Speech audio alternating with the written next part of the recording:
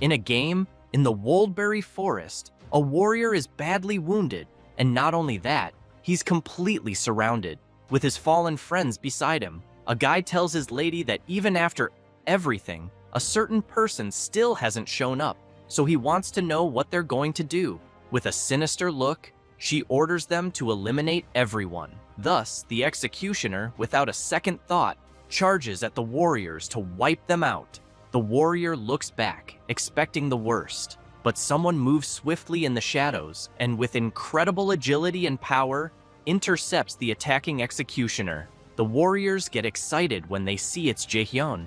One of the Imperial soldiers realizes it's Hirkin and quickly shouts for everyone to capture him. But Hirkin hears the order and, filled with power, moves rapidly and cuts down the one who gave the command. Not only him, but also the others who were approaching. He looks back with a mocking smile, covered in blood, and asks if they really think that all ganging up on him will change anything, since he knows none of them are good enough. This is Hirkan. His real name is Jaehyun, from the Haughty Mask Guild, and his nickname is Hero Slayer. His friends start apologizing and saying it was all their fault, because they didn't realize those people were the ones hunting them. Hirkan puts away his sword and makes it clear they don't need to apologize. He says that and extends his hand to help them. Then he reassures them that he's fine and tells them to get up. His friends are moved, having been saved once again, but Hirkan keeps emphasizing that, honestly,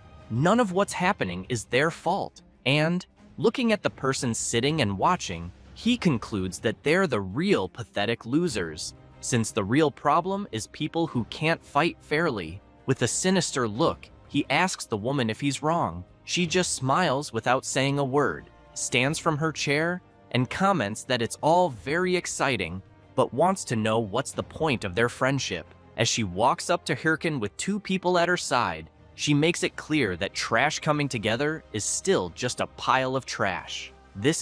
Her real name is Seol Yeon Chae from the Thunder Hunters Guild, and her nickname is Thunder Queen. Hirkan starts laughing and says she's being pretty sadistic, considering they're the ones getting beaten by the so-called trash. She gets serious and warns him to choose his words more carefully, or she might make him regret it and leave crying. Hirkan grabs his device and asks if she really plans to try making him regret it. He then activates his inventory, equips his mask, his weapon, and finally his full armor, completely transforming. He points his sword and makes it clear that things like regret are for weaklings like her. She goes crazy with rage and calls him a cocky little bastard, shouting for her minions to eliminate him. While Hirkan laughs and wonders if they never learn, he doesn't realize he's been severely impaled by a sword. When he notices, he's confused, but quickly realizes it was by his own friends, the ones he just saved. It doesn't take long for the system to warn that his HP is dropping fast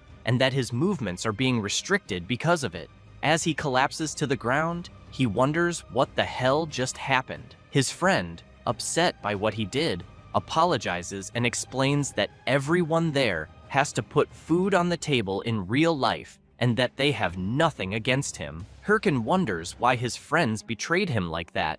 Meanwhile, Sil starts laughing hard and, unable to hold back, keeps mocking him, saying he's such a fool for believing in their act of friendship, as if that mattered when money is involved. She then starts walking toward him. As she reaches his fallen body, she calls out to him and makes it clear she's kicking him out of the game. She also emphasizes that if she kills him every time he logs in, she bets he'll eventually quit playing. While Hirkan is lying on the ground, furious, he hears her say that she heard he's a full-time warlord player and that without the game, he's just a useless piece of trash in real life. With a completely mocking expression, she wants to know if he really looks like he's gone back to being just trash. He becomes restless, claws the dirt with his nails, and charges at her, screaming for her to shut the hell up.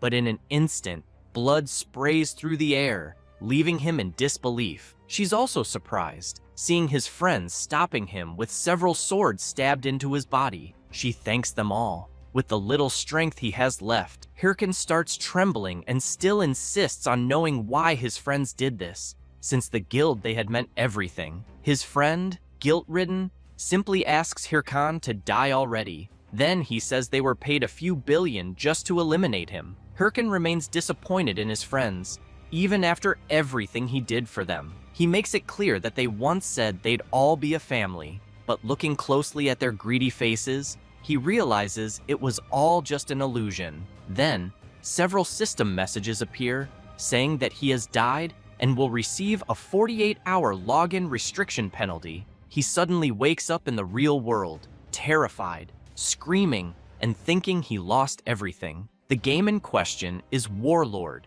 a VR game that took over the world, highly profitable and powered by AI. Jaehyun thinks that game was what made him more than just trash. He remembers when he was playing and met the friend who betrayed him. At the time, he seemed really nice and even invited him to form a guild together.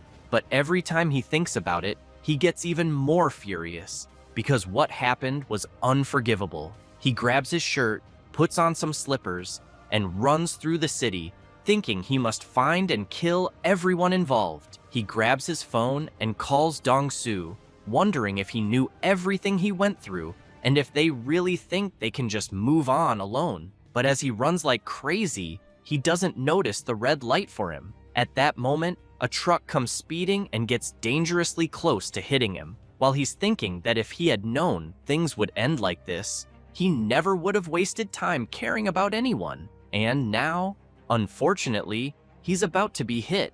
Unable to dodge, he gets hit and thrown hard to the ground. While falling, he hears his phone say the number he called is unavailable and starts questioning how. Of all things, he ended up getting hit by a truck. He keeps thinking over and over that he can't die there. He also remembers the face of his friend who betrayed him and Sil, who totally screwed him over in the game. With the last bit of consciousness, he thinks he must get his revenge at all costs. Then something strange happens, and a system message says he's connecting. It says it's identifying the user. Finally, he receives a welcome message from the system. He opens his eyes, confused, and even more confused when he sees a huge monster in front of him, with several dead bodies around, and a large system screen asking him to complete the tutorial, where he must survive against the Minotaur, the Labyrinth Master. He tries to understand what's going on and what the hell kind of tutorial this is. Then he hears someone calling him a noob. Looking ahead, he sees two guys shouting at him, telling him to stop spacing out and wake up, and asking if he didn't see the alert because they need to defeat the Minotaur now. The creature doesn't waste time and lets out a huge roar. One of the guys says it's impossible to solo the front pocket since it looks like they'll need 13 of them to take the monster down. Hirkan asks them to wait a second and says he wants to know if the Minotaur is that tutorial boss type, because he remembers it was removed from the game 5 years ago for being too hard. The guy is stunned and wants to know what the hell he's talking about, since the game Warlord was released only 10 months ago. That makes Hirkan even more confused about the situation. He starts thinking about the release date, but soon says he understands. Hirkan crouches down and picks up the sword. Then he starts walking toward the Minotaur, while the others want to know where he thinks he's going. Ignoring them, Hirkan gets ready, and as he charges straight at the boss, the guys wonder if he's crazy. The Minotaur notices his opponent's approach and prepares his powerful attack. However, Hirkan manages to dodge it at the last second. Increasing his speed, he lands a fierce blow, completely slicing up the tutorial boss. As the Minotaur's pieces fall to the ground, the guys who were there are left speechless, unable to believe what they just witnessed. But they soon exchange sly smiles and call out to Hirkan. One of them reaches out and says Hirkan is really good, then asks if he wants to join their guild. But Hirkan sees this request as a replay of when his old friend first invited him, so he gets super frustrated again. Then he says he just made a decision. While the guys laugh and ask what he decided, they are brutally wiped out by Hirkan's frustrated rage. Completely drenched in their blood, he says that if he ever trusts anyone again in his new life, he can be considered a damn dog. After returning to the real world, he's startled and wonders where he is. realizing he's in a huge V-Gear store full of people. Then he remembers that 5 years ago he couldn't afford a VR device and had to use a demo unit. That scares him even more because it means he really went back in time. But he tosses the VR helmet aside and thinks that in that case, there's no time to waste. He runs out full speed, thinking he has 5 years of future knowledge and all the skills he developed. And if he puts them to good use, he's sure he can get his revenge. Without hesitation, he pulls out his credit card and asks the clerk for a V-Gear device. She looks a bit startled by his request, but quickly says, "All right," and that she'll process the payment. Jaehyun thinks that's great and starts wondering where he should begin. Then he hears someone calling him. It's the clerk, who awkwardly tells him his card doesn't have enough funds to buy the device. He's completely stunned. Then he looks down and remembers it makes sense. No way he'd be playing there if he had money. He starts to panic, wondering what he'll do and if he has to start making money first. But he thinks that would be bad, since he can't waste time on that. Then he's startled by a familiar voice asking why he's hesitating. Looking at the big screen, he sees Sil saying the strong never fear a challenge, because hesitation is a luxury on the battlefield. Then she urges everyone to become a warlord. That's Sil, the Thunder Queen, and the game's top-ranked model. Jaehyun watches the game ad on the massive screen, shocked that he just saw the person who took everything from him. He immediately remembers her saying he had gone back to being the same trash as always. Furious, he turns around and thinks he's in no position to be picky. The afternoon passes, and at his house, a V-Gear device is being installed. The technician tells Jaehyun the setup is done and the V-Gear is ready to use. Jaehyun replies okay and thanks him. Looking at something in his hand, he thinks that was the only way he could afford the device. He had to borrow the money. He remembers when he went there, and the guy wanted to know how much he needed. Jaehyun said 10 million won, and the guy had no problem lending it. While Jaehyun had his hand on the table, the guy reached into his shirt and suddenly stabbed a knife between Jaehyun's fingers. And with a sinister look, he made it very clear that if the protagonist couldn't pay, things would get really difficult. Jaehyun was a bit hesitant about that, but said it was fine and that he'd managed to pay. Remembering this, he thinks it doesn't matter. As he starts getting ready to log in, he thinks that even if he has to crawl through hell, as long as he can take down the people who betrayed him, he won't have a problem with it. Then he shouts, "Link start!" The system appears, notifying that user identification is in progress.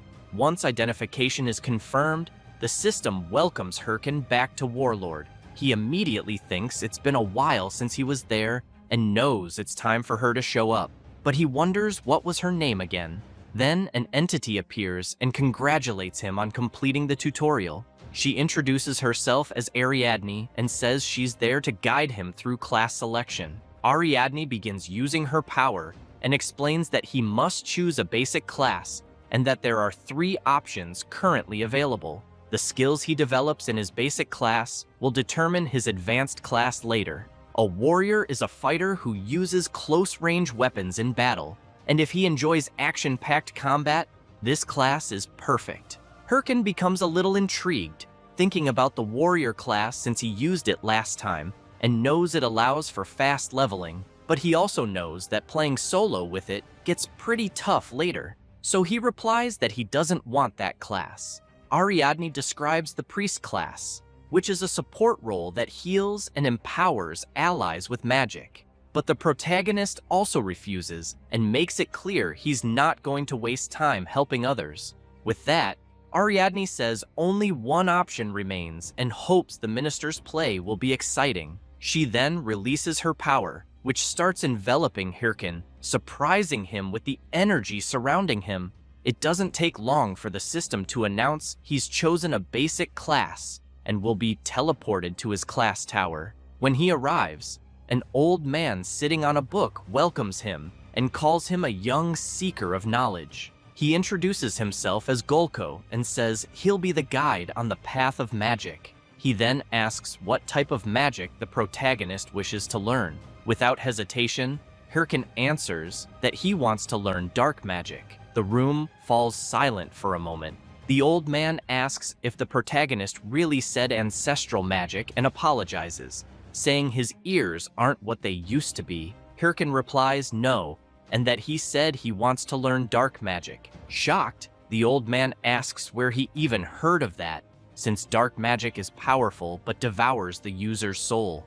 The protagonist confidently replies that he knows he's fully aware of it and is willing to bet everything. Golko starts trembling and releases a black spring. Then his expression changes completely, and he says he hopes they can dive straight into this. He laughs, saying it's been a while since he saw a young person choose that path. After summoning a book of dark magic in front of the protagonist, he says that if he's ready, he should place his hand on the skill book, but warns again that this path is too treacherous for weak hearts. Without hesitation, Hirkin quickly places his hand on the dark book and with a confident look, says to get on with it, and emphasizes that his heart is far from weak. He starts laughing as the dark energy begins surrounding him. As the energy takes hold of him, Golko comments that someone interesting has finally shown up.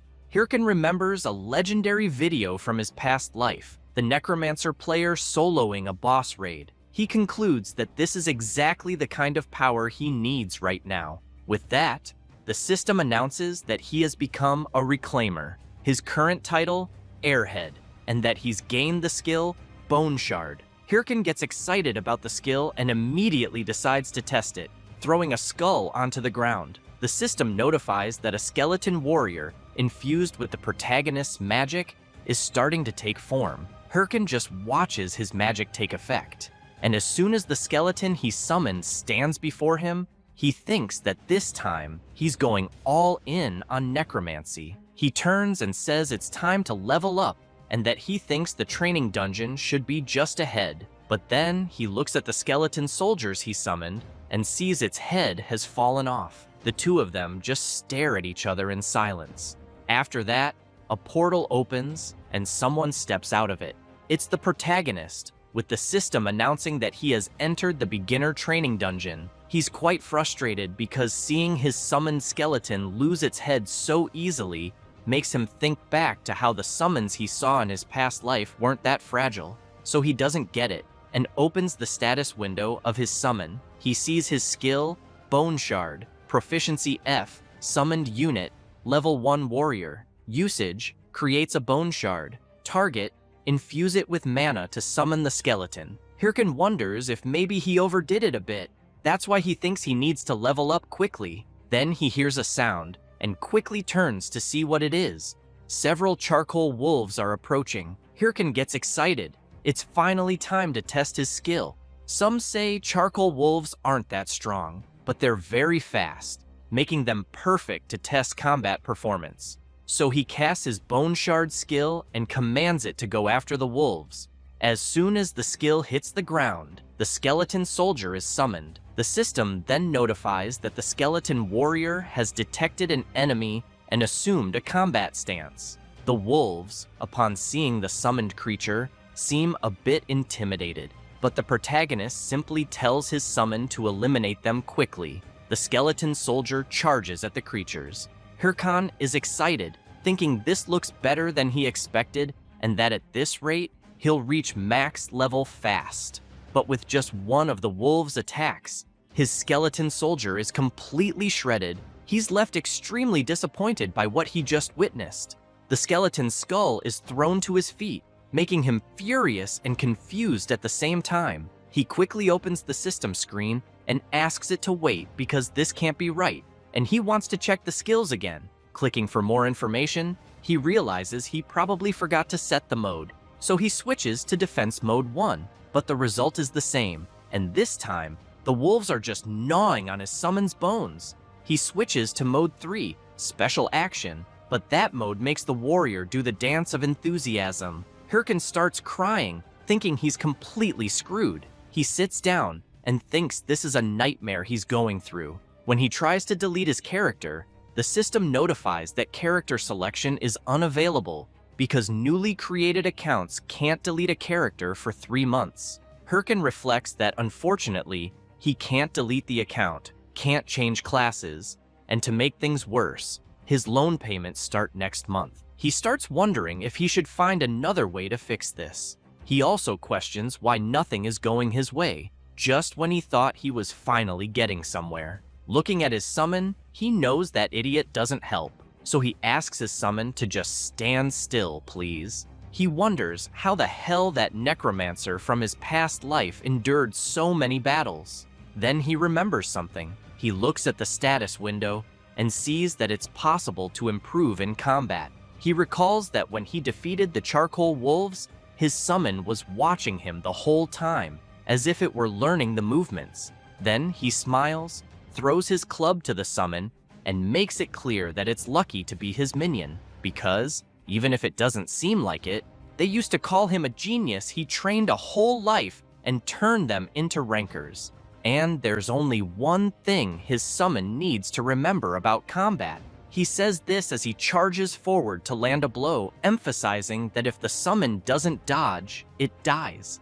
After landing the punch, he throws his summon far away and immediately tells it to get up again. Then, the same thing. He keeps doing it over and over, landing multiple hits on his summon, always slamming it hard against the wall, until he yells, telling it not to just stand there like an idiot after getting hit. It's supposed to dodge first, then counterattack when there's an opening. The skeleton soldier wipes its face and prepares for combat again, but this time, it's against the charcoal wolves once more. This time, however, it manages to dodge the wolves' charge and then lands a counterattack right on the jaw, and finally, a powerful spinning strike. With that, it defeats all the charcoal wolves.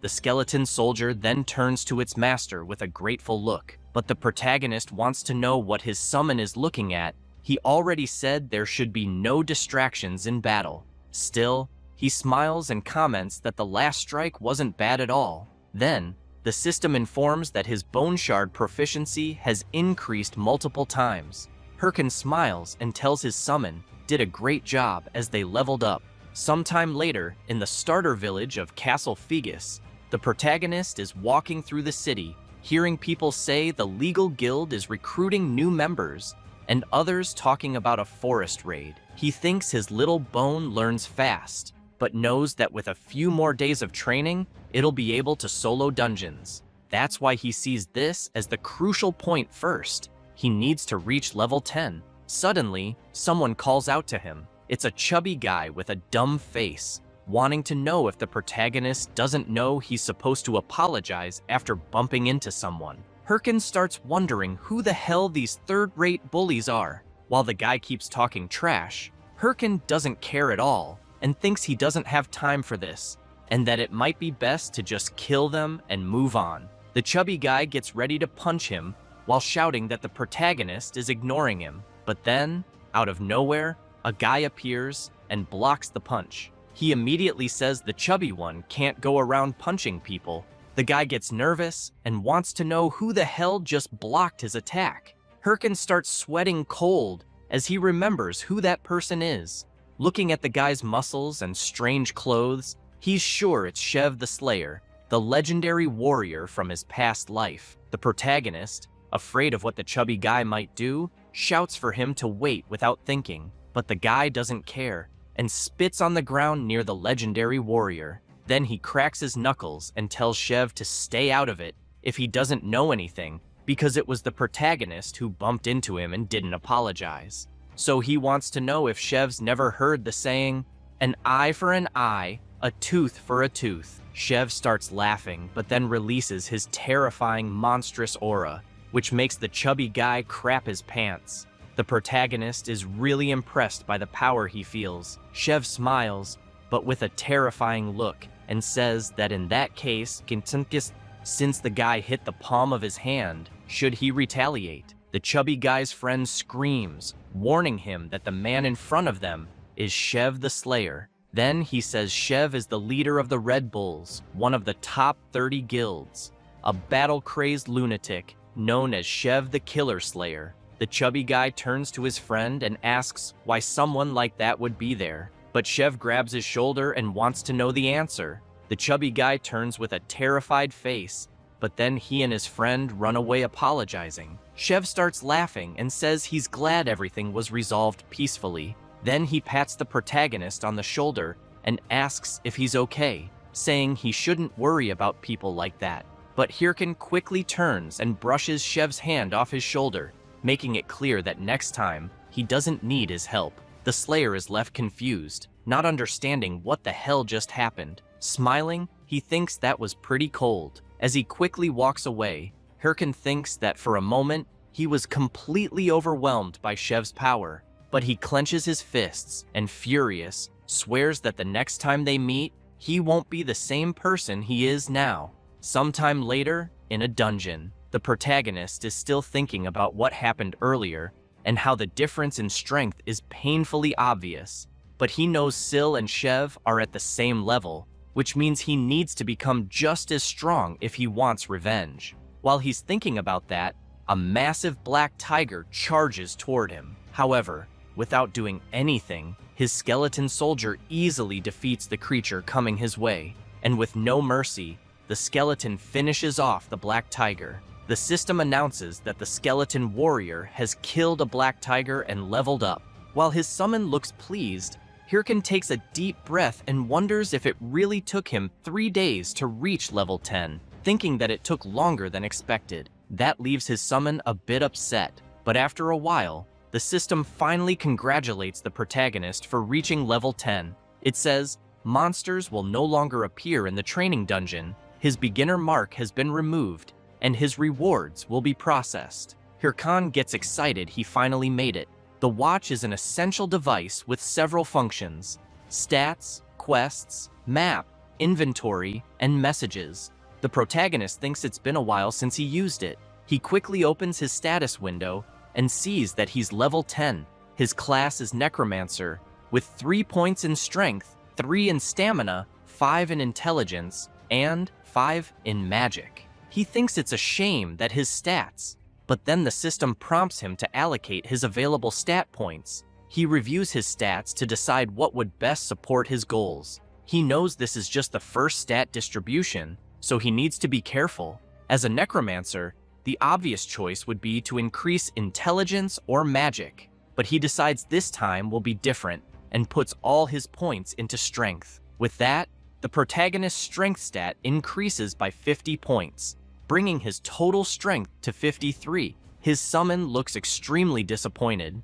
Seeing it upset, Hirkin asks what the problem is. Then he knocks on its skull and makes it clear he hasn't given up on necromancy, he's doing this to train it. He explains that increasing intelligence or magic right now won't make much difference, but investing in strength will allow him to teach it every move he mastered at his peak. He's literally betting his life on his summon's learning. The skeleton soldier gets emotional at its master's words, which only makes Hirkin more irritated, telling it to just focus on training while he takes care of the rest. He then says there's another way to make up for the other stats. The next day, he goes to the Monster Hunting Association at the Castle Figus branch. The mission distributor grabs an item and shouts to everyone there that fresh missions just arrived. While the crowd starts fighting to grab missions first, the protagonist calmly walks through them, thinking that missions this time of year are usually bad, but the guys are still hyped.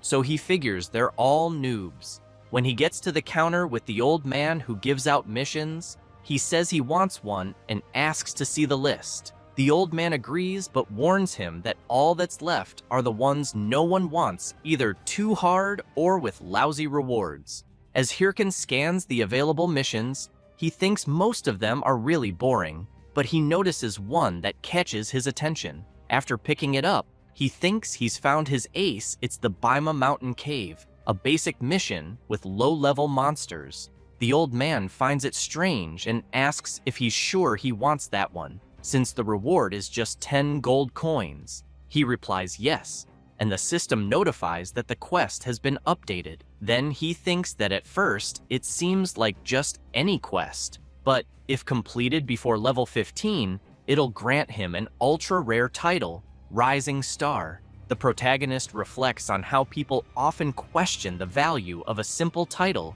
but he knows that titles increase a player's stats. For example, a scatterbrained mage who gets mocked by a wolf might just be a low-level alchemist with poor attributes. But once he obtains the Rising Star title, it increases attributes by percentage. In other words, this is his first step toward becoming a broken character. So he turns around, and after leaving the Quest Association, he thinks it's time to gear up. Sometime later, on Mount Bhima, Hirkan isn't looking too pleased. He realizes he equipped himself with something ridiculous. He immediately starts complaining, wondering what the hell he just did, since after spending all his money on equipment for his summon, he only had enough left to afford cheap stuff, and now he looks like a fool. But he knows he just needs to finish the quest quickly and buy real clothes. So he runs off to complete the quest right away. Meanwhile, elsewhere in the forest, a bloodied hand rises. It's a man lying wounded among the plants, calling for help until he gets dragged back in. Sometime later, a warrior arrives at Mount Bhima and declares that the grand adventure of the Great Multi is about to begin. He feels proud for being level 11 and thinks he might even become a top ranker in record time. Then he hears someone screaming for help, asking for someone to save their lost friend. The warrior rushes over and asks what happened. The priest says a monster started attacking them out of nowhere, but he barely escaped, and to make it worse, they ran out of healing potions. The warrior starts looking through his device and says he thinks he has some potions and tells them to hang in there. The priest starts crying and thanks the warrior, but it was a total setup. Another guy was ready to strike the warrior while he was off guard. After taking the hit, the bleeding warrior collapses and wonders what just happened. The priest thanks him again and, along with his friends, makes it clear to the fallen warrior that they'll make good use of his items. The warrior is crushed when he realizes he was tricked by such pathetic people. The priest drives his sword into the warrior, finishing him off, and says it was his own fault for falling into such a lame trap. The system announces that player multi has been eliminated and removed from the game. It also says the player's watch has dropped and is now up for grabs by the bandits. The bearded warrior laughs and says nothing beats messing with noobs. With several watches on his arm, the priest turns around with a sinister look and tells his friends to go find the next sucker. They are members of the Ralph family, part of the infamous player killer gang. Meanwhile, elsewhere in the forest, the protagonist's summon is ready to battle some fierce creatures that charge at it.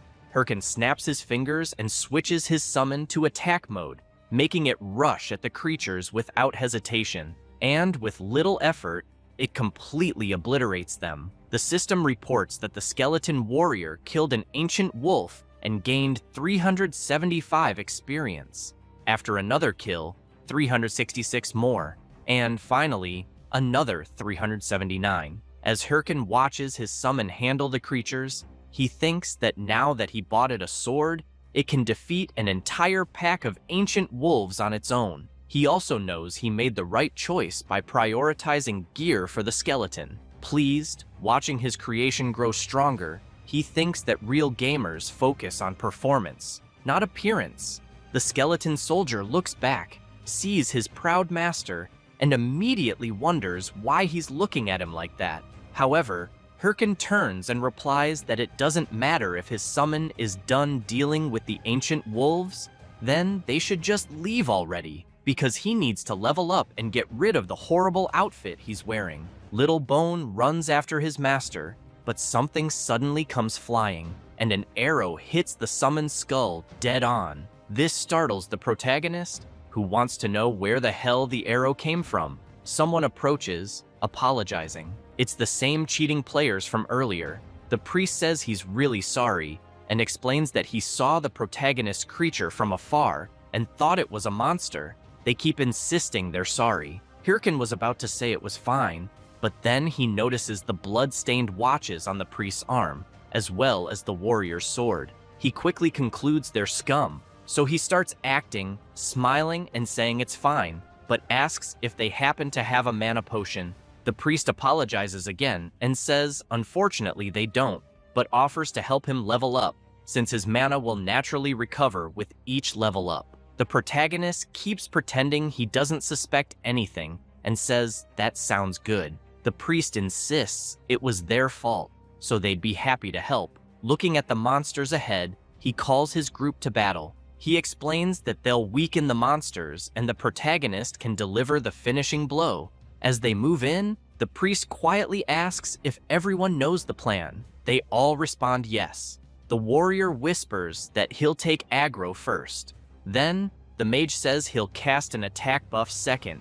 And finally, they'll accidentally let the monster loose toward the clueless protagonist. That way, the poor idiot will panic when he sees the beast charging at him, so they all just wait for it to happen. However, they're quickly left speechless, unable to believe what they're seeing. The protagonist's summon easily defeats the creature. Hirkin then says he's fine and asks them to just keep going. They start wondering what kind of summon he's using, and maybe his level is higher than they thought.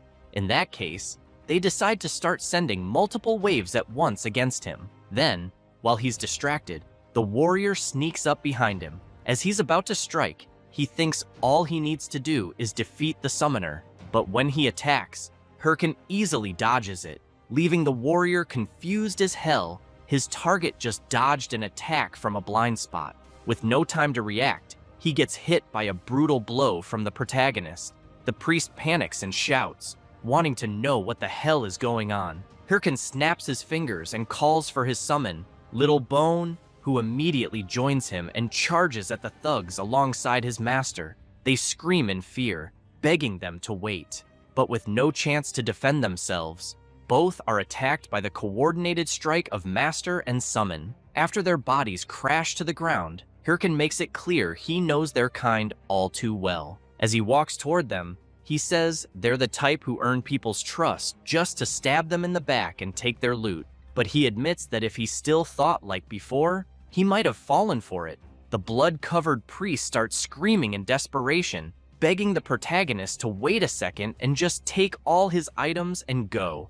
But sadly, Hirkin makes it clear it's too late. He no longer trusts anyone. He says that, then mercilessly finishes off his opponent. At that moment, the system announces that player Ralph has been eliminated and that the 8 watches he carried have been dropped. After seeing how many watches Ralph had, the protagonist becomes furious, thinking the guy really was a scumbag. But something about it also makes him happy. He knows he'll make good use of the drops. First, he's going to get himself some proper clothes, but as he turns around, he sees his summon kicking the already defeated warrior, so he calls out to him and asks if he wants any of the drops lying around. Then the protagonist extends his hand and starts healing the wound caused by the arrow his summon took. It doesn't take long for Little Bone to be fully healed. He then raises his sword and strikes a heroic pose. Hirkin looks at his excited summon and says, "It really looks like he's happy."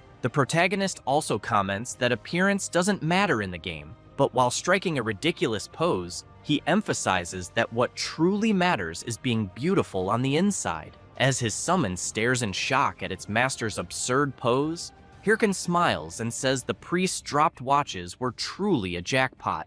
There's less than a 1% chance that when someone sells another player's watch, the inventory will drop random items like rare gear with stat bonuses. For example, the goblin's black pants he equipped, which grant 5 extra points in mana and 5 in intelligence. Also the Sword of Ancient Essence, which gives 10 more points in mana, plus the skill books, from which he obtained the Book of Demonic Curse. And lastly, the most important, lots of gold. Hirkin picks up a mask from the dropped inventory and thinks that thanks to the fools he defeated, this was faster than expected. He then concludes that he'll soon start recording his gameplay and knows he'll need the right style for that. But after thinking about it, he remembers something that makes him uneasy. He starts recalling his past life, how he once asked the friend who betrayed him to imagine their whole guild wearing traditional hey-ho masks. At the time, he was so excited, saying the next day they'd rename the guild to Hey-Ho Mask. Remembering this leaves him a bit down, and he even considers completely changing his style. However, he begins doing something to the mask, altering its form entirely, and thinks he refuses to let anyone take what's his ever again. Furious, he tells himself he'll prove he was right, and this will be the beginning. So as soon as he equips his sinister mask, he runs off and calls for his summon to follow. Sometime later, in a different dungeon, the protagonist and Little Bones step through a portal, and the system announces that he has entered the Bima Mountain Cave dungeon. Hirkin examines some markings on the rocks and thinks he clearly remembers that in this dungeon, there are blue werewolves. He also knows they're tough monsters, but with his new gear, he believes he'll be fine and might even clear the dungeon in 10 minutes. So he calls his summon to go all in. A few hours later, Hirkan is in disbelief and yells, asking why there are no monsters around. He starts thinking this is driving him crazy because he knows if someone had already cleared the dungeon, the system would have sent a message. Then he sees his summon doing something near the rocks, and when he turns, he notices something that grabs his attention. So he heads over to where his summon is and sees something strange on the rocks. Suddenly, a massive dark energy begins to swell. The system announces that the protagonist has discovered an instance dungeon and asks if he wants to enter. He falls to the ground, startled, and says that must be why no monsters were spawning, because instance dungeons are random dungeons that appear inside another dungeon, and when they do, the normal dungeon shuts down until the instance one is completed. He also knows these dungeons are much harder, but give double the rewards. He starts wondering if it might be a trap because he knows once someone enters an instance dungeon, they can't leave until it's completed or they die. So he gets up and tells his summon that, logically, he should just walk away because if he dies, he won't be able to play for 2 days. It would make much more sense to just farm easy missions, but he knows that's not what matters right now. With that, the system confirms he's entered. After stepping through the portal, he says that as long as he doesn't die, he should be fine. But soon, a bright light covers his face, and as he tries to look around, he wonders if the place he's in is an ancient arena, also feeling an intense atmosphere. Then he gets startled by a powerful tremor, which was caused by a massive, sinister werewolf standing before him. It's a corrupted werewolf of unknown level. The creature doesn't hesitate and immediately launches an attack at the protagonist, who is still trying to understand what's happening and, unable to defend himself, is struck and thrown hard against the wall. Little Bones sees his master in trouble and immediately gets furious, assuming a battle stance. But Hirkan laughs and says this is perfect. He keeps laughing and says his luck is insane since a corrupted monster appeared. He's convinced this must be material for a main quest. He then calls for his summon and makes it clear that if they can't defeat the werewolf, they can say goodbye to dinner. With that, he charges at the creature. Little Bone gets ready too. Then, he lays down his sword for his master to step on and leap toward the corrupted werewolf. The creature lets out a loud howl, but Hirkan uses his skill curse release, and his sword is instantly infused with the energy of the demonic curse. The werewolf has no idea what this mere human is doing, but in the blink of an eye, it's struck and has one of its arms sliced off. The werewolf starts screaming in pain as the system notifies that the protagonist's skill is active and the target's stats have been reduced by 10%. As the werewolf howls in agony, Hirkan looks at his sword and reflects on the demonic curse, thinking that for a first try, it wasn't bad at all. However, the werewolf starts releasing a bloody aura and now extremely enraged, charges straight at the protagonist. At that moment, a system message appears, warning that the corrupted werewolf is enraged and all of its status effects have been nullified. Hirkan simply prepares for the worst, thinking he was already expecting at least this much from a dungeon boss. Then he smiles and says he was saving this for later, but right now seems like the perfect time to test it. He activates his inventory, and a dark energy begins to surge, completely engulfing him, until an explosion occurs, unleashing all the energy, and Hirkan appears fully equipped in sinister battle armor, laughing and asking where he left off. Being a slot is one of Warlord's unique game features.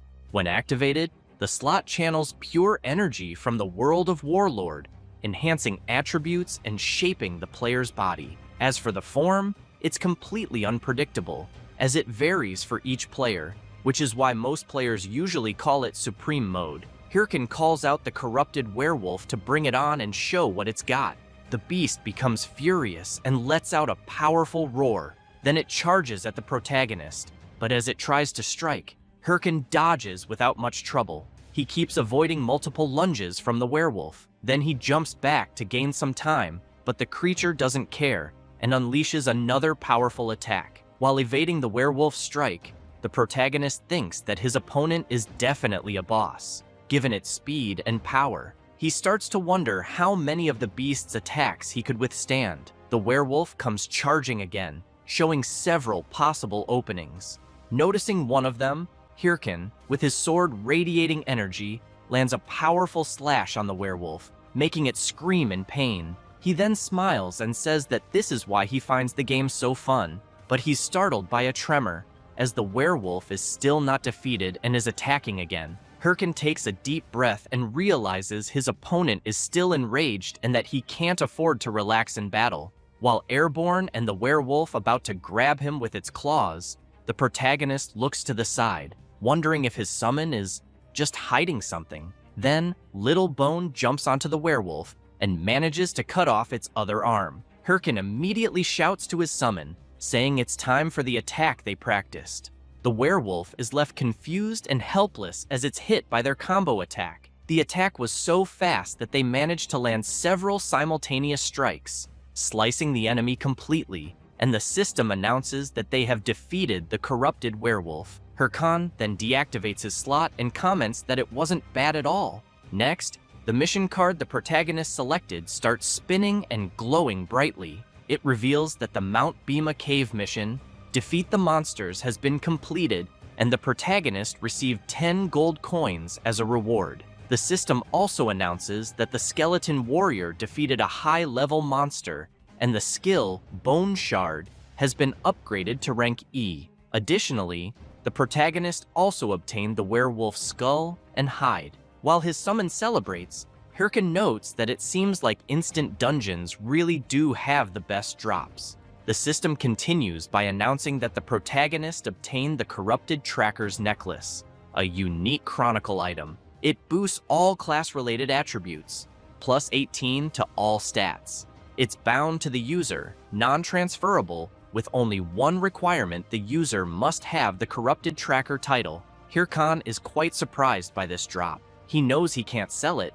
but it's still a higher class item than any standard one. He gets even more surprised as he also earns 3 new titles. Rising Star, which grants plus 3% to intelligence and mana. Hirkin knew he was going to get that one. The next title is Hero Challenger, granting plus 3 to stamina. Hirkin comments that he even got a group title, since he soloed an instant dungeon. And finally, the Corrupted Tracker title. He's quite surprised and wonders if this is the introduction title for the first chapter of the main quest, the Corrupted Count. Hirkin knows that the main quest is the foundation of the Warlord game world, being a crucial storyline, and because the rewards are insanely good, every player wants in no matter what. It's the core content of Warlord for players. While trembling from all the rewards he received, he thinks that even in his past life, he barely made it to Chapter 4. He gets excited and thinks that what he got wasn't luck, but a jackpot. So he yells to log out immediately. Back in real life, he sees a breaking news live stream, with a player announcing that his guild, Hydra, has officially entered the final phase of the Corrupted Count scenario, and that they aim to complete it within 3 months. Jaehyun pauses the live stream and feels really down, because what he thought was a jackpot in-game turns out to be nothing in the end. Then he gets furious and starts banging his head on the desk, since that player and his guild are already in the final phase. He considers that maybe he has no choice but to stay out and wait for the next chapter. But then he gets an idea. He goes back to his computer, thinking that maybe this is actually the perfect opportunity, since he knows the entire world is currently focused on the Corrupted Count, and the first main quest of Warlord is about to be completed. So he wonders if anything would change if he posted his video about the Corrupted Count thinking it might go viral. Jaehyun thinks it was a great idea to have recorded everything, so he knows he needs to edit and upload it to WTube as fast as possible. However, he also knows that editing is the key, and he can't just leave that to anyone, meaning there's only one person for the job: the legendary editor from his past life, the filmmaker, Romeni. She sees the protagonist's request and wonders who this person named Hirkin could be. While checking the request, she questions what a level 15 could even accomplish.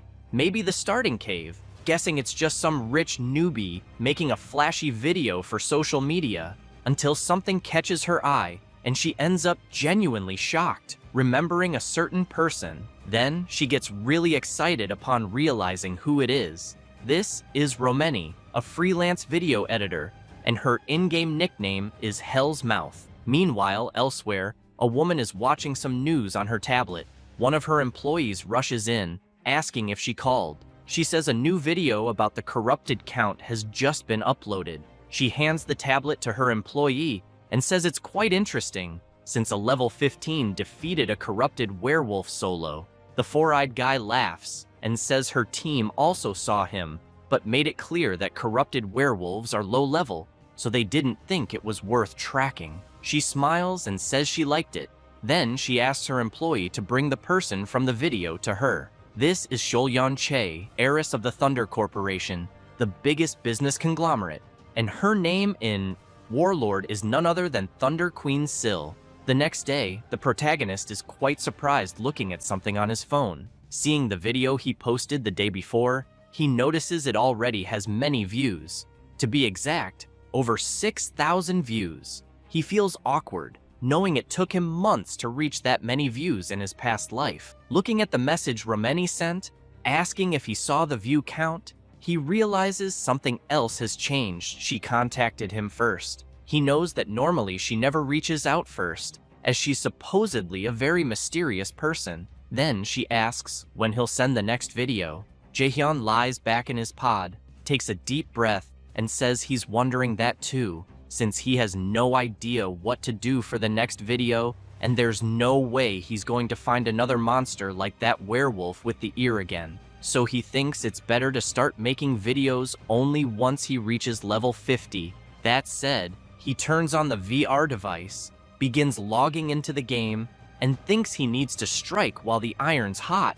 Meanwhile, Shev the Slayer is watching the protagonist's video. He comments that no matter how many times he watches it, the protagonist's moves always seem impressive. However, he becomes intrigued by something while watching the video and wonders if he doesn't already know him from somewhere, as he seems very familiar. Then a beautiful woman arrives. This is Yell, affiliated with the Red Bulls. Shev tells her he's talking about Hirkin, the one with the ha-ho mask, and that he's one of the trending topics right now. She wants to know if her friend is watching the video again, saying it would be strange if he weren't familiar when Shev watches it all the time. The blonde guy takes a deep breath and, all excited, shouts that the game makes you feel like you're moving in real life. So when people play for the first time, they tend to be shy with their movements. But that's not the case for the protagonist. Then he asks if she saw how the protagonist trained his summon, since it's on another level compared to other necromancers. Yell starts getting annoyed with her friend's chatter and yells at him to shut up. Then she starts pushing him and tells him that if he's going to keep talking nonsense, he should go back inside because they're going live in 5 minutes. Shev smiles, winks, and says he really likes her. Crossing her arms and taking a deep breath, she says that if he really does, then he'd better do well in the upcoming live stream. She then says that over 200,000 people bought tickets just to see him, the leader of the Red Bulls and the man ranked 9th in Warlord, the Slayer Shev. With that, as the live stream begins, a dungeon portal appears, and both he and the members of his guild get ready to enter. Shev smiles and, pointing his blade, tells everyone to prepare for battle. Meanwhile, at the affiliated Raiders Association of Castle Figgis, Hirkin is very disappointed and starts slamming the table because there are no missions available. He wonders how there could be absolutely no good mission, so he considers taking a break from making videos for now.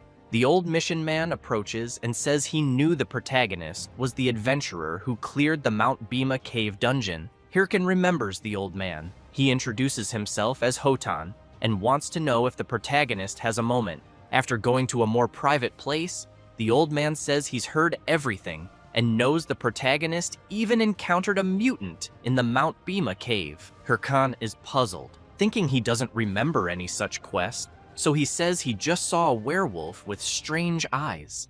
Hotan turns and says that's what he thought, as he believes there's a strong chance the monster the protagonist faced had been exposed to the power of the corrupted. Hirkin finds this odd and wonders if the old man has lost his mind, but Hotan emphasizes that he doesn't know exactly who it is, but it's certain that the protagonist's power is causing monsters to go mad, and several are becoming victims. That's precisely why the Raiders Association has placed a bounty. But before he can finish speaking, his arm is suddenly grabbed. Hirkan, eyes gleaming, says he'd like to help capture this wicked bastard. He says this thinking it might be a hidden quest, and that he needs it as soon as possible. The old man tries to explain that he thinks it's too early for the protagonist to take this on, but Hirkan doesn't care, and makes it clear everything will be fine. Hotan gets a little embarrassed and says that, in that case, he'll give the protagonist a chance,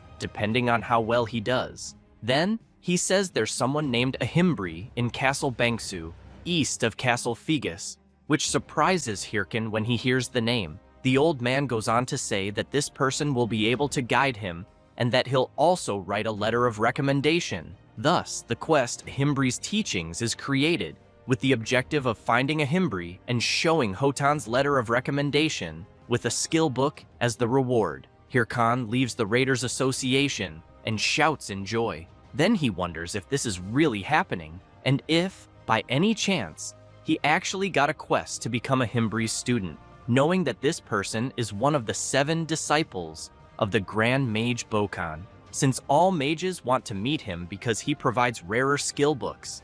In other words, he's a very important NPC in the game, so he runs off happily, thinking he probably got this opportunity because the Rising Star title combined with the main quest of the Corrupted Count, and that if things go well, he figures he won't need to worry about video material anymore, until he stops and realizes he almost forgot something he needed to do first. Then he heads into a forest, uses his bone fragment skill, and summons it. After Little Bone appears, he realizes he hasn't checked the rewards from the last battle, so he decides to start by using the werewolf skull he didn't sell. The system asks if the protagonist wants to use the werewolf skull to enhance the skeleton warrior. He says yes. The system then informs that the skeleton warrior gained werewolf traits and received 2 extra points in toughness. Hirkin knows it's now time for the Corrupted Tracker's necklace, so he wastes no time and equips it.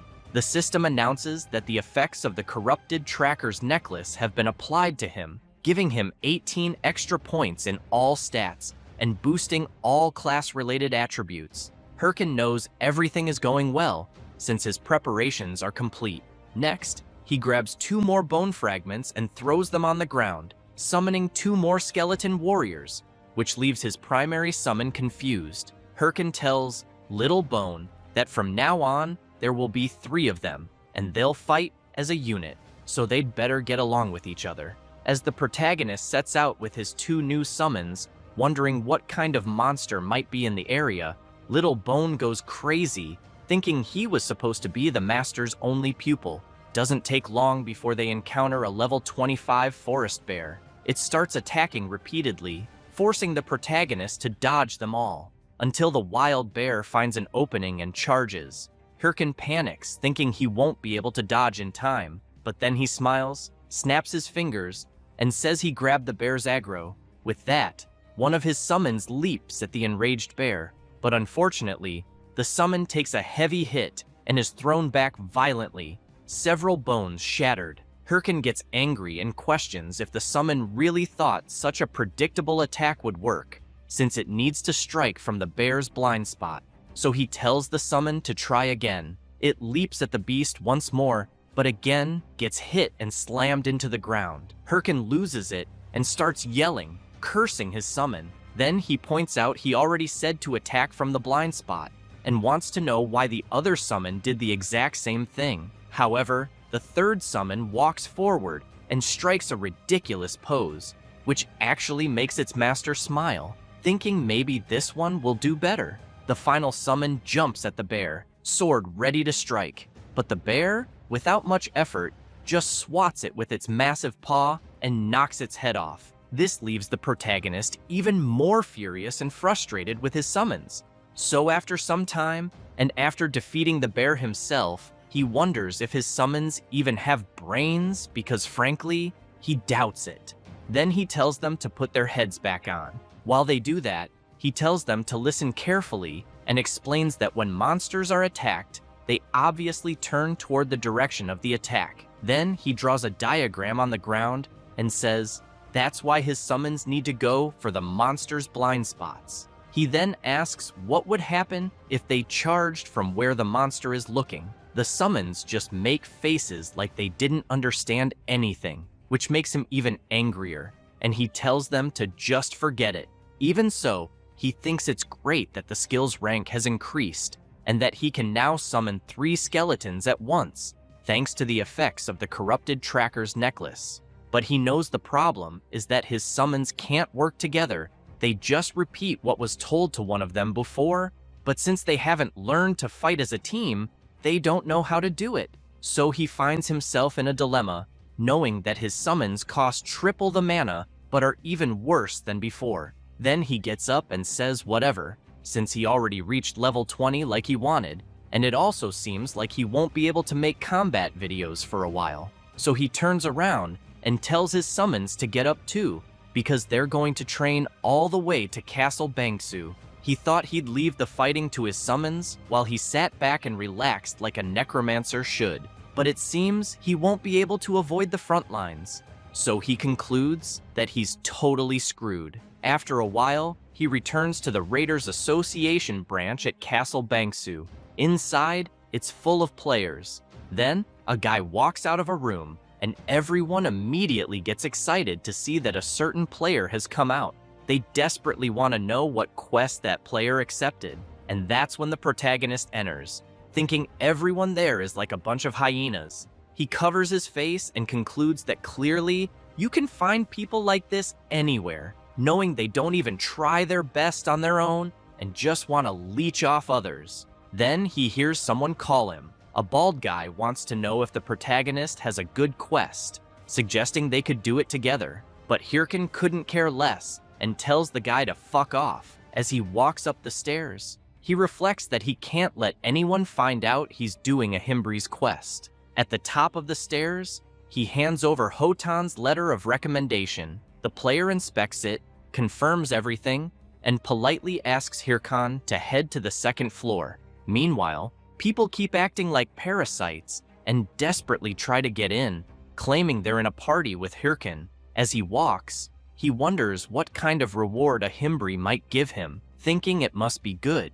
since it's a hidden quest, and that he'll try to build a long-term relationship with him. As soon as he walks through the door, he politely asks to come in, but is shocked to see tons of books and a huge mess. A person among the clutter wants to know who the protagonist is, since he doesn't remember scheduling anything. This is the NPC Ahimbri. Hirkin hands over the letter of recommendation, introduces himself, and says he's there on Hotan, the old man's recommendation.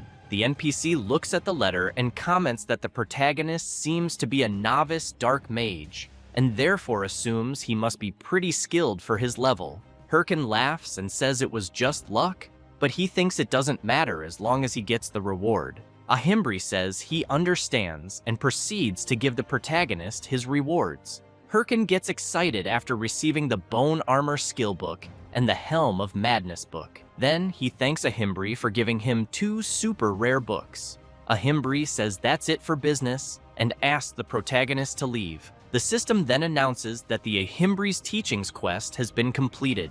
He tells Hirkin to be careful on the way back. Hirkin finds it odd and asks the NPC to wait, wondering why the quest ended so quickly, and if he doesn't have another one to give, he knows he didn't come all this way just to get a couple of skills. So he starts yelling for a Himbri, saying he'll do anything. The NPC then grabs the protagonist's hand and asks if he really will do anything. Hirkan replies yes. With a very suspicious expression, a Himbri thanks him. With that, Hirkan receives the quest, the nest's egg, which requires him to retrieve the egg from the nest. And to make things worse, there's no reward. This leaves Hirkan in shock, thinking the NPC tricked him. Meanwhile, a knight walks through the city, causing people nearby to grow visibly nervous. Then they begin to wonder if the knight's gear isn't some kind of very expensive type. He continues walking and heads to the Affiliated Raiders Association. Then he wonders if that's where the player Ha-Ho mask might be.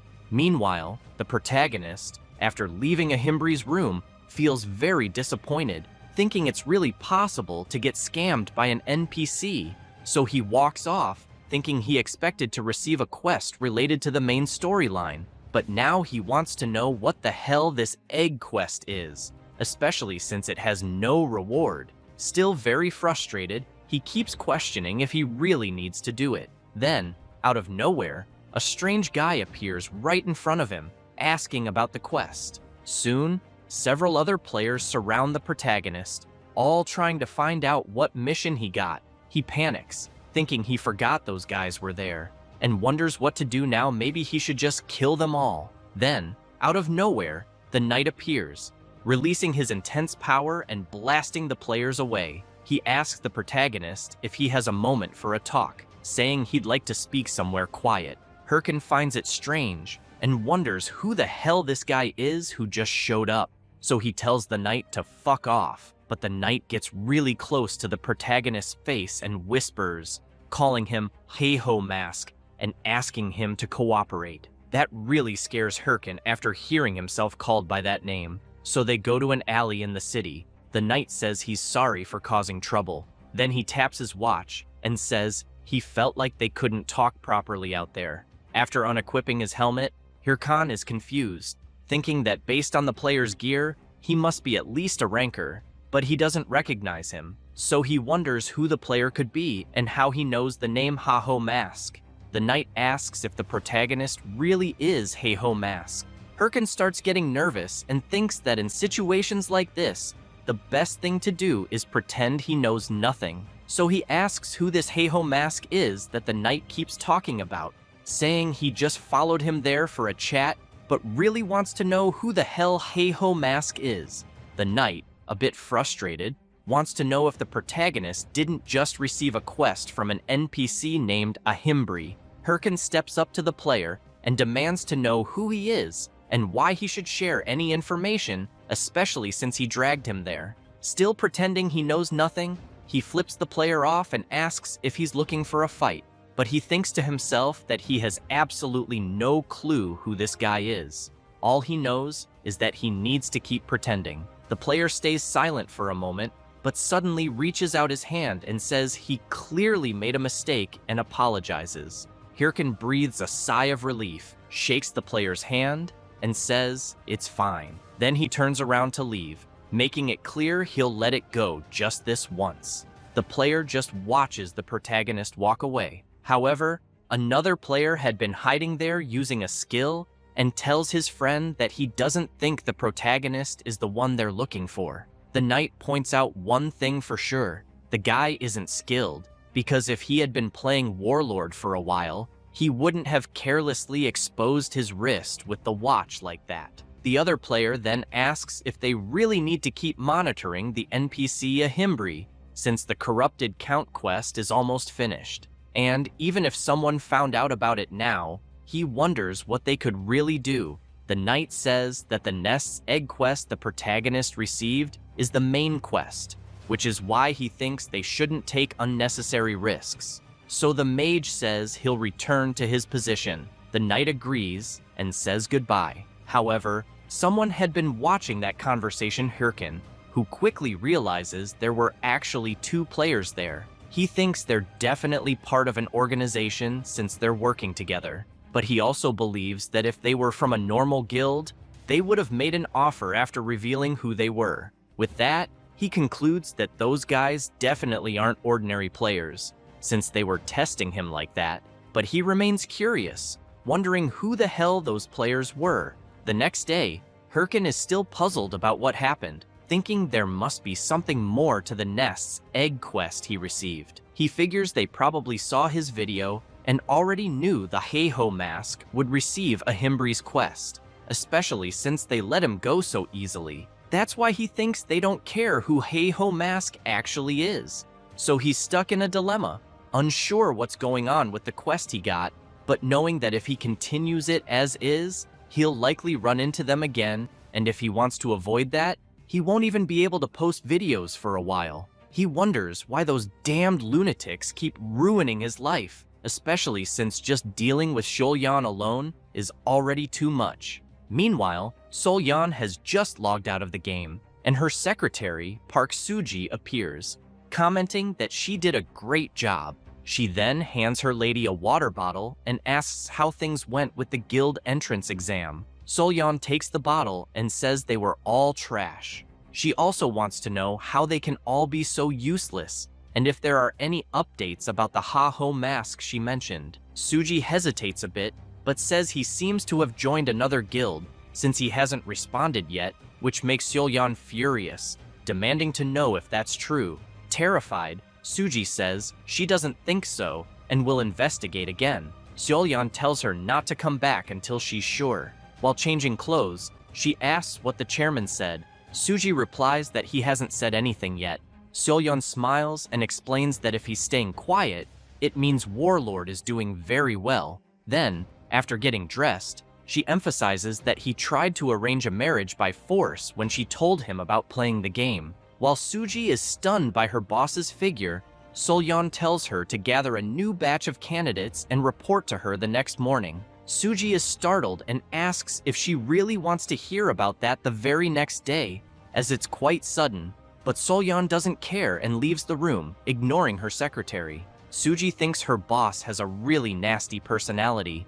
Later, in a dungeon, Hirkin comments that it's been a while since he was there and that he barely remembers the lizard swamp. He figures that since a Himbri is currently at Castle Bangsu, the quest must be somewhere around this region, especially because it involves finding an egg, so it's likely from some kind of bird, reptile, or insect. Filtering through places he can access at his current level, the lizard swamp was the only option. He then calls one of his summons and says the monsters here are high level, so he'll probably need to use the skill enhancement he received. Referring to the Helm of Madness, he knows he has to draw a mark and cast the proper spell. So he activates the helm, and his summon begins to change, its gaze now filled with a bloody energy. It quickly starts releasing a powerful aura that leaves the protagonist stunned. He gets really excited seeing his summon transforming into something incredible. He says they need to test it first,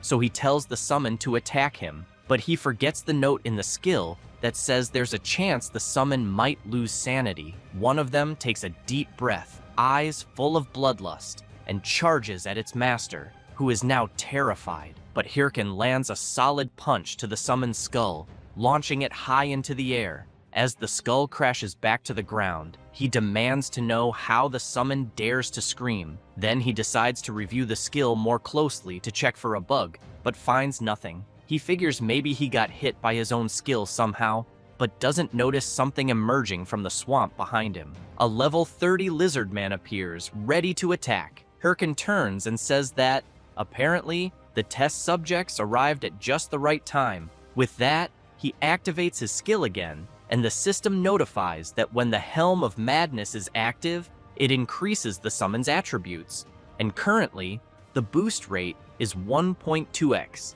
Hirkin also activates Bone Armor, equipping his summon with armor, but for now, the only available piece is the chest plate. With that, all his summons are ready for battle, which makes the lizard men a bit nervous. So Hirkan orders his summons to wipe out the monsters. They unleash a series of attacks, forcing the lizard men into full defense. One of them takes advantage of a distracted enemy, appears behind it, and strikes with a powerful, merciless slash. It doesn't take long for the system to announce that the skeleton warriors killed 3 lizardmen and earned 864 experience points, and that the protagonist leveled up twice. Hirkin watches his summons and bursts into laughter, full of excitement.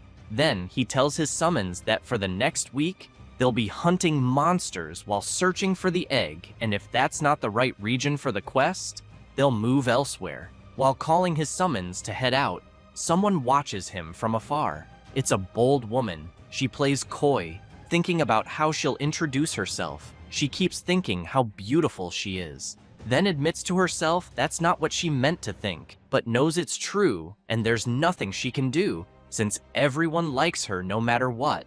That's why life has always been easy for her. When she pretends she's in trouble, her slaves always come to help.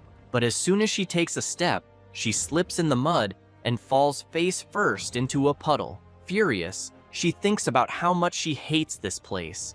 She then remembers that one of her slaves brought her there to help her level up, but in the end, he died quickly, and now she's stuck there. Watching the protagonist from a distance, she knows the monsters there are too strong and the terrain is difficult.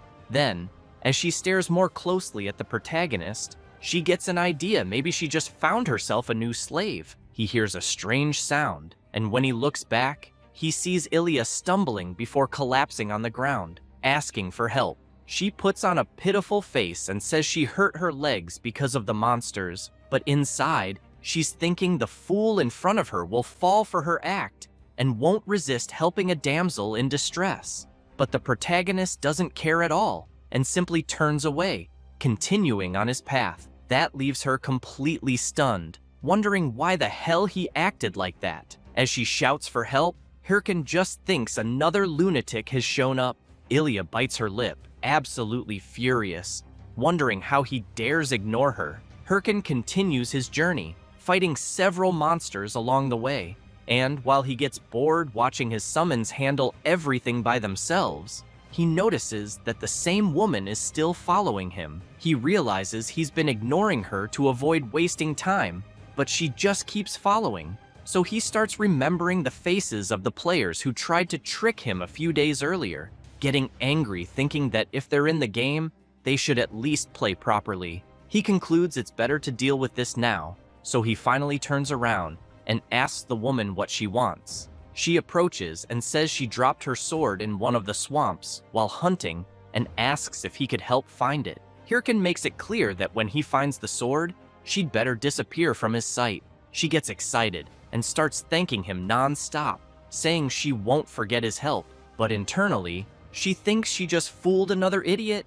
After walking around the area, they eventually find the sword she mentioned. Ilya thanks the protagonist again. He says it's fine and reminds her not to forget the promise she made to disappear once she got the sword. He takes a deep breath and orders his summons to go retrieve the sword. They quickly head over.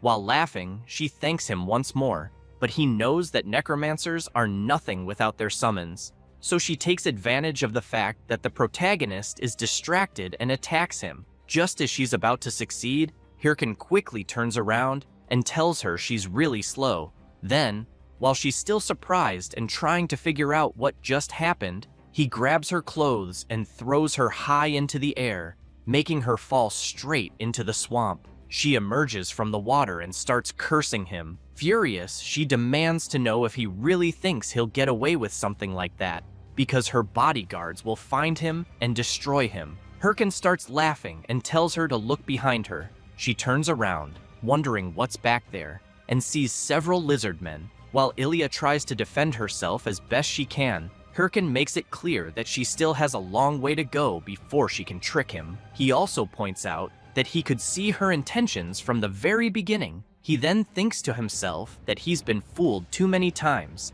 and can't afford to let it happen again. So he turns and says she's already wasted enough of his time, then calls his summons to leave. However, he gets frustrated when he sees them mimicking the same flirty behavior they saw from the woman. Hirkin gets angry and orders them to stop learning weird things or he'll eliminate them completely. Then a system message pops up, informing that the player Ilya has been eliminated. The protagonist gets excited and says he wasn't expecting to earn points for that, since he didn't eliminate her himself. Then he remembers her yelling that her bodyguards would come after him, and figures they probably don't even exist. He'd even bet someone like her doesn't have anything like that. However, a group is watching the protagonist through a recording device, and they are furious. Sometime later, still in the swamp dungeon, someone is injured and has a sword pointed at them. Hirkin, while leaving his sword stuck in the player,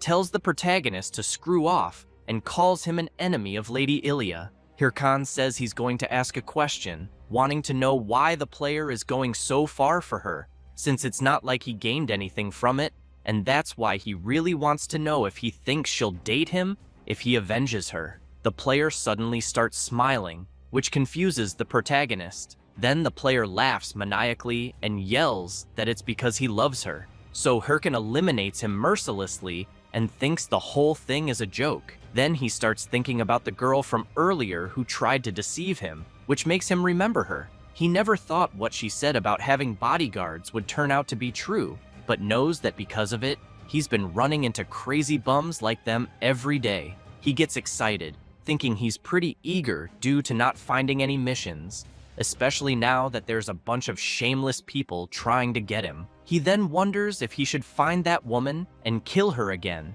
but concludes it's better not to, as it might cause even more problems. With that, the system informs him that he obtained another unowned watch, as well as 5,000 gold coins, goblin leather boots, and the rare quality promise necklace. Hirkin wonders if the promise necklace he just picked up isn't one of those super rare items that could be sold for 800,000 won. He gets excited and shouts that love is great, thanking the idiots while thinking he'll finally have a fancy dinner. Suddenly, a guy appears shouting that the protagonist is right in front of him. Hirkin turns around excitedly, saying that the guy who killed Ilya is here. However, he finds himself face to face with several warriors, so he starts running away from them, as he didn't expect there to be so many.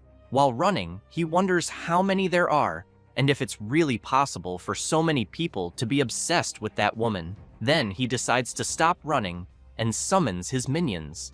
One of the players comments that those are the summoned skeletons they had heard about, and says he'll let his friend handle it like they agreed. He takes a deep breath and uses his love power skill, easily cutting through all the summons, while the protagonist screams that such a skill doesn't even exist. Then, he sees a system notification that his skeleton was destroyed, so he thinks they seem to be a higher level than him, and since there are so many, he doesn't think he can fight them head-on. So he boosts his speed even more, leaving them behind, and swears that once he levels up, he'll find and eliminate them. After running for a while, Hirkin stops to catch his breath. He soon thinks that it's hard to shake players off because his level is lower, and for now, he just needs to keep moving. Then he's surprised when he feels something strange in the air. He turns around and wonders where he is, knowing that the place is very different from the rest. He realizes he doesn't remember a place like this in the lizard swamp, and that he's been in the area for days, but has never seen this kind of black swamp.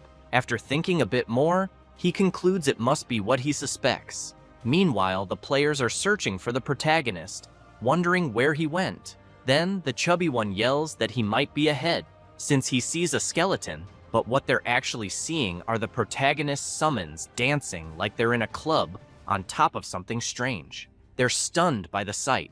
The chubby one gets furious, curses the protagonist, and says that it wasn't enough to hurt Lady Ilya, now he dares to insult them like this.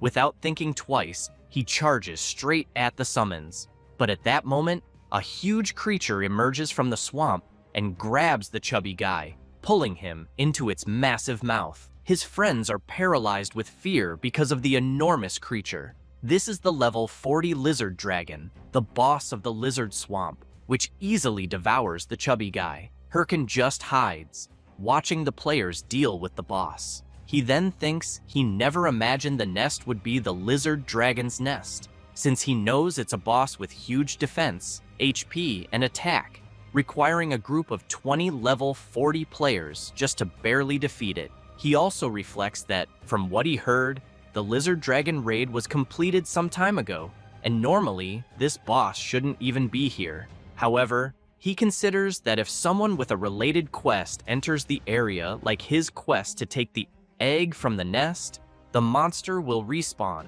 In other words, if the lizard dragon is here, this must be the location of Ahimbri's quest. That makes him even more curious, wondering if Ahimbri really sent him there to defeat that thing and take the egg back, even knowing he's only a level 20 player. He gets furious, thinking that NPC is a real scumbag, but he also knows that luckily he managed to gather some good comrades, so he figures it should be fine. One of Ilya's love slaves yells that the lizard dragon is too much and they better retreat, but Hirkin shows up and says they can't do that. He then uses his bone fragment skill and summons his skeleton warriors.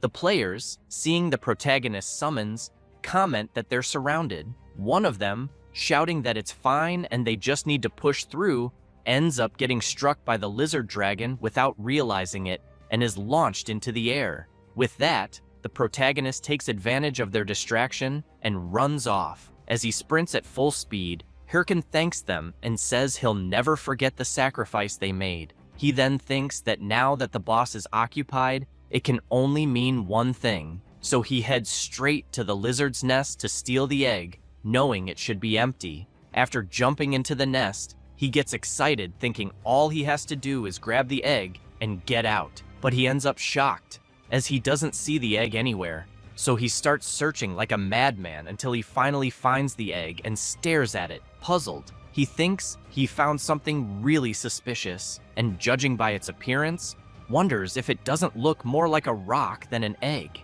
Then he gets spooked when the system informs him that his skeleton warrior was destroyed. He turns around and assumes the lizard dragon must be returning after detecting an intruder. It doesn't take long before the boss returns to the nest, furious. The protagonist tries to hide and thinks he's totally screwed. He also knows that now that the boss is back, he won't be able to search the nest any further. But looking at the thing that looks like an egg, he figures that if that's the case, he has no choice but to take it, even if it isn't really an egg. After returning to where the players were fighting the boss, he sees a chaotic scene with several bodies.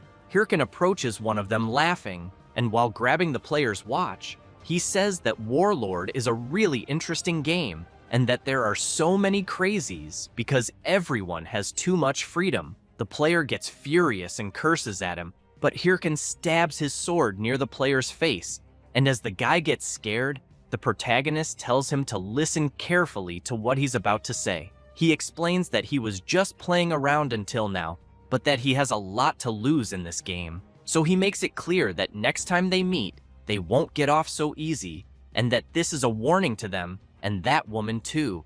After saying that, he turns and runs off at full speed. After walking a bit, he thinks that he swears. If those players keep bothering him, even after his warning, it'll be all-out war. Then he thinks it's time to make some extra cash with everything he got in the swamp dungeon. So he posts on the game forum that he just found a lizard dragon in the lizard swamp and wants to sell the exact location for 100,000 won. After returning to where Ahimbri is, he places what he thinks is an egg on the table and awkwardly tells Ahimbri that he brought what he asked for. He then hopes it really is the right item, since he doesn't want to search the whole map again. The NPC observes it closely, which makes the protagonist anxious, until Ahimbri says that this is the item he was looking for and thanks the protagonist. He gets excited, thinking that in the end, he managed to bring the correct item. Ahimbri comments that he was faster than expected and thought someone like him would take much longer. Hirkin gets nervous, wondering if he knew that and still gave him this mission. What kind of NPC is this? Still, he says he did his best and wants to know if he'll get another mission. Ahimbri asks if the protagonist knows what the item is, because when they investigated the area near where the mutant monsters were, this thing was found. That's why he temporarily named the item, which looks like an egg, the Stone of Corruption. Hirkin is shocked, realizing that must be the reason those guys were after him.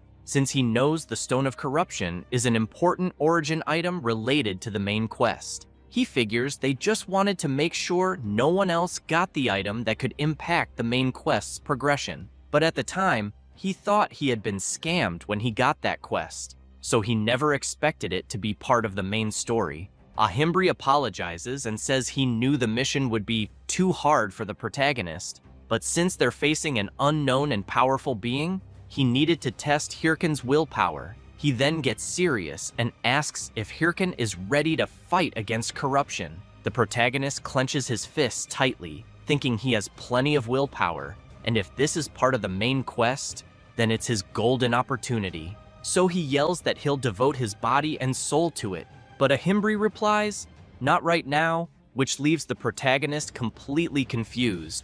So he asks the NPC to be clearer. He explains that Hirken must have seen how strong the monsters are, and therefore doesn't think he should give such a mission to a rookie. The protagonist is stunned, wondering if his level is really too low to continue the mission. But suddenly, the NPC changes his expression and tells the protagonist that if he asks the great mage Ahimbri to please accept him as a disciple, he might be willing to help and train him. After that, the protagonist leaves Ahimbri's room without saying a single word. Not long after, the system informs him that he completed the Nest Egg quest, obtained the title of Ahimbri's disciple, and that the quest, Ahimbri's Teachings Part 2, has begun, which requires him to reach level 40 before meeting Ahimbri again. The reward will be a skill book of the corrupted tracker ring. Then he remembers the pathetic scene he had to act out exactly what the NPC told him to do, so he gets furious,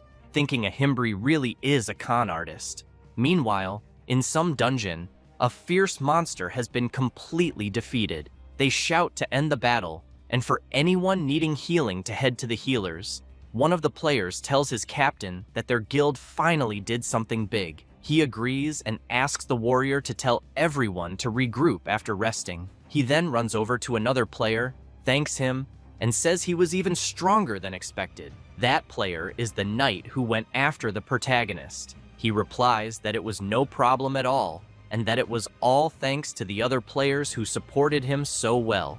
The guild captain insists that wasn't the case and says that if it had been just them, at least 5 members would have died. That's why he believes it was thanks to him that they completed the raid with no casualties. He also admits he had doubts when he heard there were helpers who accepted money to assist in boss raids, and says he's really glad he hired him. Then he takes a pouch of coins and says it's all they have to offer. The knight notices that this isn't the promised payment. The captain awkwardly admits he knows that, but says it's separate from the original deal. However, the knight gets serious and says he won't accept it, as he doesn't like breaking the rules. This leaves the guild captain embarrassed and very surprised, and he apologizes, thinking the knight was just helping out for the money. While the captain wonders why a ranker would take on such a low-level raid, the knight walks off, saying he's going to collect all the items from the nest, as promised. The captain yells to warn him that there probably isn't anything of value in the nest. Meanwhile, the player thinks he got really lucky, since he never imagined he'd get a chance like this to obtain the Stone of Corruption. He remembers being worried when he heard the lizard dragon had respawned, thinking that Heiho Mask might already be on the quest. But since the lizard dragon was still alive, he assumes the protagonist must have failed. So he jumps into the nest and thinks that defeating a boss isn't something you do with mechanics alone. He gets excited, knowing that all he has to do now is grab the Stone of Corruption and stop Heiho Mask from completing the quest. But then he's disappointed to realize the Stone of Corruption isn't there. He starts trembling with rage and shouts, cursing the protagonist. Meanwhile, the protagonist is logged out, staring intently at his phone. He takes a deep breath and says it's time, since during all those tough days, he kept telling himself that if he endured a bit longer, things would get better. But he gets nervous and decides that ends now. He builds up confidence and says he's going to do it. He's going to order steak. He grabs his phone, starts jumping around like crazy, and says he was trying to save on gas and food just in case. But now that he's completed the main quest, He figures it's okay to treat himself to a juicy steak, especially since he earned some extra money. So he thinks it's a fitting reward and time to convert it into real money. As soon as he does, he sees his massive balance in the account and gets excited, saying, "It's finally time for steak." But then he watches several deductions hit his account: debt payments, utility bills, and rent. His balance drops to 856.1, leaving him stunned, since that's not even enough to buy instant noodles. He starts pounding the floor and wonders why he works so hard and is still broke. Then he gets a message from Romeni, asking if he's still alive and if he quit WTube for good. He picks up his phone and thinks he forgot to update Romeni about his situation and that he can't make videos anymore because some lunatics are after him. But then he gets nervous and wonders if he really needs to be so cautious when he's practically starving. What did he even do wrong? He's just an innocent player enjoying the game. Frustrated, he gets up and decides he doesn't care anymore. He'll do whatever he wants. So he logs back into the game and goes to a creepy place that looks like a graveyard. The system notifies that he's entered the field of the forest of the dead. As he walks, he tells his summons that no matter how many times he comes here, it's always scary. He figures this is probably the best place for him to grind some experience, and the creepy atmosphere is also great for attracting views on his videos.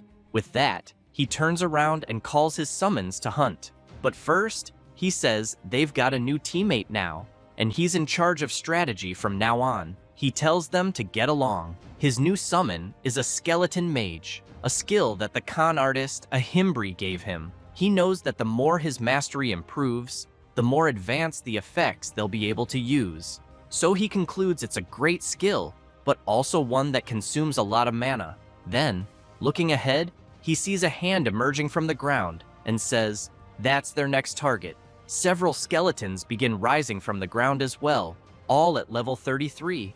This leaves his summons confused, as the enemies look just like them. Hirkin looks back and wants to know what his summons are doing, since they're supposed to be out there hunting monsters. But they're clearly terrified of fighting copies of themselves. Still, the protagonist couldn't care less, and makes it clear that his summons will realize once the fight begins that undead monsters have a different trait than normal ones. However, he sees his summons hiding in fear and immediately demands to know what the hell they're doing. Frustrated, he snaps his fingers and tells them to stop wasting time. They have a lot of work to do. Boney wastes no time and charges forward, striking a skeleton with pity. He then watches the enemy stand still for a moment, but it soon keeps moving even after being hit, leaving Boney confused. Hirkin comments that, yes, that's right, normal attacks don't work.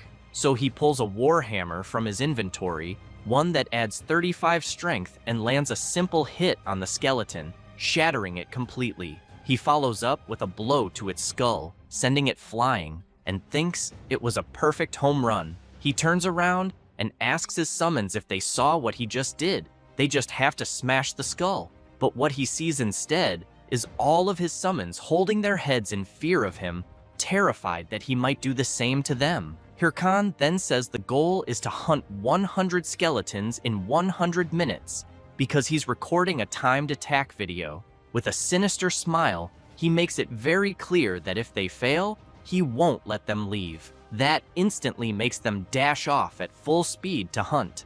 After some time, the system reports that the protagonist has eliminated several skeletons and leveled up. He compliments his summons on doing a great job and thinks he expected them to take longer to get used to a weapon they'd never used before. But in the end, they're doing better than expected. Because of that, he believes the video will be a success, but he'll need to talk to Romeni first. That's when he senses a strange presence, and a massive level 35 skeleton warrior appears right in front of him. Hirkin gets nervous, realizing this is a rare monster that spawns randomly. He also knows there's a chance it might come back in a bovine form, so he runs at full speed with his summons toward the boss, thinking that he's finally going to get steak. As he charges, he wonders what he should eat first, grilled or roasted. But then he sees the skeleton warrior swinging a massive axe and has to leap back quickly or he would have been wiped out by the monster's powerful blow. After retreating to his summons, he thinks that was terrifying. He nearly died without even reacting. Thankfully, he aimed at the creature's arm, which only enraged it more, and it quickly follows up with another strike. But Hirkin anticipates it, and together with his summons, strikes the skeleton warrior in the pelvis, slamming it to the ground. He then checks if his summons are okay. While saying it was easier than expected, he doesn't notice the skeleton warrior charging at him again. Just before it hits him, he comments that the creature is quite impatient. Then he yells out that there's still one last attack left from one of his summons. The skeleton mage begins channeling fire magic and launches it, hitting the warrior dead on and setting its bones ablaze. The system announces that the protagonist has slain a skeleton warrior and earned a large amount of experience. Hirkin takes a deep breath, thinking that was a close one. Looking at the flaming remains of the creature, he concludes he should get at least 10,000 views on that video. But he's still hungry and decides he's definitely grilling that steak.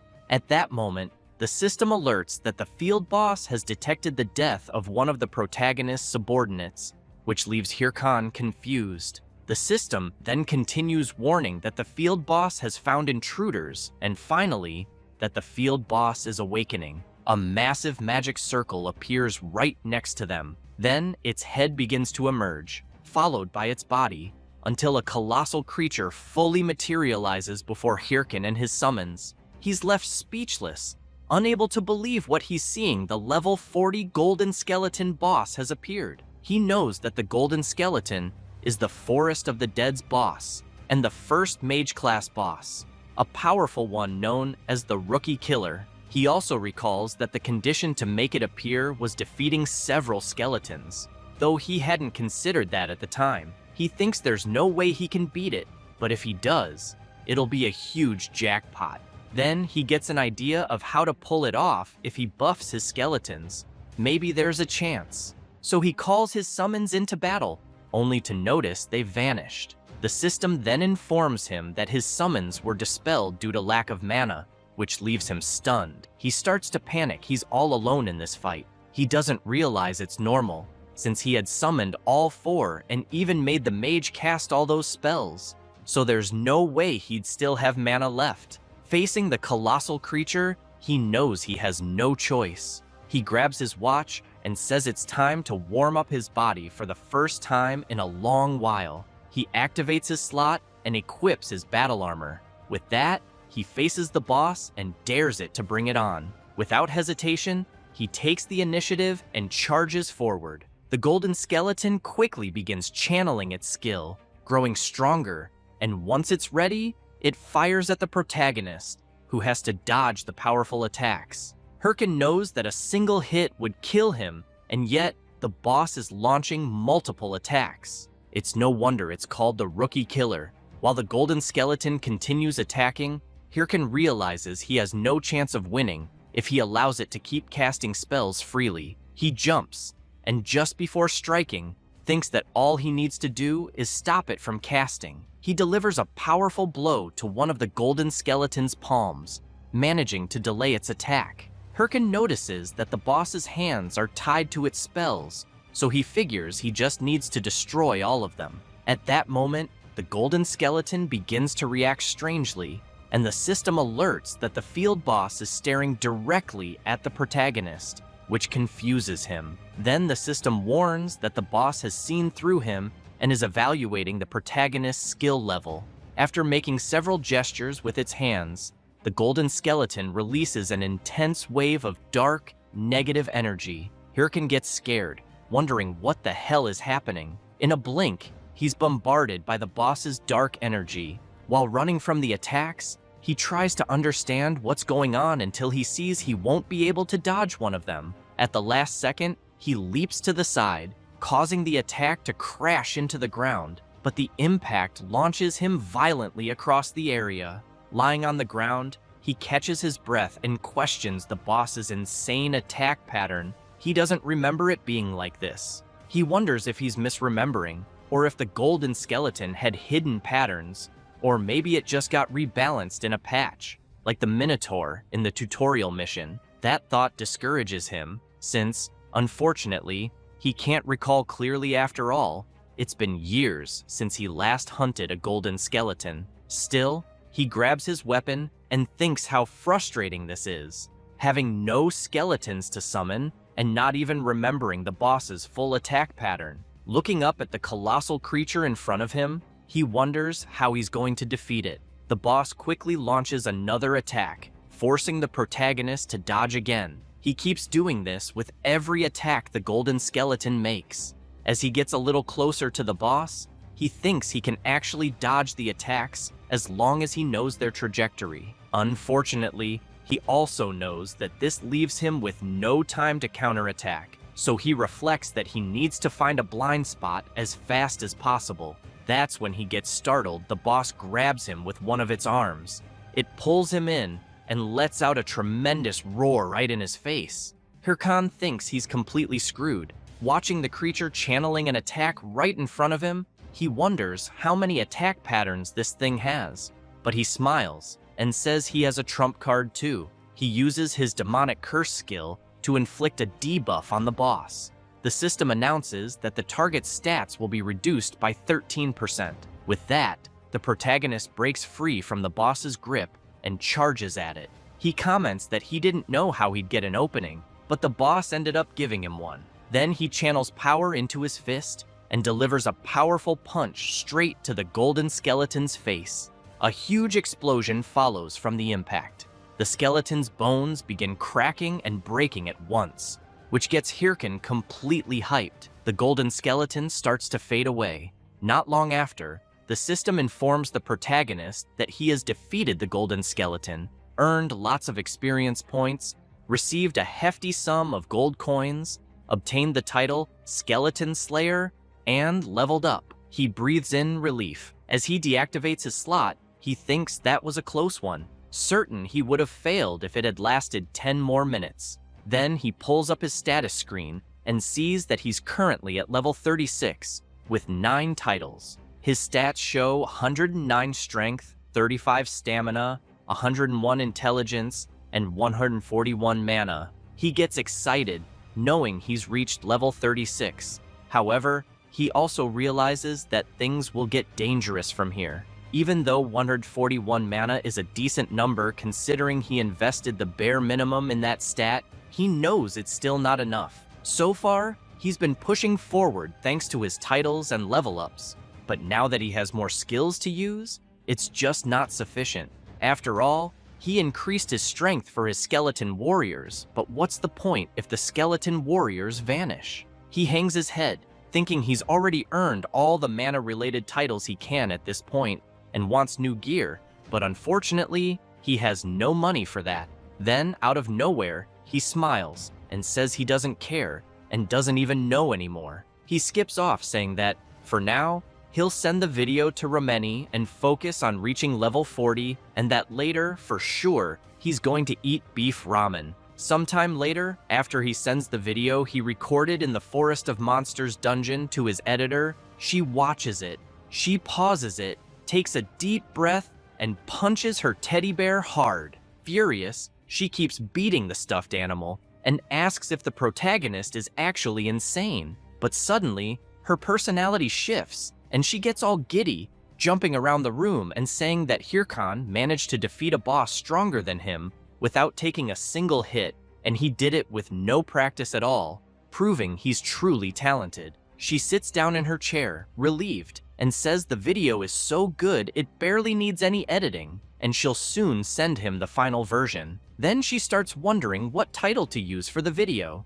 Thinking of something cool, she suddenly has an idea and excitedly declares that she'll title it The Solo Emperor. Later, in the game, at the Bangsu Castle branch of the Adventurers Association, Hirkan arrives saying to Ahimbri that he's back, stronger just like he asked. He notices the protagonist all dirty and asks what happened and why he looks like a beggar. Hirkan laughs and just tells the NPC to hand over the reward already. The NPC agrees and says he'll give the promised reward. The system then announces that the protagonist has completed the quest, Ahimbri's Teachings Part 2, and has received the skill book, Osteology. He's very impressed by the skill book, knowing it's a very rare necromancer ability not found on the market.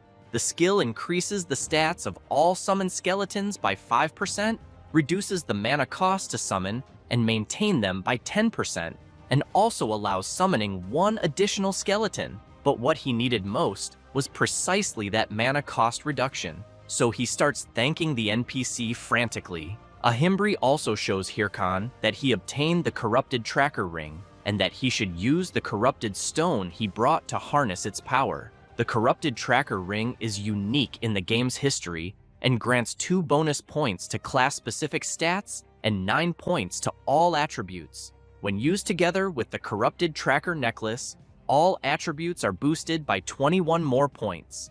Hirkan is drooling with happiness because he knows the corrupted tracker ring is that rare ring given only to the first players to complete the main storyline. He jumps to grab the ring and thanks the NPC, but Ahimbri closes his hand and says, on second thought, he's not sure he can just hand it over. He turns away, leaving the protagonist confused. Then, Ahimbri turns back, laughing, and tells him that if he wants the ring, he should come and take it if he can. Hirkan laughs and says, all right.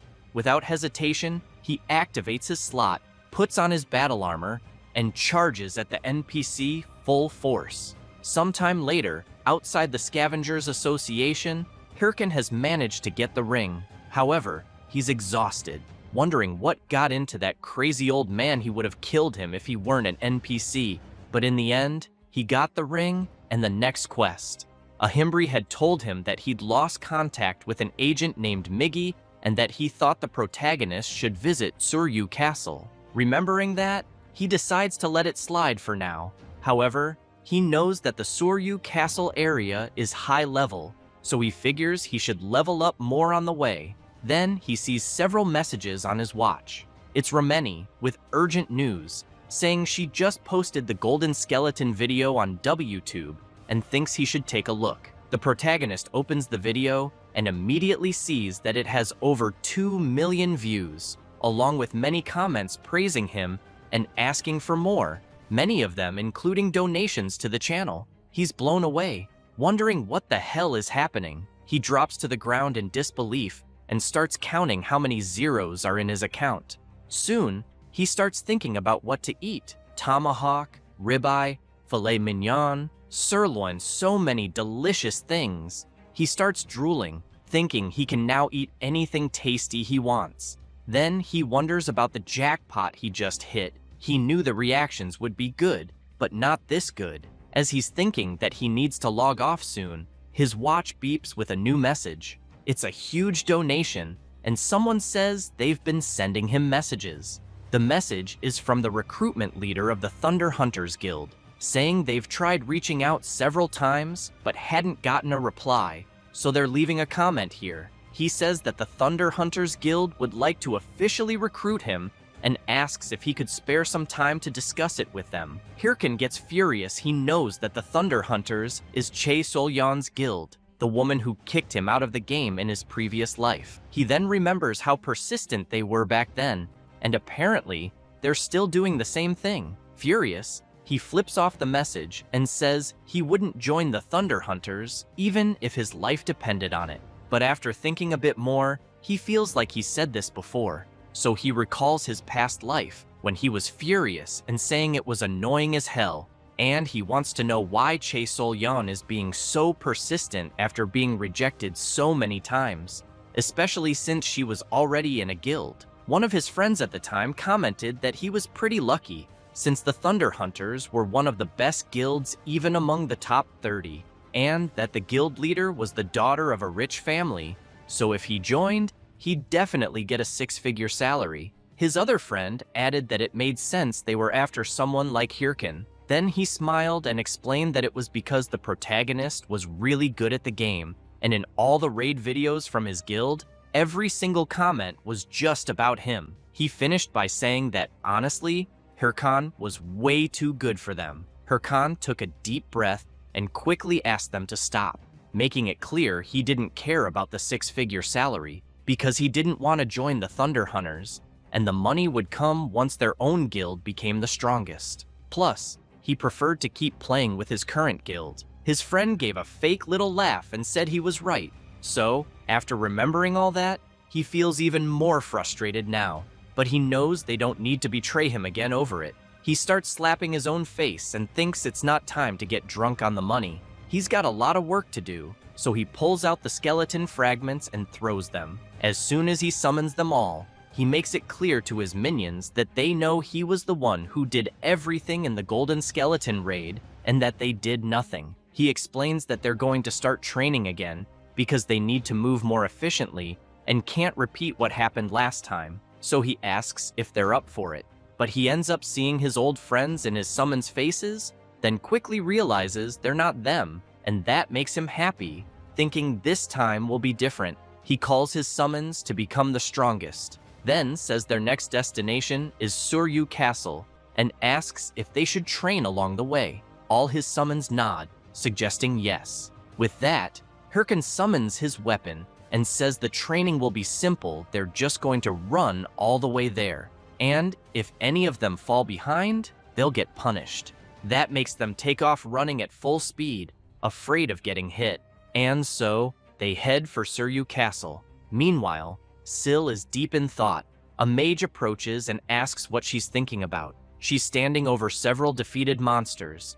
The mage informs her lady that it's almost time for the meeting. This is Hatch from the Thunder Hunters Guild. Syl jumps down from where she was and quickly asks how the progress is going on the Corrupted Count mission. Hatch says they haven't made any progress yet and still haven't found any clue for the next quest. Syl gets furious and says she can't believe they let the Hydra Guild grab the main quest before them. Hatch tries to argue, saying she thinks they'll find it soon, since they're going to a meeting with the leaders of all 30 top guilds. Syl emphasizes that there's no way a meeting with those losers will be useful. Even so, Hatch asks the guild master to be careful as she walks away. Guys, here's a quick recap of the latest chapters to keep you updated. The protagonist's WTube video was a hit, and he made a lot of money overnight. He was also close to losing control, but thanks to the person responsible for everything he went through, the flames of his revenge were reignited, so he decided to walk the path of a hungry beast.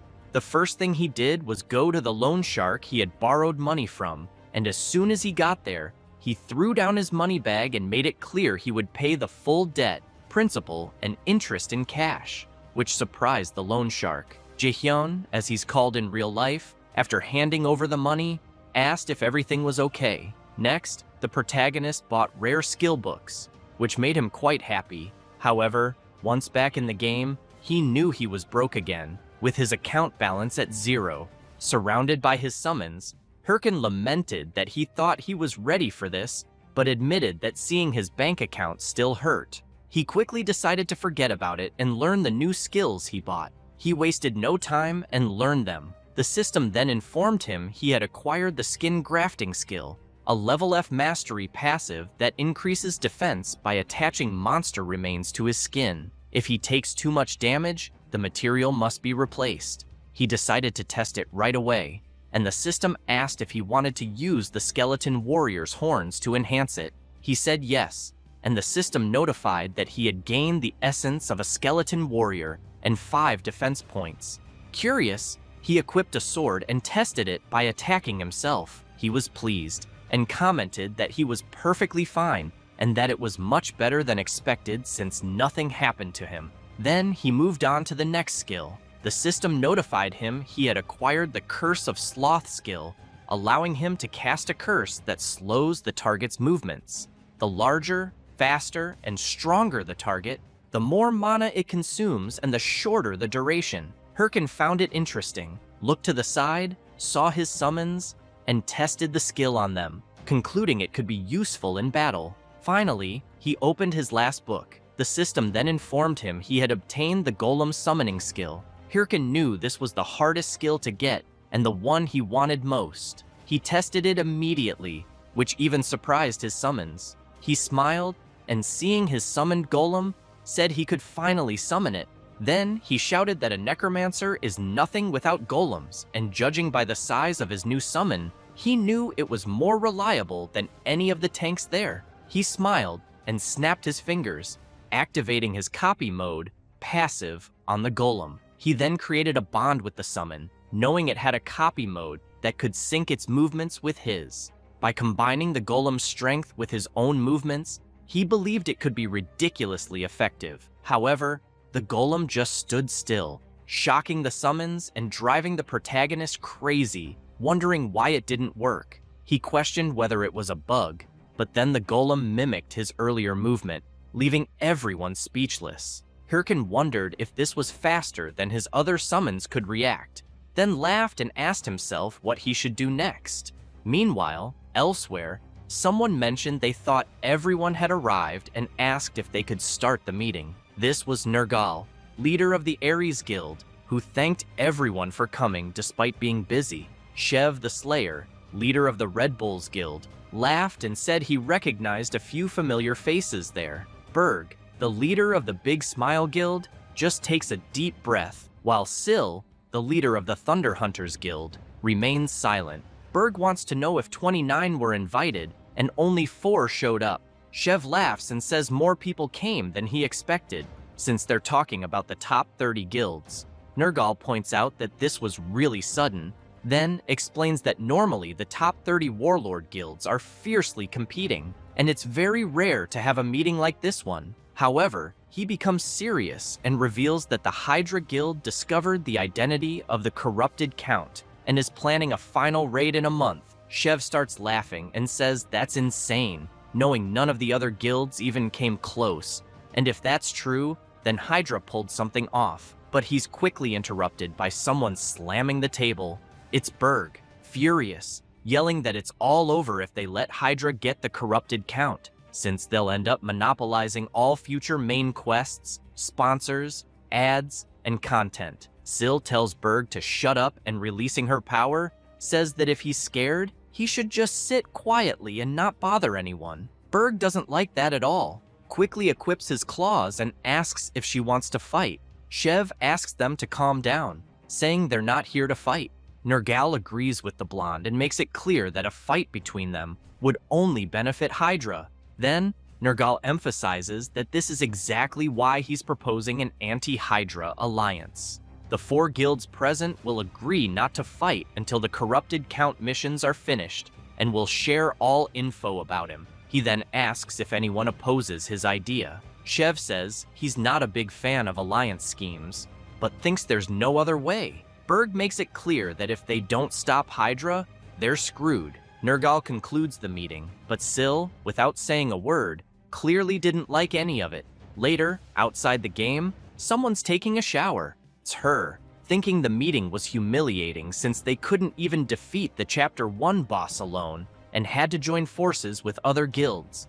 But she knows there's nothing she can do for now, because if Hydra gets the corrupted Count first, they're done. So, for now, she knows it's time to lay low and wait for the next chance. She picks up her phone and tells someone to order all guild members to keep an eye on Hydra and report any strange activity, because the corrupted Count will be theirs no matter what.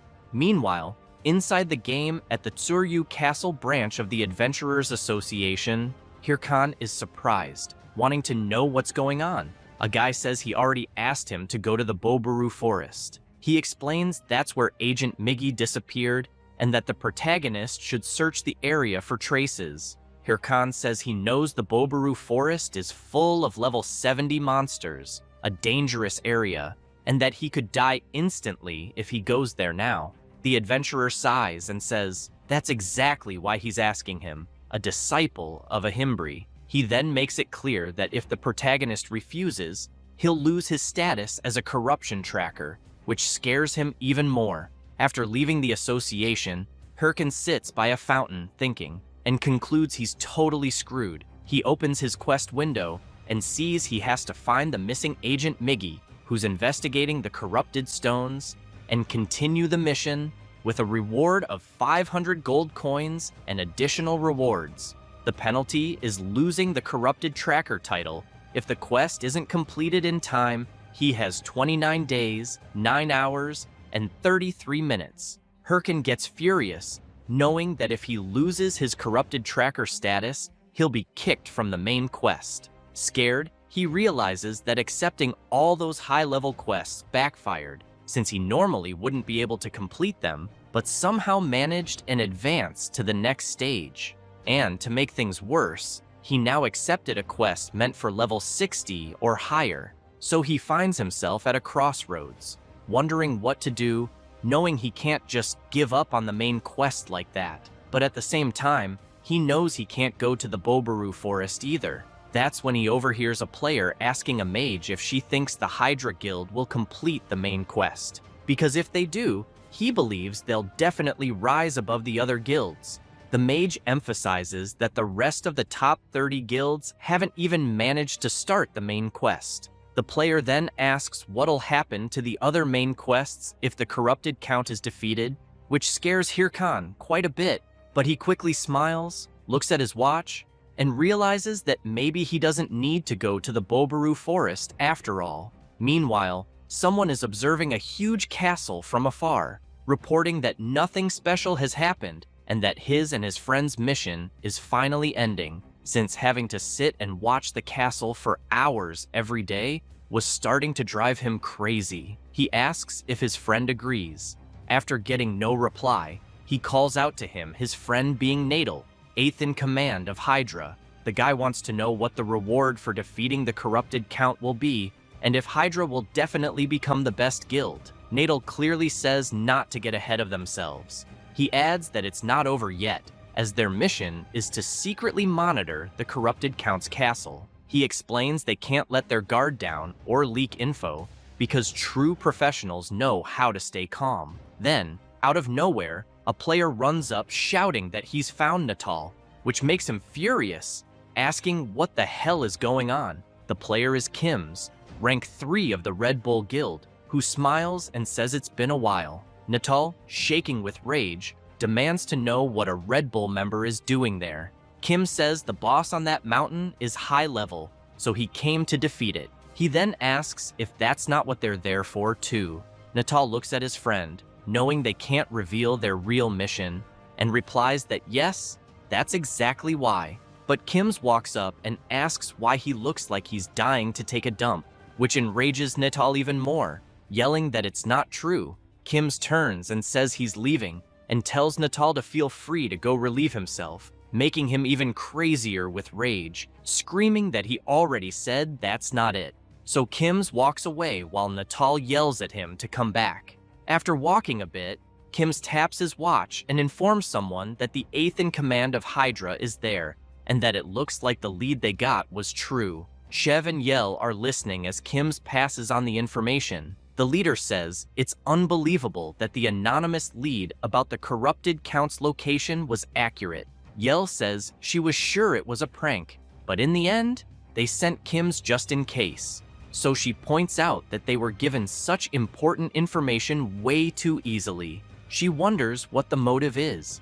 Shev says he doesn't know, but maybe it's someone inside Hydra holding a grudge against their own guild. Kim's chimes in, saying they're not really in a position to be picky about things like that, since they were about to lose everything to Hydra. So he asks if he can start a fight to buy them some time. But Yell tells him no and says to fall back for now, since if that really is the corrupted count's location, then most of Hydra's forces must be there, and they can't afford to lose one of their top members right now. Kim says the leader is being too soft on him, since it's not like the Red Bulls will fall apart if he's not around. But at that moment, someone charges at him, and a massive explosion goes off. Shev and Yell are immediately concerned about their friend. As the dust settles, Kim's finds a sword pointed at his face and realizes they weren't the only ones who got the anonymous tip. He then starts laughing and announces that the princess of the Thunder Hunters is there. She immediately demands that Kim's tell her everything he knows or she'll eliminate him right there. This is the Thunder Princess, Hahui, from the Thunder Hunters Guild. Meanwhile, a bear growls fiercely as the protagonist's golem prepares for battle. The massive bear wastes no time and strikes the golem, which simply defends against the attacks. Eventually, it spots an opening and counterattacks, while the protagonist's summons watch the fight. The battle rages on, and the skeletons are enjoying the show while eating popcorn. Hirkan, however, is puzzled, checking his status and wondering why everything is so quiet, since he's sure the emails were sent and he should be getting replies. He knows the only way to solve this without going to Bobaru Forest is to force the mission to end. He's aware that Warlord's main story consists of many chapters. The current one is Chapter 1, The Corrupted Count. And when the Corrupted Count is defeated, the chapter ends and all related missions are forcefully concluded.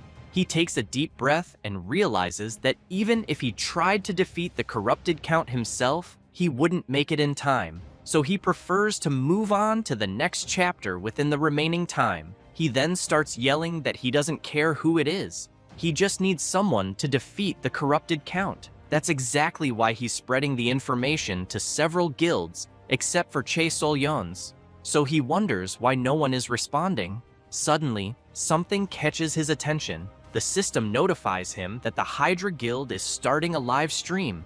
Meanwhile, his golem is being severely attacked, having its arms broken, and the giant bear doesn't stop, launching another powerful blow. But Hirkan shows up, punching the bear in the head and telling it to shut up and stay quiet while he's thinking. He makes it clear that he needs to watch a stream, so he wants peace. After sitting down to watch the live stream, a host greets all viewers and announces that the Hydra Guild was the first to discover the identity of the Corrupted Count and is planning to attempt a raid. The planned date for the raid is, Hirkan hopes it's sometime this month. Then the host says it'll be in 3 days, which really surprises the protagonist. The stream ends, and he comments that it's sooner than expected, but not shocking, just as he predicted. He starts laughing like a maniac and thinks this is perfect. He then orders his golem to resume fighting the bear. While they fight, he remarks that Hydra probably got nervous because he spread the info to other guilds. Since he knows that if it's Hydra, there's nothing to worry about, they're far ahead of the other guilds in terms of progress on the main quest, and have many skilled players. So he concludes that once the main mission ends, his biggest obstacle will be gone, and in 3 days, his happy life will begin. After some time, the 3 days pass, and many players are being defeated. The system announces that all Hydra Guild members died in the raid and the mission failed, leaving the protagonist in utter disbelief. He throws his phone to the ground and yells, demanding to know if they're messing with him. He shouts that if they were going to start the raid so early, the least they could have had was a plan. He wants to know why they even tried if they were going to fail in an hour. He also questions whether he overestimated them and if he now needs to start looking for alternatives. Then he sees that the Red Bulls Guild has started a live stream. He quickly grabs his phone and wonders if Red Bulls is where the Slayer Shev is from. Meanwhile, in the game, Shev the Slayer comments that since the field is being reset, he assumes the Hydra Guild's raid failed. He then asks if his soldiers saw what happened. He explains that the Corrupted Count is a powerful enemy, powerful enough to massacre even the Hydra Guild. And not only that, but they also won't have backup item supplies, meaning their chances of success will be very low. Even so, Shev slams his sword into the ground and shouts, making it clear that the Red Bulls Guild will accept the challenge. The soldiers immediately start yelling, fired up for the battle ahead. Jae-hyun, watching the stream, wonders if the Red Bulls Guild is really going to start the Corrupted Count quest, since even though they're good, he knows it's still not enough. Then he's surprised to hear Shev announce that they'll be joined in the raid by their partner, the Guildmaster of the Thunder Hunters, the Queen of Thunder, Sil. This leaves the protagonist confused after realizing it's Che Sol-yeon. A bit earlier, at the Red Bulls camp, Shev was commenting on how unexpected it was that the Queen of Thunder herself requested a meeting, so he wants to know if she's declaring war. Sil replies, no, that for now, they're still allies. Shev looks at Kim's and says he heard one of his men got beaten up, while Sil says it was nothing, just their guild's way of saying hello. Hahui sticks her tongue out at Kim's, teasing him. Shev then gets serious and asks to cut to the point, saying he heard they have info on the Corrupted. He pretends not to know what she's talking about, but Syl says she doesn't have time for games, and that she's confirmed some members of the top 30 guilds received information about the corrupted count, and that since someone like him, who couldn't even begin tracking the count, suddenly started doing it, even an idiot would notice. He laughs and admits she caught him, saying it's true, but notes they don't know who provided the tip. She gives a sinister laugh and asks if he really thinks the Hydra Guild will succeed. Shev says he's not sure. Syl replies they'll fail, and that they moved up the raid date just to be first. But she knows the corrupted count is the first boss, so it won't be that easy. They'd have better chances if they let others go first to gather information. Shev gets serious and says he's sure she didn't come just to talk about Hydra, so what's her real point? She gives a slight smile, then slams her sword hard into the table, even surprising the Red Bull's leader. While Kims gets ready for the worst, Shev signals him to stay calm. Syl asks if they can't work together on the corrupted count raid, and says she'll let him get the first kill. Shev is quite surprised and thinks she's bluffing, but now, with her in the raid against the corrupted count, he sees this was expected. Watching how she fights and slays raid monsters, he realizes she's not just talk. Still, he knows the corrupted count is no joke. As for the count himself, he laughs and says they're not doing bad for scum like them. This is the corrupted count, the main quest boss and final boss of Chapter 1. He then commands his creatures to attack without rest, and declares he'll crush their will completely. Thus, an intense battle begins, with the Red Bulls and Thunder Hunters alliance on one side, and the corrupted count on the other. As the fight drags on, Shev knows their allied forces are reaching their limit. Syl comments that the monsters just keep coming. Then Shev steps forward and, unleashing his fearsome power, yells to the Queen of Thunder that he'll clear a path for her. He launches a powerful forward strike, and she rushes in alongside him. As Shev's mighty attack heads toward the corrupted count, the Queen of Thunder follows close behind. The boss becomes enraged and counterattacks, demanding to know how they dare challenge him. Syl tries with all her might to keep dodging the countless attacks from the corrupted count until she leaps into the air, fully confident, and prepares her strike but ends up being severely hit, leaving her confused and trying to understand where the attacks came from. The corrupted count had buried his strikes into the ground, so they would come up behind her and intercept her midair. Shev, worried, shouts to know if she's okay. Syl takes a deep breath, gives a slight smile, then unleashes several attacks, breaking free and rushing toward the corrupted count. With eyes full of confidence, she manages to land her powerful blow on the boss. Shev breathes a sigh of relief and says she's scarier than he thought.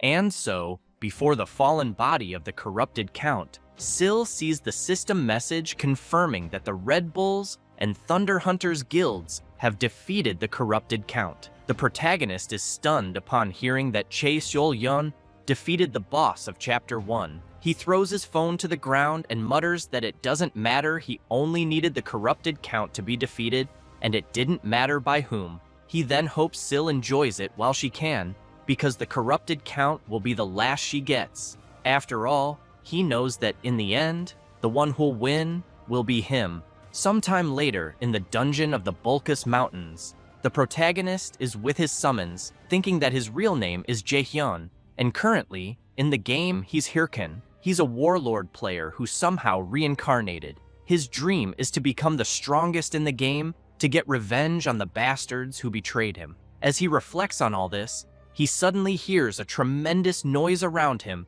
and before he realizes it, a herd of wild boars is charging straight at him, and he has to run to avoid being trampled. A few hours earlier, the protagonist arrived at the entrance to the Bulkus Mountains and saw that the field was blocked.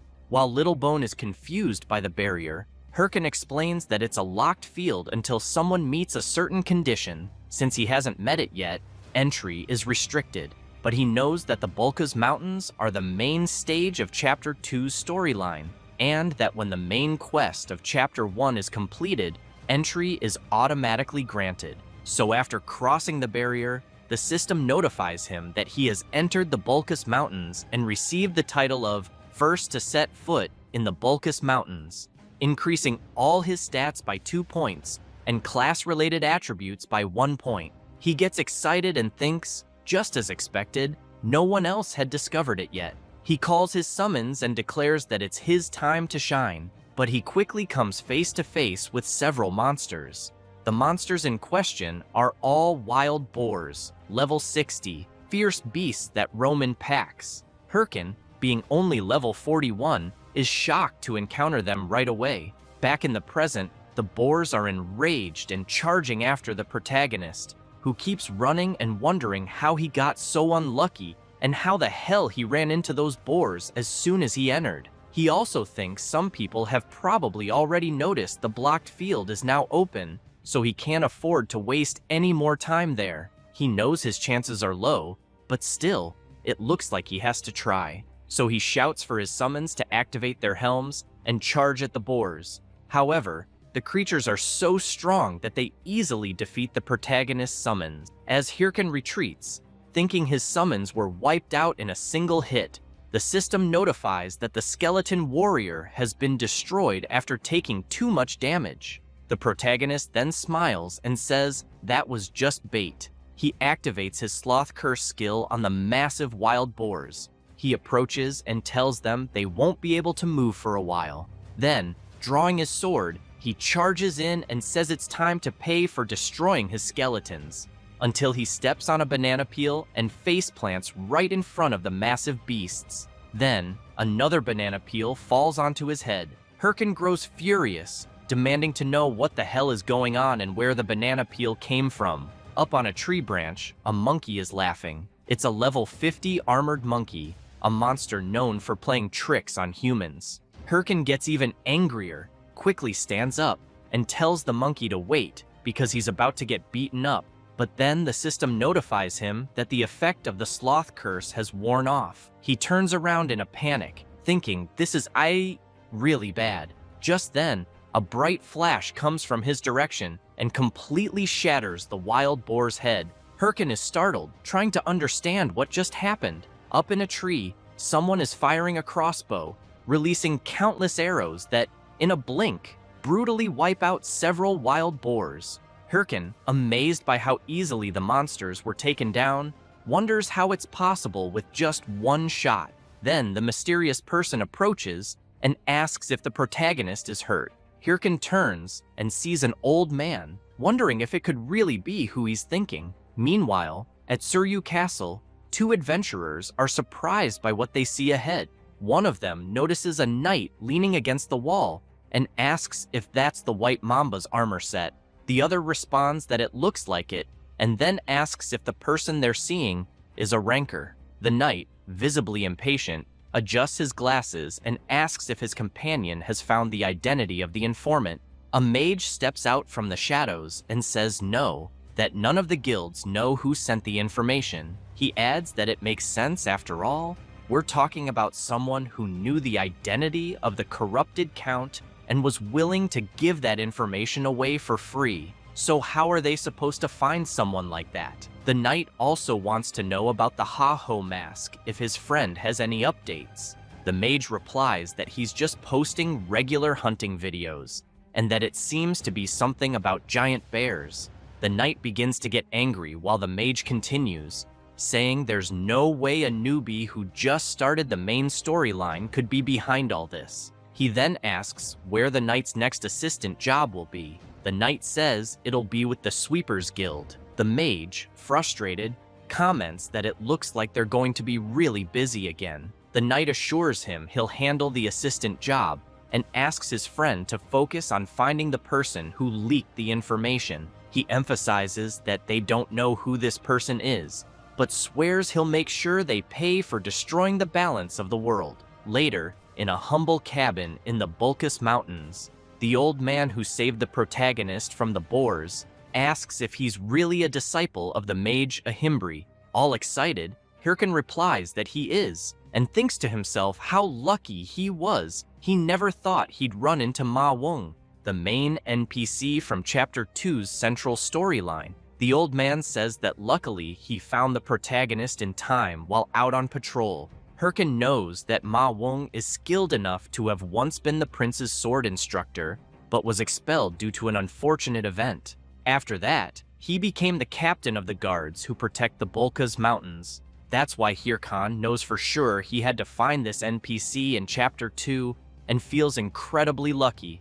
Ma Wong tells the protagonist that he should go back, which confuses him, so he asks the old man to clarify. Ma Wong explains that he doesn't know what brought Hirkan here, but there's nothing in that place except monsters. So again, he urges him to go back before something worse happens. Hirkan smiles and says the corrupted count is dead. He thinks to himself that there's no point in the old man playing hard to get, since he already knows how to enter Chapter 2. He then adds that, even with the count's defeat, there are still corrupted monsters out there, and that he was tracking the source and ended up here. He then wants to know if the old man knows anything about it.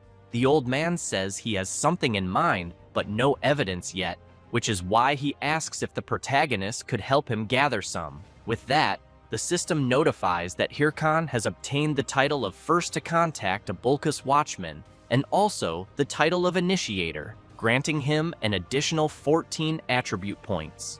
Hirkan gets excited after learning he received 2 rare titles and tells the old man that he can indeed help. Ma Wong asks the protagonist to first calm down and then investigate the monsters near the area. Thus, the quest, the Bulka's Watchman's Request, is created, and Hirkan must defeat 50 monsters in the Bulkus Mountains, with a reward of 500 gold coins and increased trust from Ma Wong. Without wasting time, Hirkan heads out of the cabin, thinking this is great since he knew he needed to level up anyway. He then reflects that he'll leave the high-level monsters, like wild boars and warrior bears, for later and start with the easier ones. Until he remembers something. Recalling how the armored monkey mocked him, he decides he'll start with it and wonders how he's going to make it pay. Later, still in the Bulkus Mountains dungeon, a player slips on a banana peel, followed by another. This keeps happening for a while, and the armored monkey just laughs at the players. Then another player starts walking by, and the monkey immediately sets its sights on its next victim. It gets ready, but Hirkan suddenly appears behind it and says he finally found it. The monkey turns around awkwardly, and the protagonist, with a bizarre expression, says he's going to eliminate it. Without hesitation, he grabs his sword and charges at the creature. However, the armored monkey easily dodges all of the protagonist's attacks. Hirkan tries everything to land a hit, but the monkey always evades. Then the monkey increases its speed and quickly flees. The protagonist chases after it, furious. While chasing the creature, he thinks about how annoying the monkey is so fast, and the trees keep getting in the way, making it hard to attack. So he stops on a tree branch, prepares an attack, and throws his sword at the monkey. The creature notices the attack coming and gets really scared. The protagonist's sword hits, but it lands right beside the monkey, scaring it even more. The creature starts laughing at the protagonist, but Hirkan makes it clear that the sword attack was just a distraction. Right then, his golem appears and delivers a powerful punch, causing massive destruction. Hirkan watches from afar, and it doesn't take long for the system to inform him that he has earned the title of being the first to hunt down and eliminate an armored monkey. Hirkan is pleased, and thinks it's time to start hunting more of them. Meanwhile, several cameras are snapping photos, as Shev the Slayer and Syl the Queen of Thunder are there. They shout out congratulations to the Red Bull Guild's Red Bull, and to Syl from the Thunder Hunters for completing the first chapter's boss raid. Then, a reporter player approaches the Queen of Thunder and asks if she'd like to say something. She gives a slight smile and says she thinks they were really lucky this time, but they'll keep working hard to bring good results in the future. However, off camera, she looks displeased. Hahui, walking with the Queen of Thunder, says she's the best. Then he admits he thought they were done for when the last wave of monsters came, but then she appeared, jumped in alone, and defeated the corrupted count. Syl says she was lucky and emphasizes that they couldn't have done it without the Red Bulls. Still, She knows that to achieve a full victory, they need the skills of the player known as Heiho Mask. Disappointed, she asks Hahui to call Hatch. Shocked, he yells, wanting to know why the Queen of Thunder would need that loser. Syl becomes serious and makes it clear that there's something they need to hunt. Meanwhile, something is breaking, and the system soon informs that the protagonist's equipment durability has dropped to 0 and was destroyed. Hirkin looks at his sword in frustration and thinks it's time to look for new gear. But he knows the problem is that he has no money, so he concludes that his only option is to try for gems, since he knows they have a very low drop rate from monsters and are used to craft items. For example, the Green Goblin gem grants 1 extra point of dexterity. The Werewolf gem grants 2 extra points in the attack attribute. They also have additional effects depending on the monster they drop from. He then thinks that gems dropped by armored monkeys are great for making equipment. With that, he summons his creatures and shouts that they're going to hunt every last armored monkey. 9 hours later, Hirkin is devastated, as he had no success in getting any gem drops. And, looking at the pile of countless armored monkeys, he wonders if a drop should have happened by now. Then, with a crazed expression, he tells his summons that he'll try just one more, because he thinks maybe this time it will drop. Suddenly, someone approaches, calling out to the protagonist. A warrior in sinister armor says that Hirkin must be Heiho Mask. The protagonist is intrigued, wondering who this person appearing out of nowhere could be. Looking more closely, he notices the man is decked out in a full and expensive fire lizard set and wields a hero orc sword, meaning he's at least level 70. So he starts thinking maybe the guy is one of those players. The man introduces himself as Quixote. Then, he starts making some strange movements, and as soon as he stops in a completely ridiculous pose, he officially challenges the protagonist to a duel. Hirkin is confused, wondering what the hell the guy in front of him is doing, while Quixote comments that he heard the protagonist is getting popular on WTube, so he points out that beating him would make him popular too. Hirkin thinks that he must be just another attention-starved loser. He turns away and says he's busy and tells him to get lost. Quixote yells, asking the protagonist to wait.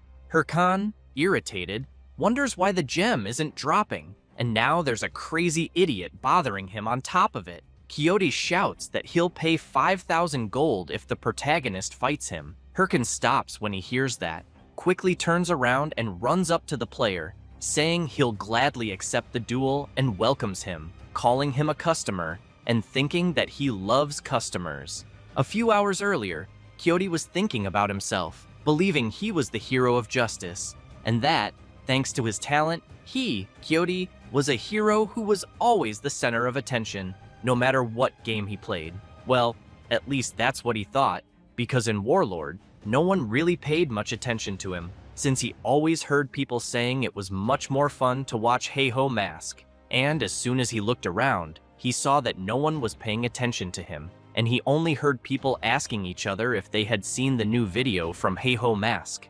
That made him furious. He punched the ground and, thinking about Heiho Mask, began yelling that he was being buried by him because they started the game at the same time. Quixote knew his opponent's level was lower than his, and that he didn't even have good items, so he wondered why everyone loved him. Then, upon realizing something, he questioned where he was, since he had run off without thinking and ended up there. And as he looked ahead, he saw a player surrounded by little creatures, but upon closer inspection, he realized it was Heiho Mask. However, he knew that was supposed to be a blocked field, so why was he hunting there? Then he had an idea. What if he posted a video of himself defeating Heiho Mask? If it worked, could he steal all his fame? So back to the present, Quixote removes all his gear except his helmet and tells the protagonist that he'll give him 5,000 gold if he can beat him in a duel. Hirkin can't believe what he's seeing and yells, wanting to know why the hell he's stripping if he said he wanted to fight.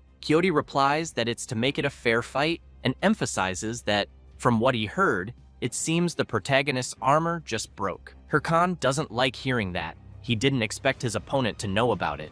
Quixote insists that what he wants is a fair one-on-one battle and that he doesn't want anyone saying he only won because of his gear, which is why he asked the protagonist to give it his all. Still in disbelief, Hirkin wants to know if his opponent really thinks he'll take him seriously dressed like that. But as Quixote charges at him without hesitation, he shouts for them to cut the chatter and just fight already. Hirkin dodges the first strike and points out that Quixote should listen when people talk, but the player doesn't care and keeps launching a flurry of attacks, forcing Hirkin to dodge all of them. Quixote gets irritated and demands that the protagonist fight back instead of just defending. While still dodging, Hirkin tells Quixote to make him do it, which enrages him even more, prompting him to activate his booster skill and throw a powerful punch. Hirkin worries if he'll have time to dodge, but ends up getting hit and is sent flying. Lying on the ground, Hirkin realizes his opponent just used the booster skill, a warrior class ability that speeds up movement for a moment. Watching Quixote from a distance and seeing his aura, he reflects that, although he may look like an idiot, his level seems higher than his own, so he concludes that facing him head-on is a bad idea. Then he gets an idea. He gets up from the ground, and Quixote comments that it looks like the protagonist is finally ready to face him. He tells him to go all out because he'll surpass his best. As he charges again, yelling that he's going to show everyone he's stronger than Heiho Mask, he activates his booster ability once more. But Hirkin throws dirt at Quixote's eyes, and while he's distracted, the protagonist sweeps his legs out from under him, making him lose balance and tumble to the ground. Hirkin makes it clear to his opponent that if his strength stat is higher, he just needs to overcome it with his own skills. That said, he lands a powerful kick to Quixote's face, followed by a strong uppercut, launching Quixote hard into a tree. The player trembles with rage, calls Hirkin a coward, and demands to know how he considers what he just did a skill. The protagonist responds that no one cares about that when fighting for their life. Hirkin laughs and makes it clear to Quixote that he lost because he'd rather stick to his pride than focus on winning. Then, he activates his skin grafting skill, Armored Monkey Hide, and the system immediately notifies that the protagonist has been strengthened with the Armored Monkey's attributes. Quixote becomes very worried and thinks that if he's hit by that, he'll definitely die. With a sinister aura, Hirkin tells Quixote that he's the one who started this fight, so he better be ready for it. As he charges toward the player, Quixote starts screaming, asking the protagonist to wait.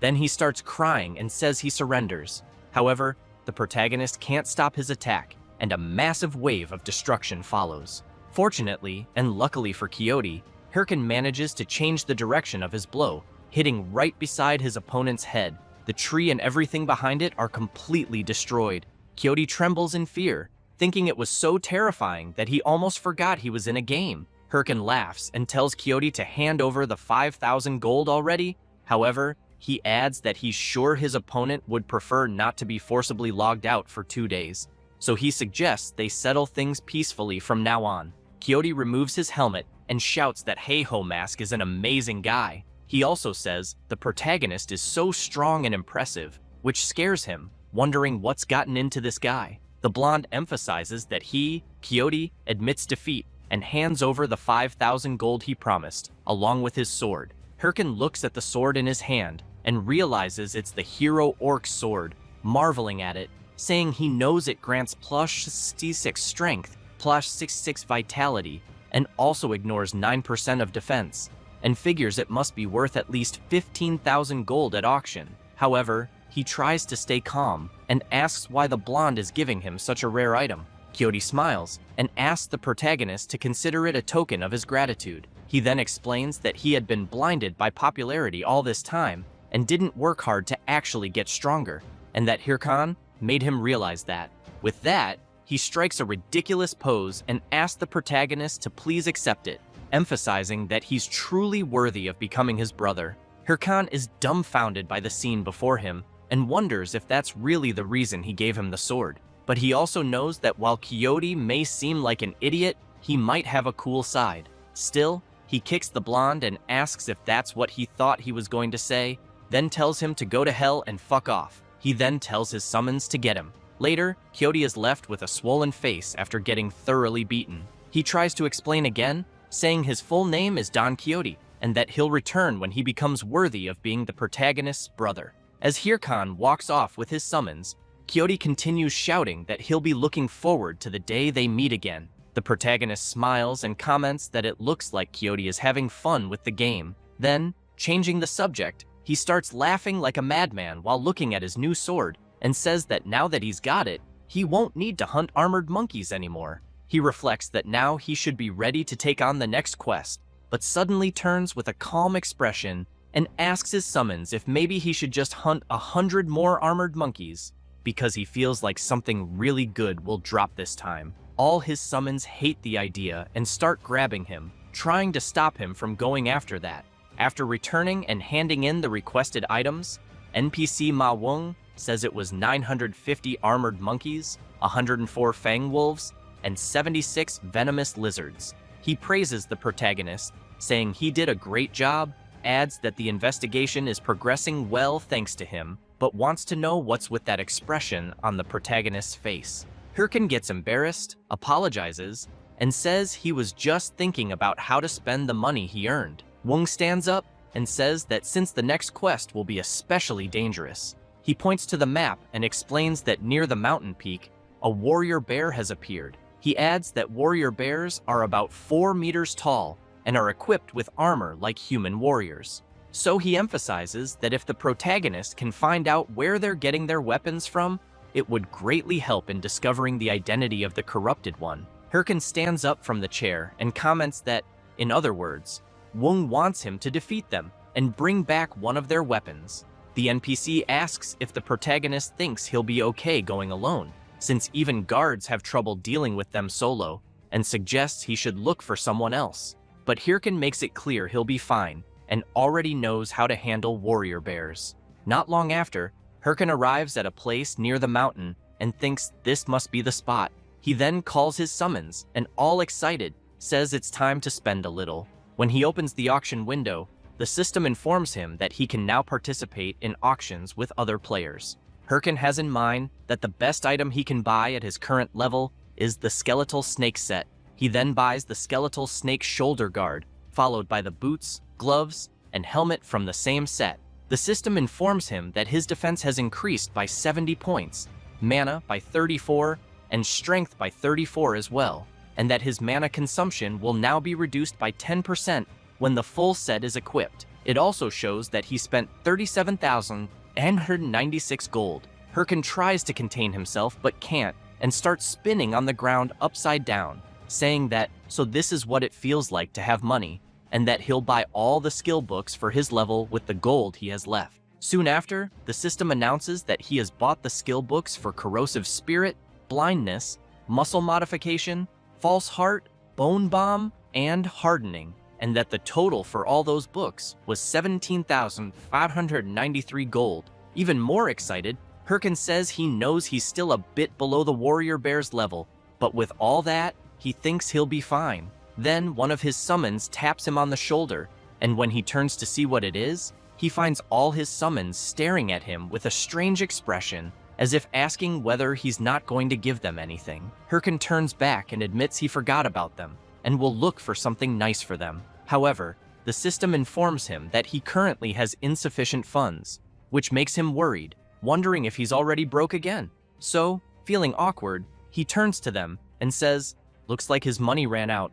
Hirkin immediately gets scared when he sees that the attitude of his summons has turned creepy. While he tries to explain that it wasn't on purpose, some creatures appear behind him. Without any warning or order, his summons charge at the creatures, while the protagonist shouts that maybe he'll get more money when they eliminate them. Hirkin feels a bit relieved watching his summons finish off the boars and thinks, thankfully, some wild creatures showed up at the perfect time. A few moments later, the last wild boar is tied up with a very sad face, and Boney is licking his sword with a very sinister look.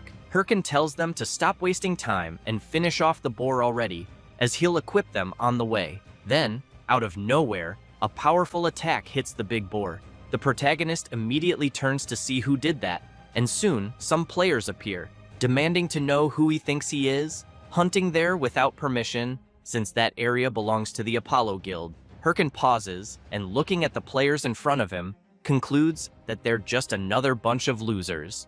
The guys introduce themselves. One says his name is Ajang, the other Wang Zhang, and finally, the last one, Iljang, and they declare they are the great trio of the Apollo Guild.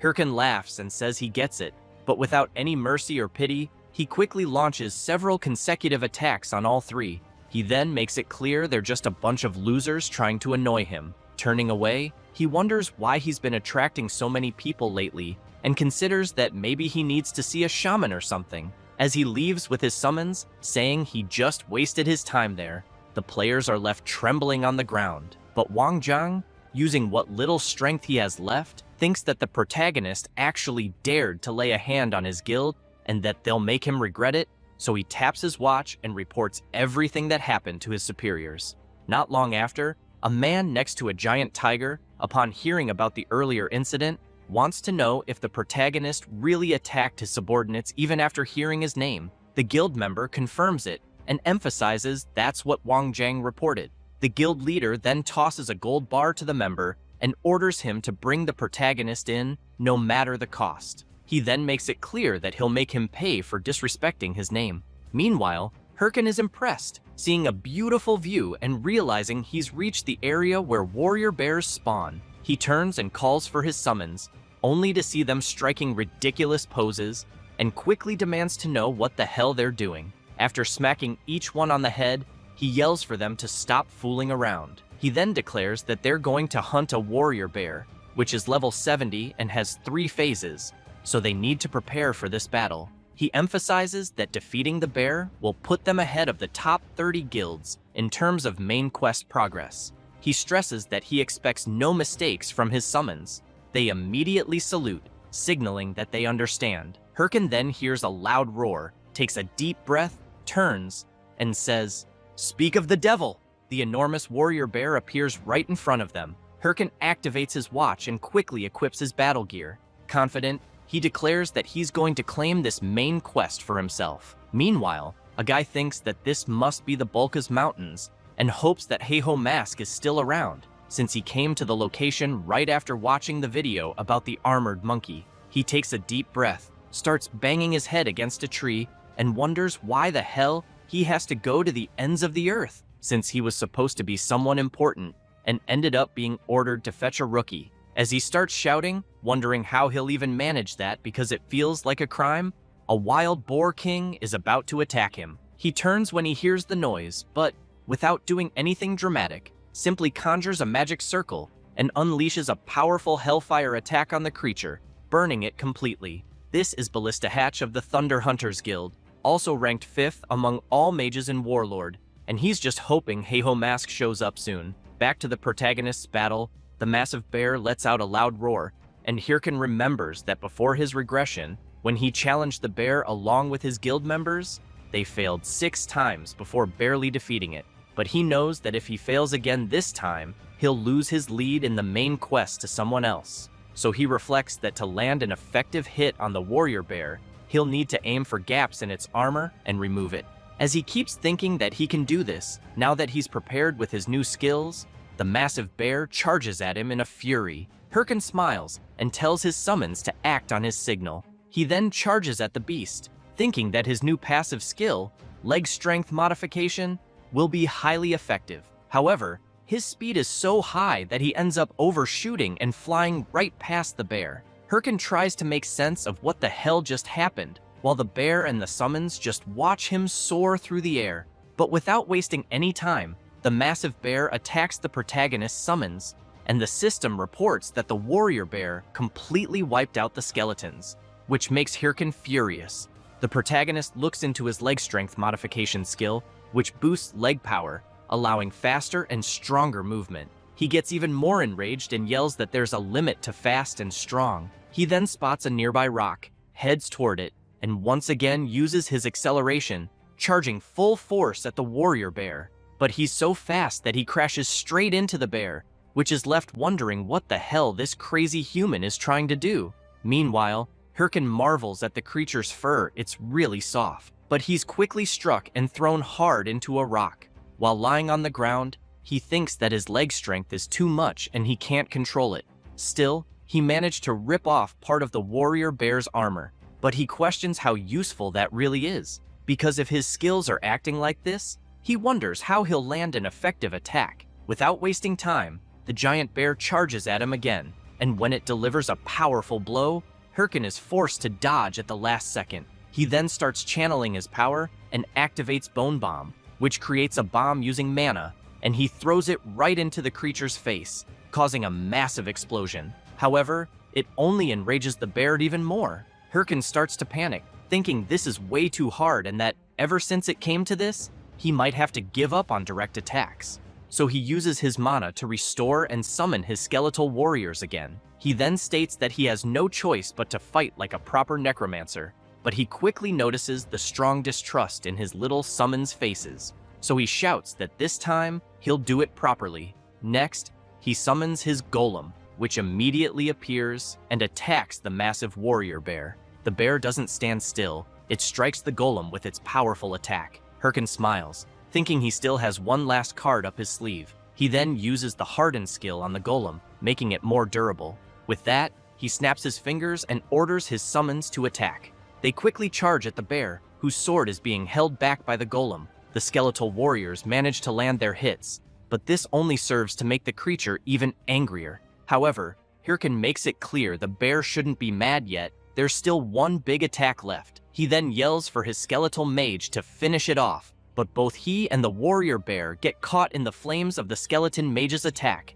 Hirkin can't believe he got hit too, so he turns furiously and shouts, calling his summon an idiot and saying it was supposed to wait until he got out of the way. At that moment, the warrior bear lets out a massive roar, and the system reports that the creature used its battle cry skill, allowing it to recover 50% of the damage taken, and it quickly charges at the protagonist, who's still distracted by his summon. Hirkin takes a deep breath, turns around laughing, and declares that he doesn't care about strategy. Brute force and numbers are always the best option. Then he throws multiple bone bombs at the bear, causing an overwhelming explosion visible from far away. The summons can't believe what their master is doing, but he doesn't care, and continues bombing the warrior bear non-stop.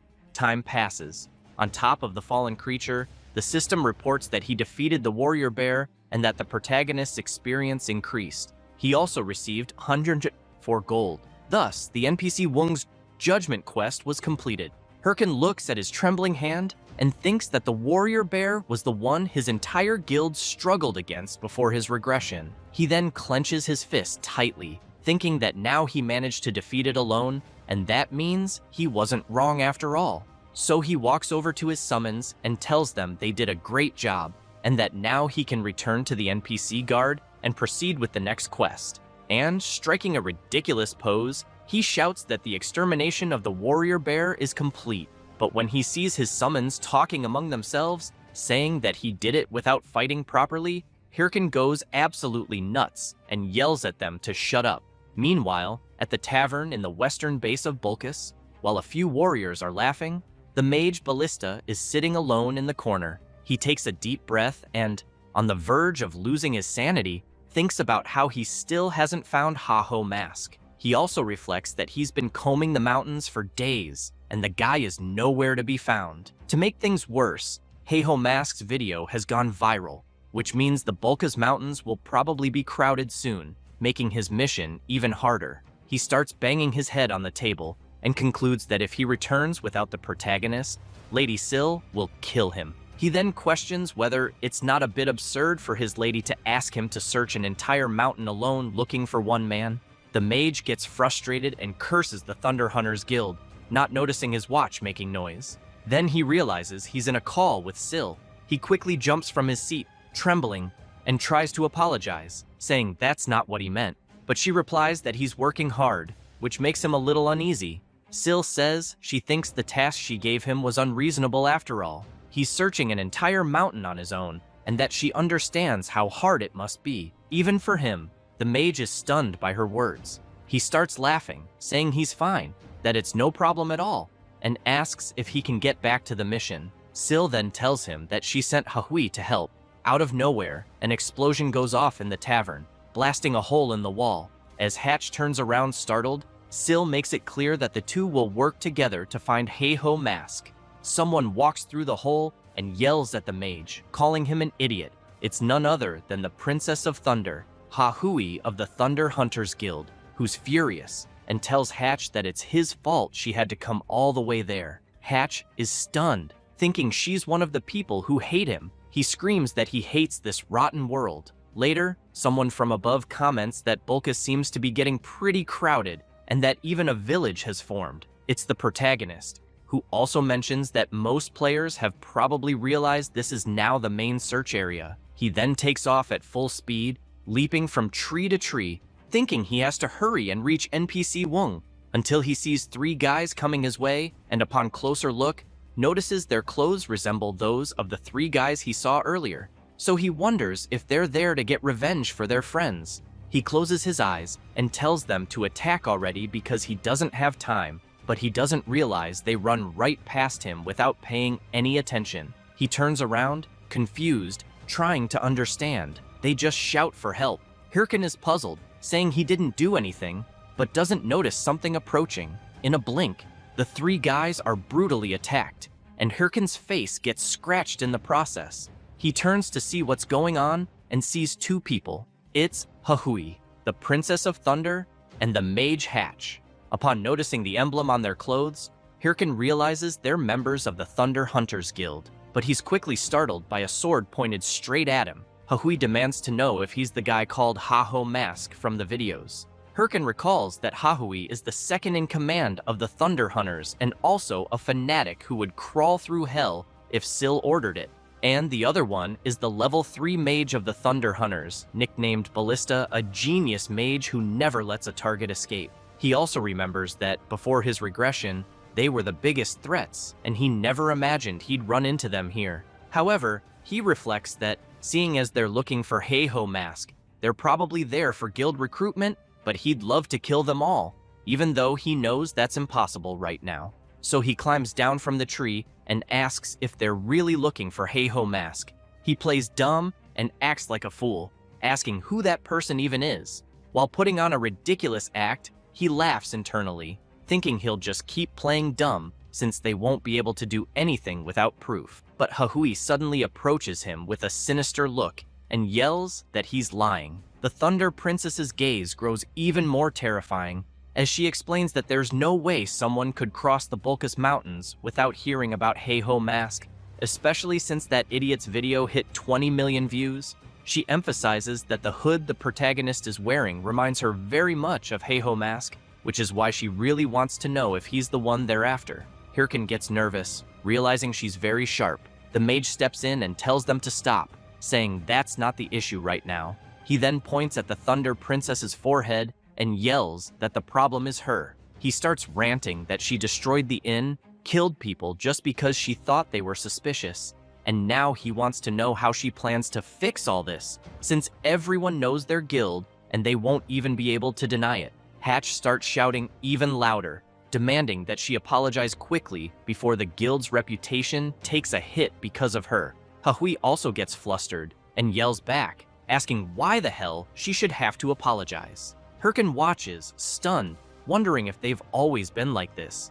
Eventually, Hahui, visibly annoyed, mutters an apology. Hatch watches her walk off and asks what kind of dumb behavior that was. He then turns to the protagonist, apologizes for his partner, and wishes him a good game. But as Hirkin sighs in relief, thinking he narrowly avoided trouble, he fails to notice someone rushing at him. When he sees a fist flying straight at his face, he's terrified, and before he can react, he's punched by the Thunder Princess and slammed into a rock. Hatch loses it, grabs Hahui, and screams, demanding to know why the hell she hit someone again. Did he call her a mad dog, or has she actually gone crazy? She replies that she thought the protagonist would at least dodge her punch. Hirkin wants to know if they really just assaulted an innocent user who had his guard down, so he calls them out. Then, putting on glasses, he announces that he's formally filing a complaint against the Thunder Hunters Guild. He opens the forum window and explains that first, he'll post it on the official forums to make it public, and the title will be Thunder Hunters is a cruel guild that massacres newbies. The mage panics and quickly apologizes, saying they'll compensate him and begging him to just forget about it if possible. So Hatch hands the protagonist a handful of gold coins, and Hirkin comments that since the mage is offering 1,000 gold coins as a gesture of sincerity, he'll let it go. Hatch breathes a sigh of relief and thanks him. He then grabs Hahui's arm and while dragging her away, yells that he can't stand her. Hirkin knows what he just did is pathetic, but for now, it's the best option because he's fully aware that provoking them carelessly would be a disaster. That's why he knows he just needs to endure this a little longer. As they walk away, Hatch asks why the hell she causes problems every single time, and if she doesn't realize image management is vital for a major guild. Slightly confused, Hahui wonders if people don't instinctively dodge when attacked. Hatch asks if she's seriously trying to say it's his fault for not dodging her punch. She replies that it's not that, it's just that guy. He looked like he was just annoyed seeing the attack coming his way, almost as if he thought he had no choice but to take the hit. Hatch says he's begging her and asks if she can just be quiet. She tells him to shut up and calls him a loser. Meanwhile, the protagonist returns to NPC Wung's house and hands over a piece of the warrior bear's armor. Wung comments that this was expected and that something is definitely going on. He thanks the protagonist once again and emphasizes that if it weren't for him, there would have been many casualties. However, he wants to know if he's okay, since he sees him trembling. Hirkin replies that he's fine, but is thinking that the NPC needs to hurry up and move on, because if there's any delay, the top 30 guilds will catch up. With that, the NPC grabs a chest and places it on the table. As he opens it, he asks the protagonist to pick just one. Wung explains that while he was active in the Bulkus Mountains, he marked maps of monster dens. Hirkin remembers that means they're treasure maps, and gets excited, thinking that all kinds of rare items can be obtained from the dungeons marked on them. But just as Hirkin reaches for one, the NPC makes it clear he has a favor to ask. Hirkin gets furious, thinking he knew it, there's no way he'd give something like this for free. The NPC then explains that there have been reports of armed monsters appearing beyond the Bulkus Mountains too, and he wants the protagonist to go to those places and investigate, just like last time. Hirkin takes the map, says yes, and asks where the location is. Wung says it's the Perung Forest. The protagonist makes a face like he just sucked a lemon, and the NPC, noticing, asks if he has something to complain about. Hirkin says no. As he steps outside, he takes a deep breath and gets really annoyed, because he knows Perung Forest is a level 90 hunting zone, which means he'll need to level up separately on the way there. He then wonders if the perfect hunting ground right now is the Sura Canyon, since he knows there are level 75 demon worshippers there. But he gets excited and thinks that since he already defeated the warrior bear, a demon goat should be easy to hunt. However, as he walks a bit further, he gets really startled, and upon seeing Shev the Slayer ahead of him, wonders what the hell that guy is doing there. Shev, in turn, is surprised to see the protagonist. Meanwhile, Hatch is crying, calling Lady Syl through remote transmission. The mage says he can't work with such a barbaric person. Syl laughs and says it seems the two of them are struggling with the mission. Hatch tries to explain that it's not that he doesn't want to do it, but he heard that the Red Bulls Guild already took over the Sura Canyon, so he wants to know if they shouldn't start focusing on the main quest too. He then asks why they even have to beg a guy who doesn't want to join the Thunder Hunters Guild in the first place. Syl thinks for a moment. Then she orders them to stop tracking Heiho Mask and declares that the Thunder Hunters will now enter the main mission. Hatch starts crying even more from happiness and says that's just what he expected from Lady Syl. After the remote call ends, she leans back, smiles, and thinks that the strong are drawn to the strong. And for that reason, she wants to see how long Heiho Mask can keep running. Before the MC met Shev, the Slayer, he was already in the Perung field and encountered his first level 75 creature. However, he eliminated it without much difficulty. His summons were not idle either, and kept attacking. As a result, the MC managed to advance 2 levels. He became excited and remarked that he had finally reached level 62 and that everything was going well. While talking to his summons about leveling up a bit more before heading straight to the Perung Forest, some players were watching him from afar. Soon, they were all amazed to discover that the MC was the Heiho Mask. It didn't take long before several of them surrounded Hirkan, hugging and kissing him. As he heard players say they loved seeing him there, he began to get furious. He quickly ran off and called his summons to get out of there. While running, he wondered why this was happening. What made it possible was the success of his video against the furious warrior bear, which became a real jackpot. However, he knew this wasn't entirely good, since people began following him all the time. Because of that, he could barely hunt, as many people were always surrounding him. So, he called his summons and said they would change plans.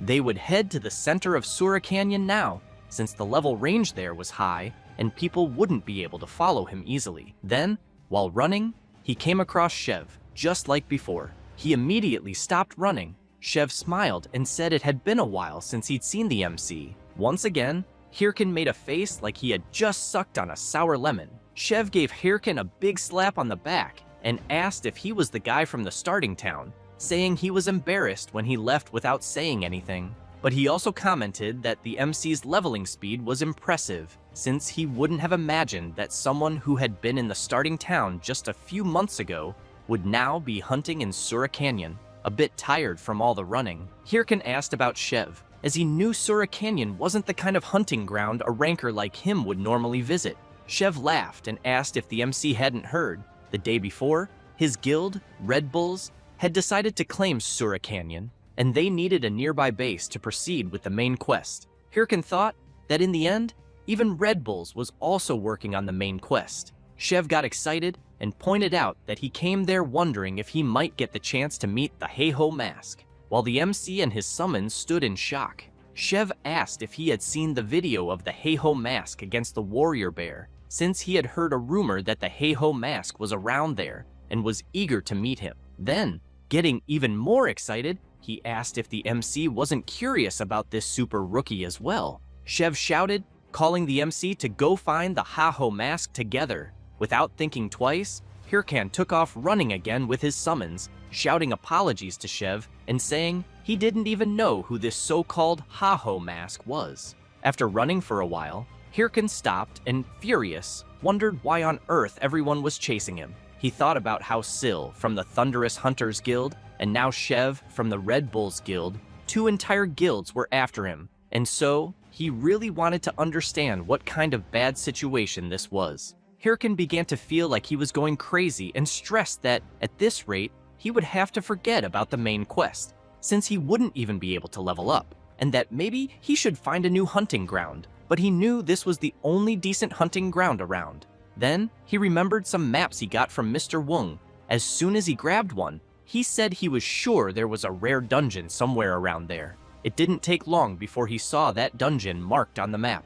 Upon reaching a waterfall, he thought that rare dungeons were usually hidden in hard-to-reach places, and that although it wouldn't be easy to get something great, you had to take big risks. So, taking a deep breath, he jumped into the lake with his summons. The system quickly informs him that breathing is restricted underwater, and that the available time will only be 20 seconds. Hirkan thinks that if the map he got from Mr. Wung is correct, there must definitely be a secret dungeon around there. As he keeps swimming and his breathing time decreases, he also knows that the question is whether he will make it in time until he finds the place. With only a few seconds left before his time runs out, he thinks it's quite far and fears he won't make it.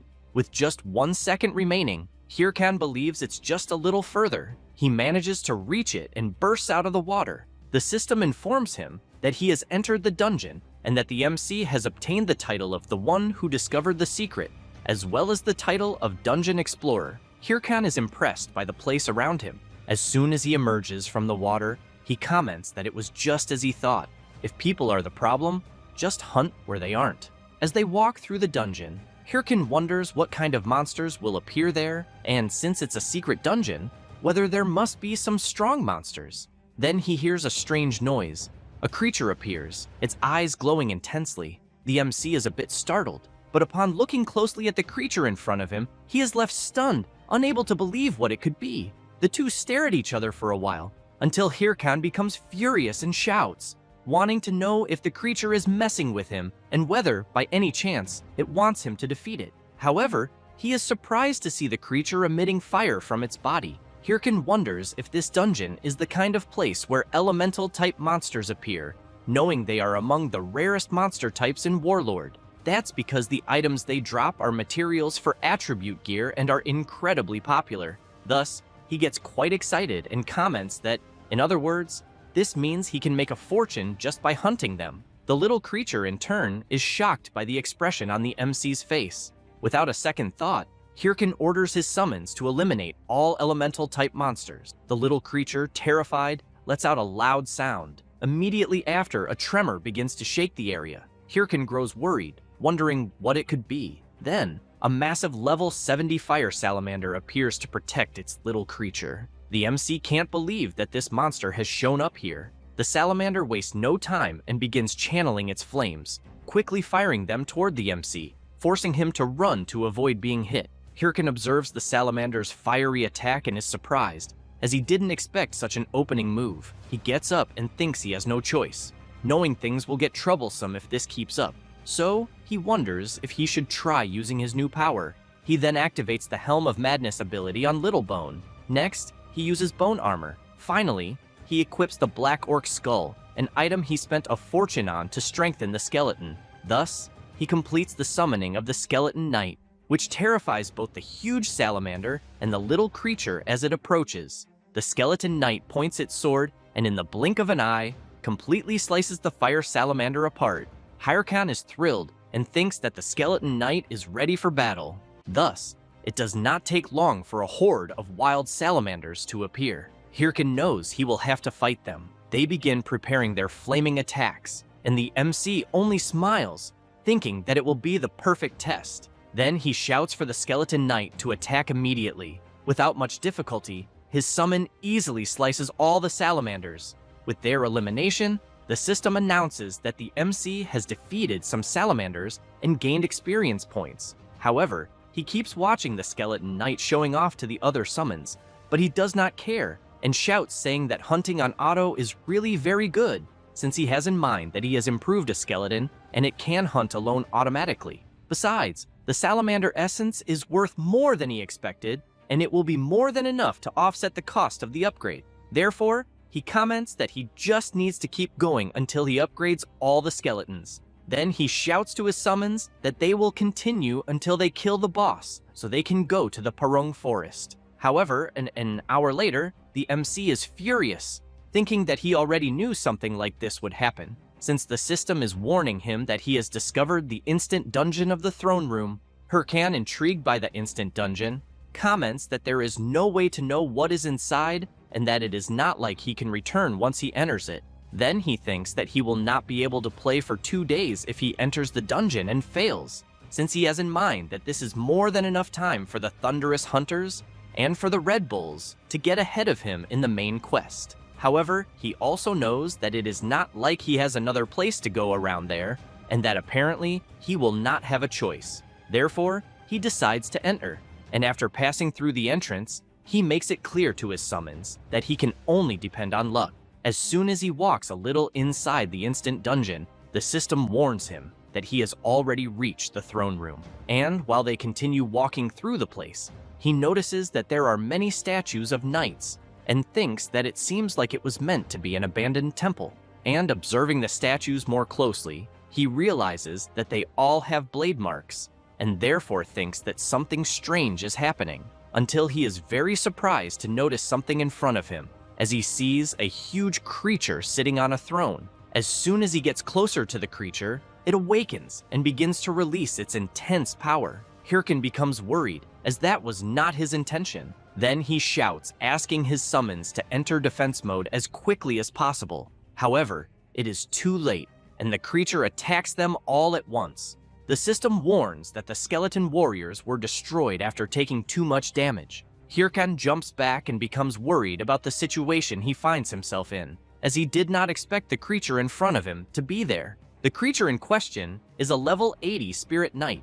Hirkan has in mind that it is a monster equipped with the highest quality battle AI. He also thinks that he encountered one in his past life, and that he was more or less at the same level he is at now, and the entire Haho Mask Guild was there as well. But even so, they were all completely annihilated, and at the time, he knew he had no choice but to give up. However, he knows he cannot let this happen again. Therefore, he summons his skeleton warriors again and they immediately go together against the Spirit Knight, who in turn prepares his enormous sword and delivers a powerful attack on some summons, but others, as well as the MC, jump over the attack. Hirkan tries to take advantage of the gap, and along with his Skeleton Knight, delivers a joint attack, but the Spirit Knight easily manages to block the double attack, until one of the MC's summons tries to take advantage of the fact that the Spirit Knight is busy blocking the attack and goes to his back, landing a full thrust on the creature. However, the summon is left not understanding anything, as it seems that his attack had no effect at all. Hirkan shouts, calling the skeleton warrior an idiot, and orders him to immediately get away from the Spirit Knight, but it is already too late and the summon is brutally attacked. With that, the system announces that a skeleton warrior has been completely destroyed. Hirkan and the Skeleton Knight take distance, and the MC comments that a stab in the heart is not a critical attack on the Spirit Knight. And observing the creature closely, he questions himself about what to do, since he knows that normal skeletons or the golem will not be useful there, until he begins to remember a moment in his past life of his old friend wanting to know why he attacked a monster 4 times bigger than him head-on.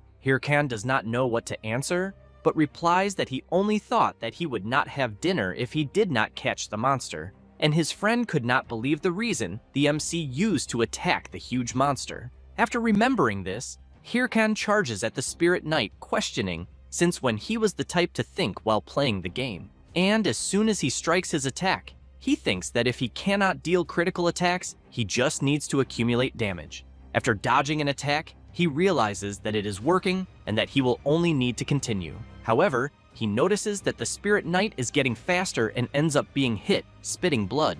Then, he stands still for a brief moment, and soon after, while holding the Spirit Knight's sword, he laughs and says it was just acting. Thus, the Skeleton Knight appears behind the Spirit Knight and with his attack cuts off the arm of the knight that was holding the sword. The Skeleton Knight jumps close to his master, and while Hirkan observes the Spirit Knight, he makes it clear to his summon that they will not have dinner if they do not defeat the opponent. Meanwhile, in the village of Sura Canyon, Shev and Yel are walking through the village, and he comments that apparently the place is doing better than expected. Yel replies that it is obvious, since the Red Bulls Guild is in charge of the area, and that they secured a good supply route to ensure nothing is missing. Until suddenly, Shev starts laughing, and all excited comments that then he thinks maybe the Haho mask could appear there. Hearing this makes Yel furious, and unable to believe what the idiot of her friend is saying. Thus, she emphasizes that he has been going crazy about this Haho mask, and that she just does not understand it, since all this person did was hunt some low-level monsters. Shev makes it clear that the monsters may even be low-level for them, but for the Haho mask, the monsters are high-level, since in the game they are in, where the person can feel pain, there are only 2 types of people who dare to challenge monsters stronger than themselves. That said, he becomes serious and says that they are either crazy or they are born warriors, and thinking about the Haho mask, he stresses that he is both types. Back to the fight between the MC and the Spirit Knight. The place where the creature had its arm cut begins to have a strange reaction, and it does not take long for a spiritual blade to be created in its place. Hirkan laughs and questions if the creature losing an arm means nothing, then calls it annoying. He then takes a deep breath and exhales, trying to stay calm. Thus, he charges at the Spirit Knight along with his summon. The creature prepares its attack and soon delivers a powerful slash, completely shattering the ground and forcing the MC and his summon to jump back. Hirkan jumps onto a rock and comments that apparently his opponent is really trying to bury him alive, but he does not care, and together with his summon, he keeps jumping from rock to rock, and they go against the creature. The MC delivers a powerful slash from one side and the Skeleton Knight from the other. Then both start running around the Spirit Knight, striking several consecutive blows. Hirkan gets excited when he realizes that it is working, and that they only need to accumulate a little more damage the way they are doing, and thus they will be able to defeat the Spirit Knight. However, the creature begins to emit a strange power and then releases a wave of fire around itself, forcing the MC and his summon to retreat immediately. Hirkan is surprised, questioning if the Spirit Knight has become even stronger, who in turn leaps and strikes at the MC, who is frightened by the tremendous strength of the creature. Hirkan, while trying to withstand the attack, thinks that his opponent's attacks are completely different from before. Then he begins to get irritated with all of this and strikes the Spirit Knight. Next, he shouts, calling his summon to deliver the next blow together. However, he barely finishes saying this and is severely struck by a counterattack from the Spirit Knight, being thrown far away. While lying down, Hirkan thinks that he focused too much on controlling his summons and was careless with his defense. At that moment, the Spirit Knight advances to deliver his powerful attack, but something moves quickly. It is the MC's Skeleton Knight who steps in front of the attack to protect him. While Hirkan is surprised to see that his summon saved him,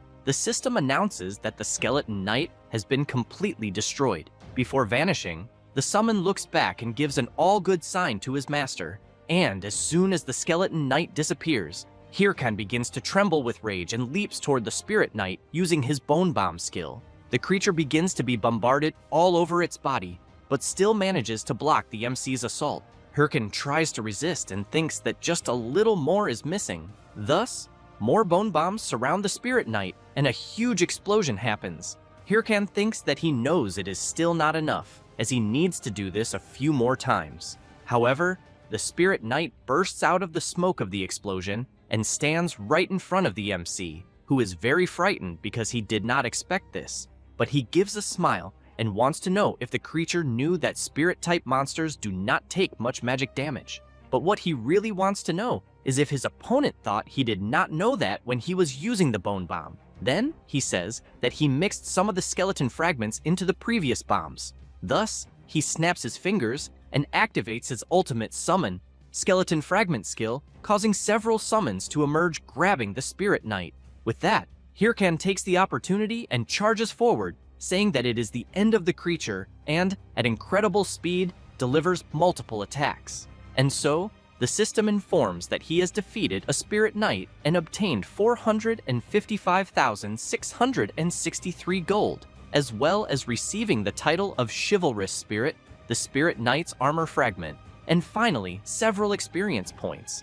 In this way, he manages to level up once again. Hirkan begins to remember something and thinks that in the past, the members of his guild said that there was no way they could defeat a Spirit Knight and that the MC had led them to their deaths. However, seeing his summons all gathered again, he also sees the Skeleton Knight making a gesture that everything is fine. Then he thinks that now it is very different from that damn time. Thus, he tells his summons that they did a great job, but as soon as he sees them putting on a ridiculous act, he turns back and questions why he is not able to leave the instant dungeon. And, while the summons surround him, he wonders if perhaps another boss could exist, but does not notice something emerging right behind him. And as soon as he hears a noise, he turns startled and sees a door opening, and questions if it could be a randomly appearing reward room. Then he runs excitedly, thanking several gods at once. As he approaches, he begins to wonder what rewards he might receive, if it could be gold, a weapon, or even a hidden skill book, but ends up devastated upon picking up an old book and noticing that it is a research record book of an ancient power. But he knows that this is related to the main quest, and that he has read it so many times in his past life that he has even memorized it. And while he starts shouting, wanting to know why he is receiving such a trash item in a reward room, something begins to shine intensely behind him, and as soon as he notices, he turns and is very surprised by what it is. After leaving the instant dungeon, he goes straight to the Parung Forest and thinks that he must have leveled up enough and that now it is time to return to the main quest. Then he calls his summons, which at the moment are all equipped with incredible new armor. Hirkan, seeing his summons acting like idiots, thinks that they are always so excited, but he knows he cannot blame them, since he would never have imagined that what was in the reward room was a stolen skill that allows him to equip his own equipment on the summons. And, because of that, he knows it means that now he can improve his summons regardless of their level.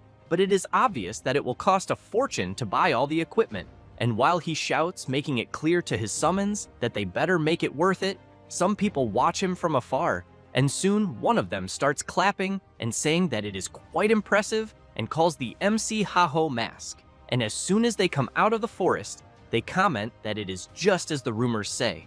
A hairy-chested guy starts saying that if the MC is wondering who they are, the other one with glasses adds that they live for romance, and the skinny one with a tuft finishes saying that they die for romance. Then, the three together say that they are the outlaw romantics, the R2 family. Hirkan cannot believe it, thinking that there are only weirdos in this game. Then he turns and walks away with his summons. But the R2 family group continues following the MC, and the hairy-chested guy comments that the Ha-Ho mask is walking too fast, but he thinks that is to be expected from someone as skilled as him. Hirkan begins to get furious, and the guys keep saying that they can barely reach the Ha-Ho mask's pace and ask him to go slower. The MC completely loses his temper and shouts, telling them to fuck off and get lost. The hairy-chested guy, a little embarrassed, comments that the MC still has not given them an answer. So they ask Hirkan to join them, and the MC shouts, wanting to know if they really thought he would join.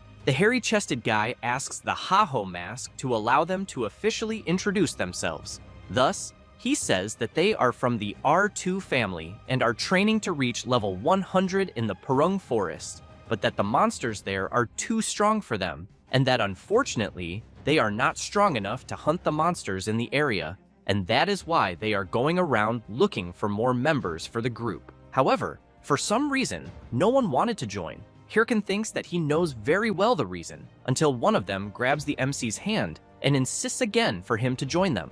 Hirkan is quite startled by the guy's sudden approach and tells him to go to hell. Sometime later, the R2 family group is all on the ground with several bruises and injuries on their bodies, and Hirkan makes it clear that he does not care about their romance crap since he does not intend to work with anyone, so he wants to know if they understand. One of them comments that he understands and that he will not insist anymore.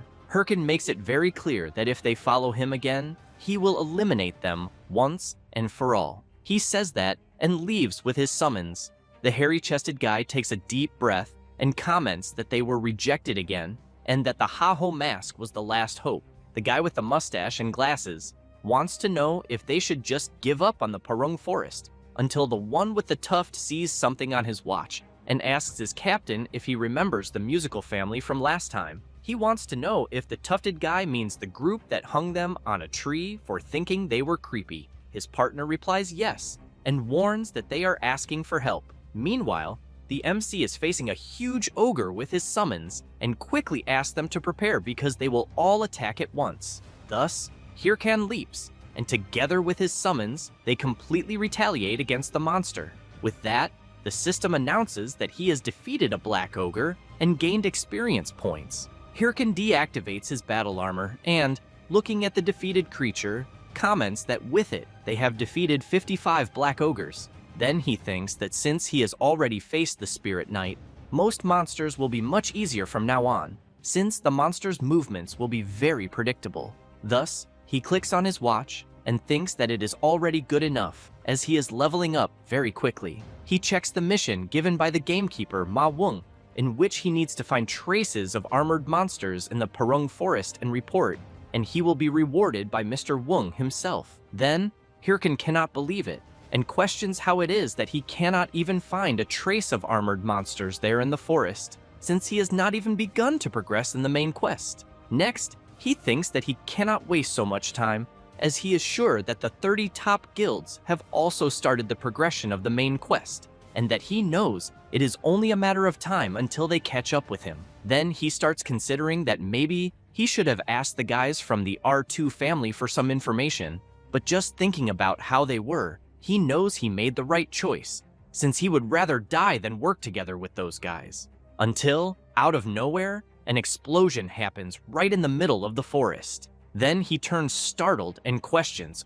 who the hell is blowing up the place and what kind of monster is causing so much trouble, until something comes to his mind and he gets excited, calling his summons. Meanwhile, one of the guys from the R2 family group is defending himself from an attack and, very frightened, questions who these monsters could be. Then he begins observing them and realizes that they are armored, and that is why he cannot attack them properly, and besides that they have formed a battle formation, and it is not like he can simply attack directly. But the strangest thing is that he knows these guys were not supposed to be there, and he thinks that what is behind them all is their boss. Then he thinks that it is a monster intelligent enough to command a monstrous army, and that he thinks it is not something the R2 family can handle alone, until the skinny tufted guy arrives and uses his firewall skill, separating his captain from the black ogres. The mustached guy arrives too and asks his captain if he is alright. Next, the mustached guy informs that the musical family is practically exterminated, and that he also thinks they will not be able to hold on for much longer. At this moment, the tufted guy starts shouting in fear, wanting to know if they should just flee while they still can, as he thinks they will end up dying if they continue there. The captain thinks that his friend is right, since he knows that the chances of defeating them are tiny, until he remembers something, in which he was always asking for help, and people only told them to stay away. And it was always like that. Every time he asked for help, he never got anything in return. So in the end, it was always just the three of them. Thus, he takes a deep breath and orders his partners to use all the remaining mana to secure an escape route for the musical family. They do not understand this sudden request, but the captain turns and makes it clear that they know well what it is like to have people abandoning them all the time, especially when they need help. So he stresses that they must not abandon these people, knowing that. Both the mustached guy and the skinny tufted guy are moved by their captain's determination. Next, the captain charges at the monsters, saying that he will hold them off, and that they will help the rest. Then, he starts delivering several attacks and finishes with a powerful charge strike to the black ogre's belly. He begins to get excited, thinking that it is working and that he just needs to keep up the pace. However, it does not take long before he receives a counterattack and is thrown hard to the ground. While lying down, he begins to feel great pain, and as soon as he looks up, he sees the huge black ogre preparing its kick and thinks that he will not be able to move. Thus, the creature delivers its kick, but something shining comes in their direction, telling the captain to stop trying to look like a nice guy. It is the MC who manages to arrive in time and block the black ogre's attack. The captain cannot believe the person who just saved him. Hirkan makes it clear that he only said what he just said so that he would not misunderstand. Then, he turns and emphasizes that he is not there to help him, as he is only there to make sure the captain's group does not steal his monsters. The captain does not understand anything, and Hirkan calls his summons. Then he orders them to attack the monsters immediately, and thus an incredible battle begins. The hairy-chested guy cannot believe the agility of the MC's summons and questions if they can really move the way they are moving. And observing Hirkan from behind, he knows that this is beyond what a normal necromancer should be capable of. Then he questions who the Ha-Ho mask really is. It does not take long for the summons to defeat several black ogres. Thus, the system announces that the MC has defeated several armored ogres and gained experience points. Hirkan breathes in relief and comments that now that he has finished with the small cockroaches, he points his sword at the ogre boss and calls him. Then he wants to know if he is sad for seeing his subordinates eliminated, but makes it clear that he should not worry, as soon he will be with them. Hearing this drives the boss mad with rage, but before that, the MC looks at the captain of the R2 family and asks his summons to take him out of his way, as he does not want any trash getting in his way in the battle against the boss, until the boss stomps on the ground with everything and makes the whole place shake. Then he stands before the MC and lets out a powerful roar. This is the level 80 Helmet Ogre. While receiving medical treatment from the mustached guy, the captain comments that he thinks it is difficult even for the Ha-Ho mask to fight the boss alone. But here's someone saying that they think it is an exaggeration even for the Ha-Ho mask. Then the captain turns and sees that it is a member of the musical family guild. The guy comments that the boss's eyes are marbled black and red, which means that it is a corrupted monster related to the progression of the main quest, and that normally corrupted monsters are 3 times stronger than normal monsters. Meanwhile, Hirkan tries to block the huge creature's strike, but has to jump back immediately to avoid being hit by the boss's powerful sword attack.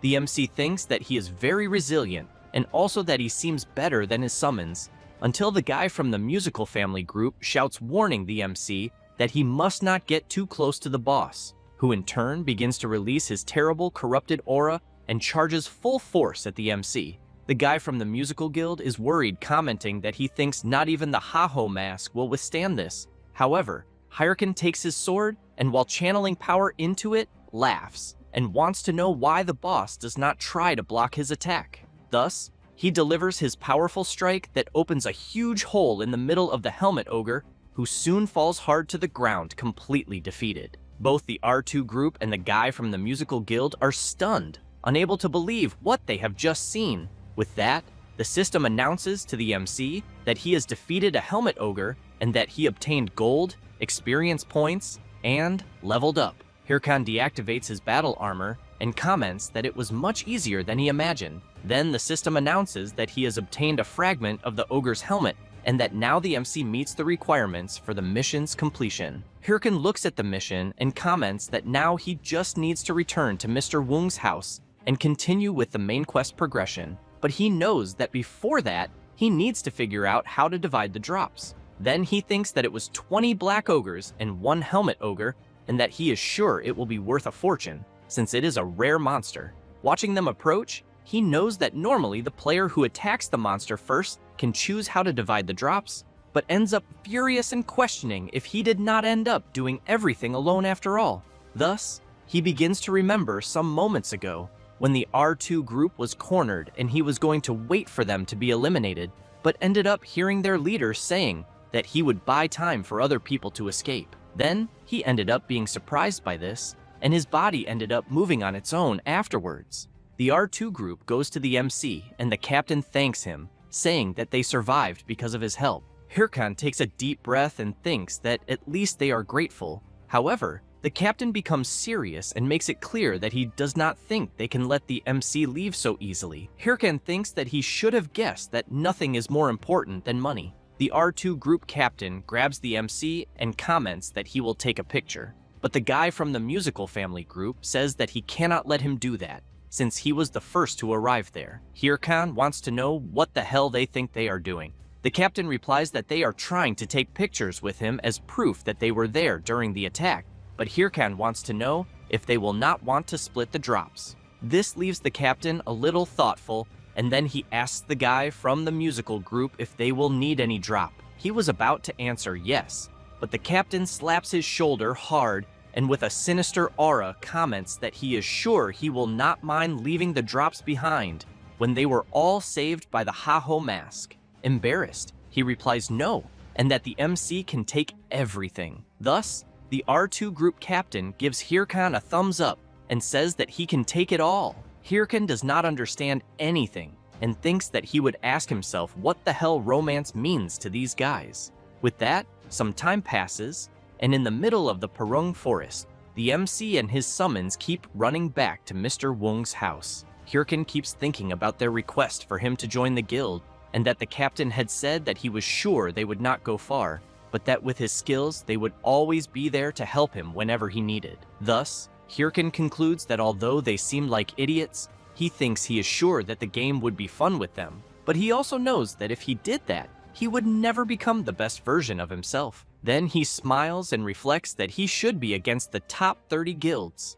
After thinking about this, he calls his summons to speed up the pace and all excited shouts that they will soon finish the mission and move on to the next. Meanwhile, elsewhere, a huge warrior bear is being defeated, and on top of its body is Syl, the leader of the Thunderous Hunters Guild. The members, seeing her wielding the sword, start shouting that she is amazing, until Hatch and Hahui appear running and calling her. Hahui comments that her master was amazing as always, and that they were such elegant moves. Syl wants to know what the problem is. Hatch says that he has 2 new pieces of information to report, and that the first is that 2 of the top 30 guilds have started a war, and that the guilds involved are the Triple Wing Guild and the Big Smile Guild, in which it all started when Burke, an officer of Big Smile, started a fight with a member of the Triple Wing Guild when they met during an attack, and that since then, the 2 guilds have been investing an enormous amount of resources in the war,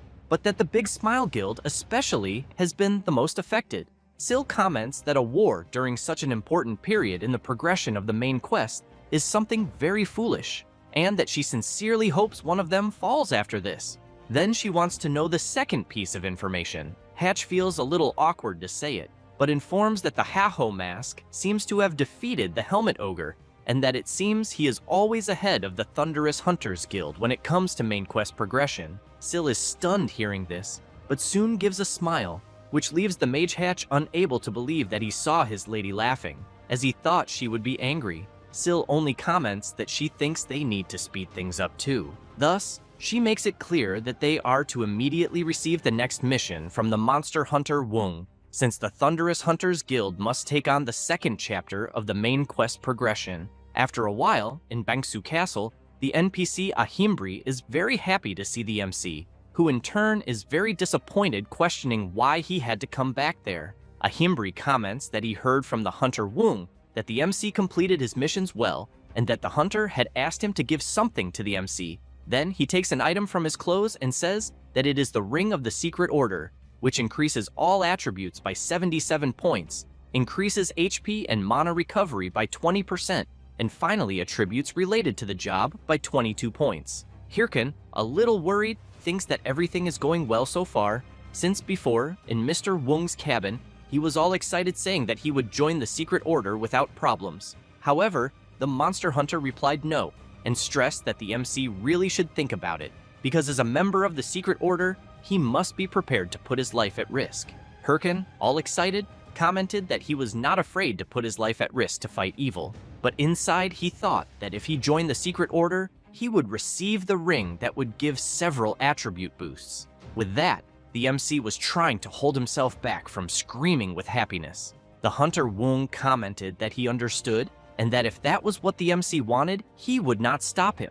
Then he commented that the MC should go meet Professor Ahimbri again, which left Hirkan in disbelief that he would have to see him again. Then he wanted to know why he should see him. Wung explained that Ahimbri was also a member of the Secret Order, and that he would give the emblem of the order. Hirkan was quite frightened, because he knew that bastard Ahimbri would not give anything for free, and he was not wrong in the end, since the NPC, making a bizarre face, asks the MC to say please for him to give the ring.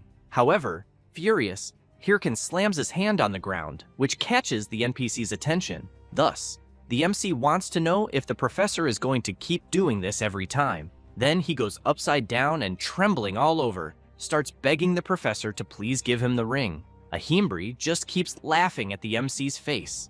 After getting the ring, Hirkan knows that the reward is too good to refuse. The NPC then comments that now that the MC is part of the Secret Order, he will give him a mission. Then he summons something in his hand and makes it clear that now what the MC needs is a mission that will make him stronger, and that is why he will go to the war zone next. Hirkan looks at the mission in front of him and cannot believe it, since it is a place where there are several bizarre creatures, and the place is in complete chaos, being a true scenario of a chaotic war zone.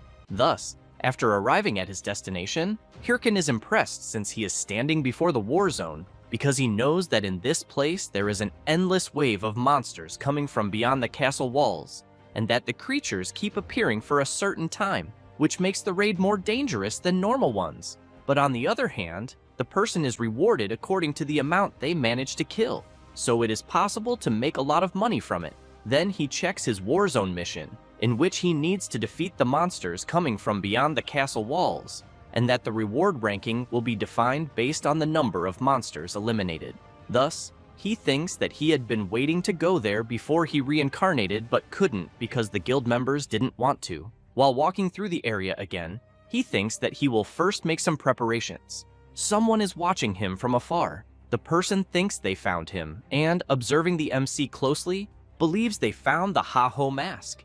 Meanwhile, in another place, some guys are being attacked, and a huge furious tiger lets out a roar that leaves another man terrified. Then, he bows and screams, begging the man in front of him to spare his life. That man is Apollo, master of the Apollo Guild, who calls everyone fools and comments that they couldn't even handle a rookie and still came back empty-handed. The fat man furiously rises from his throne and demands a more precise explanation. The man says that the Thunder Hunters interfered out of nowhere, and then they couldn't do anything since those people are supposedly trying to recruit the MC for their guild. Apollo becomes even angrier upon hearing that. Then, he opens a system window and emphasizes that he thinks the Ha-Ho mask is acting arrogantly, believing that the top 30 guilds are supporting him, and that in this case, he thinks he will use a certain thing against him. In another place, Heavybean, an officer of the Big Smile Guild, one of the top 30, receives a message from Apollo. He takes a deep breath and wonders what the fat man wants now, then answers the call and asks what he desires. Apollo says he has a favor to ask and requests that he teach the player Haho Mask a lesson. Heavybean wants to know if it is that rookie who has been rising recently and why. The fat man grits his teeth and says that the Heiho Mask dared to touch his guards and did not apologize. Then he yells that, in other words, he made a fool out of him.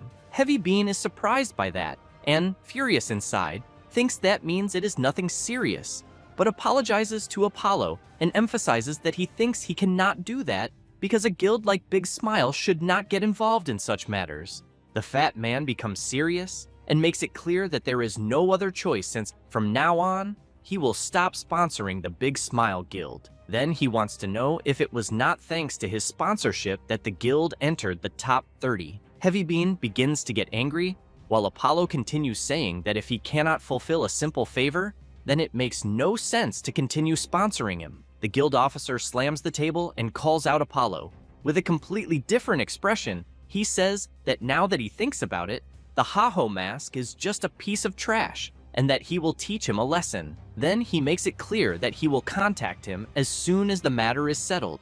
After ending the call, he goes crazy and starts screaming that rejecting this request would cost the guild a lot.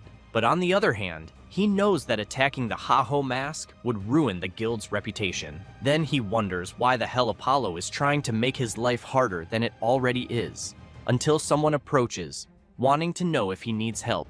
That is Cho Wurung, a reserve affiliate of the Big Smile Guild, who wants to know if she just needs to eliminate the MC.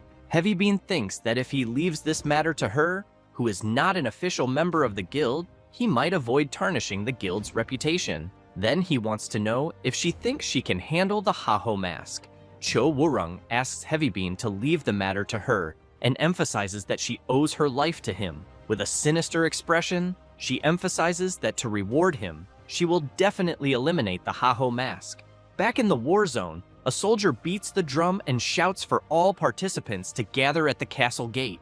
Quickly, several contestants approach. Bagley, captain of the Turb Castle Wall Administration, shouts explaining that they are opening the gate and makes it clear that he thinks everyone should be prepared. Hirkan thinks that he knows Bagley is a main NPC. The administration captain emphasizes that outside the walls, it is a lawless zone full of monsters, and that the castle gate will open again after 144 hours, and that the reward will be based on the number of monsters killed. However, he makes it very clear that the gate will not open until then, and that everyone should keep that in mind. In addition, they will be giving a special mission, the Blue Giant one, in which they need to defeat the Blue Giant, a mutant that appears in the war zone, and the reward will be a unique skill book. Hirkan is quite impressed to hear that and wonders if the reward will really be a unique skill book, since he knows that such a thing grants a unique rank skill and that he only saw that a few times during his past life. So he really wants to know how they are giving that as a reward.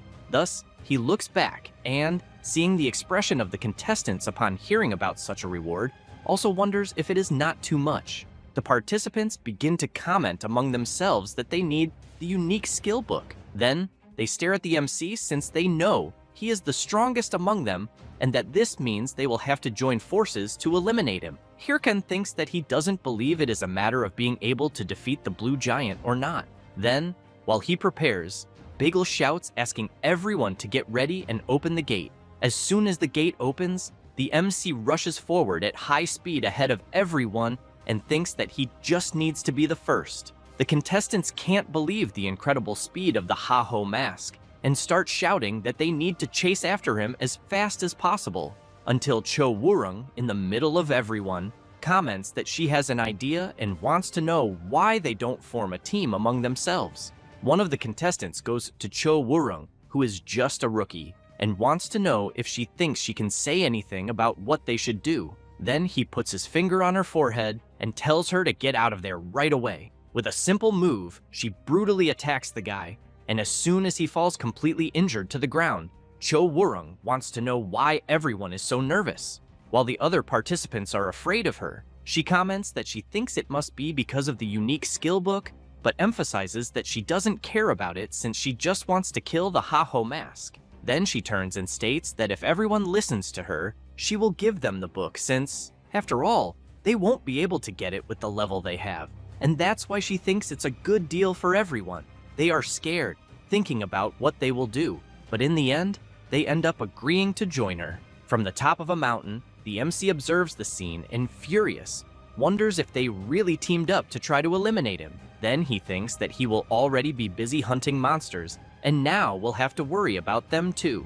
However, he smiles and thinks that there is no other choice. Meanwhile, Cho Woo-rung thinks she was lucky to gather so many people and doubts that the MC can win against so many people, but wonders what she should do after eliminating him. Cho Woo-rung thinks that when she manages to do that, Heavy Bean will recognize her, and she will be able to join the Big Smile Guild as an official member, and then she will have her subordinates to praise her. Then, she starts imagining herself being flattered and served, and that, in the end, she can have as many pieces of furniture as she wants, until she gets scared upon hearing someone calling her and warning that the monsters are approaching quickly. She gets ready and shouts for everyone to form up and deal with one at a time. One of the guys shouts that he thinks something seems strange since there are more monsters than usual. Cho Woo-rung has in mind that she knows they won't be able to maintain the formation this way, until she notices the MC sitting on top of the golem. He, in turn, wants to know how she dares to be in his return. Then he starts banging on a golden gong and shouting for everyone to fuck off. She can't believe what she's seeing, because clearly the MC is attracting the monsters. At that moment, the participants start being attacked by the creatures, and a soldier, while trying to hold back the monsters' advance, shouts warning Miss Cho that they won't be able to endure for long because there are too many monsters, and that's why he wants her to give the order for everyone to retreat. Cho kills a creature and thinks that she knows the plan was ruined because she wanted to ambush the MC while he was hunting, but in the end, the ones who got ambushed were them, until she has an idea and orders everyone to hold out as long as they can, because once the lure fades, the monsters will calm down. Then she makes it clear that she will take care of the MC personally. Thus, she rushes out at high speed, jumping from creature to creature, thinking that while the small fish serve as bait for the monsters, she will handle the MC alone. Meanwhile, Hirkan is playing his lure along with his summons until he notices something and sees someone approaching quickly. Cho, as soon as she arrives where the MC is, calls him out and challenges him to a one-on-one duel. He smiles and wants to know if she really thinks he will accept. Then he wants to know if she is the leader of the damned little group ahead. Then he stands up, draws his sword, and wants to know if she knows him, because no matter how much he thinks about it, he can't remember her face. And it's quite strange for someone he's never met to want so badly to eliminate him. Cho thinks she knows very well that she can't expose her connection to the Big Smile Guild, so she says she just wants to eliminate a competitor who seeks the unique skill book. Hirkan wants to know if that's really true, but soon launches an attack and, while she blocks, makes it clear that she's lying. Thus, he says it's written all over her face that she doesn't care about the skill book. Cho readies her daggers and tries to strike the MC, who in turn blocks her assault and thinks her movements aren't bad. But he quickly crouches and unleashes his bone bomb skill. An explosion occurs, but she manages to dodge by jumping back. Hirkan is impressed to see that she managed to evade his attack and emphasizes that there's no way someone so skilled could be unknown, so he wants to know what group she's from. Cho wants to know which one the MC thinks she's from. Then she activates her clock and says that if he's curious, why doesn't he try to find out? Thus, she activates her battle armor and releases an intense power throughout her body. Hirkan concludes that she's really serious because she even activated the armor. Observing her more closely, he reflects that if he eliminates her, he won't know which guild she's from, but he knows she's not an opponent to play around with. Then he understands he's in quite an annoying situation, but still prepares himself and tells her to give it her all. While Cho says she will start with everything right from the beginning, the MC's summons watch her while eating popcorn. She notices the summons and wants to know what the hell is going on. Hirkan tells her not to feel bothered by his summons because he ordered them not to interfere. Cho is intrigued and wants to know why. Hirkin wants to know if she didn't challenge him to a one-on-one duel, so why would he summon creatures for a duel? She becomes even more intrigued by the answer and thinks she had imagined he would just be a superficial guy based on his previous actions, but also seems to have an innocent side. Then she knows that because of that, his death will be inevitable. Thus, she charges at him with everything she has, but is very surprised to see her attack being blocked. Hirkin laughs and wants to know what she's doing because nothing has changed from before. However, she moves behind the MC in the blink of an eye and strikes him. Hirkin becomes concerned and questions whether her speed really increased in an instant. She stares at him with a sinister look and makes it clear that she's not done yet, then unleashes several consecutive attacks in a matter of seconds. Hirkan is attacked from all sides and soon falls to his knees on the ground. Cho comments that he's being really cute since he's even making the pose of a chair on the floor. However, she doesn't care and charges at him again, shouting for him to die for going against Heavy Bean. The MC keeps his head down, but someone trips Cho. It's one of the MC's summons. She is startled, trying to understand what the hell just happened. Hirkin smiles and, while preparing his attack, comments that she's from the Big Smile Guild then. She's frightened seeing the attack coming her way and thinks she won't be able to defend in time. Thus, she's hit, and after a while, the MC ties her to a tree. Then he goes up to her and wants to know why the Big Smile Guild is hunting him. Cho laughs and wants to know if he really expects her to answer his question. The MC wants to know if she isn't Cho Wurong, Heavy Bean's subordinate from the Big Smile Guild. She gets embarrassed and replies that she's not from there. The MC tells her not to lie because he already knows everything. She's shocked and wants to know how he found out. Hirkin thinks he knows that before his regression, she was one of Heavy Bean's most famous subordinates, but that he had never fought her before, and that's why it took him a while to realize it. Thus, he replies that he basically has his sources. However, he wants to know why Big Smile is after him since he knows he didn't get involved with them. Cho takes a deep breath and says she doesn't know, but soon screams asking the MC to eliminate her once and for all. Hirkin says he would never do that and makes it clear that it would be a waste to let someone like her die. But he thinks that besides that, he knows she'll resurrect after 2 days anyway, and that it's better to leave her tied there rotting until he sees something on his watch and questions if the blue giant really appeared. Thus, he turns around and, while leaving, makes it clear that if she tries any funny business again, he'll eliminate her once and for all. Cho lowers her head and thinks that the MC saw through her plan and was one step ahead the whole time. But even so, he said it would be a waste to eliminate her, so she wonders what kind of idiot he is. Then Cho starts trembling all over and, with a completely new feeling she's never experienced before, wants to know how Mask Haho dared to flirt with her. After some time, Heavy Bean is receiving a call from Cho Wurung, and she apologizes. Then she says she failed to eliminate Mask Haho. Heavy Bean says she did well and asks her to rest. Cho replies that she understands and apologizes again. After the call ends, Heavy Bean goes crazy with rage and shouts that even she, whom he trusted, failed. However, he knows he needs to think positively because Apollo still doesn't know and might try again.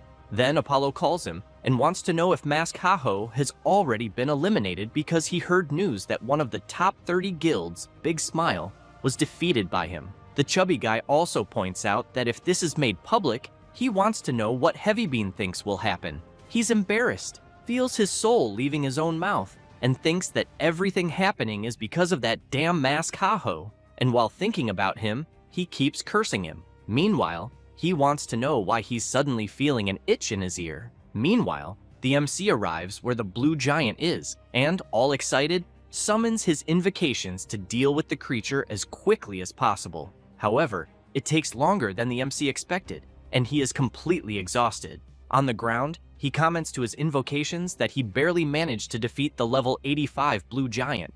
After unequipping his battle armor, he wants to know why the blue giant has the HP of a level 100 monster, since he didn't expect it to take 30 minutes to defeat it, even going all out. Hirkan thinks about some people and comments that he should thank those idiots who ended up killing themselves, as he believes that if it weren't for that, they would have stolen his monsters. But he soon remembers Cho, gets furious, and concludes that there's no way he needs to thank them. Then he recalls the conversation he had with her and thinks about the Big Smile Guild hunting him, wondering why, since he's never encountered them in this life. He also remembers that before the regression, due to his guild's sudden rise, the top 30 guilds felt threatened and tried to eliminate them by working together, and he knew that among them were Sill's Thunder Hunters. So he questions whether this could also be her doing, as he suspects something is wrong. Thus, he tries to think of something but soon shouts that he's no good at that.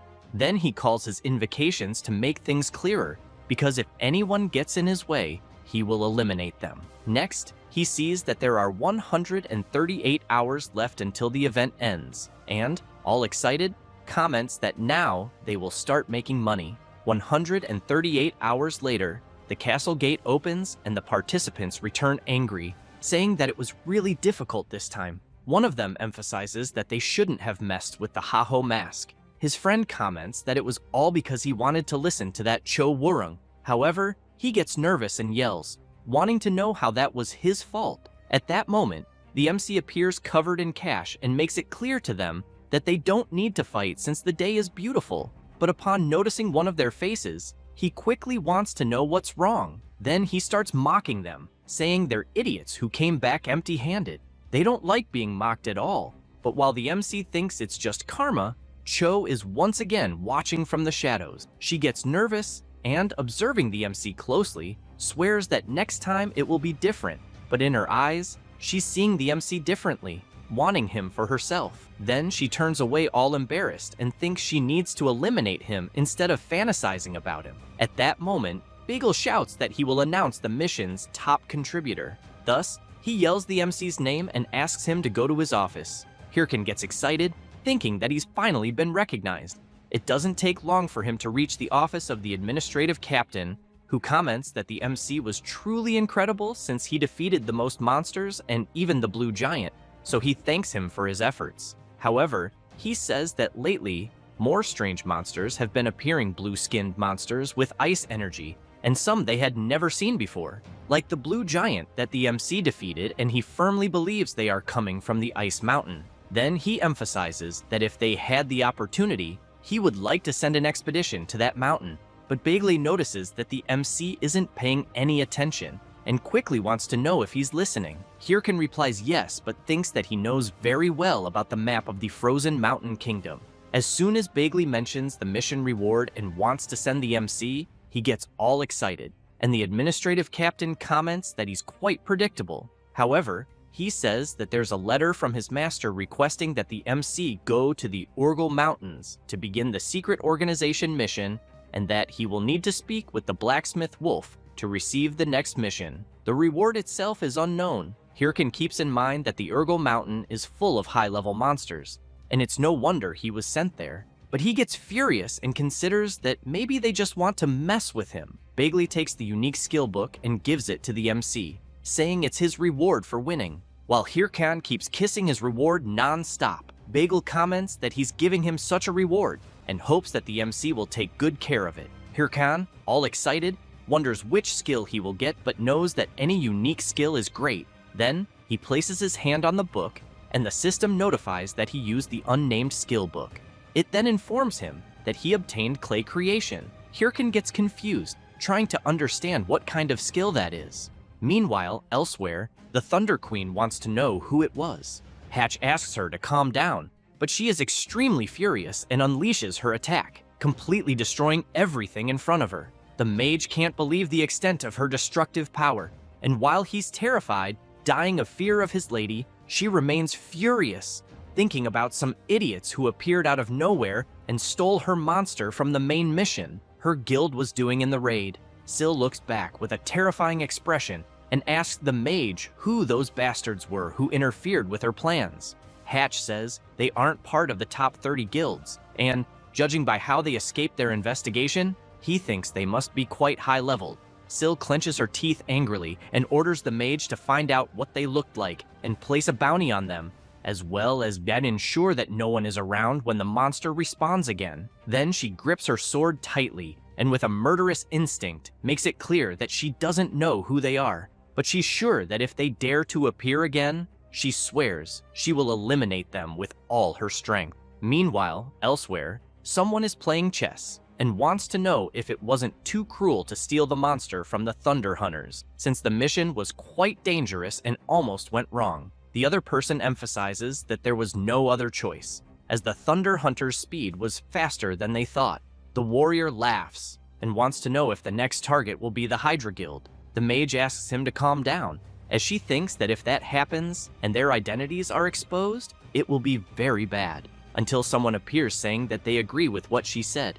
Then he emphasizes that the purpose of everyone gathered there is to balance the game through darkness, and therefore asks them not to forget the purpose of the guild. This is Singlet from the Hands Guild. The warrior Richard, affiliated with the Hands Guild, says that he understands well, as does Mikkel. Weaver also fully agrees. However, someone raises her hand, calls Singlet, and asks about the Haho mask. Then she makes it clear that it was because of his failure that the MC is completing the main mission so quickly. This is Momo, a member of the Hands Guild. Singlet doesn't like hearing that, but emphasizes that the guild's most urgent goal is to stop the top 30 guilds, and that he will take responsibility for the Haho mask later. Mikkel tells them to stop with the useless talk and says they should head straight to the next mission. Thus, they prepare and state that it's all for the master. Meanwhile, the MC is analyzing his new skill, clay creation, with which he can transform clay into monsters using monster drops.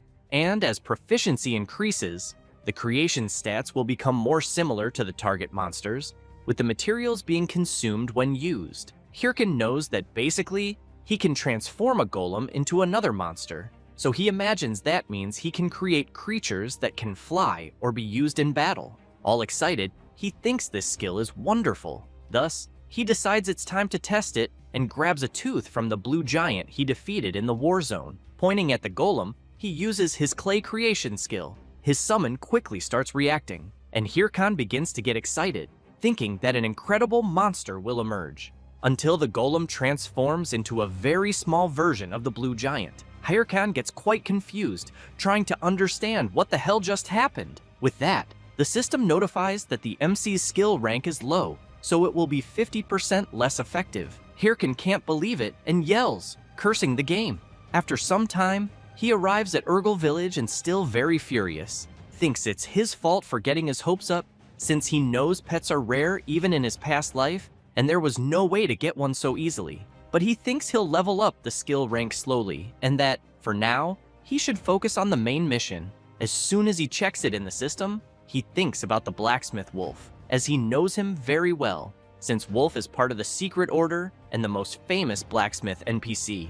Many epic items with incredible stats are born from his hands, and no one can meet him outside of the main mission, which is why Hirkan has never met him before, thinking that maybe this time he can get some good weapons. After walking a lot, he finally arrives at the place where Wolf is supposedly located and, without wasting time, opens the door and asks for permission to enter. However, he becomes confused when he sees everything is so quiet and no one is there. Then, someone moves quickly, and the MC notices it and immediately turns around but ends up taking a massive punch to the face, being thrown hard against the wall. The system repeatedly warns that the MC has lost HP. Hirkan tries to understand what's going on and questions who the hell is attacking in an NPC area. An old man shouts, wanting to know if that's all the MC has. Then he slams his huge hammer onto the ground and makes it clear that newcomers these days are all weak since they were stronger back in his time. This is the blacksmith NPC Wolf. Hirkan thinks about what to say and ends up asking if the old man is really the blacksmith Wolf. He replies yes,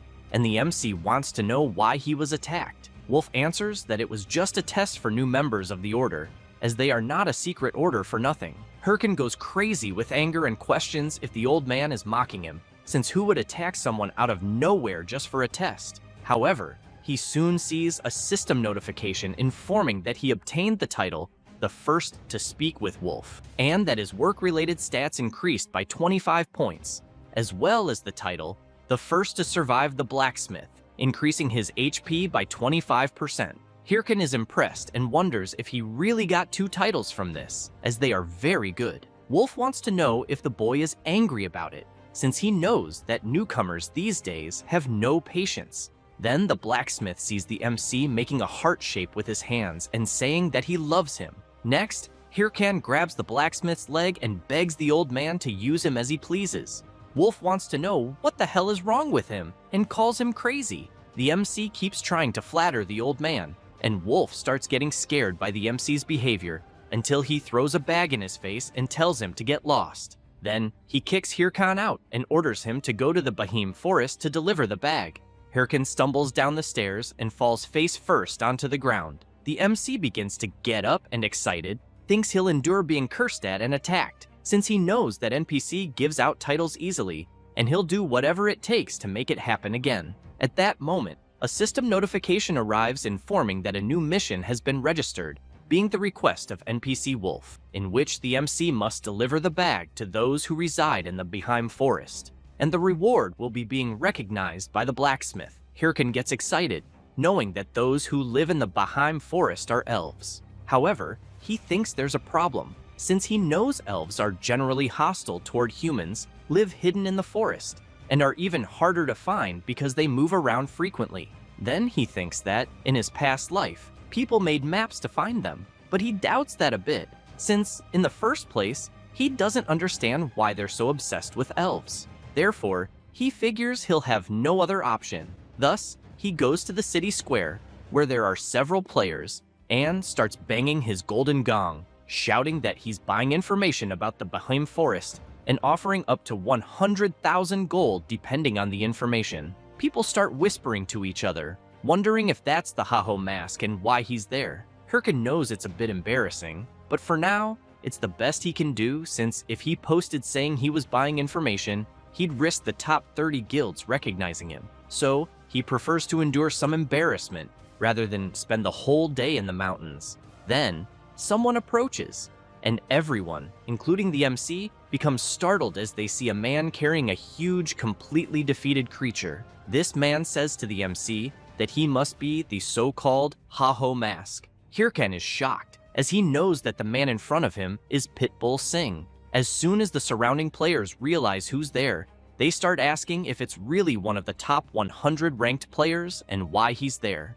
They quickly begin speculating that maybe Singh came because he plans to fight the Haho mask, who in turn knows he fought Singh in his past life and back then managed to defeat him, though he also knew that Singh was a very skilled fighter. However, he thinks he can't guarantee victory this time. One of the players asks if the Haho mask isn't strong enough to defeat Pitbull Singh. Another comments that Singh got the nickname Pitbull because of the cruel way he defeats his enemies, and that his level is much higher than the Haho masks. They keep saying that the MC doesn't stand a chance against him, and that they believe Pitbull Singh could defeat the Haho mask with one hand. Hirkan goes crazy with rage hearing the other players' comments, and immediately yells at them to shut up or he'll eliminate them first. Then he's surprised when someone mentions hearing that he's buying information about the Bahim forest. Singh approaches the MC with a sinister aura and says he'll tell him everything about the forest. Hirkan wonders if the big guy really knows about the Bahim forest or if it could be a trap, so he decides to ask about his price. Singh starts talking about the price, and both Hirkan and the other players wait anxiously to hear what the big guy will say. However, the furious Pitbull says that the price is that he'd like to confess his love, which leaves the MC completely confused, not understanding anything. The players around them become embarrassed and wonder if the infamous Pitbull Singh is really confessing to the Haho mask. After leaving the city and heading into the forest, the MC takes a deep breath and wants to know what the hell happened back there. Singh raises his hand and asks the MC to first calm down and control his breathing. Hirkan goes wild and shouts, wanting to know if he thinks he can calm down after such humiliation. Then he says that Singh confessed in the middle of the square, and now the whole city is in chaos, and that's why they had to run into the forest to escape the crowd. Singh tries to explain, but the MC interrupts him and makes it clear that he doesn't like men, and therefore has to reject his confession. As soon as he says that, silence fills the area, and Pitbull gets irritated, wanting to know what the MC is implying since he never confessed. Hirkan is confused, not understanding anything. Singh says that a few months ago, as usual, he was hunting around there until something caught his attention, and he saw that it was just a rabbit. Then someone approached the rabbit, saying it shouldn't be wandering alone. He was immediately impressed, and says that's when he met her. realizing she was the most beautiful being in the world they live in.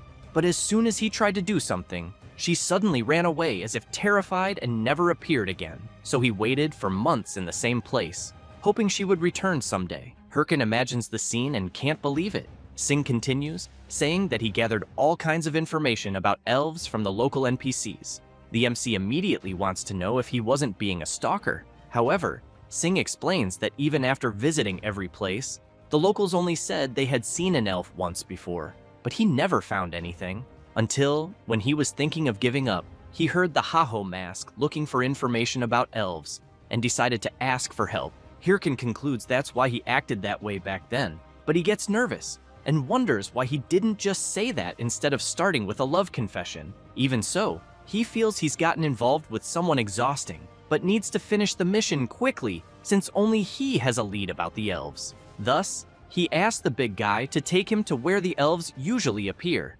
Singh gets excited and says he'll take him. As soon as they arrive in front of a huge waterfall, Singh explains that based on what he heard from the residents, the place where elves most often appear is there, at Bikong Waterfall, and the other location where they sometimes show up is beneath the great oak tree. Hirkan thinks about what Pitbull said about the residents and quickly wants to know if monsters also appear there. Singh replies yes, especially large monsters. The MC smiles and thinks that then it's just as he imagined. Then he says they'll do as always, hunt some monsters. It doesn't take long for a massive snake to appear. It's a level 90 bark serpent. Singh says he'll handle it quickly, but Hirkan tells him to wait and says he'll take care of it alone. Singh asks if the MC is sure about that since the creature's level is quite high and it won't be easy. Hirkan asks who he thinks he's talking to and then dashes forward at high speed, shouting that he's the Haho mask.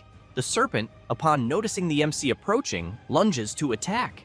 Hirkan smiles, but the creature is very fast and ends up headbutting him, throwing him hard backward. Singh sees the MC on the ground and can't believe what he's seeing. Then he wants to know if the Haho mask wasn't supposed to be amazing. Hirkan takes a deep breath and immediately starts screaming in pain, saying his nose hurts. Both Singh and the huge serpent can't believe what they're witnessing. While Pitbull wonders what the hell the Haho mask is doing, the serpent charges at him again. Then he yells for him to dodge. Hirkan panics, thinking he's about to be eliminated.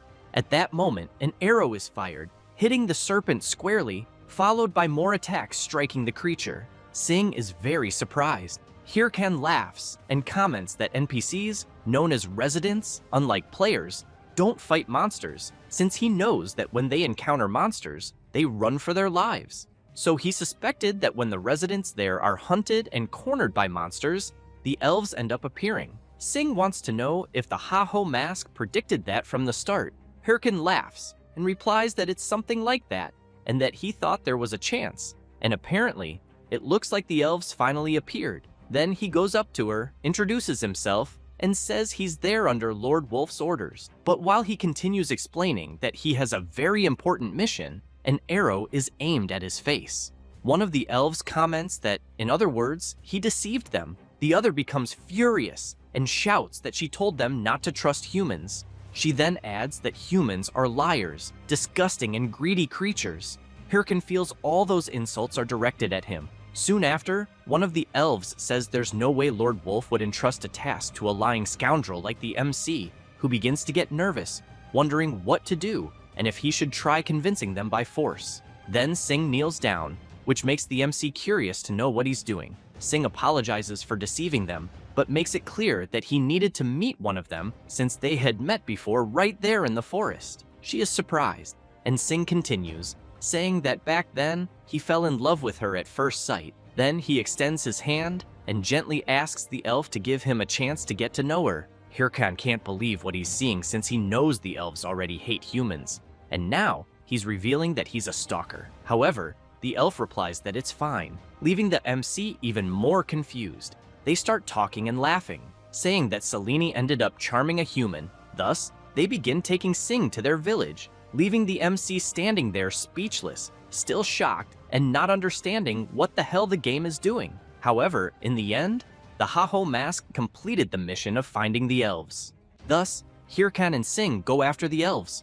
However, the MC is furious, wanting to know if this was supposed to be a dating simulation and why the hell everything is unfolding this way. Sing, a little embarrassed, calls Hirkan and comments that he feels like he could die of happiness. The MC gets even angrier and tells Pitbull to go to hell since they were almost killed by one of them. Then, he wants to know if he is going to keep walking around with the elf he fell in love with just because his confession was accepted.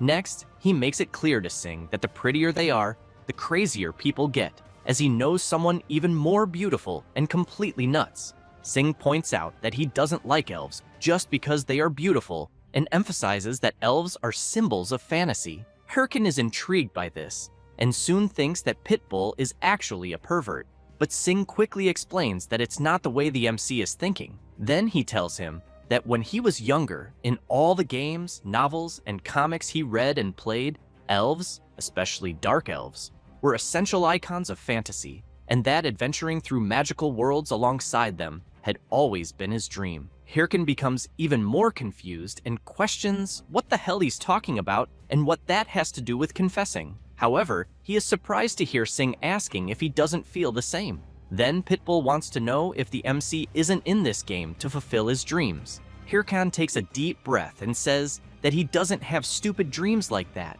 Then he laughs and says that his dream is to become the strongest in the game and destroy any idiot who looks at him the wrong way. Sing listens to the MC say that it's just about imagining their faces because he'll be thrilled when that day comes. So Pitbull asks the MC if that doesn't make him the same as those who looked at him the wrong way. That question leaves Hirkan completely surprised since he hadn't thought of it that way. However, he smiles and, showing his middle fingers to Pitbull, wants to know what's wrong with that since he knows that the strong always devour the weak, and that's how the world works. Sing comments that if it's natural for the weak to be devoured, then he wants to know if what happened to the MC wasn't natural. Hirkan starts getting angry, and while Pitbull was about to say something else, he punches him. A huge explosion happens, drawing the attention of even the elves. Hirkan grabs Sing by the collar and asks what the hell he knows. Then he emphasizes that dreams and happiness, that kind of thing, are for people who already have something. Next, he wants to know if Sing knows what it's like to fight to survive day after day, and if he also knows what it's like to lose the little he had in an instant. Hirkan grips Sing's clothes tighter, and as he starts equipping his battle armor, becomes even angrier, and says that he knows Sing is trying to give him a sermon, but makes it clear that he doesn't want to hear it anymore. Sing is very surprised by the MC's words, until the elves shout that humans are always picking fights for no reason. However, one of them turns and says that they have arrived in Behem, their village. Hirkan steps forward and asks them to show the way. One of them says that the village elder is in the largest tree, and while the MC walks ahead alone, one of the elves wants to know if Sing really got into a fight with his companion. Sing just stays quiet. As soon as they reach the largest tree in the village, the elf calls for the elder and says that she brought a human who said he was there at Lord Wolf's request. The MC takes a deep breath and thinks that Sing started the fight and ended up losing his composure. So he thinks it's better to let it go since he knows it won't lead anywhere and that he needs to focus on the main mission. The village elder appears and says that since it's a message from Lord Wolf, it must be from the secret order. This is the elder elf of the Behem tribe. The NPC Dadre Hirkan takes a package and says that's exactly what the elder said, and as soon as he delivers it to the elder, the system informs that Hirkan has delivered Wolf's package to the Behem tribe and that the Wolf's message mission has been completed. Dra begins to untie the package, and the MC is soon very surprised by what he sees, since he realizes it is an epic item that removes all negative effects and status penalties, being the Bracelet of Purification. Then he becomes nervous upon realizing what he was delivering and understands why Wolf didn't let him see what was inside the package, until he remembers something and reflects that the next mission is to purify the corrupted elf and find out who was behind the main quest. Thus, he becomes excited because he knows the reward for completing the mission will be the Bracelet of Purification. However, the elven elder turns and asks the MC to leave. Hirkan shouts for him to wait and asks if there isn't still something he's supposed to do, like using the item to save someone. Dra replies that there isn't and that there's nothing else for the MC to do because he knows that currently he is too weak. Hirkin goes crazy with anger, questioning whether there really is some level restriction. Then he thinks it's like before, where his level is too low for mission progression. Next, he clenches his fist tightly and makes it clear to the Elder that he will return once he completes his training. That said, he goes to an area with monsters, and while eliminating them, he thinks that nothing has been going right lately. And after defeating several creatures, he thinks about the Thunder Queen, and that, at the moment, the main quest progression belongs to the Thunder Hunters. And as more creatures rush toward him, he reflects that they recently defeated the ogre and must be in the Urgal Mountains, and will not need to go to the battle zones. Then, very angry with how things turned out, he brutally slaughters the creatures and thinks he's quite satisfied with himself because he knows he should have reached level 100 long ago, even if he had to stop sleeping. As he keeps slaughtering the creatures mercilessly, he wonders if he can still make it in time. One of his summons just watches its master acting strangely. Hirkin thinks about what Sing said earlier, then gets even angrier and shouts, wanting to know why he has to listen to such crap. However, he accidentally drops his sword, and several monstrous creatures rush toward him. Hirkin just looks to the side and thinks he's really tired. The creatures keep advancing, and the MC just stands still, doing nothing. Meanwhile, in another place, the elf is showing a strange rabbit, and after Sing tells her what happened, she says that so that's what happened between him and the MC. Sing emphasizes that he knows he overreacted and meddled, but he takes a deep breath, and the elf smiles and asks why he doesn't just apologize honestly, as she thinks it might not be as hard as he believes. Sing is surprised by her attitude, and she asks if that's not what friends do. Back at the MC's battle, the creatures are very close to attacking him until Pitbull appears and lands a tremendous punch on the beast, leaving even Hirkin surprised. Sing turns and says he's there to apologize, and that, apparently, he arrived just in time. Hirkin remains very surprised and confused. After the creature falls hard to the ground, Pitbull turns and says he has something to ask. Hirkin wants to know what he wants showing up out of nowhere, full of himself. Then, while summoning his summons, he makes it clear that if he's there to pick a fight, he should get lost. The skeletons rush towards Sing, who just stands there silently. However, he apologizes, and the MC is quite surprised, immediately raising his arm to stop his summons from attacking him. With the swords pointed at his neck, Sing emphasizes that he said that out of concern. Hirkin listens to what he has to say, and Sing further explains that when the MC mentioned things he knew nothing about, it was nothing more than a lecture, which is why he's apologizing. Hirkin doesn't like that much, turns around, and says that if Sing feels so guilty, he should help him hunt or something like that. Sing wants to know if the MC accepted his apology. Hirkin turns around and, mocking Pitbull, says he's going to drain him to the bone and that he better not dare regret it later. Sing is surprised but smiles and asks if apologizing has a price. Hirkin goes mad with rage, curses him, and says he accepted his apology and now he's spouting more nonsense. However, at that moment, several creatures come at them, but both clench their fists tightly and simultaneously eliminate the creatures with ease. The system quickly notifies them that the monsters have been defeated and that they gained a lot of experience points and leveled up. After a while, the MC sees another system notification saying he leveled up and completely exhausted on the ground. He thinks that he finally reached level 100. Then he sees that he currently has 34 titles. His strength is almost 10,000, his endurance 445 points, intelligence 658, and mana 755 points. Sing, also very tired after defeating several monsters, comments that it was all insane. Hirkin says he knows that very well since they spent 3 days without sleeping for more than 3 hours. Then Sing says he is going to log out of the game. The MC replies that it's fine, but thinks that now that he has reached the level he wanted, he can take the quest without any problem, though it would have taken an eternity without Pitbull's help.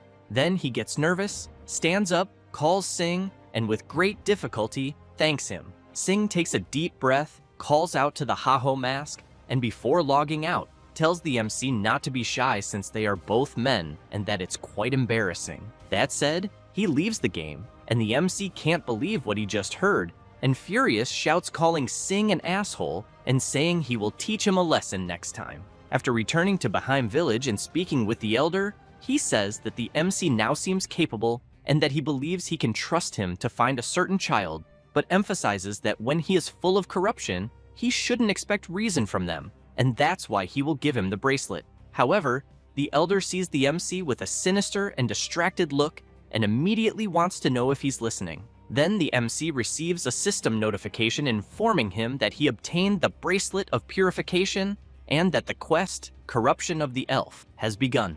While Hirkan is amazed by his reward, the indignant elder comments that apparently the bracelet's effect seems truly solid. However, he makes it clear that he's counting on the MC for such a mission. Hirkan replies that yes, he can rest assured, but thinks that he will finish the quest soon and keep the bracelet.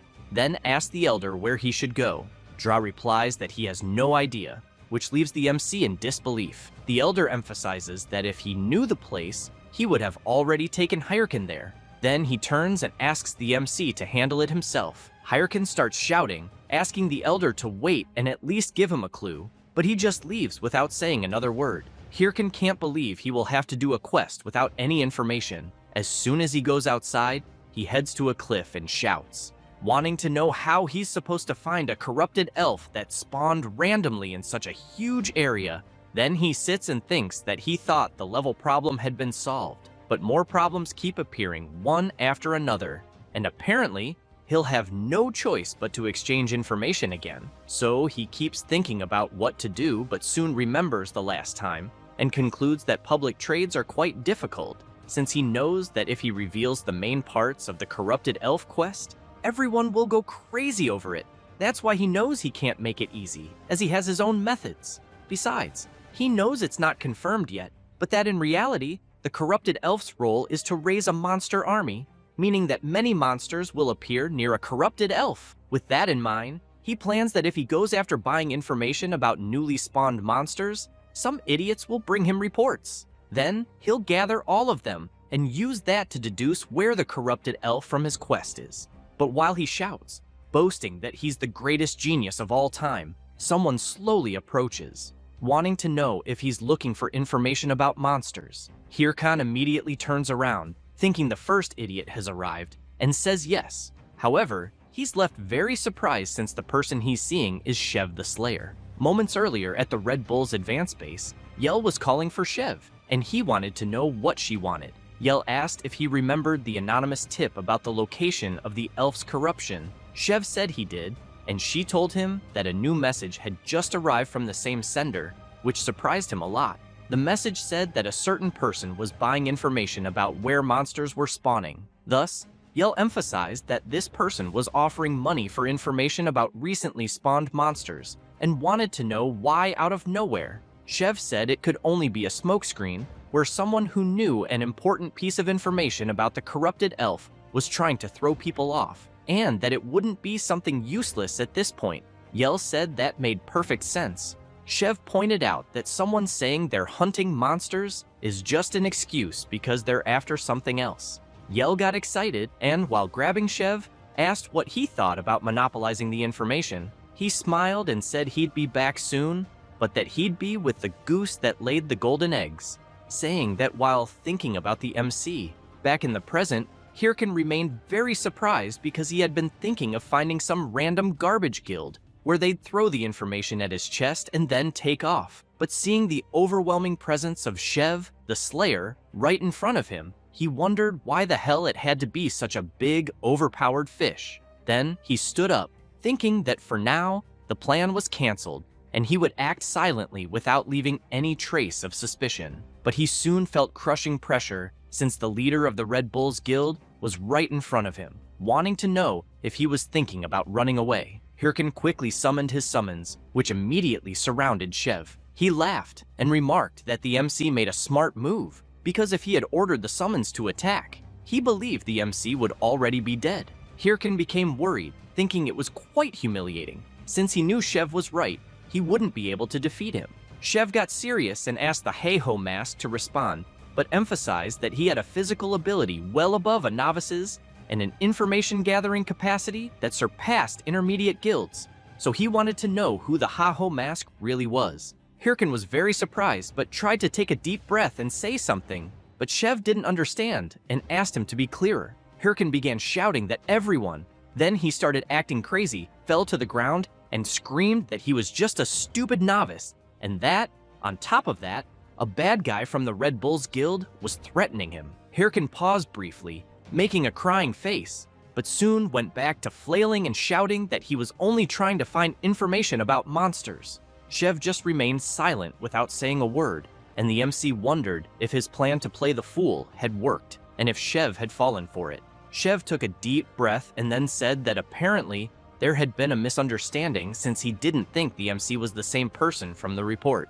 Hirkan stood up, thinking it worked, and said that it was just a misunderstanding and that next time he'd make sure it wouldn't happen again. However, he was completely shocked when he heard Chev mentioning a 5 billion bonus. Thus, while the MC started fantasizing about that amount, Chev made it clear that he heard correctly and that they would give those 5 billion, along with salary, benefits, and incentives. But the leader of the Red Bulls turned and said that if the MC wasn't the person he was looking for, there was nothing he could do. Hirkan ran after him and said that it had always been his dream to join his guild, but he stopped for a moment to think, drooling with the urge to accept the offer, and then shouted for Chev to stop thinking he could buy people with money. Chev commented that the MC's actions didn't match his words. Hirkan said that with that amount of money, he could buy a lot of meat to eat. However, Chev wants to know what the Haho Mask thinks about them offering him the same contract to join the Red Bulls Guild.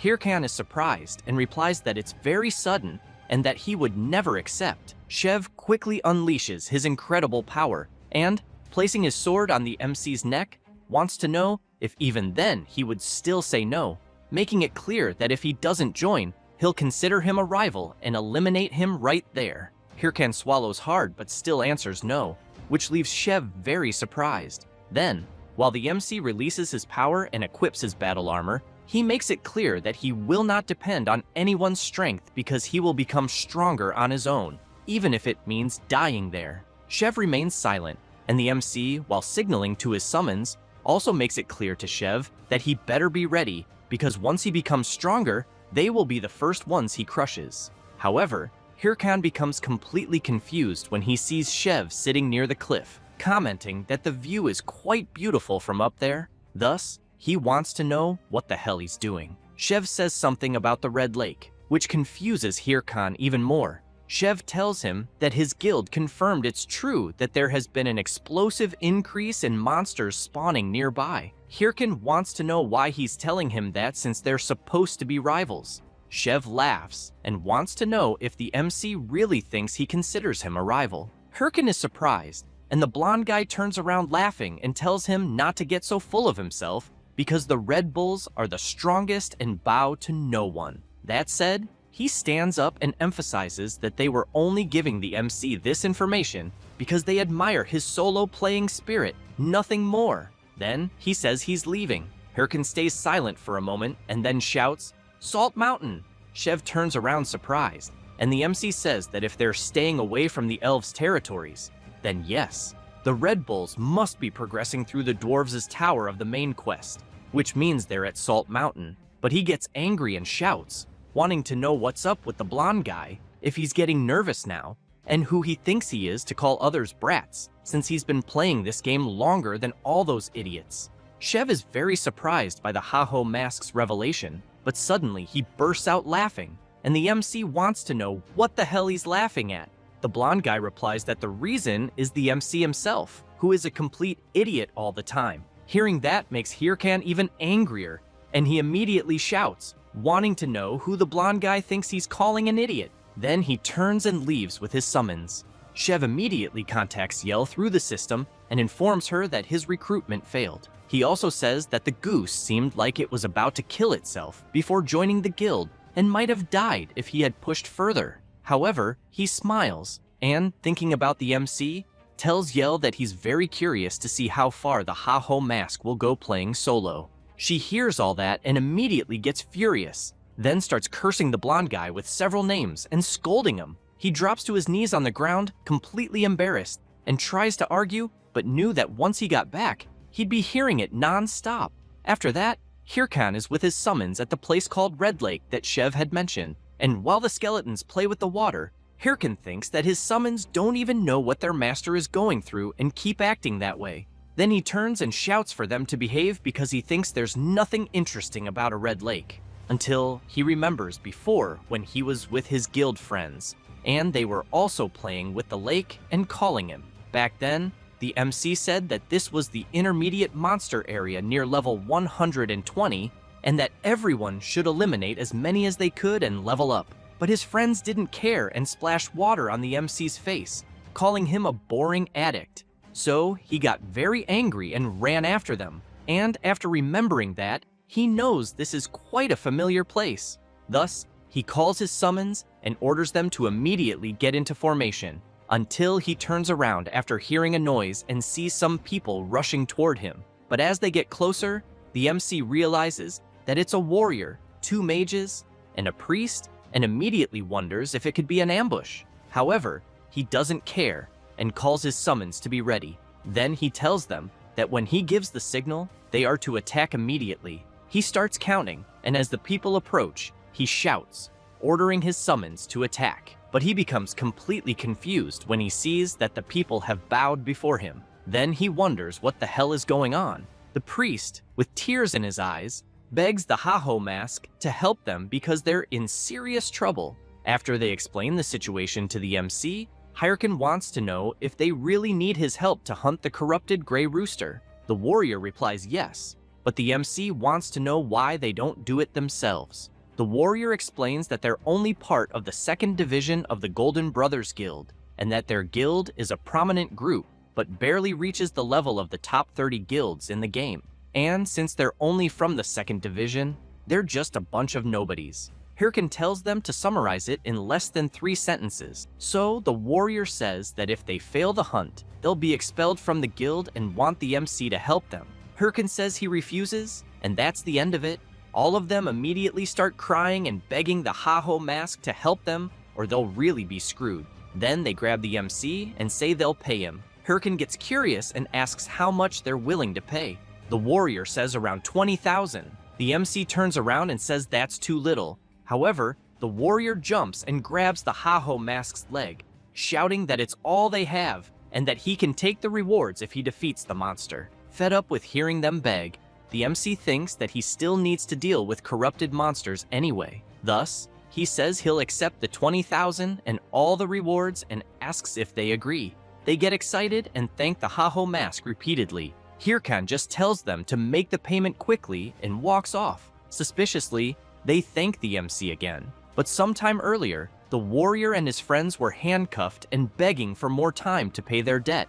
The place where they were being held was a slave farm owned by Lord Apollo, where anyone who couldn't pay their debts to him ended up as a slave. After thinking a bit, the fat man said he would give them one more chance. Everyone got excited, but that quickly faded because Apollo was asking them to eliminate the Haho mask.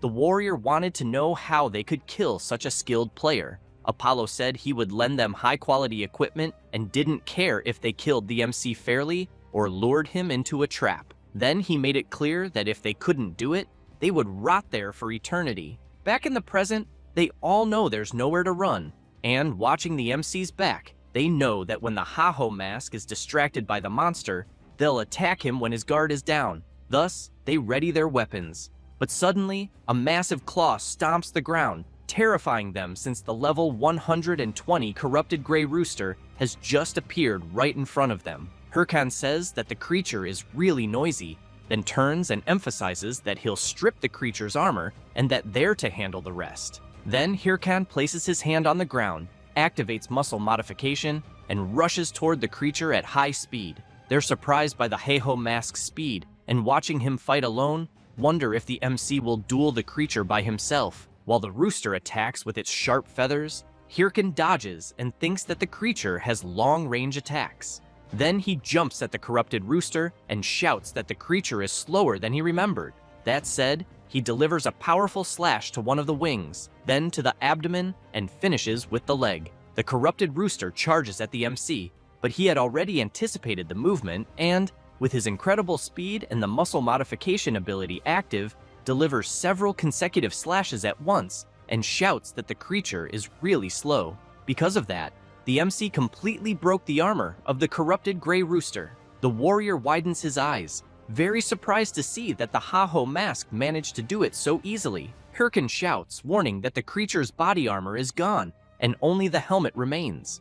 Then he prepares, but the warrior shouts the signal and the mages fire a large fireball. Hirkin turns around startled and a huge explosion happens. The warrior shouts for the mages to attack again, and at the same moment, they fire another fireball and another and another.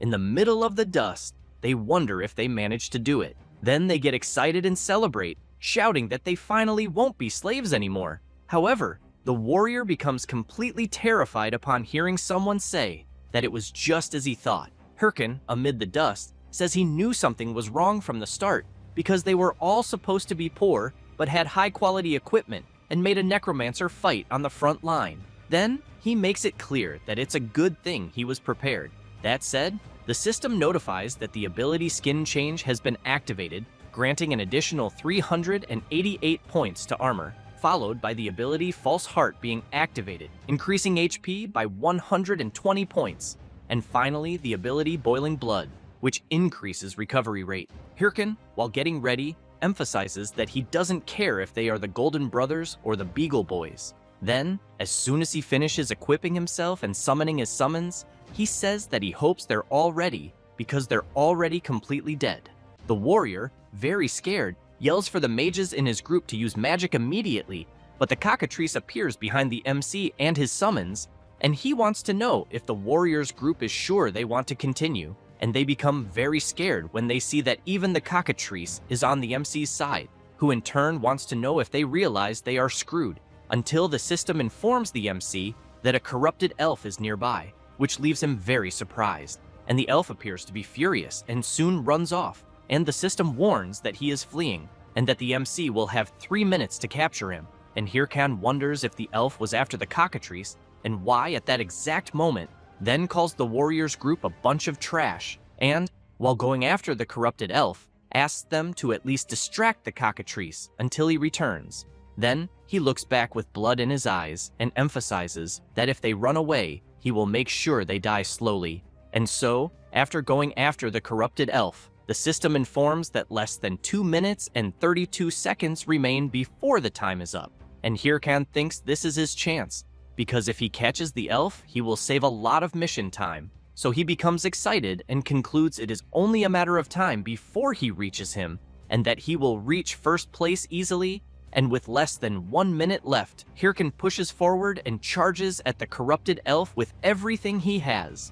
And when trying to land a punch, the MC thinks something is wrong, because even activating everything he can and forcing his body, it seems he still cannot reach the corrupted elf. So he prepares his skill and throws the skeleton bomb at the corrupted elf, who becomes scared when he sees the attack coming his way, and an explosion happens. But the MC cannot believe the corrupted elf managed to dodge his skill, so he runs after him again, thinking the game is just screwing him since this is much harder than he imagined. And with only 10 seconds left, Hirkan becomes surprised, thinking the time passed too fast. And as time runs out, he keeps questioning what he can do. Then he prepares his skeleton bomb skill once more and thinks he cannot afford to fail the main mission. And from far away, he launches his skill at the corrupted elf, who once again dodges, but becomes surprised when he hears the MC saying he does not think it is time for the creature to be giggling. And so the MC appears where his skill was, and, with only 3 seconds left before time runs out, he uses the explosion of his skill to propel himself and charges at the elf, saying the reason he threw the skeleton bomb was solely to gain momentum. And with that, he manages to place his hand on the elf and thinks that he managed to succeed in the end. But the corrupted elf bites his own tongue, and Hirkan becomes very confused seeing that. And without thinking twice, he grabs the elf and slams him into the ground with full force. Furious, the MC wants to know how the corrupted elf had the nerve to bite his own tongue, while the elf only laughs in Hirkan's face. And the MC, while summoning the tiara from his inventory, yells for the elf to wake up immediately. Then he places the tiara on the corrupted elf and yells that he needs to wake up so the main mission can be completed. And at that moment, the tiara activates its power, and the system informs that purification on the corrupted elf has been activated.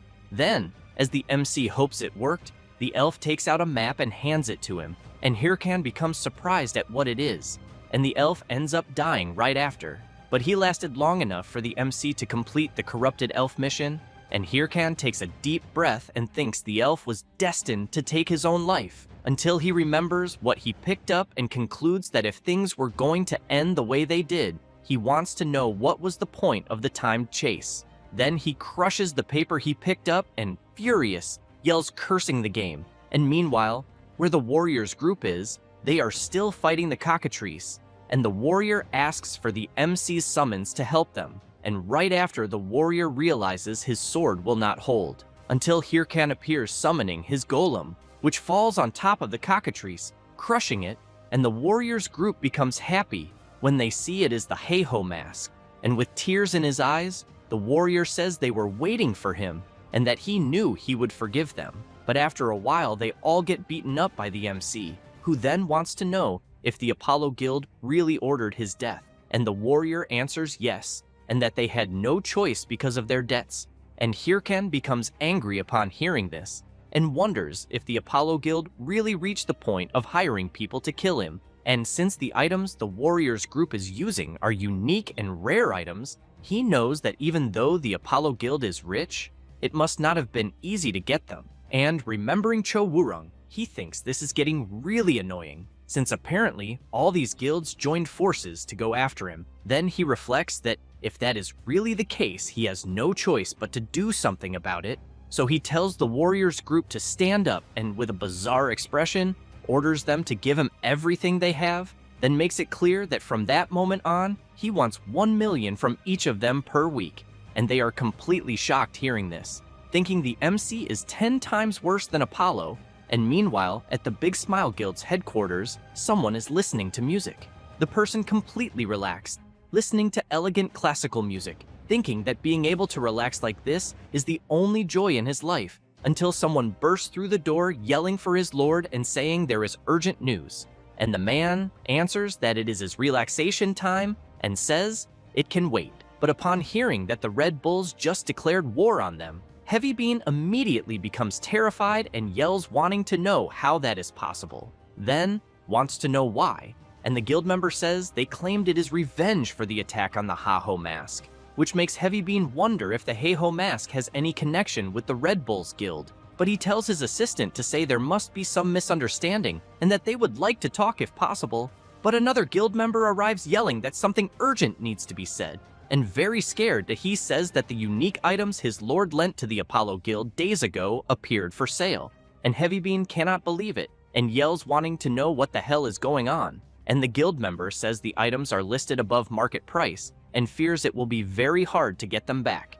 And Heavy Bean wants to know immediately why the hell the items are being sold and who is selling them. And Heavy Bean becomes completely nervous upon hearing that it is the Heiho mask himself. So he grits his teeth even harder and, thinking about the Heiho mask, starts cursing him in various ways. And after that, a few hours later in the Beheim forest of the Elven village, the MC is very frustrated because when he took the diadem back to the NPC Dira, he asked the MC to leave the purification diadem because he did not trust him. So while returning, he calls the NPC stingy since they would be seeing each other a lot from now on, and he could have simply given the diadem. But Hirkan still knew he at least managed to get the next mission, the Elven Remembrance mission, in which he needs to discover the secret of the place marked in the corrupted elf's memory, and the reward will be someone's memory. So the MC thinks the memory must be the letter the elf gave him moments before dying. Then he sees it is a place watched over by waters,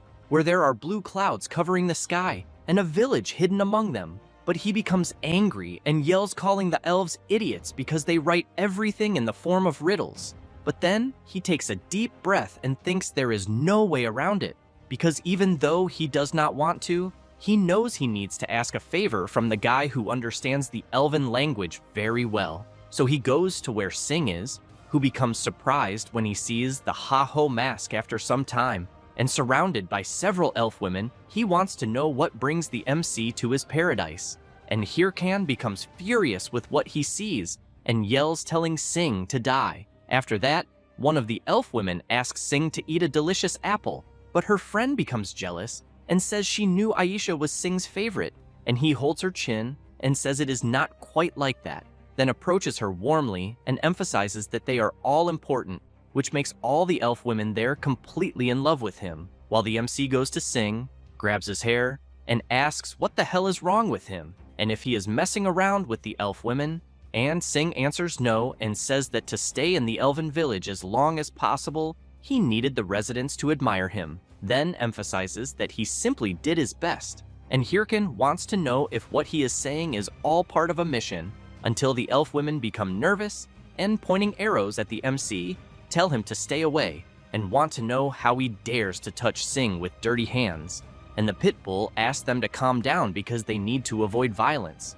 and one of them says the MC tried to hurt him, but Sing asks them to be quiet and asks if they really think the MC would be capable of that, which makes them even more in love with him. And Hirkan, with his eyes bleeding at what he is seeing, thinks he is risking his life in a mission, while Sing's mission is flirting with the elves. So he thinks all of this is very unfair. And while Sing apologizes and says that looking at a man for so long frustrates him, Hirkan punches Sing in the stomach and tells him to shut the hell up and translate a riddle. So after seeing what the MC brought, Sing says he thinks the paper is talking about the Blue Mist Forest, and Hirkan wants to know how he understood it so quickly, and if Sing really studied the elven language or something like that, and the pitbull says everything is written on the paper, then explains that if it is a place watched over by eagles, it must be something very high, and if there are blue clouds, it can only be referring to the blue mist of the forest. Then he takes a deep breath, calls for the Haho mask, and in a teasing tone wants to know why he does not take some time to read a few books like he did. And after a while, Hirkan starts remembering this and becomes furious, then punches a tree, and while continuing to strike it repeatedly, yells wanting to know what the hell Sing has become, and that he also thought elves hated humans, until one of his summons approaches him and pokes him, and when the MC turns around, he sees his summons trying to comfort him, implying that it is okay to be single, which makes him even more irritated, wanting to know if his summons really think he is angry because of jealousy, because he also read many books when he was a kid, and he can make his own harem if he wants. And at that moment, a huge creature approaches, a level 110 Smogrian with many terrible sharp teeth, which charges with everything at the MC, biting the ground powerfully, and then the creature looks up and notices something as Hirkan is counterattacking with everything together with his summons, and wanting to know why everyone insists on treating him like an idiot. And after defeating the Smogrian, Hirkan levels up, and while he cleans himself from the creature's blood, he wants to know if he is in the right place because so far he has only seen Smogrians. Then he remembers Sing telling him to be careful because one of the 30 largest guilds, the Sweepers, controls the area where the MC was heading, and after remembering this, Hirkan thinks he prepared well to be there, but in the end has not seen a single sign of a human. So he becomes angry and yells wanting to know if Sing lied just to act like a badass, until a creature begins emerging from the mist between the trees, wanting to know who the MC is and to whom he belongs.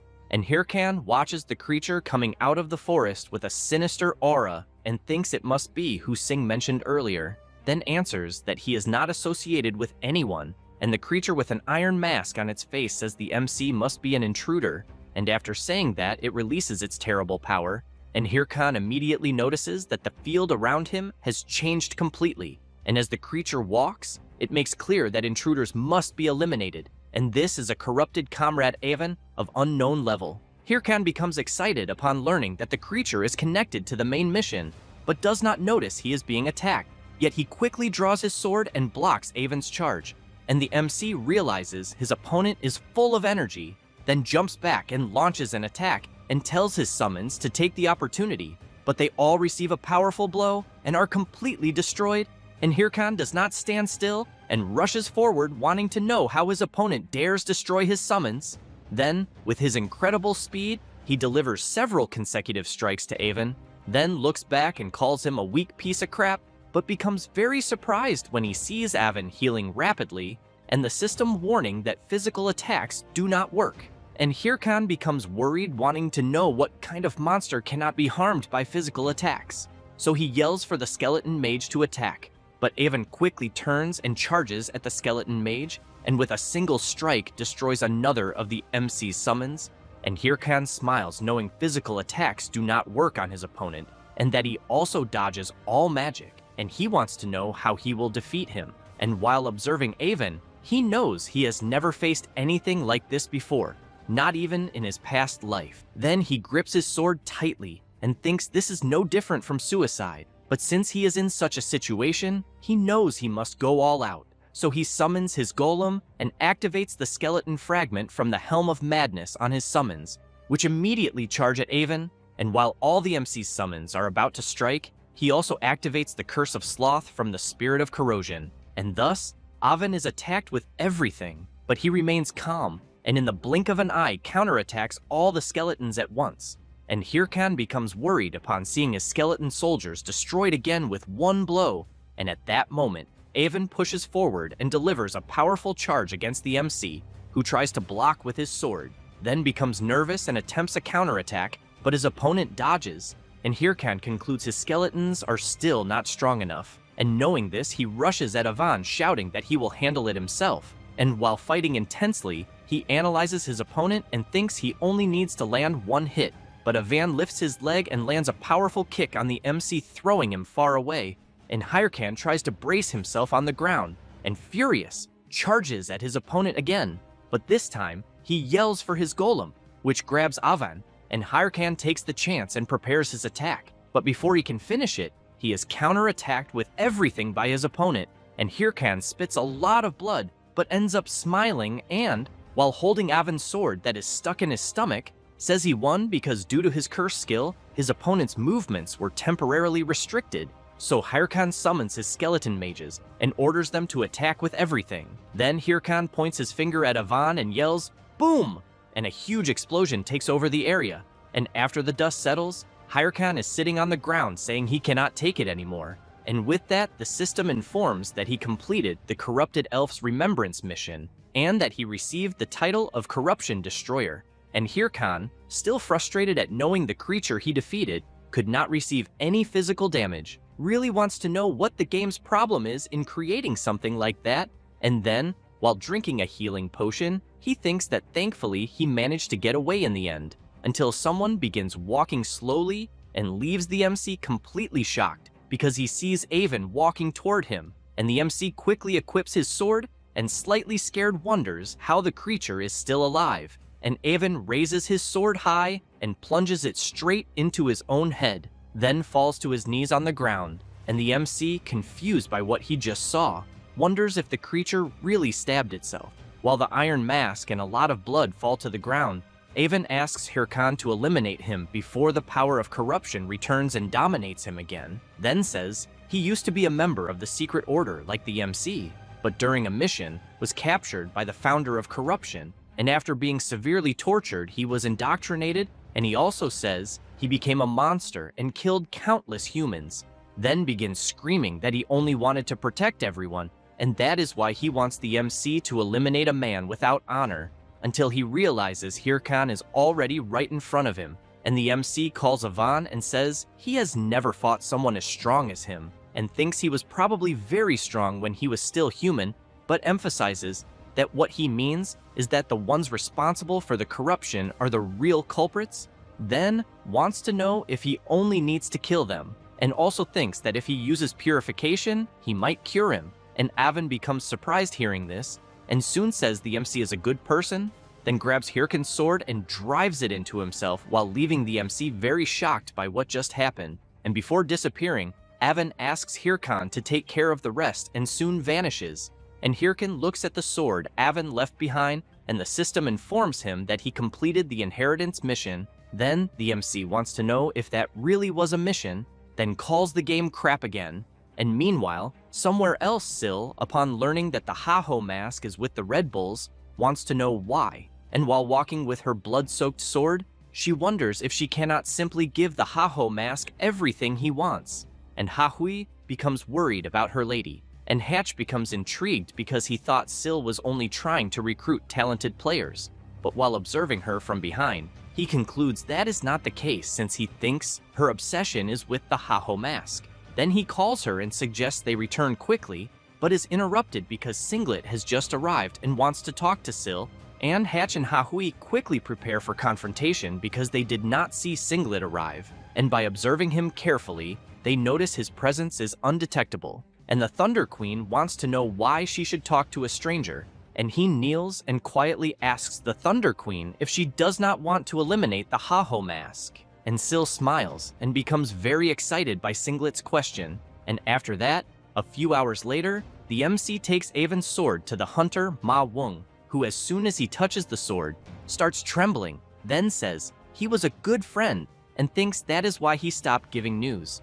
And Hirkan only watches the NPC lament, but he soon thanks the MC and says that thanks to him, he can stop worrying, then asks Hirkan to keep the sword. And while looking up information in his system about the sword, the MC thinks it is strange to use someone else's memory, but upon seeing Avon's sword and that it is a unique type that grants plus 77 strength, plus 66 vitality, plus 55 intelligence, and plus 44 magic power, in addition to ignoring 15% of the defense of all monsters, the MC becomes completely shocked, saying the sword is insanely good, so he takes it, and emphasizes that if it is from veteran Avon, he will gladly accept it, then celebrates like a madman saying it is like winning the lottery, and when leaving the hunter's cabin, he thanks veteran Avon because he knows with this sword he will not need to buy another for a while. Then, still drooling over the sword, he wonders what he will buy with his savings, until several people in front of him begin calling for him and immediately rush toward the MC while shouting that the Haho mask needs to be eliminated.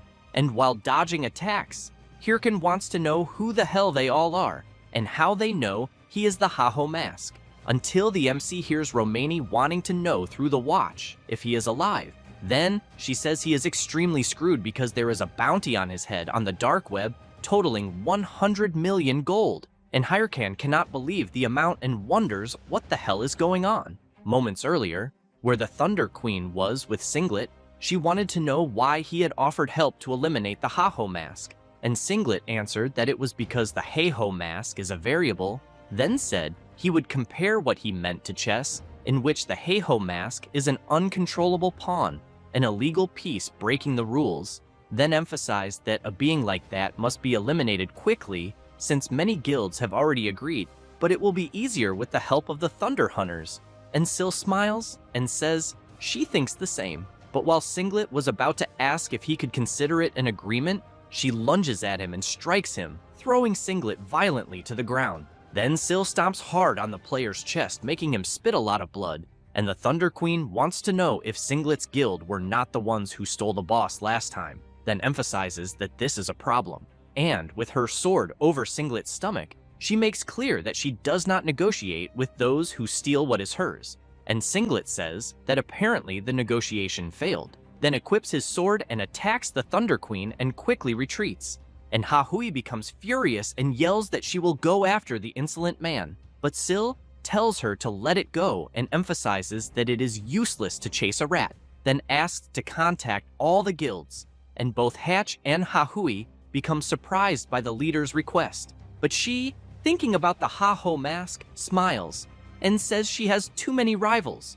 Then, while the two remain puzzled by her requests, Sil tells them to inform all guilds that the Haho mask is hers, and that anyone who dares touch him will be completely eliminated. And meanwhile, Singlet is running at full speed without stopping. He contacts someone, apologizes, and says negotiations were a failure and that he will accept any punishment, but wants to know if he should eliminate the Haho mask personally, and the person he is talking to says no and tells Singlet not to get involved personally because they must remain his trump card, especially because he has already made his move and only needs to wait. Then he turns smiling and looking at a large screen showing several events involving the Haho mask. He emphasizes that time is on their side, then tightly squeezes a chess piece, and while watching the MC flee from the players chasing him, he wants to know how the pawn will react, then simply watches the outcome unfold. And back where the MC is, he is running and thinking this is very irritating. And looking back, he knows that even if he knocks one down more appear immediately, and Romani says it is almost like chasing a lottery ticket, then wants to know who the hell the MC pissed off this time. And he answers that he simply did nothing, but when thinking of some people he thinks maybe he did one thing or another, until he considers that maybe it could be Syl from the Thunder Guild since she is a billionaire and 100 million is pocket change. But he knows that with her shitty temper, he thinks she would come to eliminate him personally. And while the MC keeps only running, Romani wants to know what his plan will be because she fears that at this rate they will not progress in the game, then emphasizes that the MC's commissions are her livelihood so far, and that if he dares quit the game, she will haunt him to death. And Hirkin wants to know who said anything about quitting, then opens the auction window and quickly buys the wyvern skull, then turns and yells that he will find out who set up all this crap. And after saying that he summons his golem, which stands before the players who were chasing him, and the players begin shouting, telling everyone not to panic, because golems are slow and they only need to stay calm and focus on taking down the Haho mask. And Hirkan asks his system to invest all attribute points into clay manipulation, and with that, the system informs that clay manipulation has risen to rank A. Then Hirkan uses the wyvern skull, and the system informs that clay manipulation with the wyvern skull is being cast, and that the golem is changing shape. The MC takes a deep breath and thinks about premium Korean beef, lobster, high-end sushi, and all his future expenses, since he knows all of that is gone after buying the wyvern skull. But the golem's transformation finishes, and it becomes a massive wyvern standing right in front of the players. And Hirkan starts laughing and wanting to know which idiot will be the first to be eliminated, and everyone remember who Romani is, because if some do not remember, she is the MC's exclusive video editor and also handles the Haho Mask's VTube management, email management, sponsor management, and recently has been doing far more than just a manager, since she was going crazy wondering why she had to do everything alone since she is just an editor. But at the same time, whenever she saw a high-potential Haho Mask video, she immediately became passionate and excited to work on it. And after that, the MC is flying on his wyvern very irritated while the players below keep shouting at him, asking him to come down immediately to be eliminated. And Hirkan looks down and thinks they are nothing but small fry, yet they keep attacking him in a group, and because of that, he cannot progress in the game. Then, he takes a deep breath and reflects that he must eventually reach the root of the problem, but wonders if what he is thinking is the only way. So he asks to send a message addressed to the Thunder Queen Syl of the Thunder Hunters Guild, requesting a private audience, and after some hours and already at night, the MC lands on his wyvern, where someone is waiting for him, and the person, upon seeing the Haho mask, says he finally appeared. It is the queen and leader of the Thunder Hunters Guild, who immediately says she asked him to meet her earlier, but he did not even reply.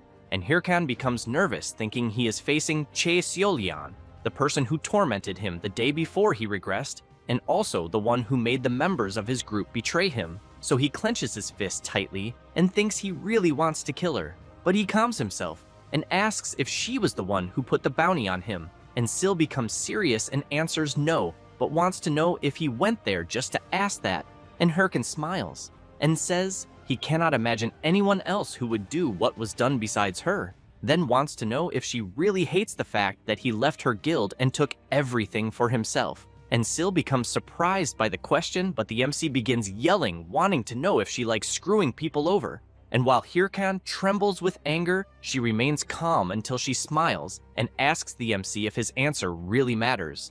Then becomes serious and makes clear he is not going to believe her, no matter what she says. And at that moment, Hirkan remembers her saying the same words before he regressed, so he becomes surprised, thinking he is sure he heard her say that before. And Syl takes a deep breath and says that not long ago an unknown ranker went to see her and told her the MC was causing confusion and suggested the top 30 guilds should exclude the Haho mask. And Hirkan becomes completely shocked hearing that and wonders if such a thing could really happen, then remembers the last time, before he regressed, when the Queen of the Thunder Hunters Guild was saying she would exclude him from the game. So the MC concludes that something really happened before regressing, and just as he is about to say something, he is interrupted, and Syl says she refused that unknown ranker's proposal and asks if the Haho mask really thought she would do something like that, because seeing how they interfered in the main mission he was doing, she thinks the MC is not the only target, and Hirkin becomes intrigued by this and reflects that an unknown ranker with enough guts to meddle with the Thunder Hunters must surely be the guys he saw before, and Sil wants to know if the Haho mask at least believes that part, since he was acting like he would not believe anything she said, and the MC answers that only half because that is enough, then turns to leave, but keeps thinking that at least it does not seem like Sil is the mastermind behind the incident. But he hears her calling him and asking him to join the Thunder Hunters Guild, and Hirkin quickly turns and yells that she is already getting on his nerves because when someone refuses something, she should learn not to insist. And Sil interrupts the Haho mask, saying that apparently he does not like her, then emphasizes that she does not know why, but has always felt that many people hate her for no reason, and Hirkan becomes surprised by her words. And Sil also emphasizes that she is saying this for the Haho mask's own good, then wants to know if he really thinks he will endure alone when he has a 100 million gold target on his head, then emphasizes that he must trust her so she can officially protect him, and also promises she will not force him to do anything. And Hirkan thinks about it, but soon turns and says he would rather die than join her guild. And Sil says it is not the time for him to be annoying, but Hirkan yells that he does not want to join any guild and makes clear he will become the strongest with his own ability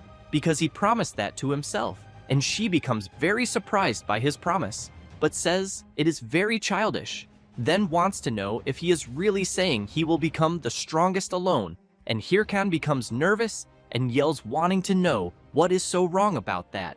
And Sil smiles and asks him to do his best because she will be one of his strongest competitors.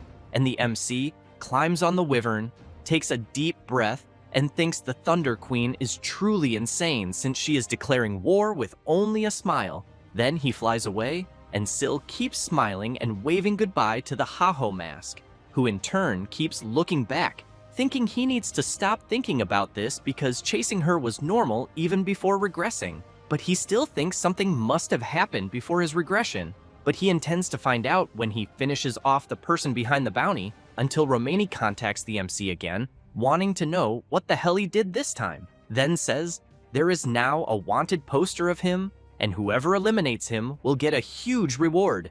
And while the MC cannot believe it, Romani keeps yelling that this will make everyone busy hunting him, then wants to know if he found a sponsor or something like that. And Hirkan takes a deep breath and replies that it is not a sponsor but something else, then thinks he still has to deal with this crazy woman. And the next day in Missandra's castle, someone is taking a direct blow, and a guy, while kicking the boy, asks him to hand over the request already since he will not be able to complete it anyway. And the boy trembles with fear and says he will just steal from him again. But as soon as he finishes saying that, he takes a kick right to the chest, and the warrior, while preparing his punch, says he thinks the kid needs more beating to start thinking again, until someone grabs the man's arm and he wants to know what the hell is going on.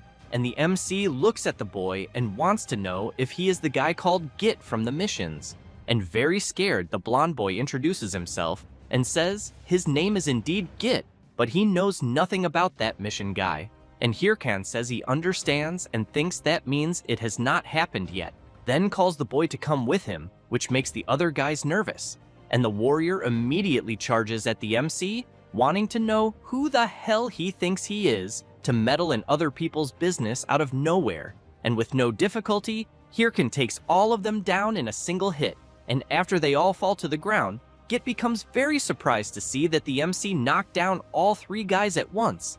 And Hirkan wants to know if the boy is curious to know who he is, then says he is just a good person who passed by at the right moment. Then Hirkan shakes the dust off his clothes and then hears a choked voice. It is Git, who quickly thanks the MC for saving him, but starts trembling with anger and saying that he had already given up on everything. As he starts crying, he emphasizes that if it were not for the MC, he thinks those guys would have robbed him. Then, crying even more, he thanks the MC again.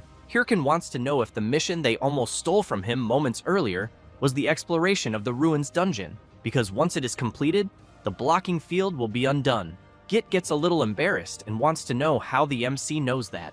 Hirkin smiles, and taking advantage of the chance of having saved the boy, asks him to hand over the mission. Git keeps thinking that once again, he will have to go through this, and that, in the end, the MC is just another bastard. After that, Hirkan receives a system notice informing him that he has entered the Misandra Ruins dungeon and that he now has one more member. However, if a party member dies or leaves the dungeon, the mission will be invalidated.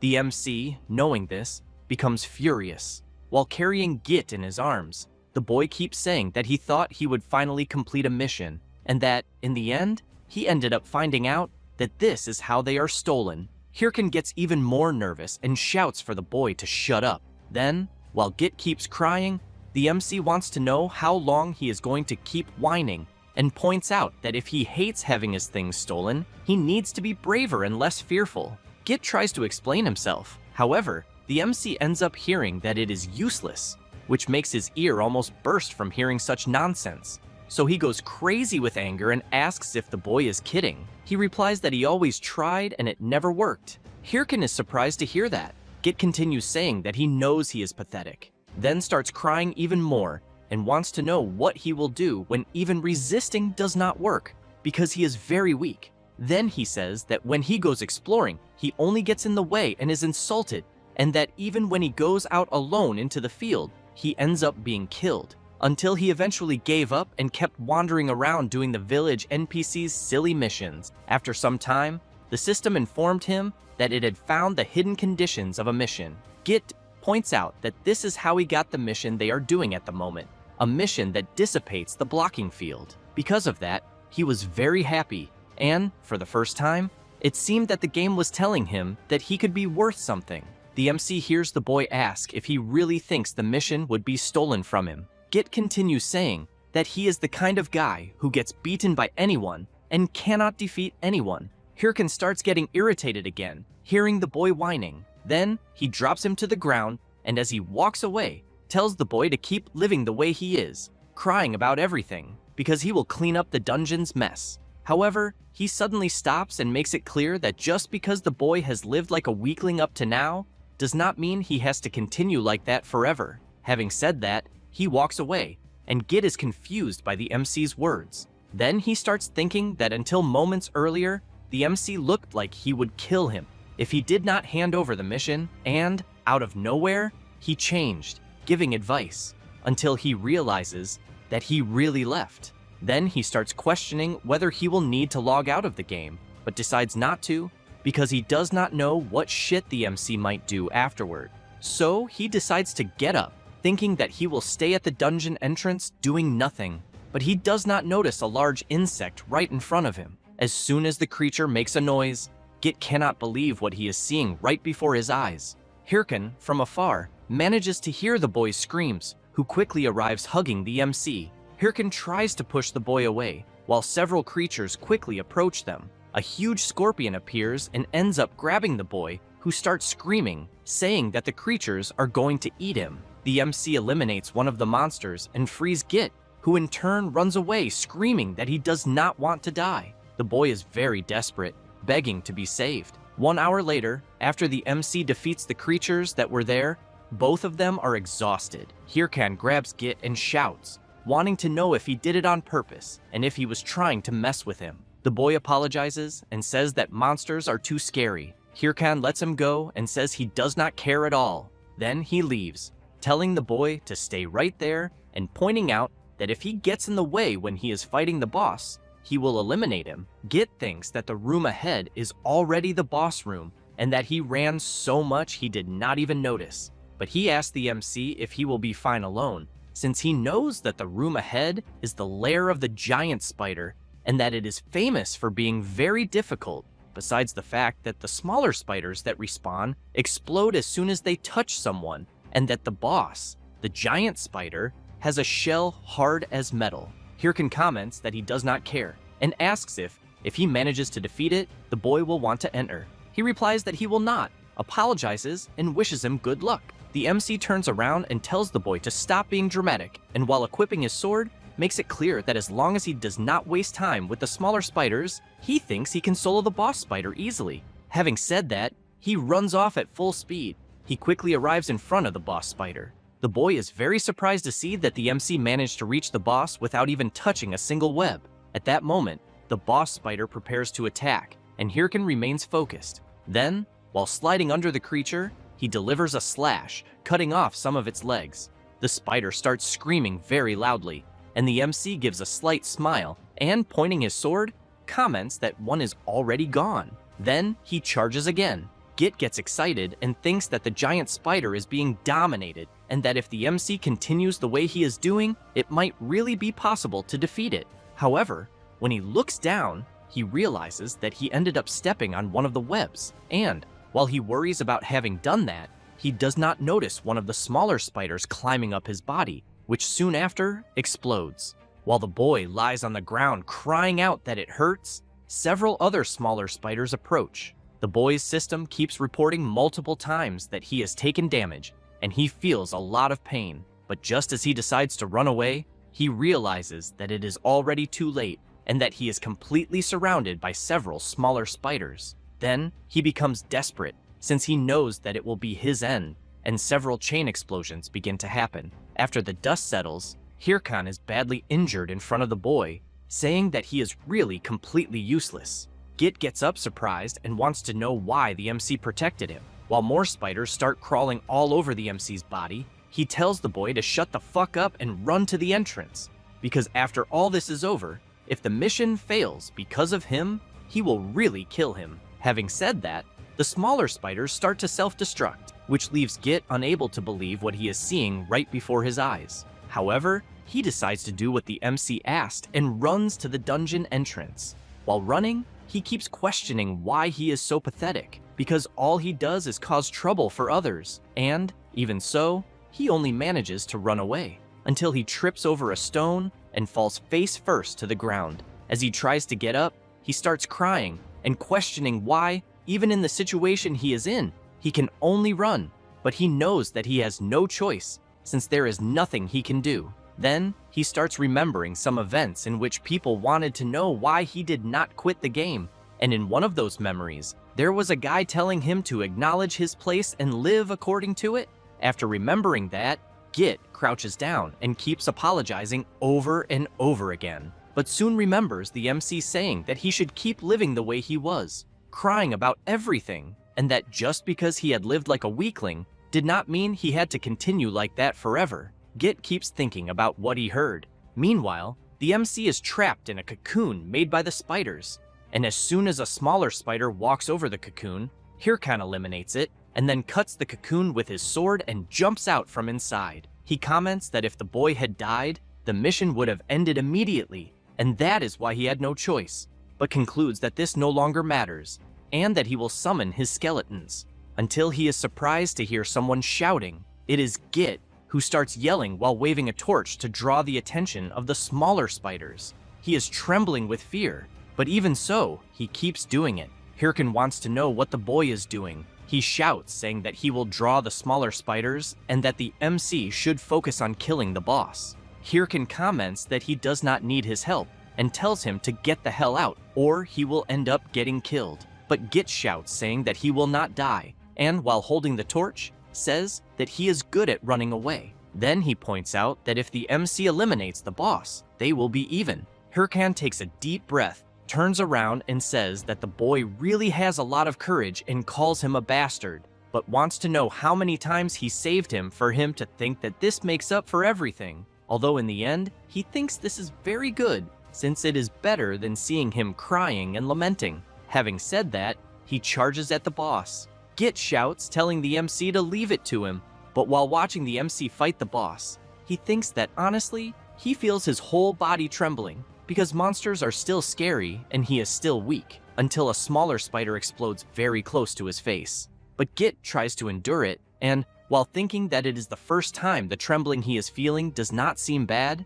he starts setting fire to the smaller spiders surrounding him. After some time, Git drops to his knees on the ground, very tired, and realizes that they have finally cleared the dungeon, since the system is notifying that they have completed the Misandra Ruins dungeon. Git is happy, thinking that he managed it, and that it is even a bit embarrassing to call this clearing. since he did not kill the boss in the end. But even so, he thinks that maybe he has grown a little. However, someone appears right behind him with a malicious look.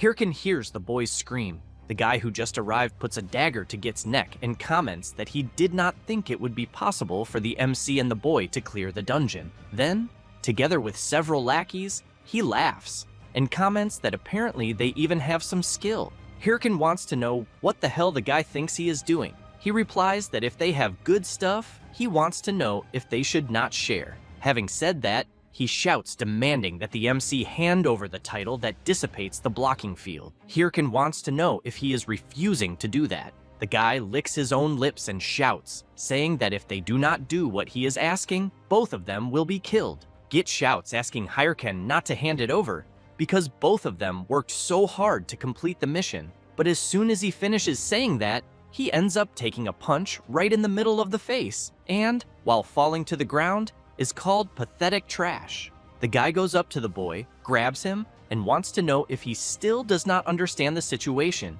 because he thinks they should lower their heads and obey. At that moment, Git spits right in the guy's face and then, laughing, comments that compared to those spiders from before, all of them have fairy hands. The guy goes crazy with rage after being insulted and raises the dagger to kill the boy. But Hirkin shouts saying that he will hand over the title, which makes the guy immediately stop trying to attack the boy. Git cannot believe what he heard and asks the MC to wait, but Hirkin points out that he will hand over the title when they defeat them. The guy laughs and wants to know if the MC has gone crazy, but while he was commenting that they would not be able to do anything alone, a bloodbath was happening right behind him, and when he turns around, he is completely shocked, since he is seeing all of his companions completely eliminated by several armed skeletons.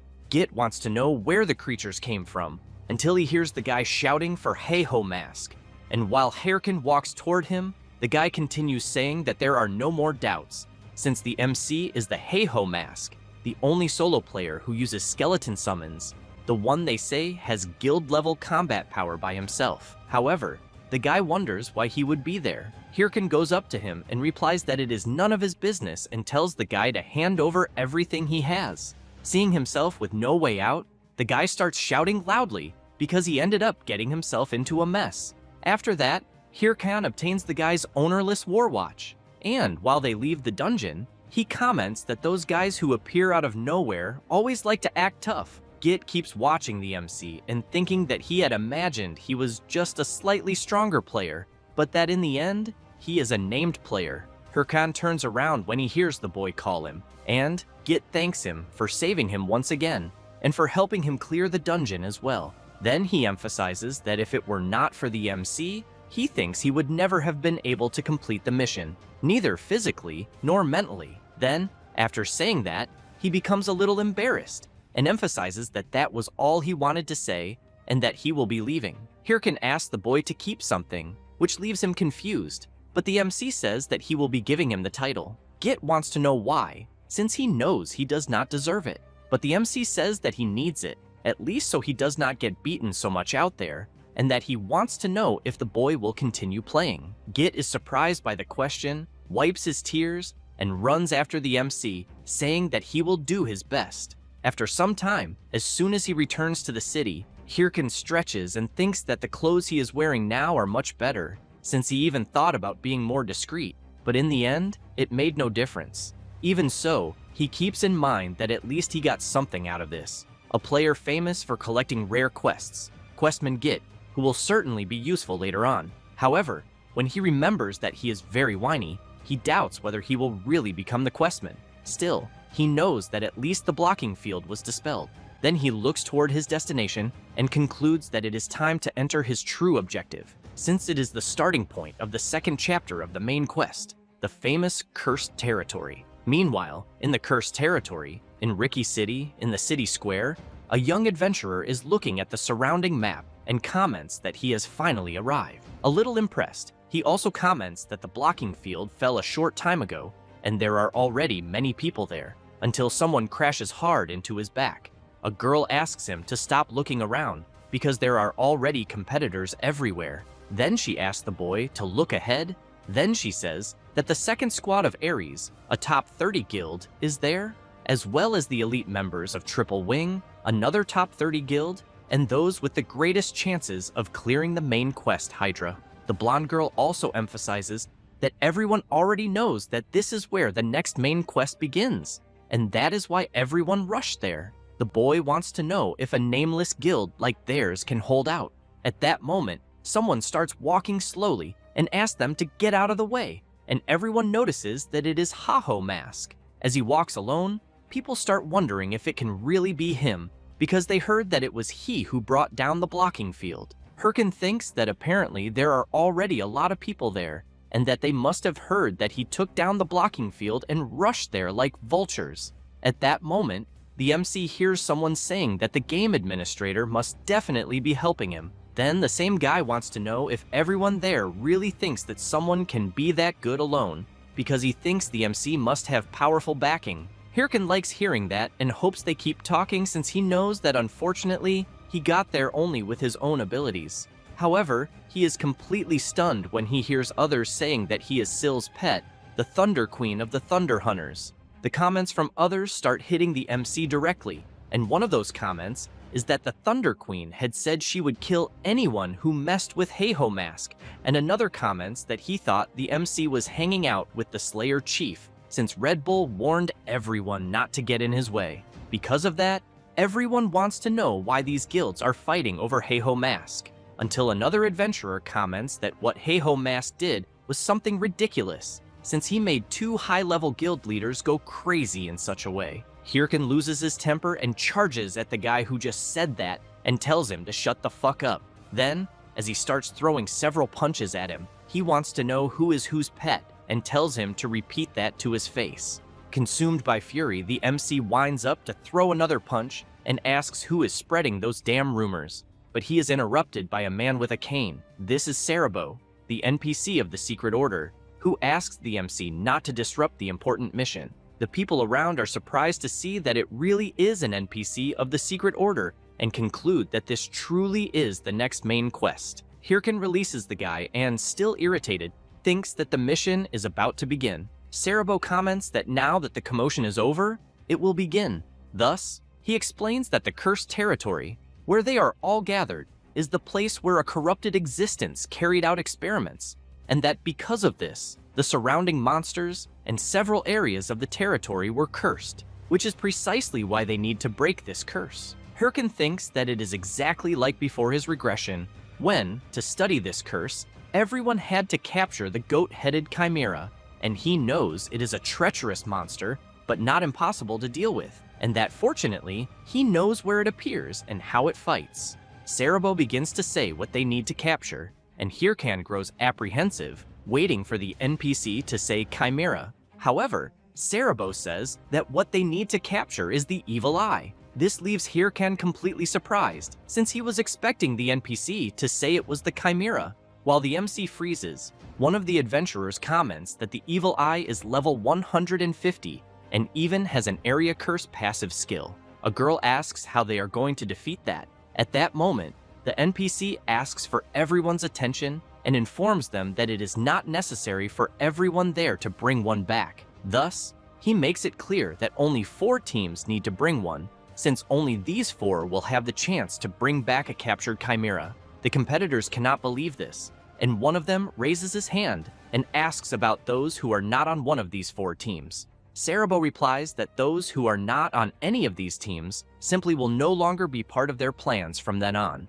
At that moment, one of the competitors gets nervous and shouts, wanting to know how they are supposed to complete the main quest. Cerebro makes it clear that only those who want to participate will do so and wishes everyone good luck. Some competitors look at each other briefly, turn around, and run off to do the main quest. The place turns into chaos, some telling others to get out of the way because they will go first, until a guy bumps into the MC and is immediately startled, since he is seeing his terrible, unfriendly expression. Hirkin, in turn, is still intrigued by what happened and questions why the future changed and where it went wrong. Then, he clenches his fist very tightly and thinks that everything he knows will be useless, until, to snap out of it, he slaps his own face. Thus, he takes a deep breath and thinks that this already happened, but that first, he needs to think about what to do at the moment, since he knows that there are two possibilities. The first is that the future changed because of his regression, and the second is that the information he had from the past was wrong. Then he questions which one is correct. Meanwhile, a knight is walking toward the cursed territory, and upon stopping, informs another person that he has just arrived at the cursed territory and intends to start the main quest immediately. This person in question is Singlet, who also informs that he will eliminate Ha-Ho Mask that day. Back to the main quest. The monsters are being attacked and the competitors are very excited to achieve their objectives. Until one of the competitors from the Nameless Guild starts jumping from side to side to avoid being hit and shouts, asking if the magic team is taking much longer. The girl, while channeling the magic, replies that it will only take a little more. As the chimera is about to unleash its attack,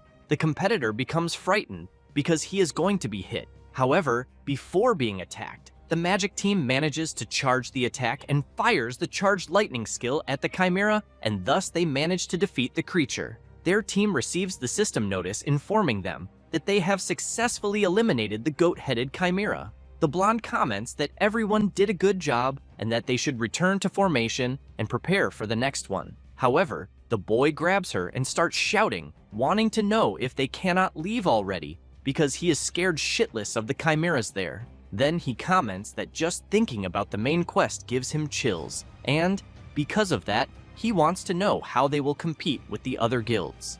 The girl covers his mouth and comments that if he is going to keep complaining, he should at least look to the side and see what is happening, since Ha-Ho Mask is facing several goat-headed chimeras together all by himself. Hirkin leaps and with his incredible speed and power, manages to deliver several attacks on one of the chimeras. Then he moves to the next one and cuts the creature's throat. When he returns to the ground, in the blink of an eye, he has managed to defeat all of those that were there. The boy, seeing this from afar, is very surprised, thinking that Ha-Ho Mask managed to defeat the 3 chimeras alone. The blonde grabs her friend and comments that there are people doing the mission alone and tells him to stop crying. And as they leave, the boy looks back and thinks that he is even a little jealous of Ha-Ho Mask, since he wanted to play calmly like him.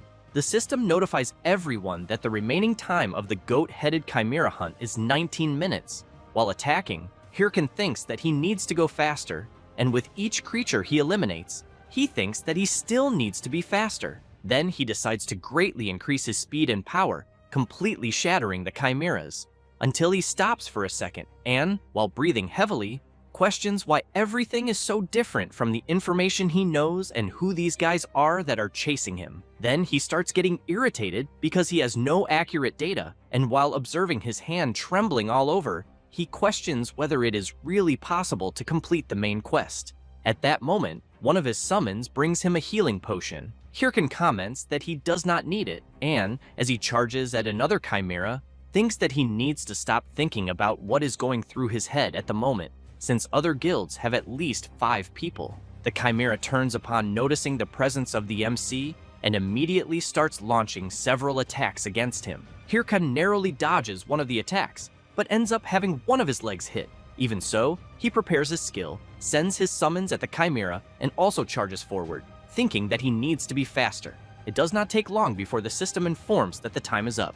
Cerebro looks at the watch and is impressed. And while the MC moves at high speed to the location, the NPC comments to the person beside him that defeating so many chimeras in such a short time and practically alone is a great feat, but says that he needs to report this to the association and asks what the name of the person there is. The person remains quiet for a brief moment until Cerebro looks to the side and sees someone coming at high speed. The NPC is intrigued, since apparently the second place is arriving by a minimal difference. It is the MC, completely exhausted, who soon starts questioning whether he really finished in second place. But since he is tired, he can barely see ahead, so he wants to know who arrived first, whether it could have been the Ares Guild, Hydra, or some other strong guild.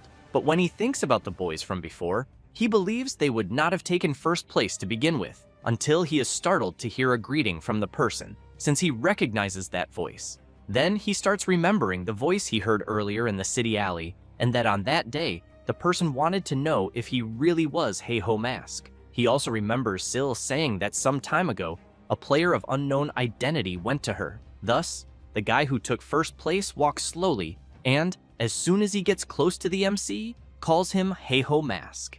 The person in question is Singlet, who comments that even back then he already suspected that it was the MC. However, he barely finishes saying that when he already has to defend himself from a surprise attack by the MC. Hirkin wants to know who Singlet is, and then shouts, wanting to know who he thinks he is to keep interrupting him. Singlet becomes serious, asks Hey-Ho Mask to speak properly, and emphasizes that it is not he who is interrupting. Having said that, he lands a powerful kick right in the middle of the MC's stomach and makes it clear that it is Hirkan who is interrupting. Hirkan is thrown violently against a tree and due to the impact suffered starts coughing a lot of blood. But he soon becomes frightened when he sees the tip of his opponent's sword in front of his face. Singlet takes off his glasses and, completely shrouded in a sinister aura, calls the MC Hirkan and Ha-Ho Mask and requests a one-on-one duel with him, emphasizing that if he wins the duel, the MC will have to give up the main quest.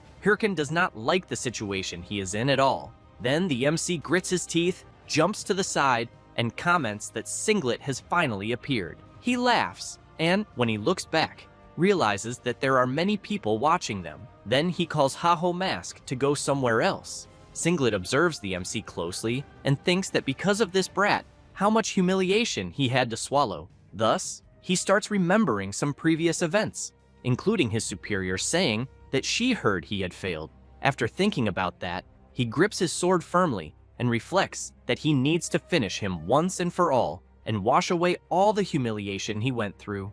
At that moment, the MC is taking off his clothes, and Singlet immediately wants to know what the hell he is doing. Hirkan asks if Singlet is blind and says that he is preparing to fight. Singlet goes crazy with rage and shouts, wanting to know if Ha-Ho Mask is going to fight naked. Hirkan wants to know if he does not know the armed pointer style. Then he explains that the armed pointer style only allows the use of a watch, and that is why it is called that, being a barbaric form that gives up defense and focuses only on attack. Singlet comments that he has never heard of such a pornographic technique. However, the MC shouts, drawing his attention, and tells him not to dare insult a sacred technique with such arrogant words. Then he emphasizes that this style does not depend on equipment or attributes, since only pure talent is used. Thus, he reinforces that he is accepting death if he loses. Having said that, he wants to know if Singlet asked for a duel without determination or if he is insecure about fighting without equipment. Singlet goes crazy with rage upon hearing this, since he considers it a great barbarity. Then he removes all of his equipment and emphasizes that he is very confident. Hirkan comments that then it will be for real, and both stare at each other for a brief moment, but Singlet soon asks to begin. Then both move, cross their swords, and stare at each other. Hirkan realizes that his opponent is quite strong. Singlet exerts more force and breaks Ha-Ho Mask's defense, but the MC does not give up and tries to counterattack. However, Singlet appears behind Hey-Ho Mask's back and, laughing, says that he is very slow. Then he delivers a powerful attack that causes a huge explosion. Then Singlet walks over to where the MC is lying, and upon seeing him on the ground, comments that it seems he only barks and does not bite, but wants to know where all that previous determination went. Hirkan does not like this very much, and thinks that this guy is not strong only in level or attributes, since he realized that his combat sense is absurd, and that all of his movements were read, and that the last time he felt this pressure was with Shev, the Slayer, and with Syl, the Thunder Queen. Then he thinks that he will not be able to defeat Singlet the way he is now. Then he grabs his sword, and while trying to attack Singlet, tells him to shut up. Singlet ends up with several cuts all over his body, and Hirkan thinks that it is working and advances again. But with a simple hand movement, Singlet slams the MC's head hard into the ground. After that, he comments that the fight is being quite boring, and asks if Hey-Ho Mask thought he could face him with that. Hirkan coughs a lot of blood because of the impact, and Singlet points his huge sword at the MC and makes it clear that it is over for him. But Hirkan grabs his opponent's foot and, while holding a bone bomb in his hand, laughs and says that it is not over yet. A huge explosion happens. Singlet waits for the dust to settle and thinks it was a desperate trick. Then he knows it is quite obvious that Heiho Mask will take advantage of this chance to try to attack him from another place. However, he keeps looking around and wonders from where the MC will attack him, until he suspects something and charges forward, but ends up seeing an armed skeleton of the MC, which puts on a little act and soon disappears. Singlet is confused by what he just saw and wonders what the hell just happened, until a call through his watch starts and the person wants to know what he is doing. Singlet says that he is fighting Heiho Mask. The person says that the MC tricked him and asks him to look at Heiho Mask's channel. Thus, Singlet opens Heiho Mask's channel and sees a completely mocked video of himself, where the MC is asking where his determination is and saying that he is acting all tough while wearing only a pair of underwear. Moreover, he did not even notice the MC's summons taking his equipment and running away. And to make it worse, Singlet realizes that Heiho Mask is doing a live broadcast titled "Educating the Man in His Underwear," and many people are watching and commenting. Singlet cannot believe what he is seeing and wonders since when Heiho Mask started doing this. In the live, the MC laughs and says that he has been doing this from the beginning, then wants to know if Singlet thinks he is crazy enough to face him head on. Singlet becomes even more nervous and comments that both of them had agreed on the armed pointer fighting style. Hirkin laughs, makes a face, and says that he invented that style on the spot. Then he ends the live and waves goodbye. Singlet stays quiet for a brief moment, but soon starts shouting, extremely furious, saying that he will kill Heiho Mask no matter what. A few hours later, while watching the live stream of the Underwear Man scream, Romani is laughing a lot and, on a call with the MC, comments that the guy from the stream is an idiot because who would fall for such a cheap trick? She adds that when he suddenly told her to enter the live stream, she became curious about the reason, but that she almost had a heart attack from laughing so much. Hirkin laughs and says he did not think it would work, but he had in mind that a duel offered by someone with a much higher level and skill could be dangerous. He thinks he was lucky that Singlet fell for that random lie when he said he had nothing to lose, because otherwise, he believes he would certainly be lying on the ground. Romani asks what he will do and whether he will go to the next main mission. The MC replies that yes, but before that, he still needs to sell the equipment he obtained.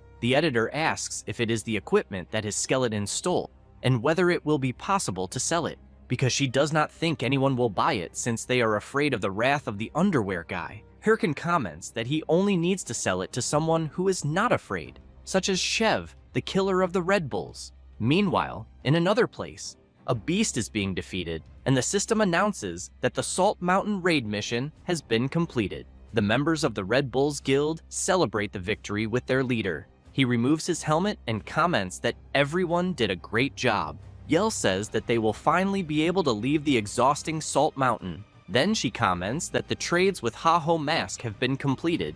Shev thanks her and emphasizes that he needs equipment and that because of that, it could not have been better. However, Yell asks if he really needed that equipment because she thinks that maybe it would put him into an unnecessary problem. Shev laughs and says that everything is fine, since it is fun when there is a bit of excitement, until someone appears behind him about to deliver an attack, and as soon as the attack is delivered, an explosion happens in the area. Yell shouts worriedly, but Shev managed to block the attack in time and, laughing, comments that he thinks this is putting into practice the idea of being careful what you wish for. And as he pushes the person who attacked him back, he asks what the Thunder Queen is doing there and whether she is declaring war and how he should deal with it.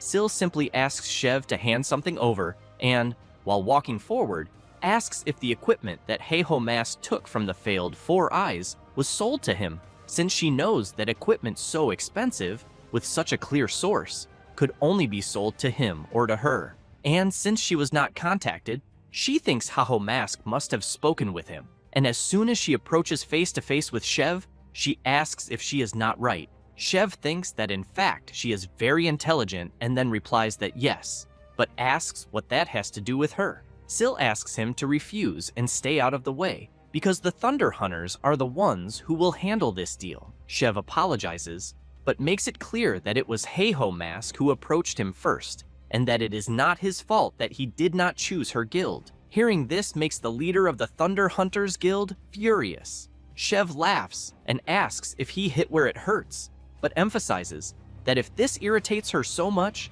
then she should go talk to Heiho Mask about it herself instead of complaining. Sil says that she cannot.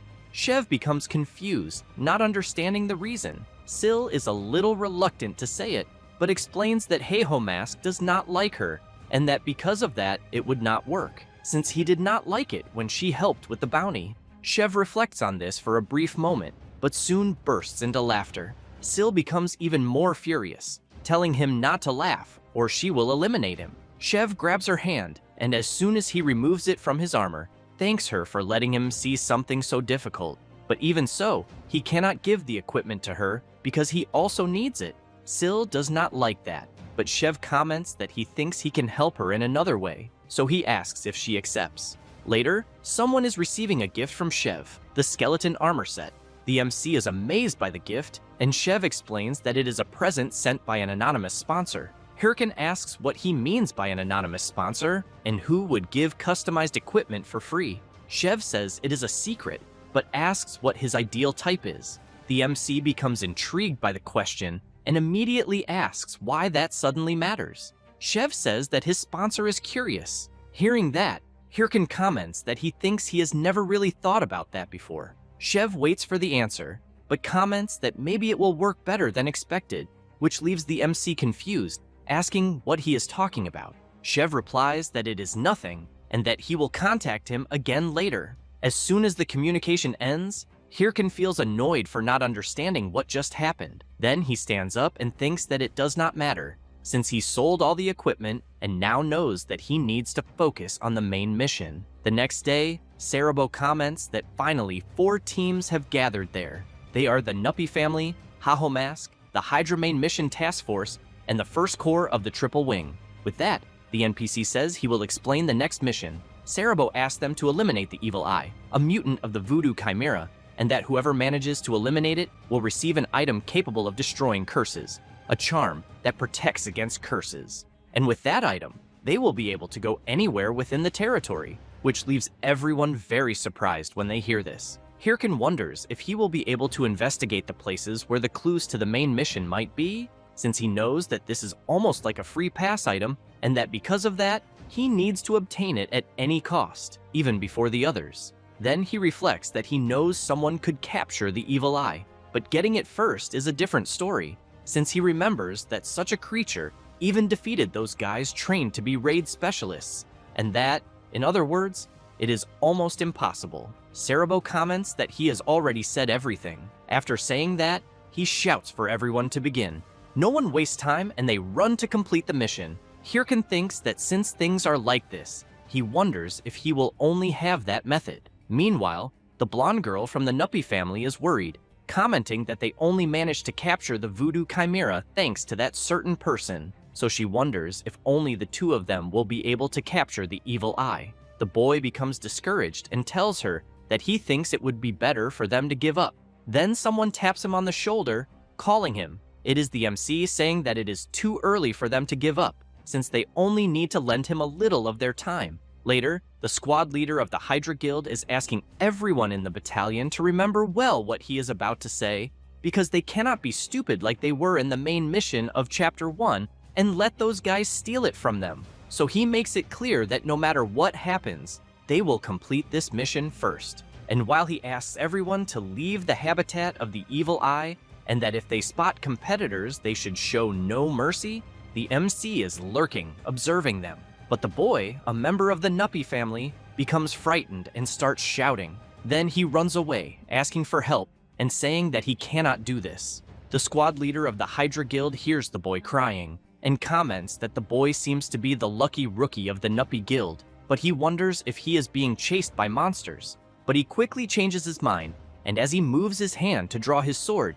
he knows that it does not matter, since he has in mind that competitors must be eliminated. However, the MC appears right beside him, saying that kids these days have no guts.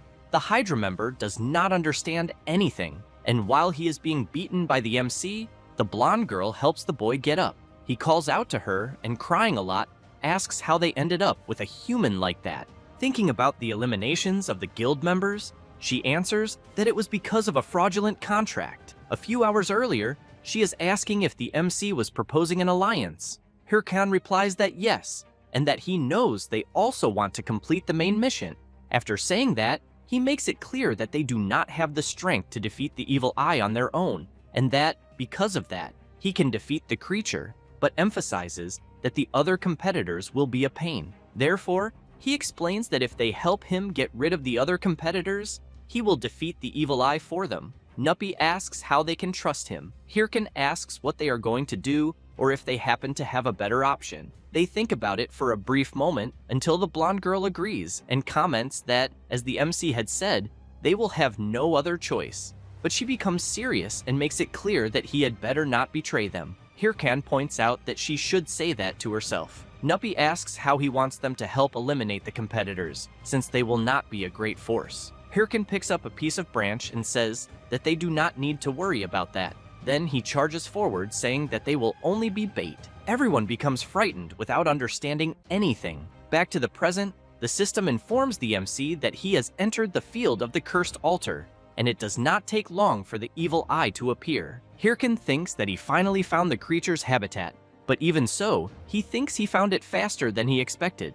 And while looking at the members of the Nuppy Guild lying on the ground exhausted, he asks if they do not agree. Then he asks why the atmosphere is so gloomy.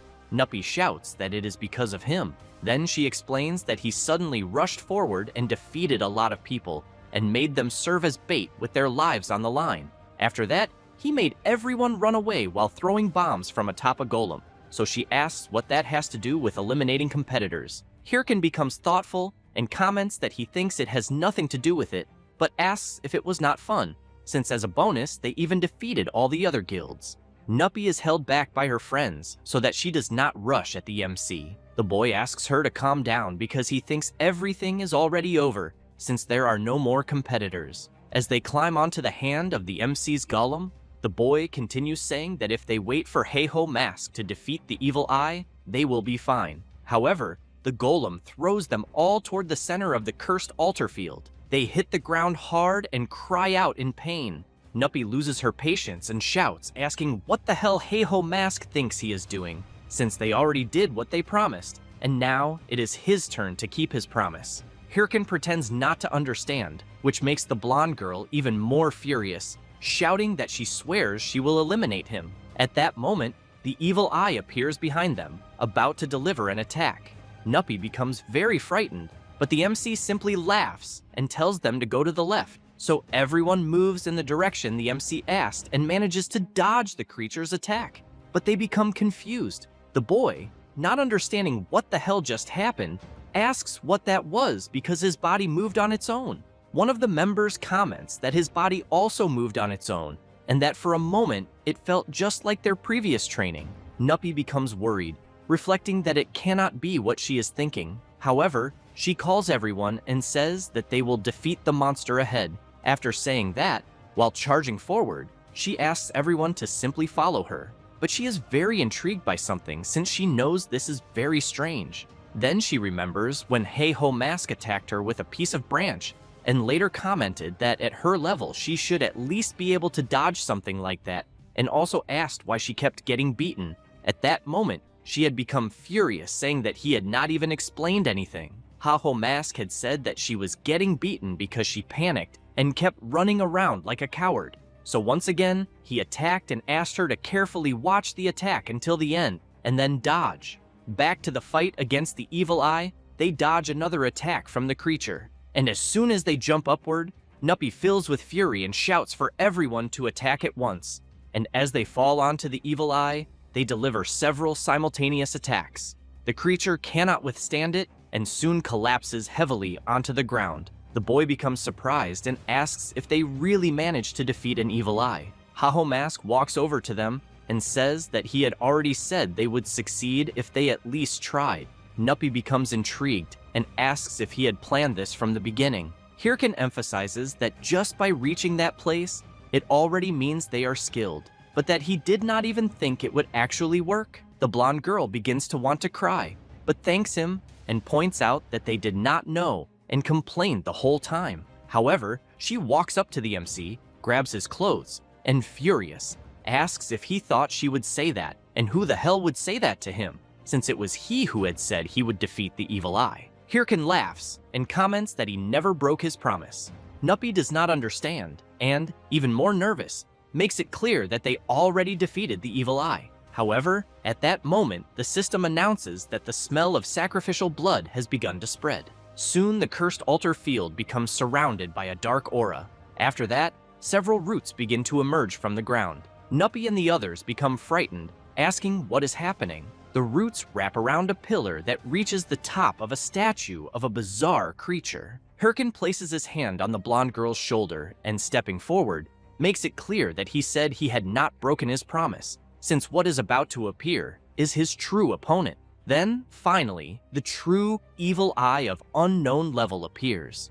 Nuppy, terribly frightened, asks what they defeated earlier. The evil eye opens its book and, releasing its dark power, the system warns about the outbreak of the demonic curse, the outbreak of the sloth curse, the outbreak of spirit corrosion curse, and finally the outbreak of fear. Nuppy and the others begin to panic because of the effects of the curse outbreaks. The blonde girl tries to resist and thinks they need to run away immediately, but while the evil eye launches its attack, she realizes her body cannot move. Hirkin steps in front of them, completely repelling all the tentacles that were heading toward them. Then, while observing the outbreak alerts, he makes it clear to the boss that his curse ability is so weak that it does not even work on him. The evil eye becomes confused when he sees that his ability is not affecting the MC, who in turn smiles and calls the boss to come at him. After saying that, he begins his transformation, and as soon as he enters battle mode, he comments that since the evil eye will not come at him, he will go instead.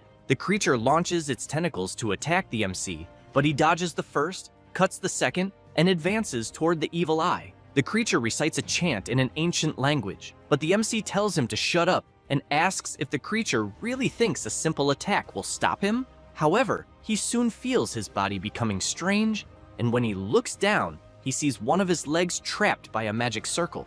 Then he thinks it can only be petrification magic, but he wonders if the creature placed a magic circle in advance along his path. While Hirkin is trapped, the evil eye recites another ability, but this time prepares a colossal black energy. The MC becomes excited, but asks if the creature will leave him trapped there and send a huge attack toward him. Therefore, he channels his power into his sword, and while preparing to throw it, says he needs to respond at the same level. After saying that, he throws the sword imbued with great power. Both attacks collide, and a struggle over which attack is stronger begins, until the MC's attack begins to overpower the evil eye's attack. The creature's attack begins to weaken, and soon the MC's attack opens a breach and surges forward with full force, striking the evil eye directly. A massive explosion occurs.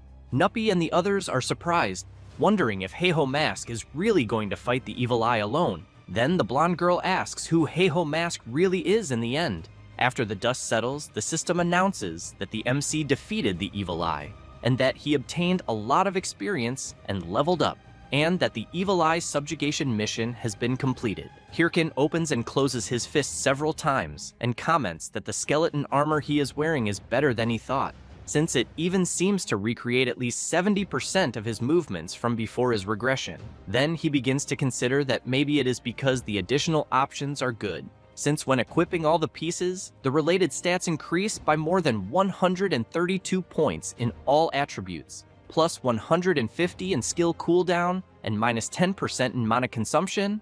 And he also feels as if he is driving a sports car that goes from 0 to 100 in 1 second. And with that, he does not even fear the main mission. Then he comments that he does not know who gave this armor, but that he wants to kiss that person, until when he looks back, he sees the boy coming toward him crying a lot. The MC is grabbed by the members of the Nuppy Guild and soon asks them to get off him. The boy comments that dodging all the attacks and taking down the evil eye with the sword wrapped in mana was incredible, and asks how Heiho Mask fights as if he were in a movie, since it was so cool, and he even thinks he will become his fan. While the boy does not stop talking, asking if he could train them and other things, the MC begins to tremble with rage. Then he throws the boy hard onto the ground and shouts for him to shut up and get lost. Meanwhile, In another place, a man was and is carefully observing all of Heiho Mask's movements, and when entering communication with another person, he says that Heiho Mask just defeated the evil eye and asks what the person thinks. Singlet is kneeling on the ground asking for forgiveness, and when he tries to say something else, he is interrupted by the man who says he is sure he told Singlet to prioritize interfering in the main mission more than Heiho Mask.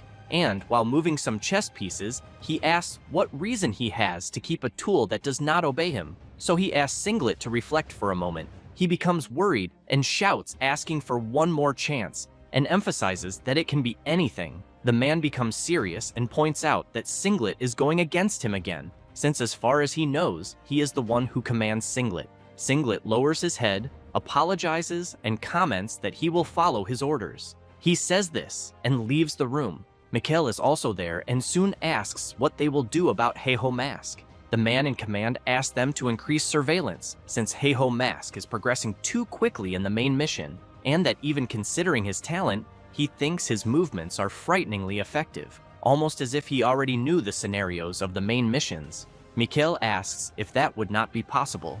The man answers that it would be. Then he explains that the main scenario of Warlord is a story created by the AI Mia, using all the activities of the game's users while they occur in real time, and because of that, he emphasizes that they will investigate since they must discover what kinds of tricks Heiho Mask is using. He says this while looking at the computer where the AI Mia seems to be. Later in another place, something is being broken. A hole in the ceiling of something is opened and the MC and his summons enter an underground area. Hirkan covers his nose because of the dust and wonders who would make a map in a place like the one he is in. Then, he receives the system notification informing him that he obtained the title Catacombs Tourist and the title The One Who Awakens. Hirkan becomes excited and thinks that apparently he is in the right place.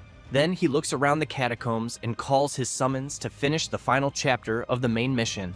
A few moments earlier, Sarabo was delivering the promised reward for eliminating the evil eye. The reward in question is Sarabo's anti-curse amulet, which allows the person who uses it to safely pass through cursed territories. Hirkan internally was very happy, celebrating like never before, but outwardly, he only thanks the NPC. Sarabo emphasizes that thanks to the MC's work defeating the evil eye, they were able to obtain that. However, he becomes serious and points out that even so, the danger persists, and that as explained before the place, there is where various experiments were conducted by the corrupt one. And in other words, his traces probably remain, and perhaps those things may reveal his identity. Therefore, the NPC delivers the mission of the Cursed Land, the investigation of Hoban Castle, where the MC will need to investigate that land, discover traces related to the corrupt one, and return. The reward will be the trust of the NPC Sarabo.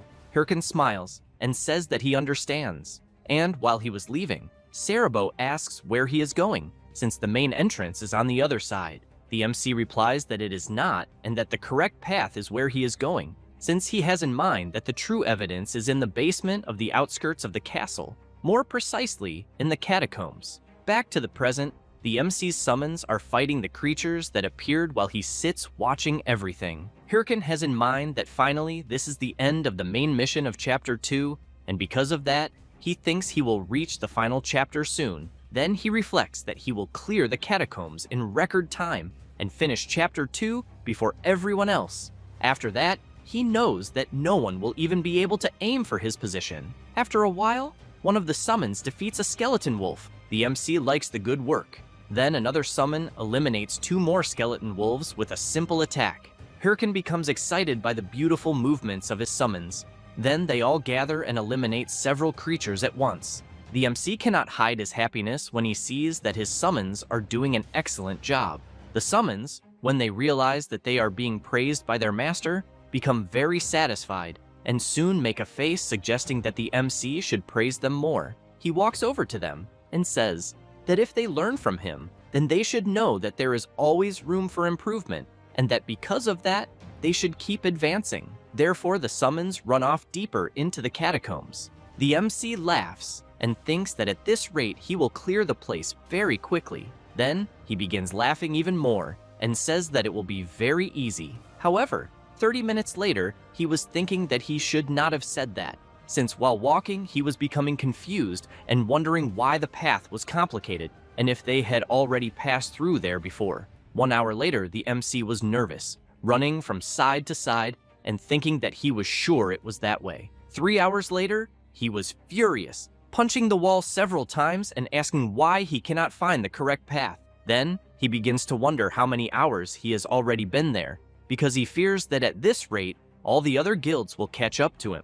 Hirkin begins to feel like he is going crazy, since he formed an alliance earlier, precisely to speed up the completion of the main mission. Then, he begins to reflect that maybe he should have brought them, because with a mage there, he could use detection magic. At that moment, one of the summons taps the MC on the shoulder, and as soon as he turns to see what it is, he sees his summons forming a path with the armor pieces they removed. Hirkin becomes furious and orders them to pick up the armor immediately because it cost a fortune, since he bought it with his hard-earned money and by going hungry to be able to buy it.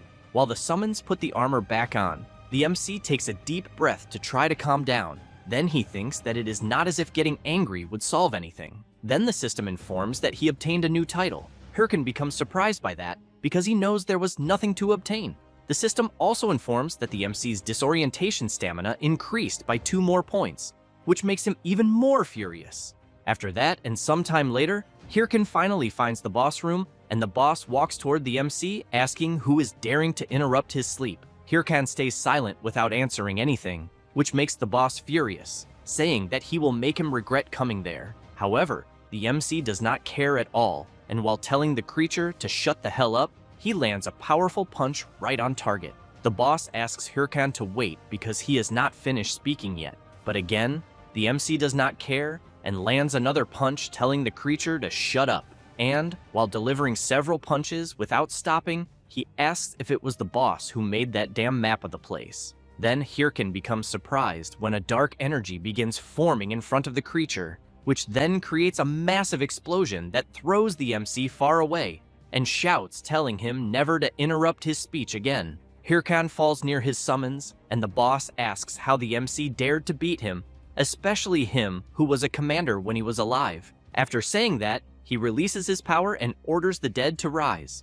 Then he laughs and asks what the MC thinks of his army, saying that he must be scared to death. Hirkin simply pretends that he does not care, which makes the creature even more furious, asking if he is not going to show any reaction. The MC replies that he thought he would use some awesome ability, but apparently he only summoned a bunch of trash. Therefore, Hirkin summons his own summons and says that he can also play this game. After saying that, he orders his summons to run over the army of trash in front of them. A few moments after the battle begins, the boss is in shock. And while he watches his army being easily destroyed by the MC's summons, he comments that this is impossible. Hirkin replies that it isn't, and explains that all of his little skeletons are simply replicating his own movements, and that, in other words, they learned the attacks of a former ranker-level warrior, and that, because of that, his summons are on a completely different level from the boss's army, which are just numbers. The boss becomes nervous and starts calling the MC arrogant, who in turn asks if the creature is alright. The MC's summons begin to advance and climb up the boss's leg, until he also notices that his own soldiers are doing the same, and soon shouts for them to retreat. But they do not listen. Hirkin explains that this is because the boss's army is irrational. The creature becomes even more nervous, strikes the ground, and sends some of the MC's summons flying away, and then advances, saying that he simply needs to deal with them personally. Having said that, he prepares his club and shouts that he will eliminate the MC once and for all. Hirkin simply stands where he is without doing anything, and as soon as the boss approaches a little closer, the MC's summons unleash several consecutive attacks on the boss. The creature's head falls dripping down toward the MC, who stops it with his foot. Then, he takes a deep breath and comments to his summons that once again, they did an excellent job. Later, someone is watching the video of the MC's battle with his summons, which already has more than 12,000 comments. Yell comments to Shev that she now knows why Haho Mask likes to play alone, because with so many summons, she thinks that, in fact, he does not need anyone else. Shev laughs and emphasizes that Haho Mask's summons are much better even than many guild members, and also says that it does not matter how incredible a guild is, since if a person fights on a scale like Heiho Mask, there will always be casualties. But that, on the other hand, Heiho Mask does not run that risk. Then Chev asks Yell if she noticed something in the video, since the skeletons on both sides were climbing the boss's legs. So Heiho Mask realized that his aggro system is very simple and used that to his advantage, all within a short period of time. Having said that, he makes it clear to Yell that he was right about him after all, because Heiho Mask will grow a lot in the game. Yell does not like hearing that, and immediately asks why Chev is so proud, since Heiho Mask is their rival. The blonde laughs and says he knows very well, and that, as a guild master, he should be more worried, but that personally, he is happy to witness the emergence of a new rival, until suddenly, he becomes thoughtful about something. Yell notices this, and asks what the blonde is thinking about this time. He replies that it is nothing, but that he just remembered that there is probably someone happier than him to see Heiho Mask doing well. Meanwhile, watching the same video, Syl is furious, and observing more carefully,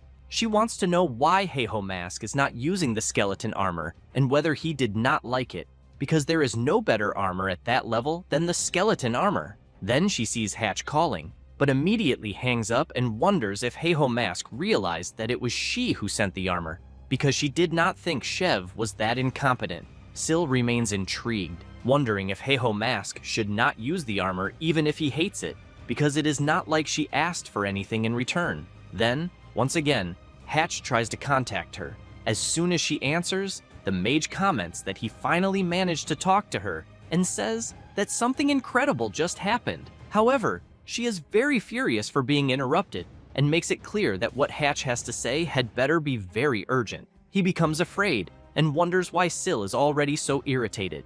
But Hatch says that a messenger from the Hydra Guild has just arrived and is saying that they would like a collaboration on the main mission.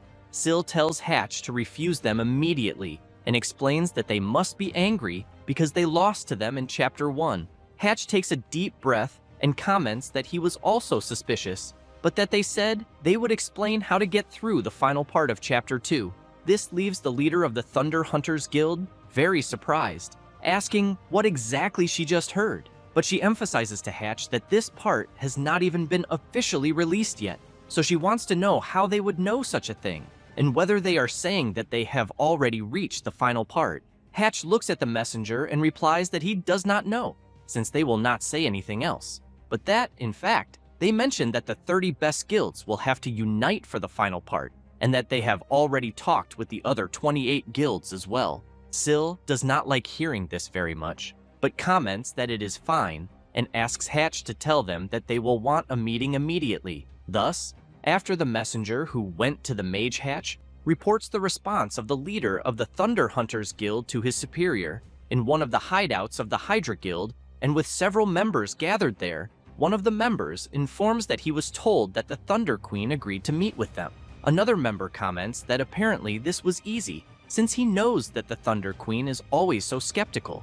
Another member laughs and says that this will be perfect for them, because he thinks that at this rate they will be able to repay the humiliation of having the main mission stolen right in front of them. Having said that, he turns around and comments that he would like to thank a certain person, since thanks to his information, they will have a chance. Richard comments that it was nothing and emphasizes that it is good that he chose their guild, but he smiles, and, thinking about his former guild, comments that he really wants to see how this revenge will unfold. Meanwhile, somewhere else, the MC is holding an artifact in his hand, wondering if this was what Cerebro was looking for. He becomes very surprised by the dark emblem he is seeing, and immediately shouts, asking where the MC found it. The MC says that it was in the catacombs, and that there was also a monster that was wearing armor with the emblem he just showed on it. The NPC grabs the MC's hand and shouts, asking him not to tell anyone about this emblem, and asks if he understood clearly.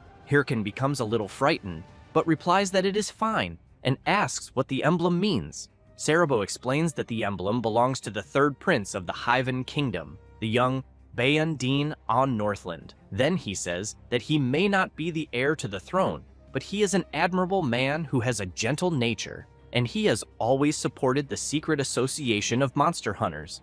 always keeping the welfare of the kingdom in mind. Hirkin becomes confused and asks why the emblem was in the catacombs. Cerebro replies that he does not know, but that of one thing he is certain, since because the MC found the emblem there, he believes it is very likely the source of the corruption. Hirkin is surprised to hear this, but soon takes a deep breath and thinks that it is a relief, since he has in mind that Prince Dean is indeed the final boss of Chapter 2, exactly as he remembers. Since he was nervous because some of the information he remembered was not matching, but it seems that the main events are following the same path. Thus, he clenches his fist tightly and concludes that he will continue moving forward, and this time, he will finish the final part of the main mission alone and become the strongest. However, he hears Cerebro asking him to go see a Himbri, which leaves him very discouraged, asking if Cerebro is sure about that. The NPC replies that yes, and explains that a Himbri, the Great Mage, is also part of the Secret Order,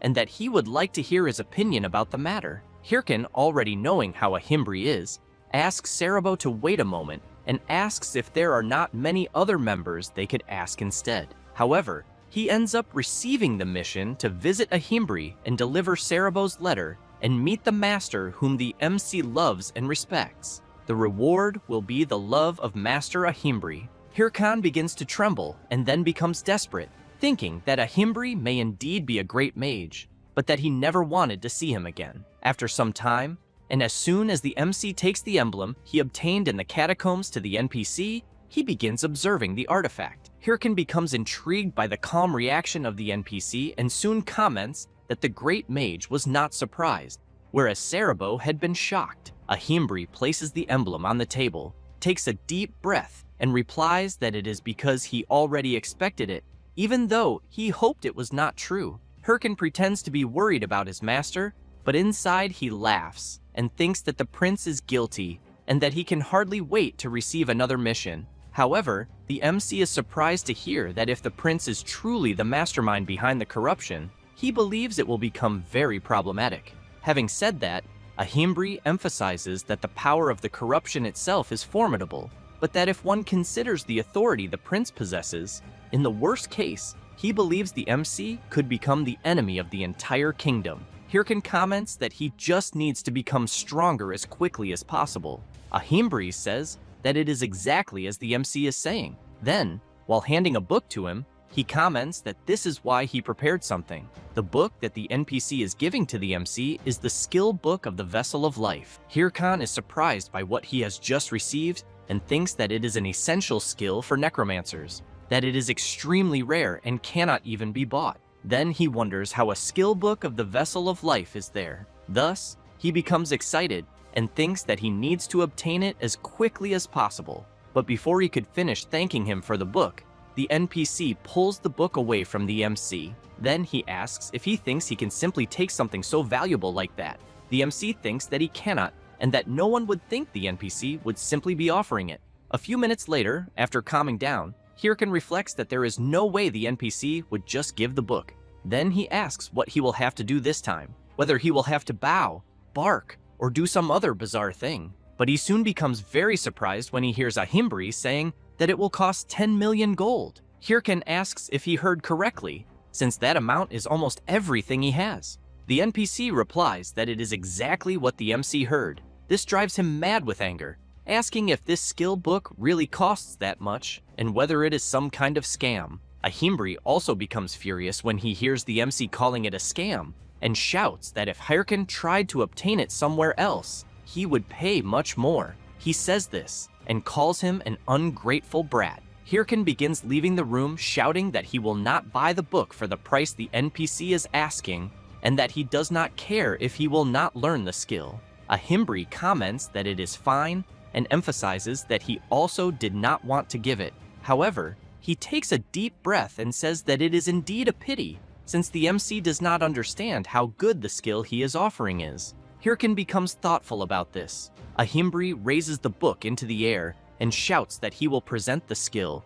Vessel of Life, the breath of a god, a millennial elixir, a true miracle. Thus, he says that even if the MC has only a single drop of blood left, he just needs to use it and he will revive instantly. Besides that, He says that the army of Prince Bay and Dean would not be a problem, since the MC could tank all of them alone, and that it is also a true opportunity for him to become the hero who saves the kingdom, being a skill that will make money and fame come on their own. After explaining this, Ahimbri shouts that this is what the vessel of life is, but makes it clear that the MC had said he would not need it.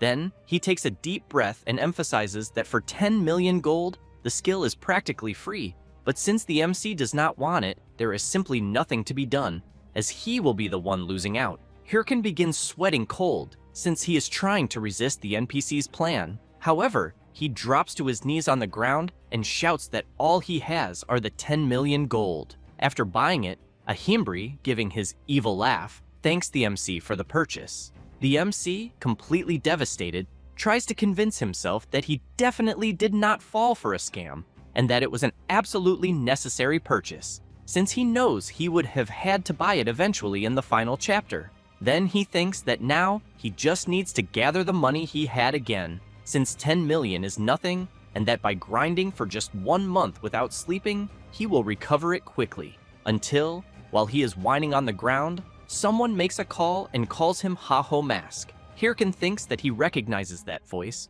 so he asks what Pitbull Singh wants with a call like that. He apologizes for the sudden call, but asks if he could help him hunt a black tree. Hirkin comments that he does not have time at the moment and that he will refuse. But he soon hears Singh saying that he will give all the mission rewards to him. Thus, he tries to disguise it by whistling and asks what the reward will be. Singh says that it is a very rare reward, a purification diagram. This leaves the MC very surprised to hear about the reward. Singh says that if the MC puts the item up for auction, he can set whatever price he wants. But since he is busy, he will ask someone else. However, Hirkin, interested as always, says that he has always hated black trees and that he is going to smash some immediately. And as soon as he arrives at the location, he becomes nervous, since he sees the elves having fun and flattering Pitbull Singh as always. Then he thinks that he had forgotten the place would be like that. Singh, as soon as he sees that Ha-Ho Mask has arrived, greets him. The MC loses his patience and punches Pitbull in the face and asks him to apologize immediately. Singh asks why Ha-Ho Mask is angry. He starts shouting, saying that he was called for a mission while Singh is playing around with the elves. He replies that he was just enjoying some healthy leisure time, but the MC already tells him to shut up and just explain the mission. After sitting by the edge of the lake, Singh says that recently, at the request of a nearby elven tribe, he went to hunt a black tree. Singh explains that the creature was quite strong, but not impossible. But then, something happened. An arrow was fired and hit the black tree hard, creating a huge explosion. Some guys appeared asking who had given Singh permission to hunt there, since from that moment on the forest belonged to them, the Big Smile Guild. Thinking about the guild, Singh comments that he knows when a guild occupies a territory, they gain priority in hunting. But he wanted to know if interfering with an ongoing hunt was not going too far. One of the members became a little embarrassed and said that then they would have no other choice. Having said that, he started laughing like a madman and made it clear that they would just have to destroy all the elven villages in the region, since he heard that Pitbull likes elves. Singh continues saying that he kept listening to the guild members talk a lot of nonsense and even became angry. But in the end, he retreated because a top 30 guild really can do what it says. Thus, he says that afterward he formally asked for permission to hunt, but they refused, and he thinks they were probably laughing at him. Having said that, he emphasizes that this is exactly why he called the MC there, because he thinks that if he borrows his reputation, they might reconsider. Hirkin lowers his head, starts laughing, and asks if Big Smile is occupying the forest where the black tree is. Singh replies that yes, but asks what is so funny for him to be laughing. Hirkin says that he'd already found the Big Smile Guild quite annoying before, but now he will have a justification. Thus, he makes it clear to Pitbull that he will help him. Meanwhile, some members of Big Smile are in the middle of the forest, and one of them comments that he is bored and wonders if that Pitbull will appear. His partner replies that apparently he is addicted to messing with Singh. He laughs, says that yes, and emphasizes that he loves seeing how Singh begs, until suddenly he takes a punch right in the middle of his face and is thrown violently backward. The other members ask who just appeared there and how he dares. Hirkin calls them all brats and says that he is in a bad mood because he has no money. Meanwhile, Sing puts his hand on his face, unable to believe the kind of approach Ha-Ho Mask used, who then starts cracking his knuckles and says that he will give the Big Smile members 10 seconds to hand over all their money or he will start beating everyone up. A few minutes later, Sing calls out to Masked Ha-Ho and asks if he is sure about what he is doing. Hirkin looks back and asks what he means by that, and while picking up the war watches from the defeated members of Big Smile, he comments that he thinks it is too late for that now. Sing says he has a point, and that he not only fought Big Smile, but even took their war watches. With that said, he emphasizes that their guild will hunt him down. The MC, thinking about more war watches, smiles, and says that will be even better, because then he will be able to get a few more watches. And while they are leaving, Sing comments that he thinks it may be too late for him, and that he might regret it. Hirkan tells Pitbull to shut up and stop complaining, because he thinks it will be very easy. However, they do not notice that one of the defeated members of Big Smile still had a war watch, and, even injured, was contacting the guild, asking for reinforcements and warning that Masked Ha-Ho was there. Later, the MC is quite surprised since they finally defeated the Black Tree. Therefore, the system informs that because they defeated the creature, they obtained gold and a lot of experience. Sing points out that it was very fast. The MC makes it clear to Pitbull that the Black Tree was not a very strong monster. Then he starts laughing and says that he fulfilled his part of the deal and that, because of that, he wants the reward that was promised. But suddenly, one of the elves rushes in, pushing the MC aside and calling Sing. While the elves flatter Pitbull, the MC, annoyed, shouts wanting to know if they noticed that he helped in the battle as well. However, one of them asks what that has to do with anything and calls him a disgusting human.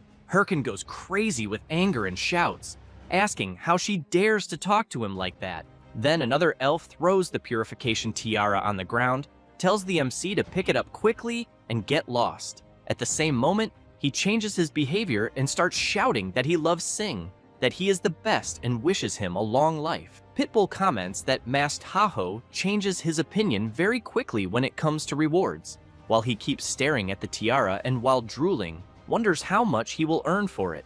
Sing takes a deep breath but thanks Masked Ha-Ho. He looks back in surprise. Pitbull walks up to him saying that he is thanking him for getting involved against one of the top 30 guilds to help him. With that said, he extends his hand and emphasizes that without him, he thinks he would never have managed to finish the mission and, once again, thanks him for the help. Hirkin watches Pitbull say all that, but soon laughs, slaps his hand, and says that he thought he did not like those cliches. Then he stands up and comments that if the big guy is so happy, he should send more money.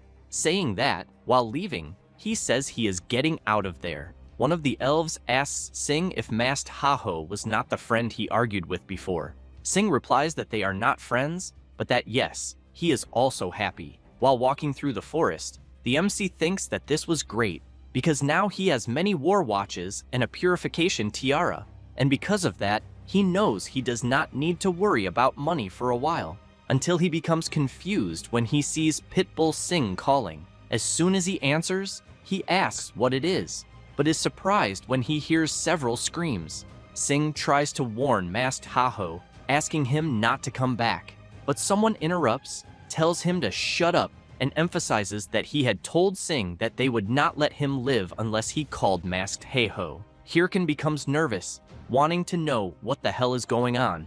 Then a guy greets Masked Ha-Ho, apologizes, but emphasizes that he will have to come there, and that he better hurry if he wants to save his friend. Hirkin does not think twice and immediately runs to help Sing. Meanwhile, Pitbull is taking a punch to the face, a kick to the stomach, and is thrown hard onto the ground. The elves are all tied up and shout worried about Sing. He lies on the ground without saying anything. Apollo comments that he is indeed a loyal friend, since even after all of this, he still refuses to beg Masked Ha-Ho for help. Sing tries to stand up and says that in the end, the fault for what is happening is his, and because of that, Apollo should keep his promise and not do anything against Masked Ha-Ho. The fat guy becomes furious, walks up to Sing, and lands a kick right in the middle of his face. Then he shouts that he will do whatever he wants, and that Sing should not dare to order him around. Saying that, he stomps on Sing again with full force, and while calling him a piece of shit, he prepares another kick. But the MC suddenly appears behind the fat guy, about to deliver an attack. Apollo, noticing this, turns around in shock. But just as Hirkan launches his attack, Sing steps in front and blocks the blow. The MC looks at Pitbull in surprise, trying to understand what he is doing. As he steps back, he asks what the hell Sing is thinking. In great pain, Sing asks Masked Haho to just leave, and says that it is nothing, since he can deal with what is happening on his own. Hirkan becomes confused, trying to understand what is going on. Then Apollo shouts at him and says that he always knew Masked Haho's abilities were overrated. Hirkan is surprised since he now recognizes the person standing there. The fat guy, while walking forward, says that the MC apparently realized who he is. Then he introduces himself and says he is Apollo, but that he is now an executive of the Big Smile Guild. Hirkan wonders why the fat guy joined Big Smile, so he asks what exactly is happening there. Apollo replies that it is nothing special. Then he kicks Sing's leg and says that the MC's friend is dealing with the consequences of his actions. Apollo grabs Pitbull's hair and comments that he was told the two of them would have to pay for defeating the members of Big Smile, and he volunteered to take the beating alone, since he said that it happened because he asked the MC for a favor. Hirkan becomes furious when he hears that. Apollo laughs and comments that apparently Masked Haho does not look very happy, so he asks if he wants to save his friend, but makes it clear that it will only be possible if Masked Haho takes the beating in his place. Only then will he accept the exchange. Apollo tells the MC that he was a guy born with his luck shining, money, power, and fame. He had all of that. In other words, everyone feared him. After all, he could change their futures with a simple snap of his fingers. Well, until a certain day, because Masked Haho posted a video showing that he was beating up his guild. And to make things worse, people in the comments were supporting the idea, which made him furious when he found out. And because of a single video that Masked Haho posted, everyone started mocking him. Therefore, after saying that, Apollo points his finger at the MC and shouts that it was then that he made a promise to himself, that he would make him pay for the humiliation he made him suffer. Hirkan becomes serious and asks if the fat guy even managed to get a hostage. Apollo places his foot on Sing and replies that since the MC would not give in, he had no choice but to exploit his weakness, and that it indeed seems he is very close to Sing, since he came running there as soon as he called him. With that said, he lands another kick on Sing's face and emphasizes that if Masked Haho does not want to, he has another toy to play with. Hirkan listens to the members of Big Smile laughing about it and thinks that, to be honest with himself, it probably makes more sense not to get involved in this fight, because it is not like he is close to Sing, since he knows that if he tries to rescue him, it will only increase his value as a hostage, and that Sing had said he did not mind dealing with the consequences. So he wonders why he is feeling a strange sense of caring about what is happening. Then he remembers his past life, where he was betrayed. At the time, he could not understand what was happening. His friend who betrayed him had said that they were both alike. Since the moment things got difficult, he was already thinking about running away. So he wanted to know if the MC really thought he had the right to call him a traitor. Meanwhile, Apollo watches the MC and thinks that he knew he would be thinking about running away. One of the members of Big Smile is filming and thinks that Masked Haho is truly an animal, because he does not know that no matter what he chooses, since when the video gets uploaded, it will not matter whether he chooses to take the beating or run away, he will be cancelled either way. Apollo cannot contain himself, hoping Masked Haho will quickly choose what he will do, since he knows his reputation will be ruined either way. Then one of the Big Smile members is hit directly by an attack. Hirkan comments that he stopped for a moment to think, so he wants to know why he has to listen to him, since he simply knows he can eliminate them all at once. Apollo becomes furious and shouts, warning that if Masked Haho dares to do what he said, that will definitely leave him marked, and that every time he enters the game, Big Smile will send a mercenary to eliminate him. Hirkan begins walking toward the fat guy, asking if he knows why he tried to become stronger, sacrificing sleep and barely eating. Apollo does not care at all and shouts, ordering the members of Big Smile to eliminate Masked Haho immediately. Hirkan receives the first attack, the second, and several others. but keeps walking toward Apollo. But as soon as he summons his skeletons, he eliminates the guild members who attacked him and says that it is because he never wanted to bow to trash like Apollo. Seeing Masked Haho getting closer and closer, Apollo becomes scared, wondering if Masked Haho is really thinking about becoming an enemy of Big Smile. But when he looks into his eyes and sees that he is indeed serious, he starts saying that it is fine, that he already understands, and that they can just settle things by talking. However, the MC does not care about that nonsense and lands a punch right in the middle of the fat guy's face. Sing and the elves are surprised by what just happened. Then Hirkan grabs Apollo by the neck and asks if the fat guy is going to target him, because if he is, then he should go ahead. But he makes it clear that his guild had better be very careful, because he will risk everything to destroy them. Apollo thinks that Masked Haho has gone crazy since he is saying something completely insane. Hirkan, consumed by rage, charges straight at the fat guy. After some time, the elves are freed and they immediately go to Sing, asking if he is okay. Since he is badly injured, he replies that he is. But what he really wants to know is how Masked Haho is doing. After Apollo's body is removed from the game, he stands up and asks why he would not be fine. Sing asks if he is not doing the main mission, since he thinks things will become more difficult now, because the top 30 guilds were already alert about him, but he just gave them a reason to target him. With that said, he apologizes and emphasizes that all of this is his fault. Hirkan comments that it is fine, because he could not stand the idea of having to cooperate with them. So he emphasizes that he did not want to save him and that he should not misunderstand. Sing stays quiet, but then throws a bag of gold coins to the MC, who asks what that is. Sing says it is everything he has, and that, as he said before, it was to thank him with money. Hirkan is surprised by Sing's attitude, but soon smiles and asks if he knew that he would have to give much more to make up for everything. Later, Heavy Bean is furious, slamming his fist on the table and asking how that damned Apollo dared to mess things up so badly,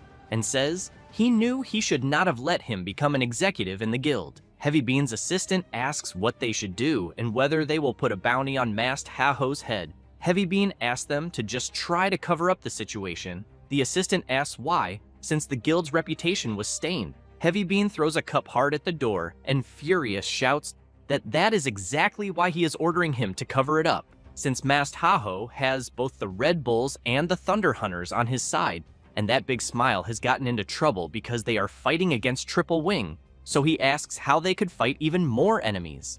Then he emphasizes that they will not have to do anything. With that said, he stresses that according to the information the Hydra Guild gave them about the future, he thinks that Masked Haho will definitely be eliminated in the next mission. Meanwhile, Sing wants to know why Haho Mask doesn't join one of the top 30 guilds, since not even Big Smile would dare touch him if he did that. Besides, he would earn a lot of money and level up much faster as well. Having said that, he points out that if he wants to become the best, doing what he suggested would be far more efficient. Hirkan responds no.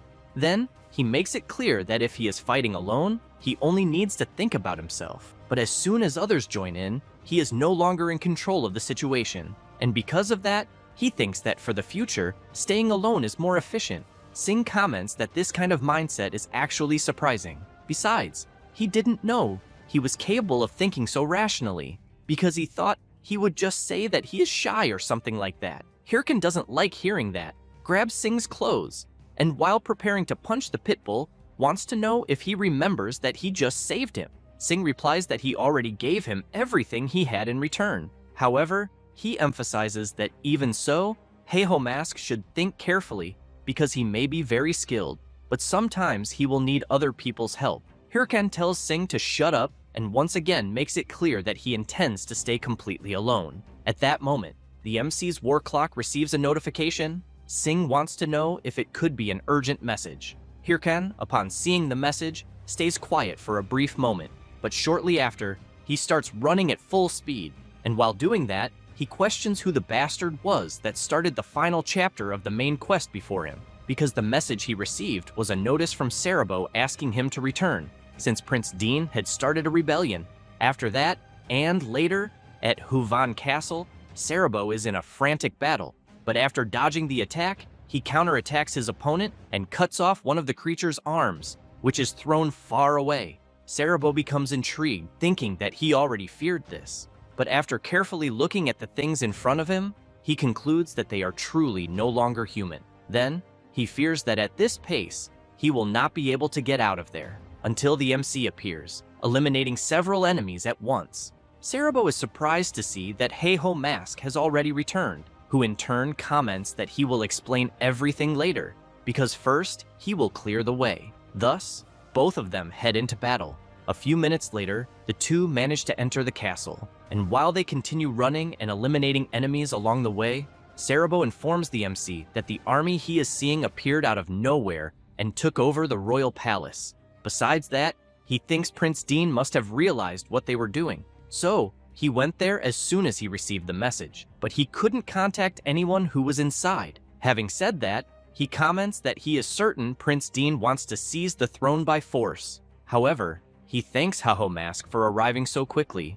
Otherwise, he fears he would not have been able to enter the palace. Hirkin becomes intrigued, since he has in mind that Prince Dean conquering the palace is the beginning of the second chapter of the main quest. But the fact that this happened at this moment can only mean that someone already started the quest. And as he opens the door, he questions who it could be. Inside, there are several players. Hirkin, after observing them, questions whether they could be from the Hydra Guild. Then he becomes worried, because he knew they were far behind during the Evil Eye raid. At that moment, Prince Dean slashes Begley, who soon collapses to the ground. The captain of the castle wall administration, while trembling in pain, begs Prince Dean not to do what he is about to do, because he never imagined he would do something so ridiculous. He laughs, and, while walking closer to Begley, wants to know how ridiculous it is for a prince with power to take the throne. And as soon as he kneels down, he emphasizes that the fact he was the third son eliminated his chances. Then, he wants to know if no matter how hard he tries, it still doesn't matter. Afterward, he asks Begley not to worry, because he will make sure the world that fails to recognize talent is destroyed soon. Besides that, he already ordered his monster armies to attack all the castles. Begley cannot believe what he is hearing, but Dean points out that soon the kingdom will be in ruins and that he will make everyone regret not choosing him. Begley becomes desperate and screams, asking the prince to reconsider this. But Cerebro grabs him and runs away from there. Begley asks Cerebro to let him go, because he cannot just run away. Cerebro replies no, and explains that as long as Suragardo, the kingdom's greatest knight, is there, they will not be able to win. Then, he thinks that if Prince Dean is telling the truth, they will have to hurry and contact all the fortresses as quickly as possible, since they will need to tell everyone to prepare for the monster armies. Thus, Cerebro, Begley, some Hydra members, and the MC retreat, until Hirkan looks to the side after being called. The girl wants to know if Heiho Mask really managed to come this far alone, because she thinks he is truly as good as she heard. Having said that, she points out that she would like to duel him someday. This is Sohank, the vice leader of the Hydra Guild. Hirkan keeps thinking that she is one of the commanders of the Great Hydra Guild and that he had never met her in person before. However, Natal calls out to Sohank and says that she cannot, asking if she perhaps forgot their priority. She replies that obviously not, but even so, it is still a shame that she cannot duel against Heiho Mask. Then, Sohank takes a deep breath and comments that if they were in a battle against Prince Dean, she would like to fight alongside Heiho Mask. Hirkan in turn looks at her with intrigue and says that this way she would not be helping in the main battle.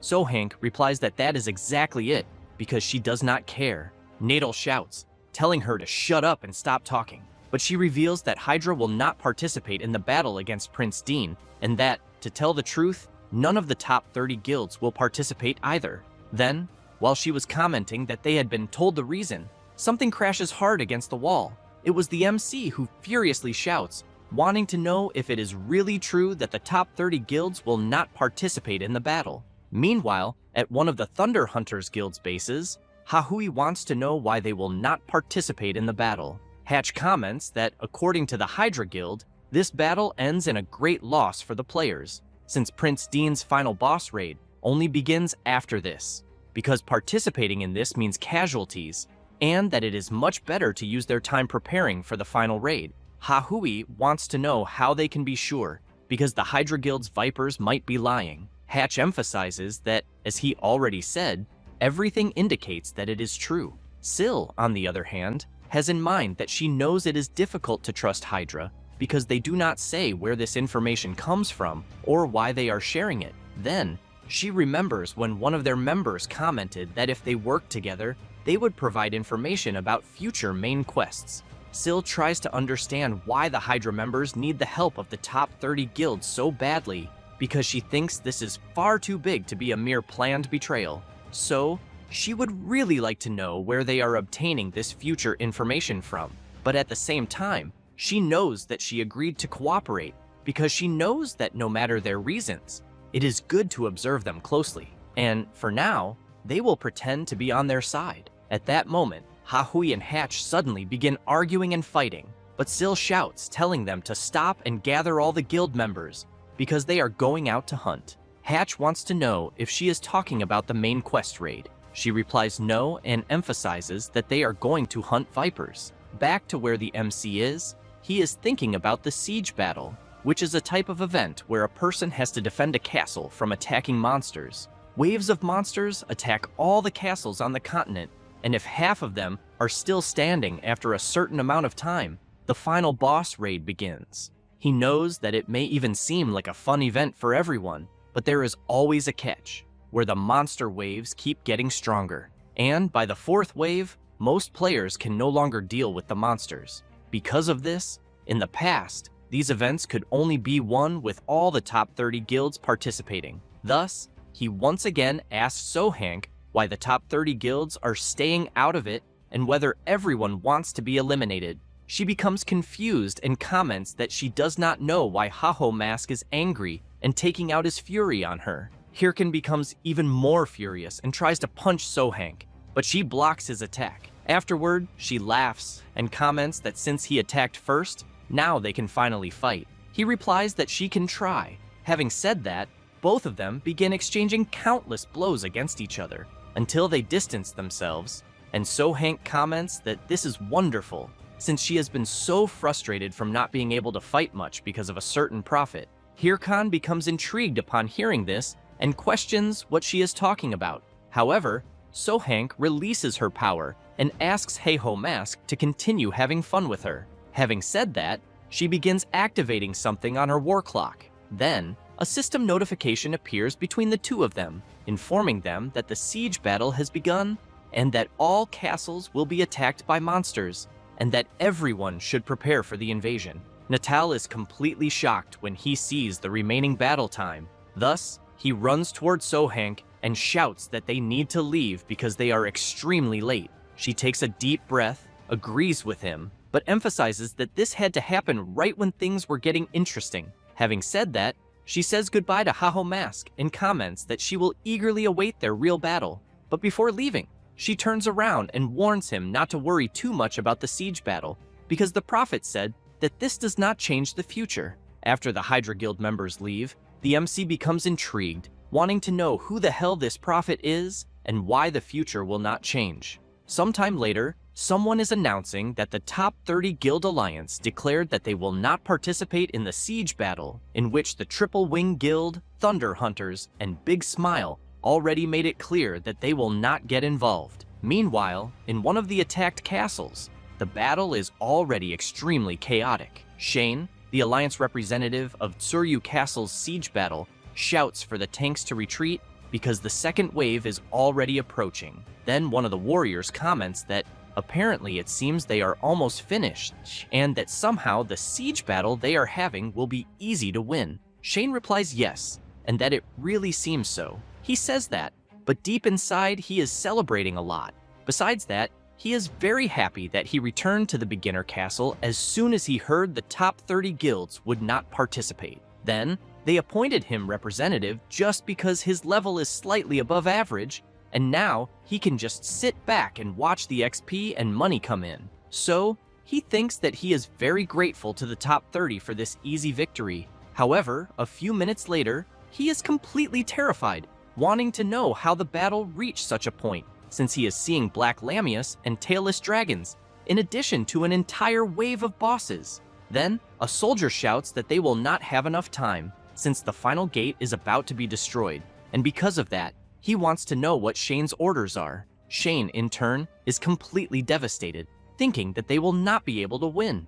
The soldier starts saying that Shane will manage, and points out that they were doing well until now, and that they can hold out until reinforcements from other castles arrive. Shane agrees, and comments that it is too late to give up. But as soon as he finishes saying that, his partner is eliminated by the bite of a gigantic dragon, and he cannot believe what just happened.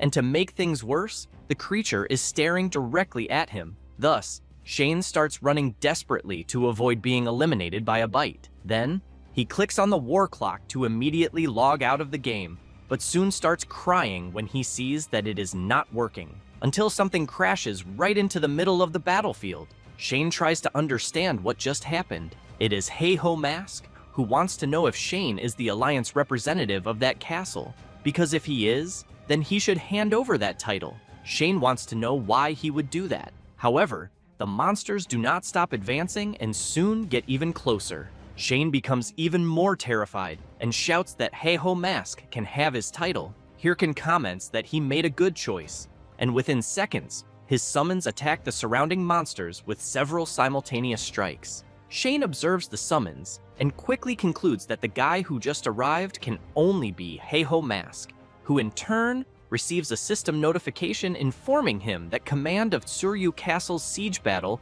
has been transferred to him. Thus, the MC turns around saying that he is leaving, and that if Shane wants to follow him, he can do so. He shouts for Hey-Ho Mask to wait and asks if he is really going to continue the siege battle, because the way things are now, it is practically impossible, since 3 gates have already been destroyed. Hirkan takes a deep breath and then makes it clear that this siege battle has to be won no matter the cost. Besides that, he does not know what kind of bullshit that prophet was talking about, but the only scenario he knows is this siege battle being won. Then, he emphasizes that if they lose, all the information he has will be useless. Shane becomes confused and asks what the hell Hey-Ho Mask is talking about. While Hirkin comments that he will use every means necessary, someone arrives at the battle. It is Git, who immediately comments that there are a lot of monsters, and asks the person beside him if he will be okay. Quixote laughs and makes it clear that the bigger the audience, the bigger the show. Then, he strikes a pose and asks Git to trust him. Git, in turn, while staring in shock at the pose he is seeing Quixote make, points out that he does not inspire much confidence. At that moment, the players from the Altu family also arrive at the east gate of the castle, just like the Nupi family as well, who immediately upon seeing how chaotic the situation is, comments that he wants to leave. Meanwhile, at the west gate, Sing and the elves appear. The Pitbull asks them to remember to only support him from afar. One of them comments that there are too many monsters and that he risks getting hurt. Sing gently grabs her chin and comments that they should know that if any of them gets hurt, it would hurt him even more. Thus, Hirkan is notified by the war clock that everyone is in position. He smiles and calls for everyone to start the party. A few minutes later, Shane cannot believe what he is seeing, and while observing everyone fighting, he thinks that he believed Hey-Ho Mask only played alone, and, because of that, wants to know how he manages to command a raid so well. Hirkin, in turn, shouts asking if the area spells are ready yet. Git and the MC's summon shout back saying that there are only 5 seconds left. Then, Hirkin wants to know if the close combat team has already broken all the armor. The leader of the Nupi family replies that they are almost done, and after a few seconds, the MC shouts for everyone to retreat on his signal. The close combat fighters move back, and the mages prepare a gigantic fireball before launching it at the monsters ahead. Everyone is visibly exhausted, including Hey-Ho Mask himself, who, after seeing that the monsters were defeated, shouts for everyone to rest until the next wave of monsters arrives. Thus, a few minutes later, everyone is making a toast celebrating the victory over the monster wave they faced. Quixote, among the group, is telling the story of how he and Hey-Ho Mask met. Meanwhile, Git comments that what they did was very complicated, in this case dealing with the people and not the monsters. Hirkan is standing at a distance, just observing everyone gathered together and laughing. Then, he remembers how things used to be before he was betrayed by his friends. Afterward, He thinks that it has been a long time since he did something like this, until Shane appears, thanking him and saying that he did not do that much. But even so, the MC split the gold and experience equally among everyone. Hirkin comments that it is fine, and points out that, as he said before, they need to win the siege battle, and that all help is welcome at the moment. Shane comments that now that Heiho Mask mentioned it, he wants to know if he does not have to protect most of the castles during the siege, because he knows he is strong, but he thinks he will not be able to protect all of them alone. Then, he wants to know what he plans to do. Hirkin laughs and replies that he will have to make other people take care of it, such as some guilds he has in mind. Meanwhile, somewhere else, a meeting between the Red Bulls and the Thunder Hunters is taking place. Shev comments that he never imagined Syl would talk to him first. Then, he wants to know if he can consider this a sign that their friendship is blossoming.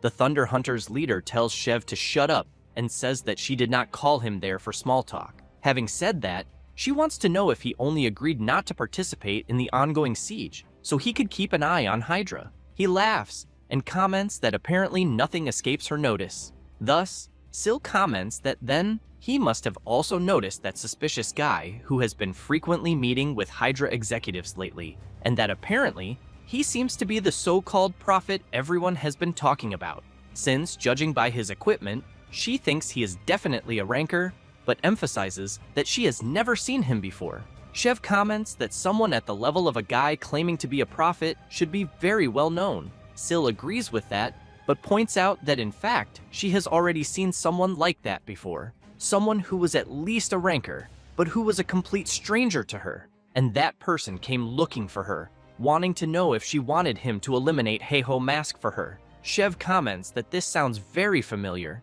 The Thunder Hunters leader thinks the same, but wants to know if they are after Heiho Mask again, because she thinks that if the top 30 guilds do not participate in the siege, individual players will have a much harder time. However, Syl asks Shev to forget about that, and asks who he thinks is the person behind all of this. He becomes thoughtful, then smiles, and says that when it comes to Warlord's main quests, it is impossible to predict what will happen, because the main quest scenario is created in real time by an AI based on the user's actions. Having said that, he emphasizes that if someone knew what was going to happen, it would have to be someone in a position to control the AI, such as the game operator, Toby Gwynn. But Shev points out that this would be an absurd theory, although it does not hurt to be careful. Syl comments that in a way, Shev is right. Hatch, upon hearing that, takes a deep breath and thinks that he was so afraid that his leader would want to get involved in this mess just because Heiho Mask is involved. However, Syl ends up seeing that the MC just posted a video. Shev laughs and asks if she perhaps has an alert for when that happens. Syl, slightly embarrassed, tells Shev to shut the hell up. As for the video itself, Heiho Mask introduces himself and says that the reason he is posting the video is to recruit volunteers, which leaves both the Red Bulls leader and the Thunder Hunters leader very surprised upon hearing this, since they know that Heiho Mask only plays alone. He, in turn, explains that with the siege underway, the security where he is has become very loose, and there are some miserable people targeting other users instead of the monsters, or hoarding potions to sell at absurd prices. Having said that, he points out that it is already difficult enough to deal with these monster hordes, but that those game users he mentioned are even worse. Because of this, even if people do not want to participate in the siege battle, they should know that he is looking for people to maintain order. The guy recording the video wants to know if he will receive any reward for being a volunteer. Heiho Mask replies no, and points out that this is why it is called volunteering. Then, he wants to know if the people watching the video are going to do what he is asking, because even if it is only out of fear of him finishing all the main quests first, it will be their bad luck if they do not participate. Hatch becomes intrigued by this strange video and questions whether anyone would be crazy enough to volunteer to help the MC. However, Shev stands up from the chair and comments that it is a beautiful day to volunteer, but Syl tells him to stay seated there because she is the one who will go. Hatch shouts for both of them to wait and asks if they are really thinking about volunteering for Heiho Mask. Shev replies that he is giving them a pretext, since if they participate under the excuse of maintaining order, they will be able to take part in the siege without breaking the promise of staying out of it. Hatch becomes worried and shouts, wanting to know what if it really is the operator behind all of this. Syl becomes serious and asks him since when the Thunder Hunters Guild cares about what other people think. Having said that, she makes it clear that she does not care whether the operator is involved or not, because all they want is to become the best through their own merit. Thus, she calls everyone to participate in the siege battle, which drives Hatch crazy, thinking that he feared this would happen somehow. Later, in a certain place, someone is informing that the Red Bulls Guild and the Thunder Hunters have headed to the siege, and that because of this, the other guilds are thinking about doing the same, since apparently the idea of giving up the main quest did not please them. Richard emphasizes that at this rate, he thinks they will not be able to eliminate Ha-Ho Mask. So, he would like to know how they should proceed. The person he is talking to remains calm, and then thinks that he never imagined Ha-Ho Mask would have his own faction, making this a completely unexpected twist, since the plan was based on the fact that Ha-Ho Mask would act alone. Richard wants to know if he should tell the Hydra Guild what the next step is, because that way, they could at least prevent Ha-Ho Mask from completing all the main quests first. Richard's boss replies no. Then, he explains that this would be putting the cart before the horse, because their objective is to slow down the completion pace of the main quest. Thus, he tells Richard to leave them alone, since he thinks nobody will be able to complete that raid anyway. Richard comments that he understands and then ends the communication. Afterward, his boss walks toward a huge screen where everything Ha-Ho Mask has done so far is recorded. And while thinking about him, Richard's boss wants to see whether the MC's streak of good luck will continue. A few hours later, at Hoban Castle, a guild member is terrified, commenting that what he is seeing is impossible, since Hydra's elite troops were defeated. And to make matters worse, he thinks he is the only one left facing the kingdom's greatest knight. Then, he looks at Siragardo and questions how the creature possesses so much power to defeat Hydra's elite so easily, until he looks to the side after seeing Richard and shouts, saying this is different from what he had said, since he explained that if everyone worked with him, he would help them advance the main quest on their own. Besides that, if Richard had such an overpowered skill, he thinks he should have told them. But as soon as he finishes saying that, Richard drives his spear into the player, apologizes, and asks if he had not also said that prophecies were absolute. Right after that, the Hydra member is violently thrown onto the ground. He tries to stand up,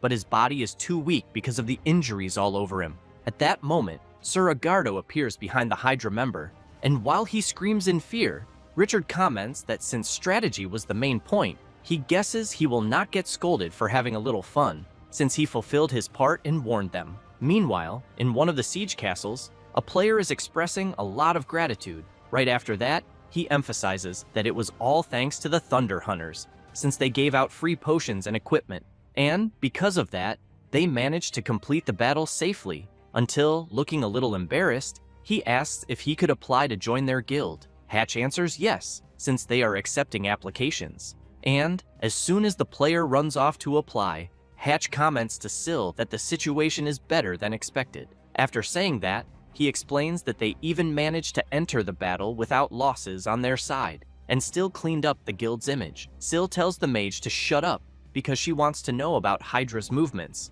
Since they said they would not associate with them, she thought they would have acted by now. Hatch laughs, and suggests to his lady that they should just enjoy what is working for now, until a system notification arrives for both of them, informing them that they successfully blocked the Wave of the Fallen. And because of that, the final page of the battle will begin, where they will need to attack Hoban Castle and subjugate the White-Eyed Knight, Sir Agardo, to finish the battle. The reward will be the end of the battle. Syl cannot believe it, and thinks that those Hydra bastards had said the battle was a forced and overwhelming defeat for the players. But the fact that they reached the final page means they lied to everyone. At that moment, Ha-Hui arrives by kicking Hatch in the face and calling for her lady. The mage becomes furious and shouts, wanting to know why she did that, but Ha-Hui could not care less about him and informs them that the Hydra Guild was annihilated, which leaves everyone very surprised by the news.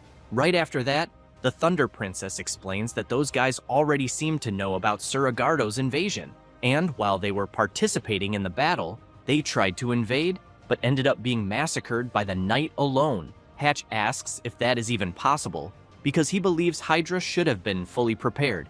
Hahui does not know what to answer until the MC suddenly appears, commenting that Knight Agardo can only be defeated with a special method. After saying that, he calls for the Thunder Queen, who becomes very surprised upon seeing that it is the Ha-Ho mask. He comments that he has a suggestion for her and Shev regarding the invasion of Siragardo. After that, a few hours pass, and at the entrance of Hoban Castle, several players are already prepared to invade, until the system informs them that the Triple Wing Guild failed to subjugate Siragardo, and because of that, the battlefield will be restored. One player comments that he did not expect even Triple Wing to fail. Meanwhile, another says he watched their broadcast and that they bombarded the Knight with every type of attack, but the Knight did not even receive a single scratch. And, while another player is logged out of the game, the Ha-Ho mask, Sil, and Shev arrive at the location, which leaves several other players surprised, since the Thunder Hunters Guild, the Red Bulls, and even the Ha-Ho mask himself have just arrived. And as soon as they stand before the gate entrance, most of the players want to know why they are together, and upon seeing all of them entering together, they comment that this is the ultimate alliance. Hirkan tells them to prepare themselves, and Sil comments that, as agreed, they will hold the rear line. Shev laughs and emphasizes that the Ha-Ho mask does not need to worry. The MC thinks that, in the end, out of the top 30 guilds, only the Thunder Hunters and the Red Bulls showed up. Right after that, he remembers when he told Sil that no guild influenced by the so-called prophet could be trusted. Besides that, he wanted them to help with the invasion against Siragardo, but made it clear that he would face the Knight alone. Hahui did not like that very much, and immediately wanted to know why they should trust him, and how the MC intended to do what all of Hydra failed to accomplish. Hirkan made it clear that he would succeed because he knew the strategy, not because he was the only one capable of doing it. Since, if he succeeds, he will share the rewards with everyone. But if he fails, he emphasizes that they can still end up using his strategy, and because of that, he thinks they have nothing to lose from this. Thus, after remembering that, they soon stand before the kingdom's mighty knight, who in turn walks forward to begin the battle. Hirkan stares attentively at Siragardo, and he realizes that, as expected from the kingdom's strongest knight, he will not be easy to defeat, and that, compared to the other stats, his own are insignificant before him. But even so, since he is the Prince of Depravity, Prince Dean's guardian knight, he needs to defeat him, because he knows that this is the only way to reach the true Prince of Depravity. At that moment, Siragardo releases his terrifying power, and Shev comments that the battle seems about to begin. Right after that, he asks if, were she the Thunder Queen, how she would face a creature covered in armor, since he heard that physical, magical, and holy attacks do nothing against the Knight. Sil warns the MC that he will be caught off guard if he charges in without thinking, and suggests that the right move would first be to observe from afar. But the Ha-Ho mask could not care less, and charges straight at the Knight with full force. Both Sil and Shev cannot believe it, wanting to know if the Ha-Ho mask has gone crazy for attacking the creature head-on. Siragardo prepares to unleash his powerful slash, but the MC is faster and lands his attack on the Knight. Right after that, Hirkan jumps back and watches Siragardo to see what he will do. Hahui calls for Hatch and asks if the Ha-Ho mask actually managed to land the attack. The mage says that somehow the MC managed to slash the Knight's shoulder while he was preparing his attack, but he thinks physical attacks should not have any effect on the Knight's armor. However, on the shoulder where the MC landed the attack, a wound opens up. The Knight's arm falls limp because of it, which leaves everyone surprised, wanting to know if it really worked. Hirkan comments to the Knight that, apparently, he enjoyed himself quite a lot with the body he is using, but emphasizes that everything will end there. After saying that, the MC points his sword forward and makes it clear to the Knight that the next attack is going to hurt a little. Meanwhile, outside the castle, some players are surprised, since they are watching a live broadcast of what is happening inside. Other players, also watching the broadcast, want to know how the Ha-Ho mask managed to deal damage, since none of the other guilds together managed to remove even a single point of the Knight's health. Right after that, upon seeing the Ha-Ho mask fighting Siragardo on equal footing, they want to know if he perhaps discovered a strategy. One female player comments to the others that she thinks the Heiho mask really found some kind of mechanic. After that, it does not take long for the broadcast to reach millions of simultaneous viewers, and soon, countless players from across the entire region begin following the Heiho mask's battle, along with many comments cheering for him. Meanwhile, the fight between the two continues at a frantic pace,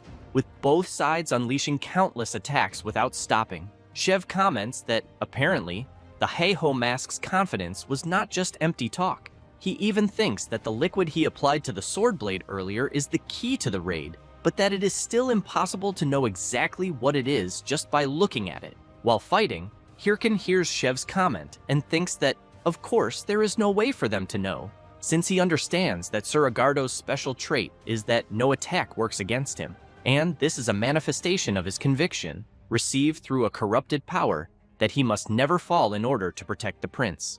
And normally, a person would need to search for the Oath Sword, which he received when he was knighted, and attack him with it. Thus, the Oath Sword's special effect is that all attacks deal fixed damage, and not even Suragardo can ignore that type of damage. However, searching for that sword is not easy, and no one ever knows what kind of problems might arise in the meantime. But because of that, he is using an item found much later that has the same properties as the Oath Sword, namely the item dropped by the Black Tree, the Black Sap, since the Oath Sword is a blade tempered with that sap. And while leaping toward the knight, he knows that for now, he is the only one aware of this. And as he unleashes another attack, he concludes that Suragardo is all his.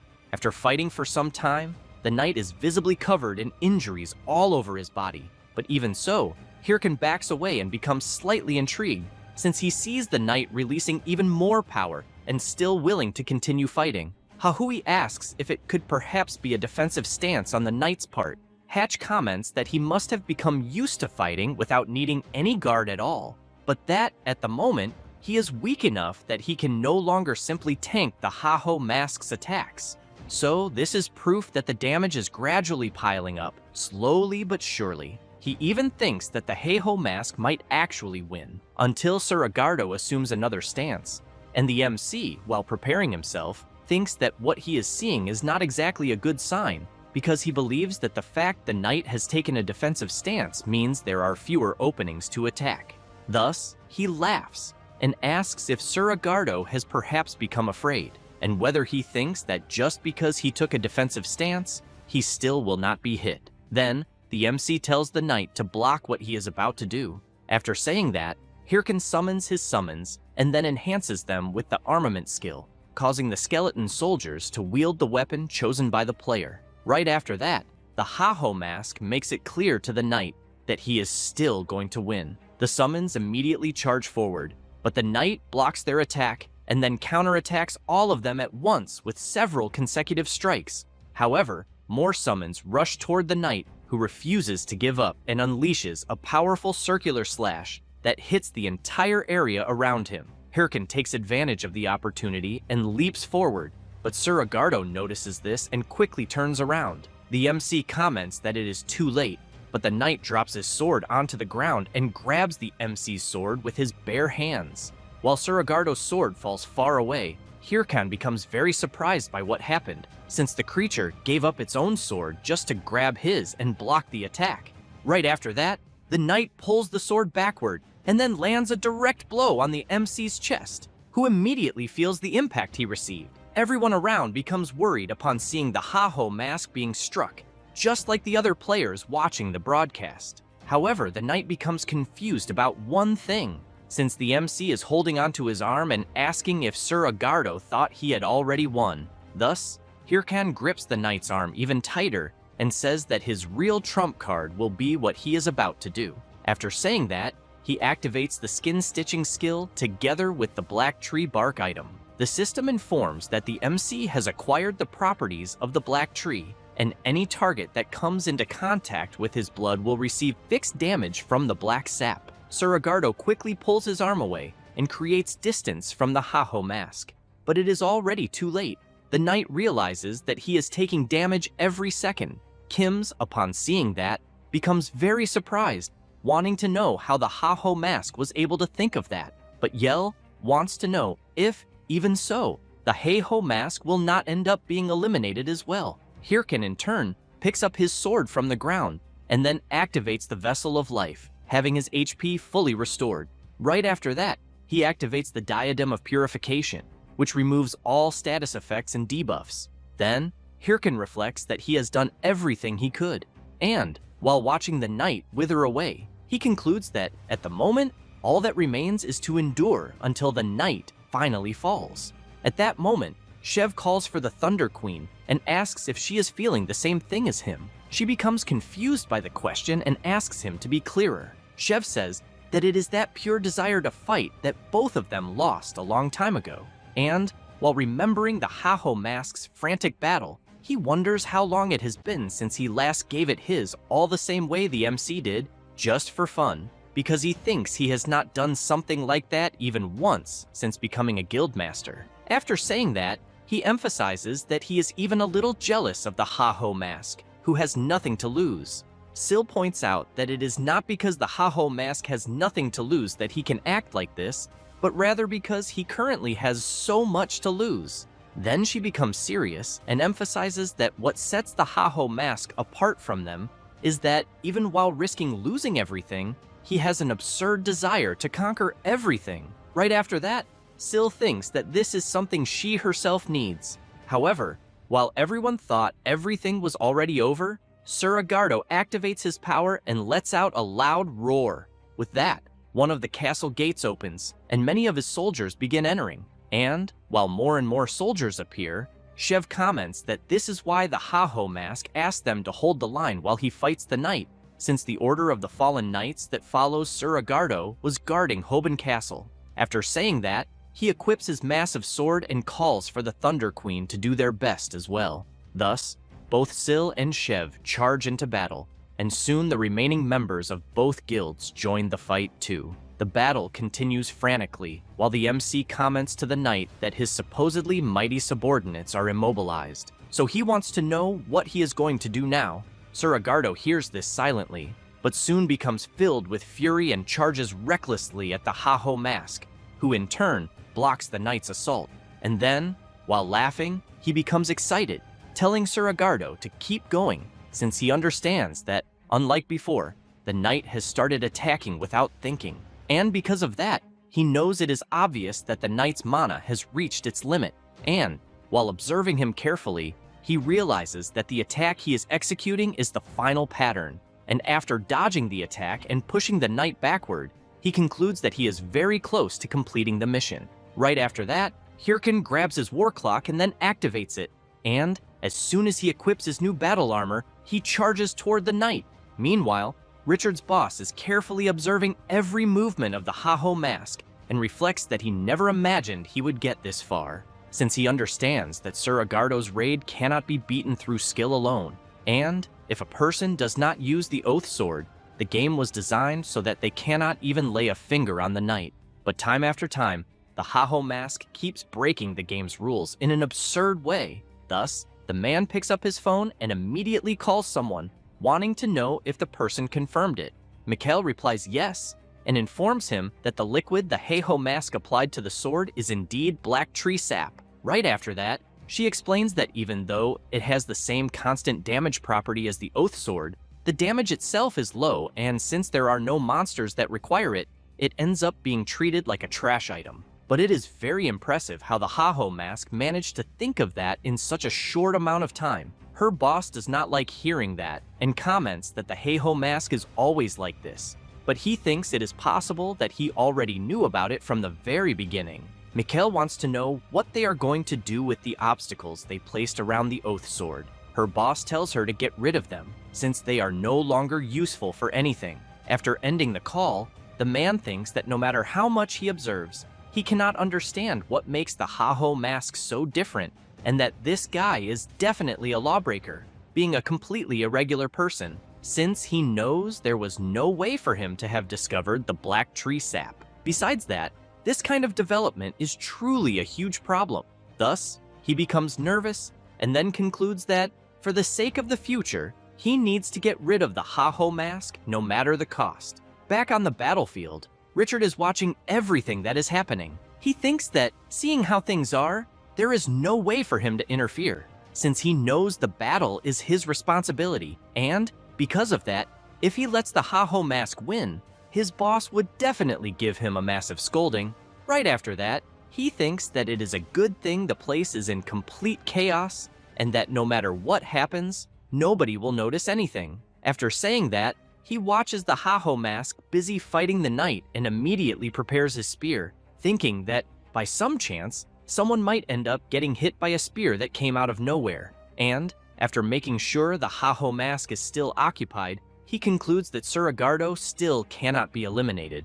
But on the other hand, the Ha-Ho Mask needs to be eliminated right there. Thus, Richard throws his spear with full force toward the MC, who continues fighting normally, until he notices something approaching rapidly and, upon seeing the spear coming toward him, starts wondering where the hell it came from. Hirkin becomes worried, thinking that he will not be able to dodge in time, and that he is going to be hit directly by the spear, until the Thunder Queen appears, blocking the weapon's trajectory. Both the MC and Richard become surprised by the Thunder Hunter's leader's interference, who in turn laughs and makes it clear to the Ha-Ho Mask that she already said she would provide cover for him. Then she asks why he is taking so long to finish the fight.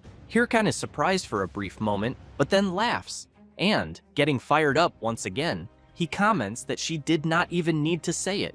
After saying that, he puts more strength into his attack and breaks through Suragardo's defense. Right after that, the MC makes it clear to the knight that this is his end, and immediately strikes him with a powerful attack. Everyone around them, as well as the players watching the broadcast, cannot believe that the Ha-Ho Mask managed to land such a powerful blow. The knight raises his arm, and the MC finds that strange. But Suragardo comments that he could not stop him, but that he who surpassed him might be able to. After saying that, the knight begs the Ha-Ho Mask to stop Prince Dean and save their kingdom. The MC tells Suragardo not to worry and promises that he will do what he asked. Thus, the knight soldiers disappear, and the players want to know if everything has finally ended. Shev removes his helmet and breathes in relief. Right after that, he looks at the Ha-Ho Mask and comments that he truly lives up to his nickname. After that, the very next day, there are already several comments on the game forum, with some saying that Suragardo's raid marked a new era in Warlord and that Ha-Ho Mask's leadership became clear after the battle. Not to mention that the video of the fight's broadcast has an absurd number of views. Meanwhile, the MC, while at his house, is very excited about the comments he is seeing. Then, he starts shouting, saying that he knew being the first to finish the main quest would bring an absurd viewership, and that this has nothing to do with copying someone else's raid. On top of that, the rewards he obtained were also absurd.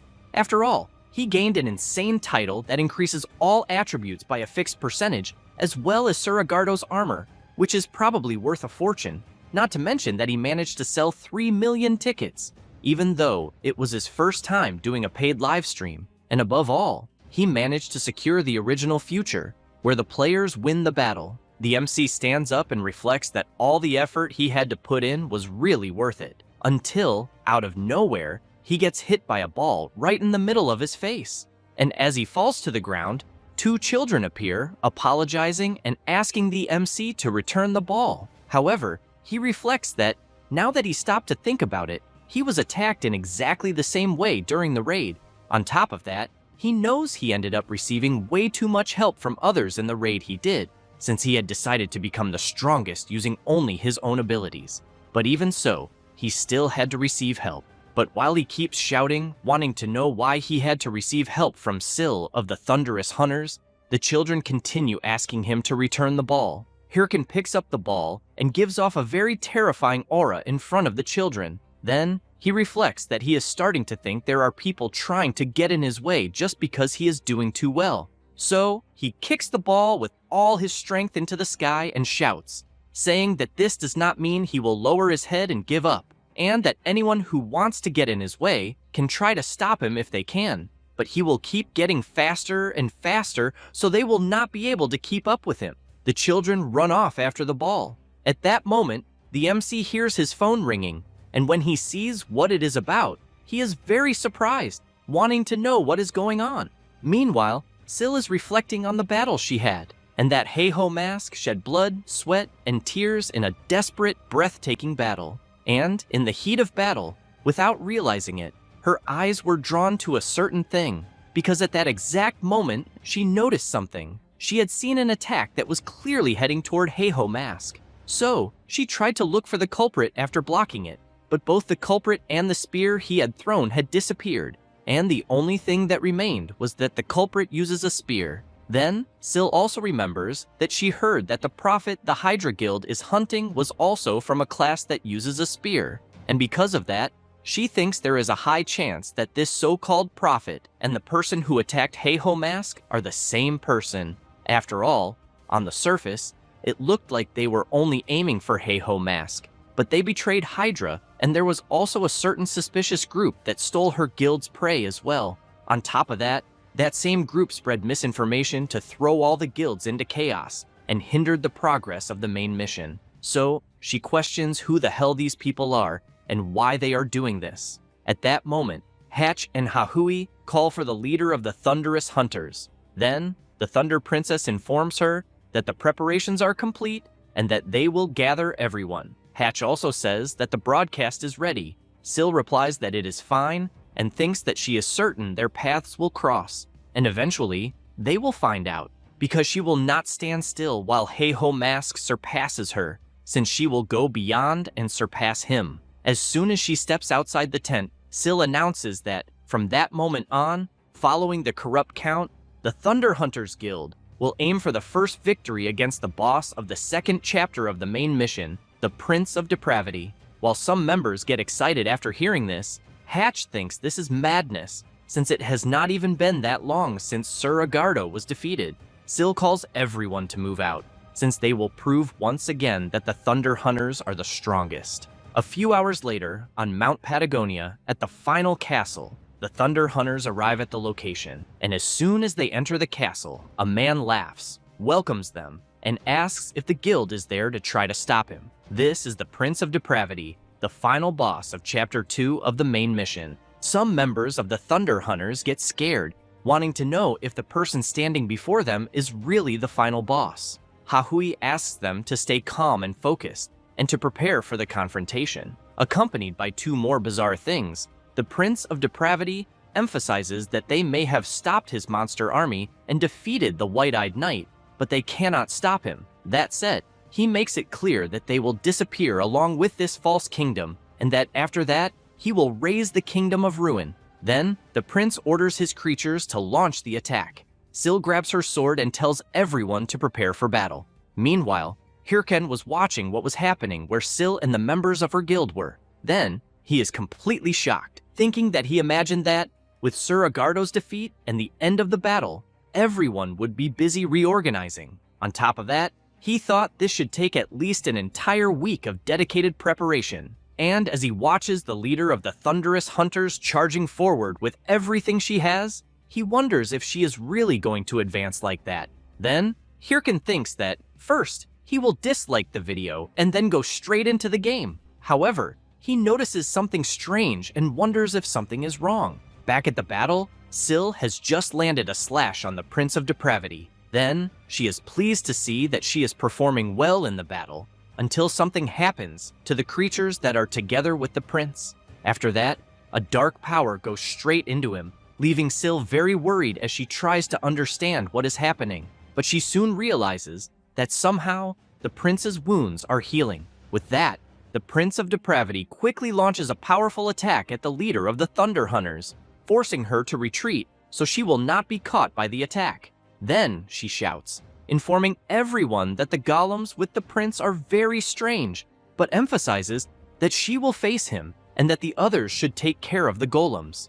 Hirken, while watching the broadcast, thinks that the Prince of Depravity found 3 artifacts from the Kingdom of Ruin, where all corrupt power originates, and gained an immortal body because of them. So, he knows that because of that, to defeat the Prince of Depravity, a person must first eliminate the 3 guardians around him. But as he watches the others fighting, he finds something strange and wonders why he is seeing only 2 artifacts, since he knows there should be 3. On top of that, there are also only 2 guardians. However, in another part of the castle, Richard is standing right on top of the 3rd guardian. he gets excited and thinks it is time to see how things will unfold. And as he looks at the creature on the ground, he reflects that 3 artifact guardians appear together with the Prince of Depravity, and from those artifacts, the prince receives an infinite supply of corrupt power, and to subdue the prince, a person needs to destroy all the artifacts and the guardians that possess them. And as soon as he opens the broadcast window, he knows that this means that even if a person defeats the 2 guardians together with the Prince of Depravity and defeats the prince himself, as long as he hides one of the guardians there, nothing will happen. Back at the battle, Syl is about to be hit, but she jumps backward and puts some distance between them. Hatch and Hahui shout, worried about their lady. Visibly tired and injured, Syl watches the Prince of Depravity healing again and thinks that, at this rate, they will never be able to finish the raid. Richard, seeing this through the broadcast, thinks that she should have let him attack Heiho Mask during Sir Agardo's raid and that this is the price for getting in his way. Then, he laughs and hopes she keeps struggling and gets eliminated without even understanding why. Meanwhile, at the MC's house, he is watching the broadcast and thinking that he already knew it. After all, even after eliminating the Guardians, the prince is still immortal, but he really wants to know why the hell the 3rd Guardian did not appear, or whether some bug happened.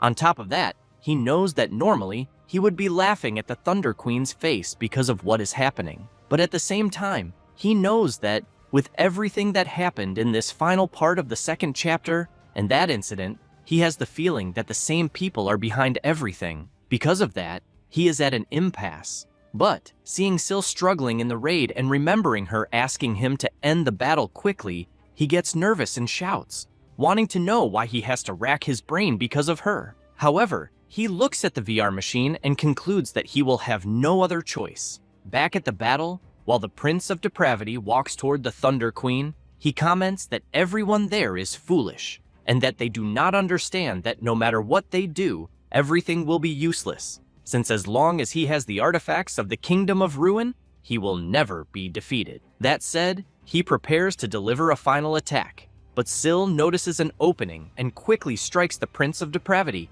However, it does not take long for him to regenerate the damage he took, and as he charges at Syl, he makes it clear that he already said everything is useless. At that moment, a little blood runs over one of her eyes, and seeing the Prince of Depravity coming toward her, she thinks that she will not be able to defeat him, until an explosion happens on the prince's body. Syl looks back and sees that it was the work of her guild members.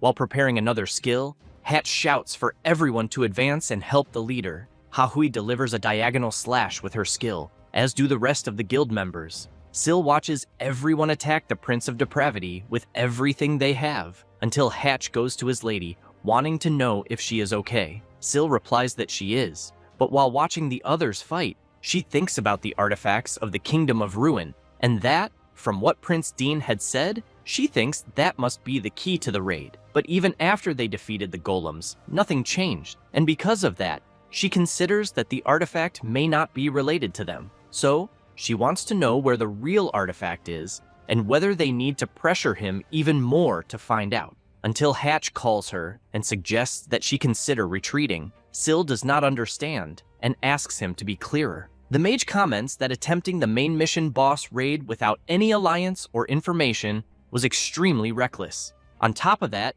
the guild is suffering more and more losses, and he fears that if they continue like this, it will not be just Hahui, but also his lady, and afterward, they will not be able to recover from it. That said, Hatch pleads that he thinks it would be better for them to give up on the raid for the moment and wait for another opportunity. But he soon becomes surprised when he hears the Thunder Queen saying that she had already said she wanted to prove once again that the Thunder Hunters are the strongest. Then, she makes it clear that being the strongest means standing, without question, above anyone else, and that, if they give up at that moment, the Red Bulls or any other guild will pass them in an instant. So, if they want to stay at the top of Warlord, they cannot be afraid of losing, and she is sure that Hatch knows that too. He, in turn, quickly remembers Heiho Mask charging forward without fear of losing. Then, he grips his staff tightly and comments that he will provide support for his lady.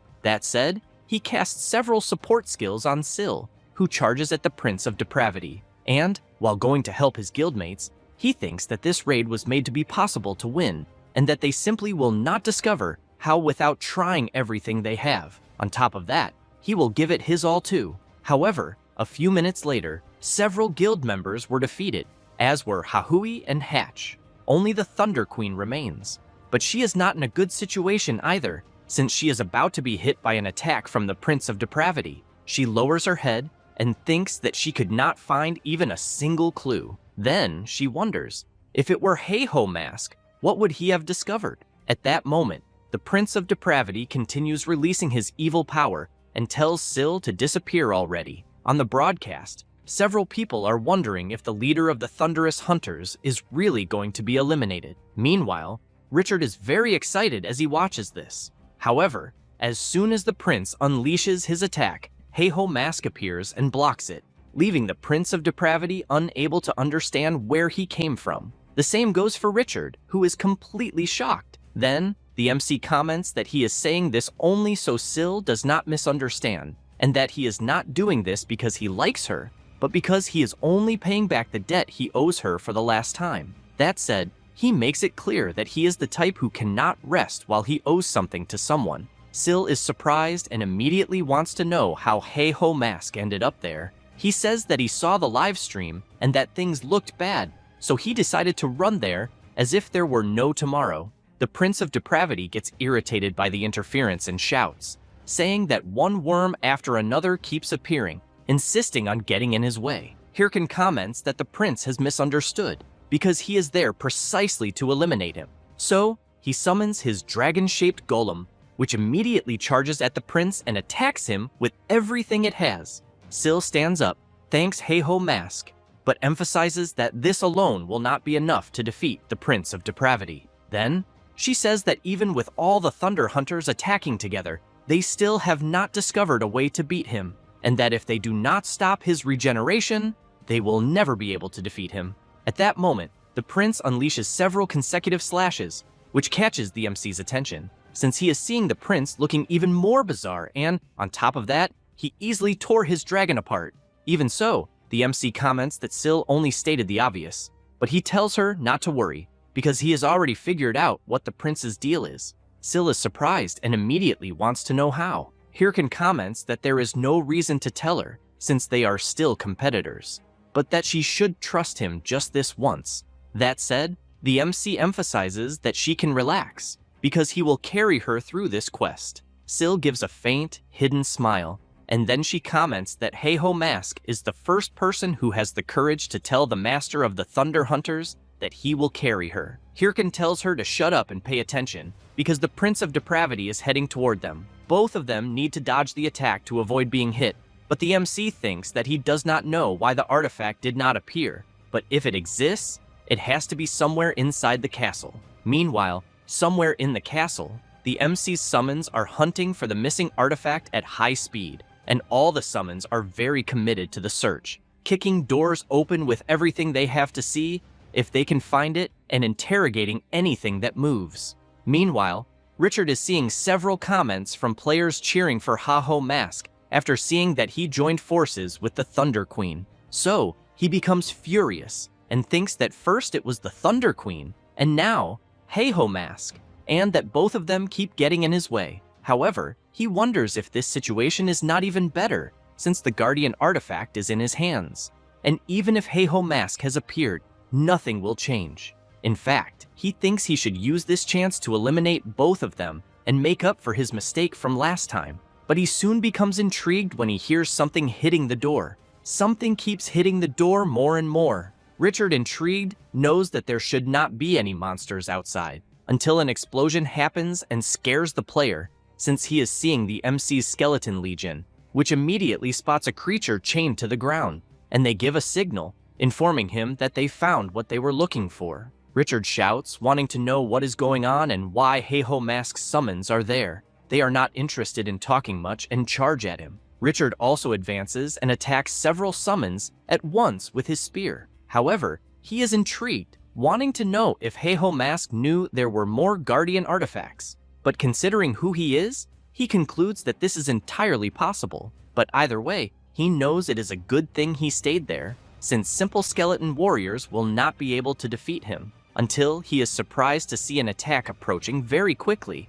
And when he blocks the attack, he becomes very intrigued by what he is seeing, since one of the summons is wearing Sir Agardo's armor. Then, he wants to know how Heiho Mask had the ability to give such equipment to a simple summon. However, he ends up being caught off guard and sent flying backward by the summon. Richard gets even more nervous and shouts, calling the MC's summons pieces of shit, until he notices the summon wearing Sir Agardo's armor about to attack the Guardian artifact. And to make matters worse, the other summons prepare to attack as well. Richard gets worried and shouts, asking them to wait and stop what they are about to do. But as they charge forward, the summons do not care at all and attack the Guardian artifact. At the same time, Hirkin realizes that his summons managed to do what he asked. So, the MC concludes that this is the signal he had been waiting for, since he knows that, before going there, he ordered his summons to search for and destroy the Guardian artifact inside the castle,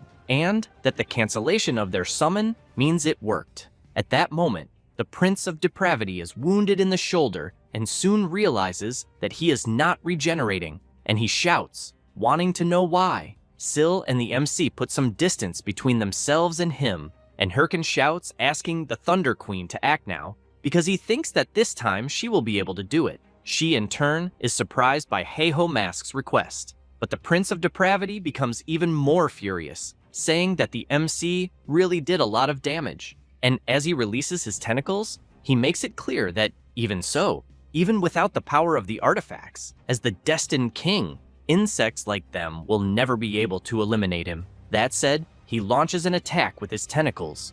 Both Syl and the MC charge forward with everything they have and deliver a powerful joint attack on the Prince of Depravity, who cannot understand what just happened. But he soon starts to disintegrate, and the system announces that they managed to subdue the Prince of Depravity. With that, the main mission of Chapter 2, the Prince of Depravity, was completed. The Thunder Queen calls out to Heiho Mask, but he simply waves his hand and comments that he already said he only went there to repay his debt, but that the Prince of Depravity is hers. So he thinks the two of them are even, but he emphasizes that in Chapter 3, in the Kingdom of Ruin, they will be enemies again, and that they will meet again soon. The Thunder Queen gives a faint smile, then breathes a sigh of relief and comments that she will be waiting for that day. After that, and shortly after the conclusion of Chapter 2 of the main quest, a press conference was being held at Tobit Software's base at Warlord Developers. One reporter comments that an urgent press conference from Tobit Software has never happened before. The other reporter beside him comments that he thinks they decided the incident with the last raid was important to that extent. And just as one of them was about to say that this was why someone famous for never appearing in the media was there, a man gets out of the car and is photographed a lot. It is Toby Gwyn, the operator of Warlord, and after he goes up to the podium, he explains that he requested a press conference to explain and apologize for what happened in the Prince of Depravity raid. Having said that, he says that one of the artifact guardians did not appear, and because of that, the prince could not be subdued for a long time. Since it was only a simple bug, however, he emphasizes that Warlord is one of the best games, loved by everyone, and that, until now, they have pursued fair and reasonable gameplay. One of the reporters comments that the game operator is only stating the obvious. But Toby Gwyn continues, saying that, as Warlord's developer, he feels a deep responsibility for failing to uphold the principles he mentioned. So, he promises to ensure that this does not happen again through the implementation of stricter checks. Then, the game operator reinforces that, because everyone was able to subdue the Prince of Depravity even with that setback, the Thunder Hunters and Heiho Mask have his deep respect. Meanwhile, someone is watching the press conference and listening to everything Toby Gwyn is saying. It is Syl, the leader of the Thunder Hunters, who reflects that, apparently, in the end, it was just a simple bug. However, she knows that because of this incident, Tobit Software's stock has been plummeting for several days. But despite losing an astronomical amount of money, they gave such an absurdly ridiculous excuse. However, Syl does not like this at all, especially because she thinks this must mean there is a possibility that the mentioned bug was their doing. And if Toby Gwyn is trying so hard to cover it up, she thinks everything fits. Therefore, She calls Susie and asks how the investigation into the prophet is going. She is surprised and answers that they still have not discovered anything in particular and that they failed to find any trace of him after what happened. With that, Sil tells Susie to end the investigation and investigate Toby Gwyn and Tobot Software instead. She is quite shocked by the request, but comments that she will do it as quickly as possible. Sil remains intrigued, thinking that there may be a need to confirm what the operator of Warlord is really doing behind the scenes. Later, he himself walks through the base, loosens his tie, passes through a room, and goes to the VR device for his game. He soon puts on the helmet, and the system identifies the user as the first one before welcoming him. As soon as he enters the game, Toby Gwyn hears someone comment that he finally appeared. It is Mikkel, along with the others. And, while keeping Richard restrained, Mikkel comments that they were all waiting for the Master's arrival. Richard asks for some time so he can explain himself, but Toby Gwyn walks toward him and says that what he did was very disappointing. Then, he wants to know if what happened is the result of him becoming full of himself and going there in Singlet's place. Because, as far as he knows, he is sure he warned him repeatedly, since, with great responsibility, Richard should have moved with a greater sense of caution, and even if the kind of interference he made had been successful, it would have created great distrust toward Warlord itself. Richard shouts, saying that if he had not done what he did, they would never have been able to stop them. Besides, everything he did was for his master. Toby Gwyn, with a completely intimidating presence, wants to know if Richard managed to stop the person he wanted. He turns his face away and comments that he could not because of Heiho Mask. The game operator makes it clear that Richard went too far. Because of that, at the moment, Hydra, the Red Bulls, and, from that moment on, the Thunder Hunters will be after him. Richard shouts that he will fix things and that, if his boss gives him just one more chance, he will not disappoint him. Toby Gwyn raises his hand, answers no, and says that he will strip him of his authority. Richard becomes very worried and shouts for his boss several times. The operator comments that, using the power Richard gained in Warlord, he is sure he was able to gain great fame and fortune in real life, and that, starting the next day, he will return to reality. Having said that, he activates his erase skill and hits Richard's neck. With that, the player's data is completely obliterated, and after he disappears from the game, it is announced that he is out of signal. At that moment, Momo calls out to her master and asks if he can simply erase Heiho Mask too, just like he did with Richard. However, Singlet wants to know if she was even using her ears, because if a prominent account like Heiho Mask's is deleted, it would cause an even greater disturbance. Momo sulks and soon wants to know what they should do then, since they cannot even stop him that way. Then she hears the master saying that Richard was not wrong, but that he simply did not act prudently, so they cannot stop Heiho Mask using the methods they have used until now. Having said that, he makes it clear that from that moment onward, the Hands Guild must change its policies for the better. In other words, they will no longer hide in the shadows. They will walk toward the light and use everything they can. Then, Toby Gwyn says that their guild's new name will be Checkmate, and the guild's highest priority will be the annihilation of Heiho Mask, for the sake of the future, since everything in Warlord depends on the Matrix Superintelligence MIA. Therefore, they cannot allow Heiho Mask to cause any more damage to it and tarnish Warlord. Meanwhile, the MC is scratching his ear and thinking that, apparently, someone must be talking shit about him again, but he knows it is not as if they are the first ones to do that. Then, he reflects that he may have gone there to repay his debt to Sil, but as a result, he ended up clearing the battle with Suragardo and the Prince of Depravity. Because of that, he almost monopolized Chapter 2. Therefore, the MC gets excited and thinks that superstars always go beyond and make everyone jealous. Besides, he needs to keep riding this wave. After that, as soon as he hears about the elimination of the Prince of Depravity, the hunter Ma Wung comments that the MC did a good job, and that, when he first saw him, he thought he was worthless. But in the end, he delayed the fall of the world. However, what they are witnessing is still not the end, since Prince Dean was not always evil, because there is an instigator who corrupted him. So now, the MC must investigate the Kingdom of Ruin that the prince mentioned before his elimination, and as soon as the NPC finishes asking, the Kingdom of Ruin clue quest reaches the MC, in which he needs to discover the locations of the Kingdom of Ruin clues hidden throughout the world. The reward will be the beginning of a new era. Hirkan keeps in mind that Chapter 3, the Kingdom of Ruin, is on the Dark Continent, located beyond the Great Orgel Mountains. Besides, he knows that the Dark Continent is also a place infested with level 200 monsters. So, he opens the status window and thinks that he can always raise his level a little more, but the real problem is his skills. Since, even if someone searched all of Warlord, there probably are no necromancers with a higher level than his. With that, excluding skills obtained from NPC quests, there is no information on how to obtain necromancer skills. So, he concludes that this means it is time to spend a lot of money and that he will get 5 unique nameless skill books. He knows it may be random, but even without working himself to death to get them, he will definitely be able to obtain unique skills. And, without further ado, he decides to see what he will get. The system informs him that he used a nameless skill book,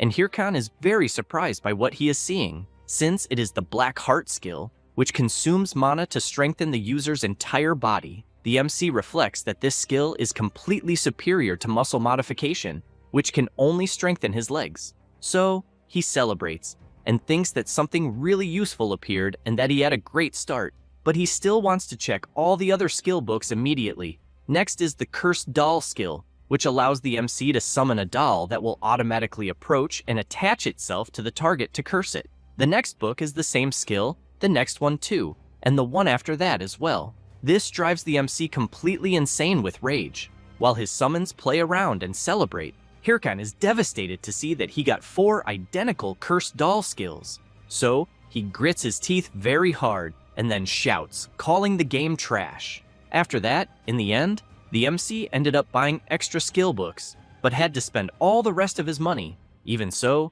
he thinks it is a relief that he managed to get some useful skills, such as Cursology and Commander, since Cursology casts any curse with a 10% reduction. The Commander skill, when summoning Skeleton Knights, all of their attributes increase by 5%. However, he knows there is no point in getting so discouraged about it, since the important thing is that he definitely managed to improve his skills. So, now, all that is left is to level up. Then, he concludes that he will finish this quickly and go straight to the Dark Continent. But unfortunately, the MC thought this plan would work, until he saw the number of players gathered at the place he was going to use to level up. And while watching the players fight, he reflects that the beginning of a new chapter is a new opportunity for others too. So any hunting ground worth using will be packed with other players. And to make matters worse, as soon as the players recognize the MC, they run after him, wanting an autograph. After all, Ha-Ho Mask was already popular, but now he has practically become a cultural phenomenon inside the game. Hirkan, while running to escape these players, starts shouting, wanting to know where the hell he is supposed to level up. A few minutes later, the MC manages to climb up and hide in a very tall tree, and the players keep hunting him down and shouting his name. Hirkan opens the system and starts searching to see if there is any rare dungeon where he can level up in peace, or some other good and unknown place. But after thinking it over, he knows that there were changes in the world of Warlord after Chapter 2 was concluded. Therefore, he remembers that one of the blocked areas should already be open at that moment, the Frozen Kingdom. Hirkan knows that it is not an area of the main quest, but there are many rare monsters there that are great for helping him level up, especially because he remembers the field boss, the Ice Dragon, which the Thunder Queen defeated, and the creature's reward is also very good. And before his regression, it was difficult to go there after the Thunder Hunters dominated the area. So, he thinks that since he handed the Prince of Depravity to them on a silver platter, it is only fair that the Frozen Kingdom belongs to him. Therefore, a few hours later, the MC goes to talk to Begley, who soon wants to know if Ha-Ho Mask wants to investigate the Northern Lands. Because if so, he wants them to cooperate together. After all, they owe a lot to the MC. Besides, he does not believe that he would act for the sake of the kingdom like that. Hirkan laughs and thinks that it is not for the sake of the kingdom, but for his own growth. Begley comments that since there are many others like the MC, he has great hopes that this kingdom will have a bright future. Hirkan says that he already understands and asks Begley to give him the title and the pass already. However, he ends up getting confused only after realizing what Begley said. Then, He wants to know what he means by there being others. The blonde guy laughs and says that Haho Mask is not the first one planning to go to the northern lands, since some have already left before him about an hour ago. This leaves the MC completely shocked upon learning that. 1 hour later, the people from the Hydra Guild are commenting that in real life, they would die burned to death, but in the game, it seems they are going to freeze to death, and that the developers of Warlord really put effort into these useless details, until someone asks them to stop walking. It is Nadal who comments that he thinks there is something right in front of them, and it does not take long for a creature to appear. It is a level 180 crystal fox. Natal quickly shouts, warning his people and telling them to prepare for battle. However, another creature appears and lands an attack on them. It is a level 190 Yeti. Sohank does not care and jumps toward the Yeti. She prepares a punch and lands it right on the creature's face, sending it crashing hard into the ground. Natal and the others comment that they will deal with the crystal fox. Sometime later, after defeating several of them, Natal goes to Sohank and comments that taking down a monster like the Yeti with a single blow shows that Sohank really is the greatest attacker in Warlord. However, he realizes that she is not paying any attention to his question, since she is trying to hide it and saying that, in the end, she could not do anything against Sirigardo. Natal thinks that, apparently, it seems she still has not recovered since her confidence was shaken back then. Then, he notices the other guild members acting normally and thinks that it is not as if Sohank is the only one, since the others are all acting normally. However, he knows that the Hydra Guild is in serious trouble at the moment, since Hydra was at the top in Chapter 1, but because of that profit, the guild is not even in the competition for the main quest now. So, he thinks that what they need to do to turn the game around is find a clue about the 3rd chapter. And that is exactly why they went to the place where they are, since they need to search all the areas that were previously blocked and find a clue. Therefore, Natal goes to Sohank, calls her to keep moving,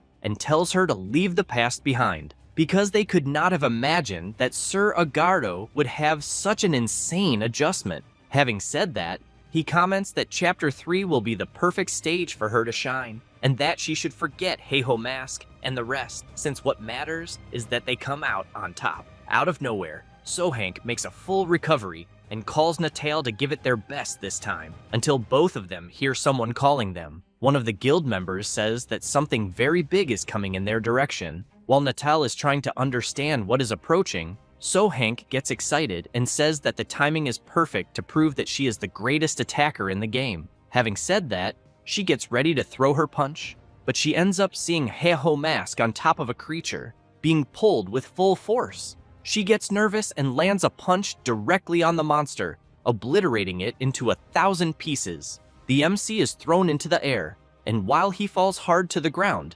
Natal wants to know if the others saw that there was someone on top of the creature. Hirkin gets up and comments that, in the end, it was Hydra's people who were there the whole time. Then, with a sinister expression, he wants to know if they are thinking of taking his frozen kingdom. The guild members are shocked when they realize that it is Haho Mask, and soon want to know what he is doing there. Natal thinks that if Haho Mask, who has been unraveling the main quest since the last chapter, is there right now, it means the Frozen Kingdom has some connection to the 3rd chapter. The MC says that he is going to use that place as his perfect hunting ground, but ends up intrigued when he hears that he arrived too late. Natal makes it clear that the territory there belongs to Hydra. Hirkin wants to know what he is talking about, since he has never heard of that. Natal says it is because he just decided it. As an ordinary player, he thinks Haho Mask had better get lost. Having said that, he makes it clear that if he does not want to, he will have to join their guild. However, Natal keeps in mind that this is a low blow, but if he does this, Haho Mask will not be able to do whatever he wants. Hirkan wants to know why they do not duel with the territory at stake. This leaves Natal in disbelief, wanting to know what Haho Mask is talking about.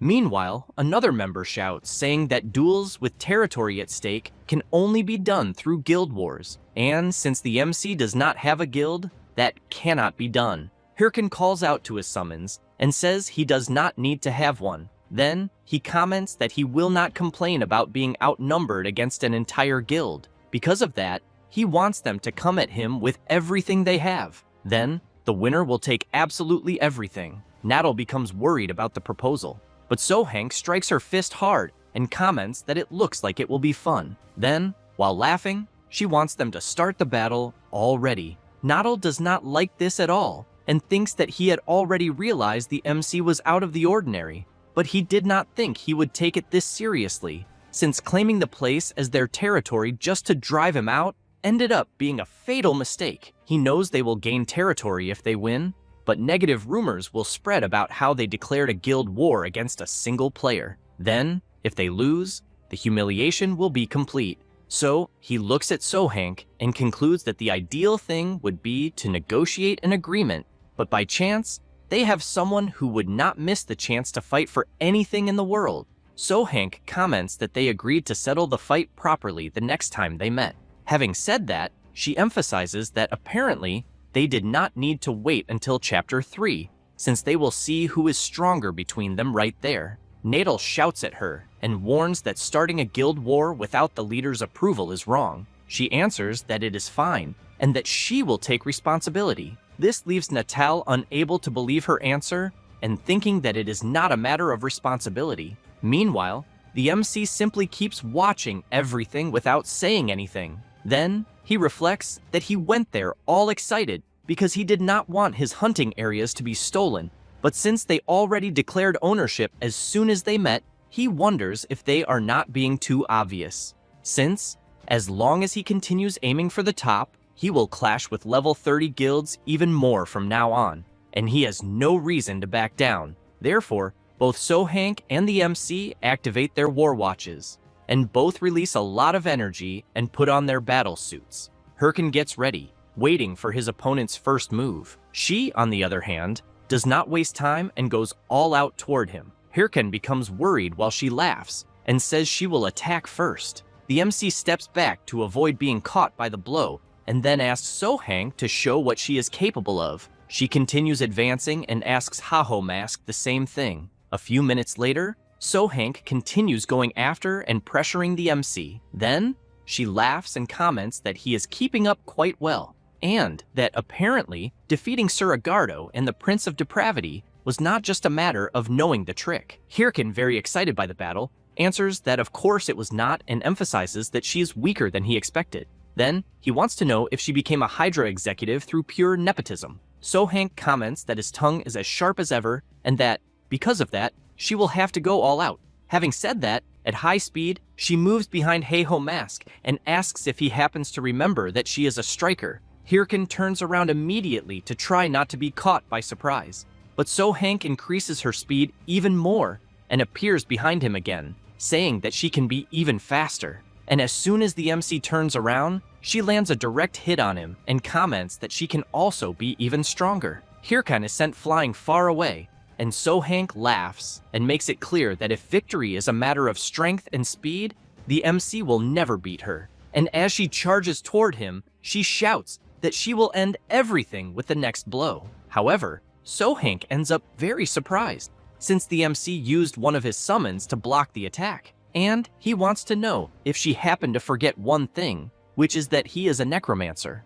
So-Hank quickly creates distance and thinks that this will be somewhat troublesome, since she is seeing that Sir Agardo has become one of Haho Mask's summons. However, she changes her mind and charges forward again, saying that she just needs to crush everyone who appears. Hirken orders his summon to block the attack and thinks that he already had this in mind, that even with a skeleton knight by his side, facing a rancor would not be that easy, but he knows that if he can buy just a little more time, he will be able to win the battle. A few minutes later, Hydra's members are defeating the MC's summons. Natal thinks that he had heard Haho Mask's skeletons were great, but he did not know there were this many of them. So, he thinks he is definitely capable of waging a guild war by himself. However, he thinks that even so, he is underestimating Hydra far too much, because this is nothing to them. Then, he tells the rest of the group to gather quickly, since they need to help So-Hank. But as soon as he looks ahead, he ends up very surprised. Then, he wonders why a snowstorm is suddenly happening out of nowhere, until he considers that maybe Haho Mask had planned even this the whole time. Therefore, he turns around and shouts, calling for So-hank. However, because the sound of the wind is too strong, she does not hear him. And on top of that, she continues fighting non-stop. And after throwing one of the MC's summons far away, So-hank comments that 2 against 1 only increases the number of punching bags. Having said that, while laughing a lot, she wants to know if the MC has nothing else to show. Hirkin takes a deep breath, then says that he is about to begin, even though she is not in that much of a hurry, but he wants to know if she is not feeling a little cold right now. So-hank is confused by the question, until, when she looks to the side, she notices an extremely cold wind approaching. And in a matter of seconds, the system informs her that the Ice Dragon's curse has affected the area. With that, the cold will cause continuous damage, in which HP decreases, and movement speed does too. So-hank becomes worried after learning this, but Heiho Mask walks up to her and says that in the Frozen Kingdom where they are, the Ice Dragon's curse activates a field effect every 6 hours. Stamina and movement speed decrease, and vision is also limited by the snowstorm. So, even if her attributes and level are high, he wants to know if she really thinks she could face all of them without thinking first. Therefore, he moves to try to attack her, but she blocks the attack. Then, she comments that he will also be affected by the debuff, so if they are under the same conditions, nothing will change. Hirkin laughs and says she is wrong, because as he said, he is a necromancer. Having said that, the MC activates his skin stitching skill and selects the Blue Giant's skin. With that, he acquires the Blue Giant's characteristics, and his resistance to cold increases. And while one of his summons moves in to attack her from behind and the others surround Hydra's members, the MC says that his summons do not feel cold. So-hank gets nervous because of Heiho Mask's dirty plan and moves to try to land a direct punch. But he quickly moves his sword, and while she suffers from continuous damage and has her speed reduced because of the curse, she is attacked in several parts of her body. Then, both the MC and his summon move in to attack together. Hirkin even laughs and makes it clear to So-hank that victory was always his. As soon as she realizes that there will be no escape, she comments that she cannot believe he would use this. Besides, she ended up falling right into his talk. Therefore, Heiho Mask, together with his Sir Agardo summon, mercilessly attacks the vice leader of the Hydra Guild. A few minutes later, while the MC points his sword directly at So-hank, she laughs and says that, honestly, she did not think she would lose, and that his versatility in using anything as a weapon is what makes him so strong. Having said that, she emphasizes that they, Hydra, should have been the first ones to enter the Frozen Realm, and that she does not know how the Heiho Mask found out about the field effect. But she wants to know if he is sure about what he is going to do, because even if she lost there, a guild war continues until one side admits defeat, and the entire Hydra Guild will be coming after him now. Hirkin says that he does not care about that, because his goal is the top. Then, he turns around and leaves, saying that, in the end, it will not just be the Hydra Guild, but all the guilds that will have to come after him. So-hank laughs and says that he really is one hell of a guy after all. After that, Natal is worried and shouting for his partner, until, after walking a little farther ahead, he ends up finding her. While trying to heal her, Natal wants to know if she is okay. So-hank says that she ended up taking one hell of a beating. Natal asks her to forgive him, and says that he and the others should have been by her side, but they were busy. Then Natal wants to know where the Heiho Mask is. She says that he already left a while ago. Natal says that he will put together a tracking team, and that maybe, if he requests large-scale reinforcements, he can find the Heiho Mask in no time. But So-hank asks him to let it go and simply retreat. This drives Natal crazy, and he wants to know why, because if they leave things like this, the guild's morale will go down the drain. So-hank laughs and says that the Heiho Mask has already defeated Hydra's executives, so she thinks that if they drag a bunch of people into the fight against him, they will only make themselves even more of a joke. Having said that, she emphasizes that she knows they lost there, but she asks Natal not to worry so much, because she will take full responsibility. While continuing to heal her, Natal says that sometimes she really gets on his nerves. So-hank wants to know if he has a problem or if, by any chance, he wants to buy the rank. Until, out of nowhere, 2 people appear, and one of them, after seeing who is up ahead, wants to know what happened. because he swears he felt the Heiho mask's presence there and thought he had finally caught up to him. Both So-hank and Natal are very surprised by the people they are seeing. One of the people who just appeared comments to his partner that apparently it looks like the Heiho mask disappeared and the weaklings up ahead are there in his place. Natal immediately stands up and says that the person had better watch what he says, because they are from the Hydra Guild. The person laughs and asks since when that makes them any less weak. Natal gets nervous at the question and says that apparently even the stray dog on the corner is underestimating Hydra right now. Having said that, he grabs his weapon and charges forward. So-hank shouts for her friend to wait. However, it is already too late. One of the people who appeared with her enormous scythe mercilessly attacks the Hydra member. He cannot believe that he cannot do absolutely anything and then collapses to the ground, while the person with the scythe asks So-hank if she clearly saw what she just did. This is Momo from the new guild Checkmate, who also laughs and says that, as she said, they are very weak. Then Weaver quickly appears behind So-hank, and she turns around in concern. But Weaver activates his skill and completely paralyzes Hydra's vice leader. As soon as she falls to her knees on the ground, Momo calls for her partner. Then they both walk away, and Momo says that she hopes the Heiho mask is a stronger toy than Hydra's weaklings. Meanwhile, in another part of the Frozen Realm, the MC is happy and thinking that he ended up wasting time shooing away some flies. But he has finally reached his destination, the ancient ice castle. Then he reflects that this is where the field boss of the Frozen Realm, the Ice Dragon, is waiting. Next, he thinks that, aside from the Flame Dragon in the Great Urgel Mountains, out of all the raids currently being attempted, the Ice Dragon must be the highest level field boss right now. Thus, he concludes that this makes that place the best method to level up alone, without any interruptions, and while walking through the castle, he laughs and wonders why he would hand this over to someone else on a silver platter. Hirkin kicks the boss room door with all his strength and shouts that it is dragon fruit harvesting season.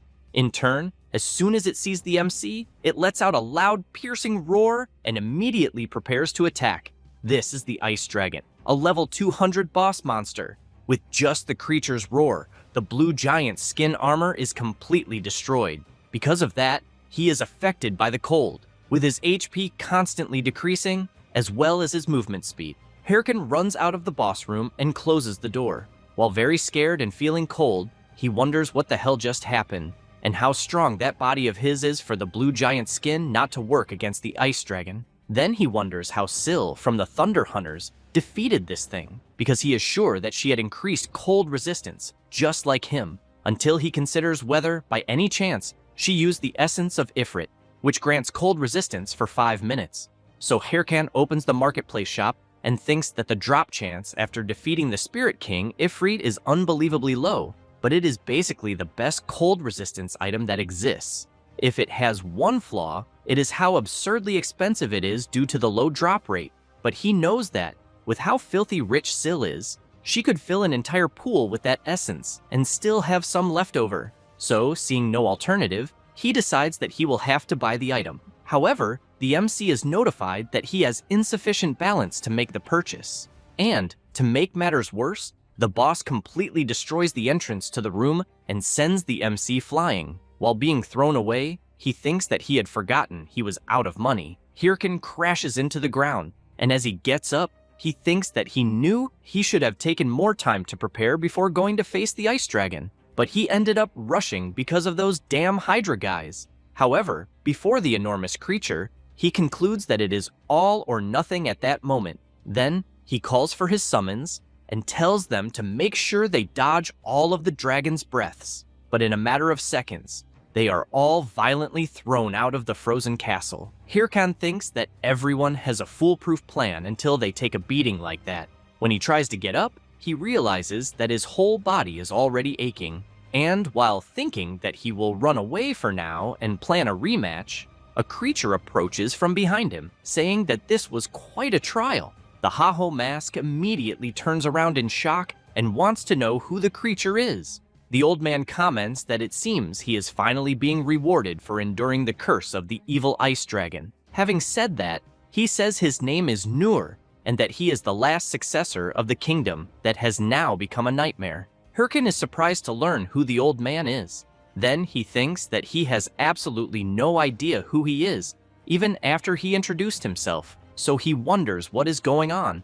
since he has never heard of an NPC in the Frozen Realm, until something comes to his mind, and while looking carefully at the NPC, he concludes that he was never discovered even in his past life. Then he realizes that, apparently, the ice dragon does not attack where they are, but he soon goes back to thinking that when the Thunder Hunters conquered the Frozen Realm, they fought the ice dragon using items with high cold resistance right from the start. Then, since the plan worked perfectly, they never needed a second attempt. Because of that, they also never had the chance to be thrown by an attack into a hidden area around the castle. So, he keeps in mind that since Warlord does not impose limits on how someone approaches a raid, there is immense flexibility in how a player plans and executes a strategy. Even so, there is usually a standard path planned for the players. Therefore, he thinks that if there is an NPC there, then this may be the original raid strategy that Warlord prepared.